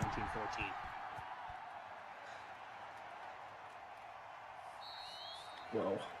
Yeah, that was... got out of hand, Clash. Yeah. Never They calling need a that guy towel. again. Woo! 3:32 to go here in the third. Get to 700 likes so we can get Troy Aikman and Joe Buck in here. We need them to save us. I got to say, I was watching Joe and Troy this Sunday trying to pick up on some of his intricacies. So then the next time I talk to him, of course, we can share notes. Because I'm not Troy Aikman, for any of you who thought that. It's totally not me. It's actually Troy. On 2nd and 17, that is batted down, looking for Ian Thomas. 3 minutes to go, third quarter. It's been a night. $500 free contest. I play poker is in first place in the free classic, pardon me. In the $500 free showdown, Zoom Killer is in first. The big tie for first place, actually. 30-way tie for first place. Oh, Bridgewater going down with a bad sack. Oh, Teddy. Well, I've got the Bucks D, which is not doing great, but that's something. We're in safety mode, though, here. Safety land. Mm-hmm. After that sack. If he does that again. Stephen Lebowitz now talking about the kind of cone Adam might have had tonight. Might have not just been a sugar cone there, my friend. For the record, Sarah just opened the door and she was FaceTiming with Koff, and I'm like, well, let's welcome him on in. And then, you know, everything turned to hell. Here's a punt by Carolina. How about the free roll? Who's doing well in the SimFam Friends contest? I Suck at Golf is still in first by 3.3 points. McCaffrey in the captain spot. Brady, Evans, Gronk, Ian Thomas, and Shady McCoy. I'm in 194th. It's getting worse, Koff. Oh, I just called you Koff. I'll take a lap. I'll be back. Bonzo. Watch it. Remember, Gronk no longer has superstar traits, but I feel like that's kind of a good thing sometimes in these Sims. Tom Carroll is rolling away. Now he's rolling back. Back. I took my lap.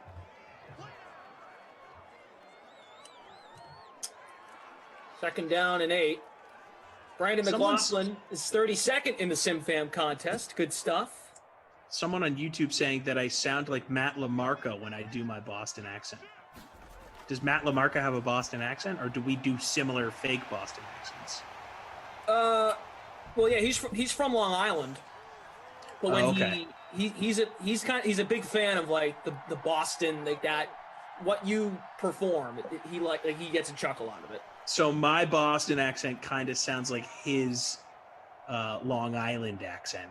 Long Island. That's how I say Long Island when I do my Long Island accent. Long Island. Long Island. He kind of like pronounced the G. Long Island. Yeah, those G's. Gonna go have a grinder down there in Long Island. Extra pickle. Yeah, it's pretty good LaMarca. I've never worked with LaMarca. I think we both do the same thing, kind of, so it'd be kind of redundant to have us on the broadcast together. I don't know. You've worked with both of us. What do you think? It's close. Yeah. Yeah. Yeah, guy, you can't have two of the same person on the same broadcast. It's crazy talk. We need a buzzword for tonight. I know. We're all dying to figure out what it might be. Mac Mama? Yeah. 3rd and 4. Gronk! At the 2. I think Mac Mama needs to be the buzzword. Okay, I'm in.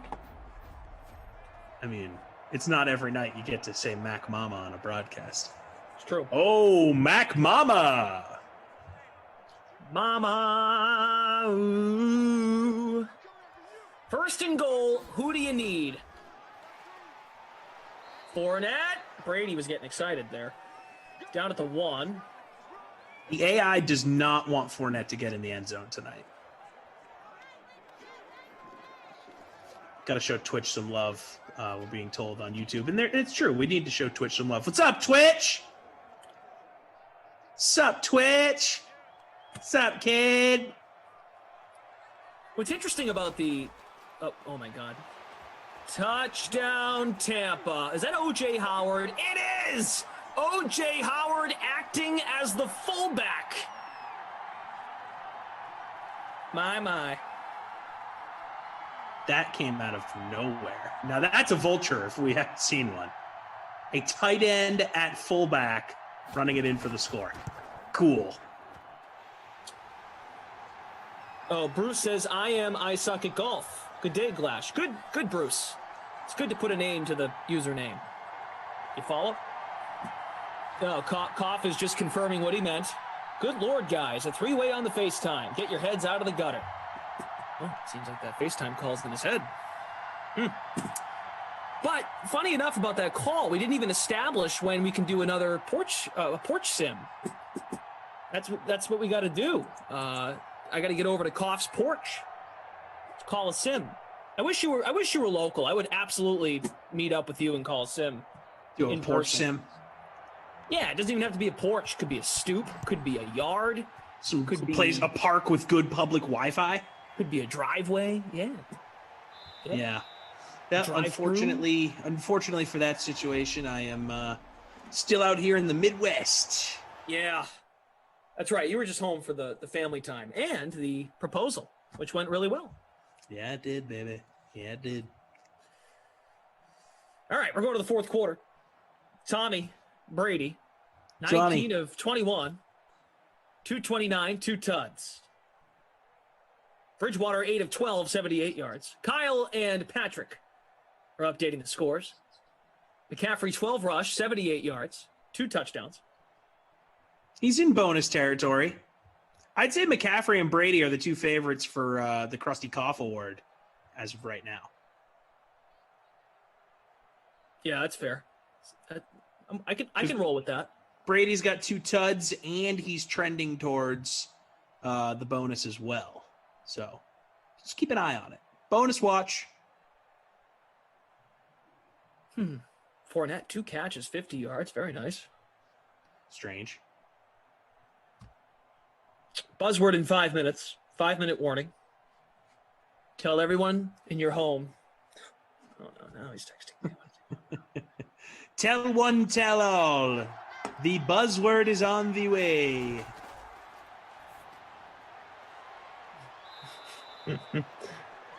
A catch and a run for Curtis Samuel. Mac Mama is the buzzword. Mackenzie is a very lovely lady, by the way. She was very kind, and I really appreciate her opening up to you guys. It's like our own version of the DK SimFam Bachelorette. Well, that's true. The Bachelor in kind of her way, but whatever. Just how honest she was about my lack of knowing who she was 5 years ago. But we've come far. That's not great for you, Glash. It's not, but were you in the doghouse for a while with that one? Not really. We didn't really get to know each other at that. In my opinion, she could think differently. But how many times had you actually met? I don't remember. That's the thing. I don't remember. Like I probably ran into her at a bar. Like look. Now I'm doing her name as a buzzword tonight. Like, come on. Her fake name. Her sim name. Mac Mama. Mac Mama. Giant on trust YouTube. Me, I didn't know she was going to go there when she was like, "Oh, you were like, tell us something we need to know." And she's just like, I thought she was going to go with something more flattering, to be honest. No, you know, like, no he's way. actually a great guy. No way. Come on, it's me. You have a chance to criticize me, go for it. I totally respect it. Giant saying Tom's head is so big underneath his passport photo. It reads to be continued on page 2. I've been getting torched pretty good on these Sims the last few nights. Well, tonight I should say. That means they like you. Yeah, no, it's good. They're good birds. I appreciate it. Robbie, the Wolverine Barney Rubble one. It's an all-timer. All right, Carolina at the Tampa 28. Ooh, Kareem on YouTube saying, if you don't meet friends, she wasn't sure about you. Ooh, Glash. Ooh. She's clearly sure about you now. Fair. You guys live together. We do. Everything's fine. Glash, girlfriends know everything your lady does down to the atom. Okay. Talking about some biochemistry here. Yeah. Yeah, dude. I got a B- in biochemistry back in the day. Trips left. Some would call it something else. 2nd and 2. That's complete for a first down at the 10. That was great. 10-point game. Carolina is in jeopardy of falling to 0-2 in the holiday season. Tampa in good shape to improve to 2-0. Andrew and Michael producing this one tonight. Hit the like button for them. Kyle and Patrick from the Game Ops side. Here's a handoff to McCaffrey. Levante David up there to help make the stop. E. Jones saying that Tom didn't like it when I said he looked like James Corden. Yeah, that's true. Not a big James Corden fan. I think we talked about it on the Sim. Of all of the late night hosts, definitely my least favorite. Not a James Corden fan. Bothers me. Something about him bothers me. I don't want to hang out with him.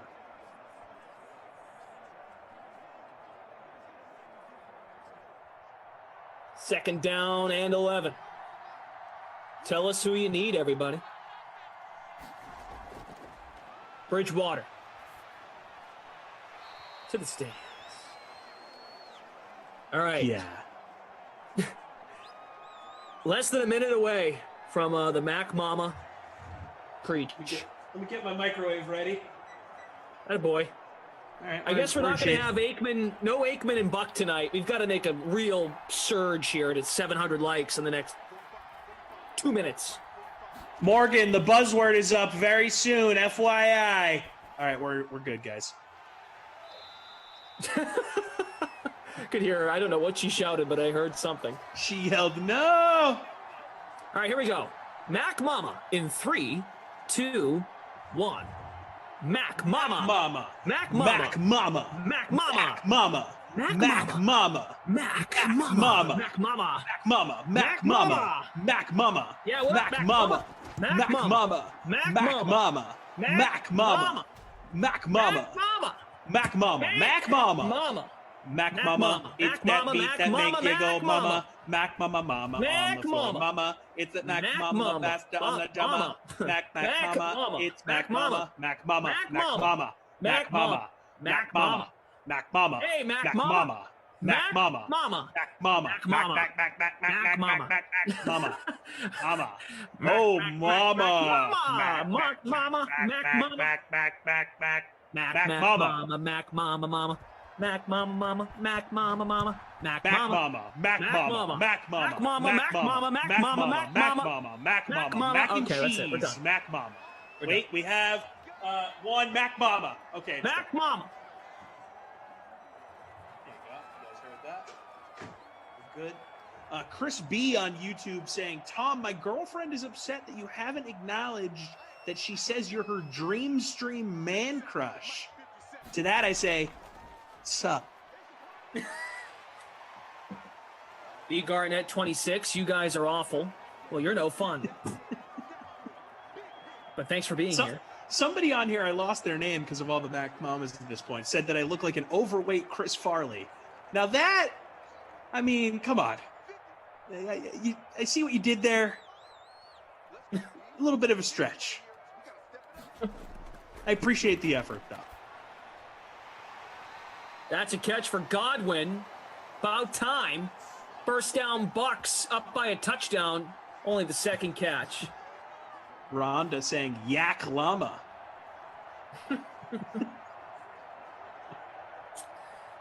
Well, there you go, Mac. Oh, my fiance weighing in saying that was torture.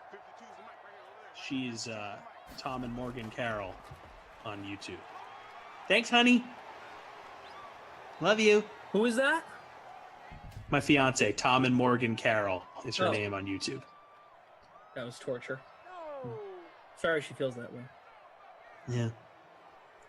The thing is, I think she stopped whatever she's watching on YouTube on her phone, logged into YouTube to make that comment, and then I now hear her back watching whatever she was watching on Netflix. So that's commitment to telling us that was torture. Mac Mama. Mark Steele, if you continue to say Mac Mama, I'm going to unsubscribe and give you a thumbs down every time I see you. Please stop. You're becoming so freaking annoying. I can't stand it. Wow. Doesn't he know that we only do it for a minute? Mark, here's what you want to do. You want to go to Amazon and look up the Blue Yeti microphone. And then you want to download the free audio software called Audacity. You want to plug that microphone into your computer and then speak into it for an hour and then stream Madden. You can have your own podcast. You can have your own show. And then everything will be fine. And then we can all comment on it. We can all comment on it. And say, yeah, guy. And I can tell you how much I hate it. No, I would say I love it.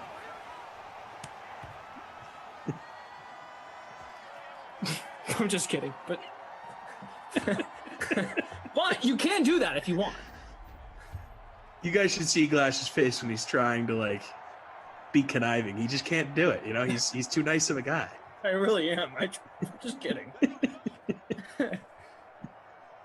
But thank you for tuning in, for real. And I hope you don't take away your subscription. It's just a minute. It's tradition. Mac Mama.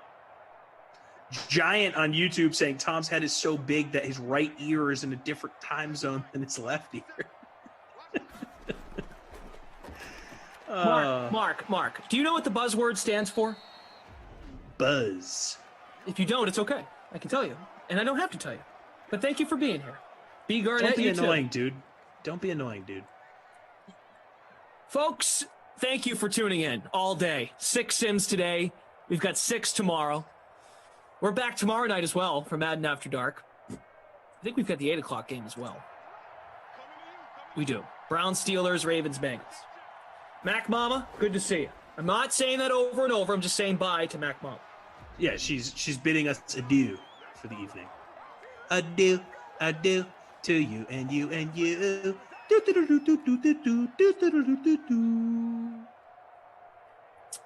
31-yard line is the spot. 7-point game. Carolina has 1 timeout. Shout out El Paso, Texas. What's up? El Paso. Number one. They make good salsa. I've bought that salsa a few times at my local grocer.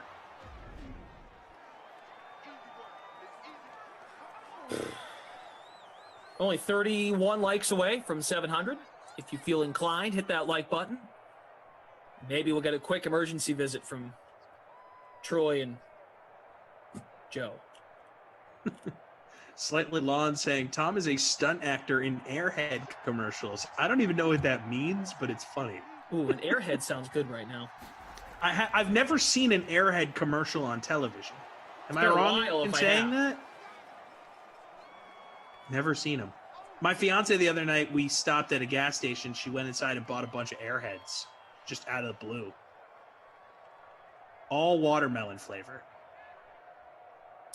Jordan Lindenbaum, I think Glash actually wishes there were people in the chat with their own YouTube channel he could dislike and make negative comments. No, I would just comment and say, hey, love it. Keep it up. We're a supportive bunch. We are. but it's good. You can hate us too. It's okay. 3rd and 9. Brady, don't turn the ball over here. You're up a touchdown. Or Wow. take a sack. Oh, that's a bad sack. How many yards did he lose there? Brutal. 4th and 20. Out of field goal range. Bad play by Brady. Might have just knocked him out of my MVP. Probably not, though. I guess I'll have to see the stats. I love Tom too much. Yeah, good point by Small Ben. McCaffrey not doing much here in the second half. No, he's been a little bit of a ghost. Mm-hmm. I'm an 87th. Yeah, that's Gronk's number. Yeah, guy. Fishing Wish Scoobs on YouTube saying watermelon is the worst kind, blue is the best. When talking about airheads.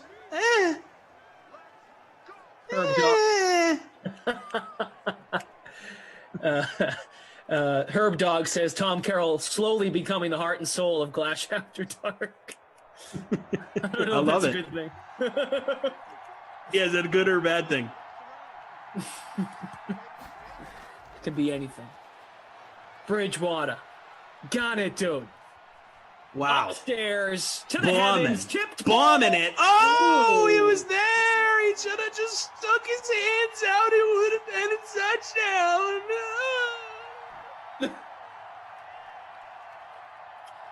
Andrew Robertson, we're going to call the heck out of these final 8 seconds to make your night. Yeah, dude. Here we go. Back in the shotgun for Teddy Bridgewater. Trips from his right. own, from his 18-yard line. DJ Needs Moore a at the touchdown. top. Going right side. Bombs it right out of bounds. 3 seconds to go there. One more time. One more time. One more time. We're gonna celebrate. Oh, yeah. All right. Good time. Here we go. Celebrate. 82 yards to blow our minds away. Oh, he kind of back foot. like a weird baseball Intercept. throw. Oh, INT. That's good for you, Glash. Woohoo! One more time, we're gonna celebrate. Oh yeah, all right. I don't know that word.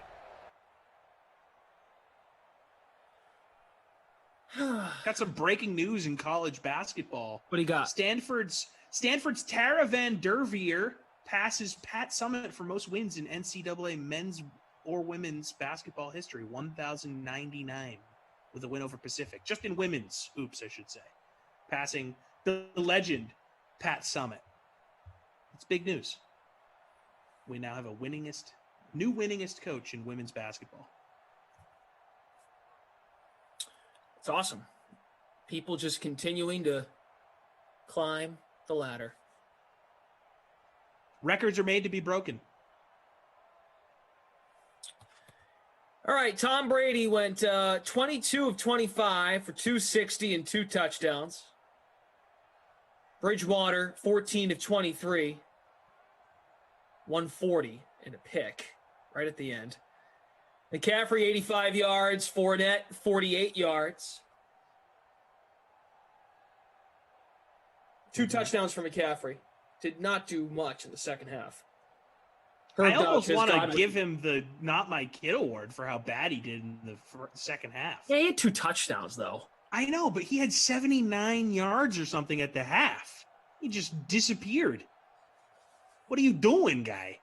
I know. I mean, They that's still got 2 quarters. I mean, they were trailing, so they're throwing more, I suppose. I They guess, could- but they why could throw to him. aren't He they had 3 targeting catches. McCaffrey? Yeah, what are we doing? What are we doing? Come on, Matt Rule. All right, fair enough. I mean, it's your call. I'm thinking about it. Okay, all right. Yeah.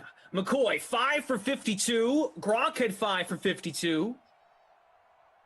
Oh, no, that Shady McCoy. Shady McCoy had a touchdown. They took it away from him.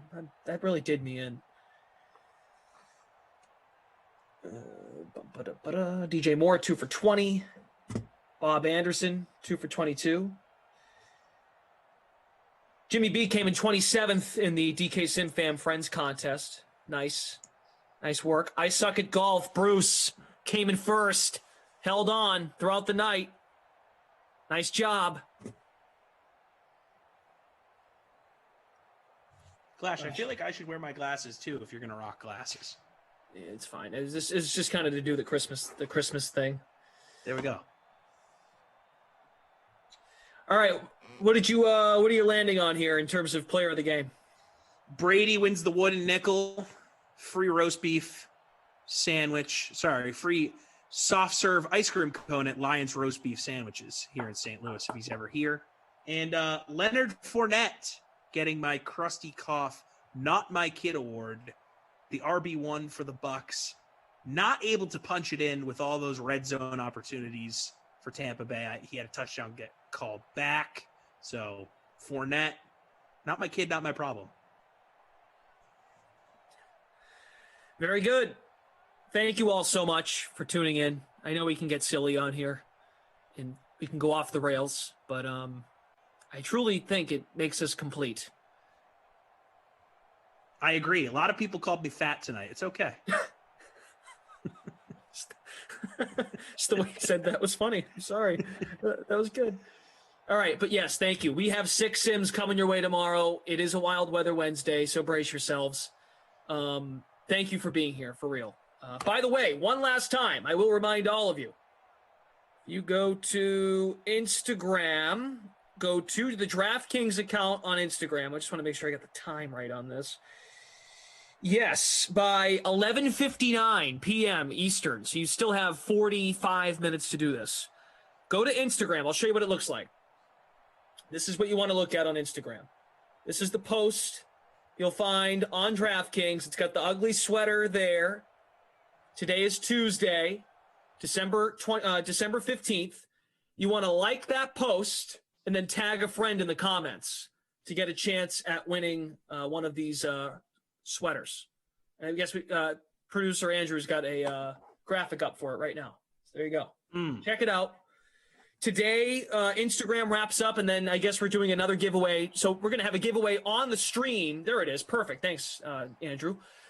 We'll also have a giveaway on the stream right here between 7 and 8 p.m. So that's separate from the social media aspect. We're doing our own giveaway tomorrow night between 7 and 8 p.m. That's before we come on for our Sims. So do it up. That's the deal for the sweaters. My Social fiance team. saying Clash looks so festive. Well, thank you, Morgan. Appreciate that. Top of the evening to you. What is your Instagram handle again? Tell the people. At your boy TC Fresh, YABOI TC Fresh. Ya boy TC Fresh. Got it. Get with it. I am BJ_Glash on Instagram. If you want to tag us, tag it whoever you want. It doesn't have to be us. You can tag anybody. You can tag Christian DeAndre. You can tag Emerson. You can tag Kaufman. You can tag Terrell Lynn. Tag whoever you want. Tag them up. Tag them up. That's right. Tag your it. Tag your it. And then, okay, we're not going to do that because I know we could do that for another 5 minutes. So check it out. We will be doing a giveaway on our end on the stream tomorrow night between 7 and 8 p.m. Last but not least, here's the schedule for tomorrow, and then we're getting out of here. So at noon Eastern, we go to the NFC West. Seattle at Arizona. You get Kaufman and Reed T. Sweet T. Reed Fowler. At noon, 2 p.m. Niners at Rams. Koff and ZT. Are those weather games? I don't see those listed. I see snow, then wind and rain. We'll confirm there in just a second. The 4 o'clock game, Dolphins at the Bills in the snow with Emerson and Zach. Patriots at the Jets at 6 p.m. in the snow. Browns at Steelers at 8 p.m. That will be a wind game. Oh, Arizona and the Rams play inside. Duh. So how about that? The first 2 games of Wild Weather Wednesday don't have any weather. That makes sense now. They play indoors. So, thank you. And then Madden After Dark tomorrow night. Ravens at Bengals. Both of us are back in the rain. So to clarify, no weather the first 2 games. 4 p.m. snow, 6 p.m. snow, 8 p.m. wind, and then 10 p.m. Madden After Dark in the rain. So there you go. Any parting words, my friend? Had a great time. Loved all of your doppelganger suggestions. Some people called me Jobber Chamberlain.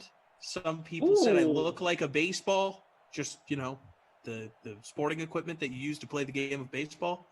So I'm going to have to do some introspective thinking tonight and see what that all means. But I'll see y'all tomorrow night. Jabba Chamberlain was pretty nasty with the Yankees. He was nasty for a little bit. Koff and I talked about it. And then he got eaten alive by mosquitoes and he was never seen again. That's right. And then remember Fausto Carmona, who apparently isn't a real person, pitched for the Indians? Okay. Fake person. Cleveland baseball team. This all comes full circle. Maybe we should start our own podcast and get our own channel, right? Because that's what I say, so I should be fair. Good night, everybody. Thank you to our great team, Patrick and Kyle from the Game Ops team, Michael and Andrew on production. We're back tomorrow, us two together tomorrow night. Dream Stream starts at noon Eastern. 6 Sims coming your way. We'll see you tomorrow.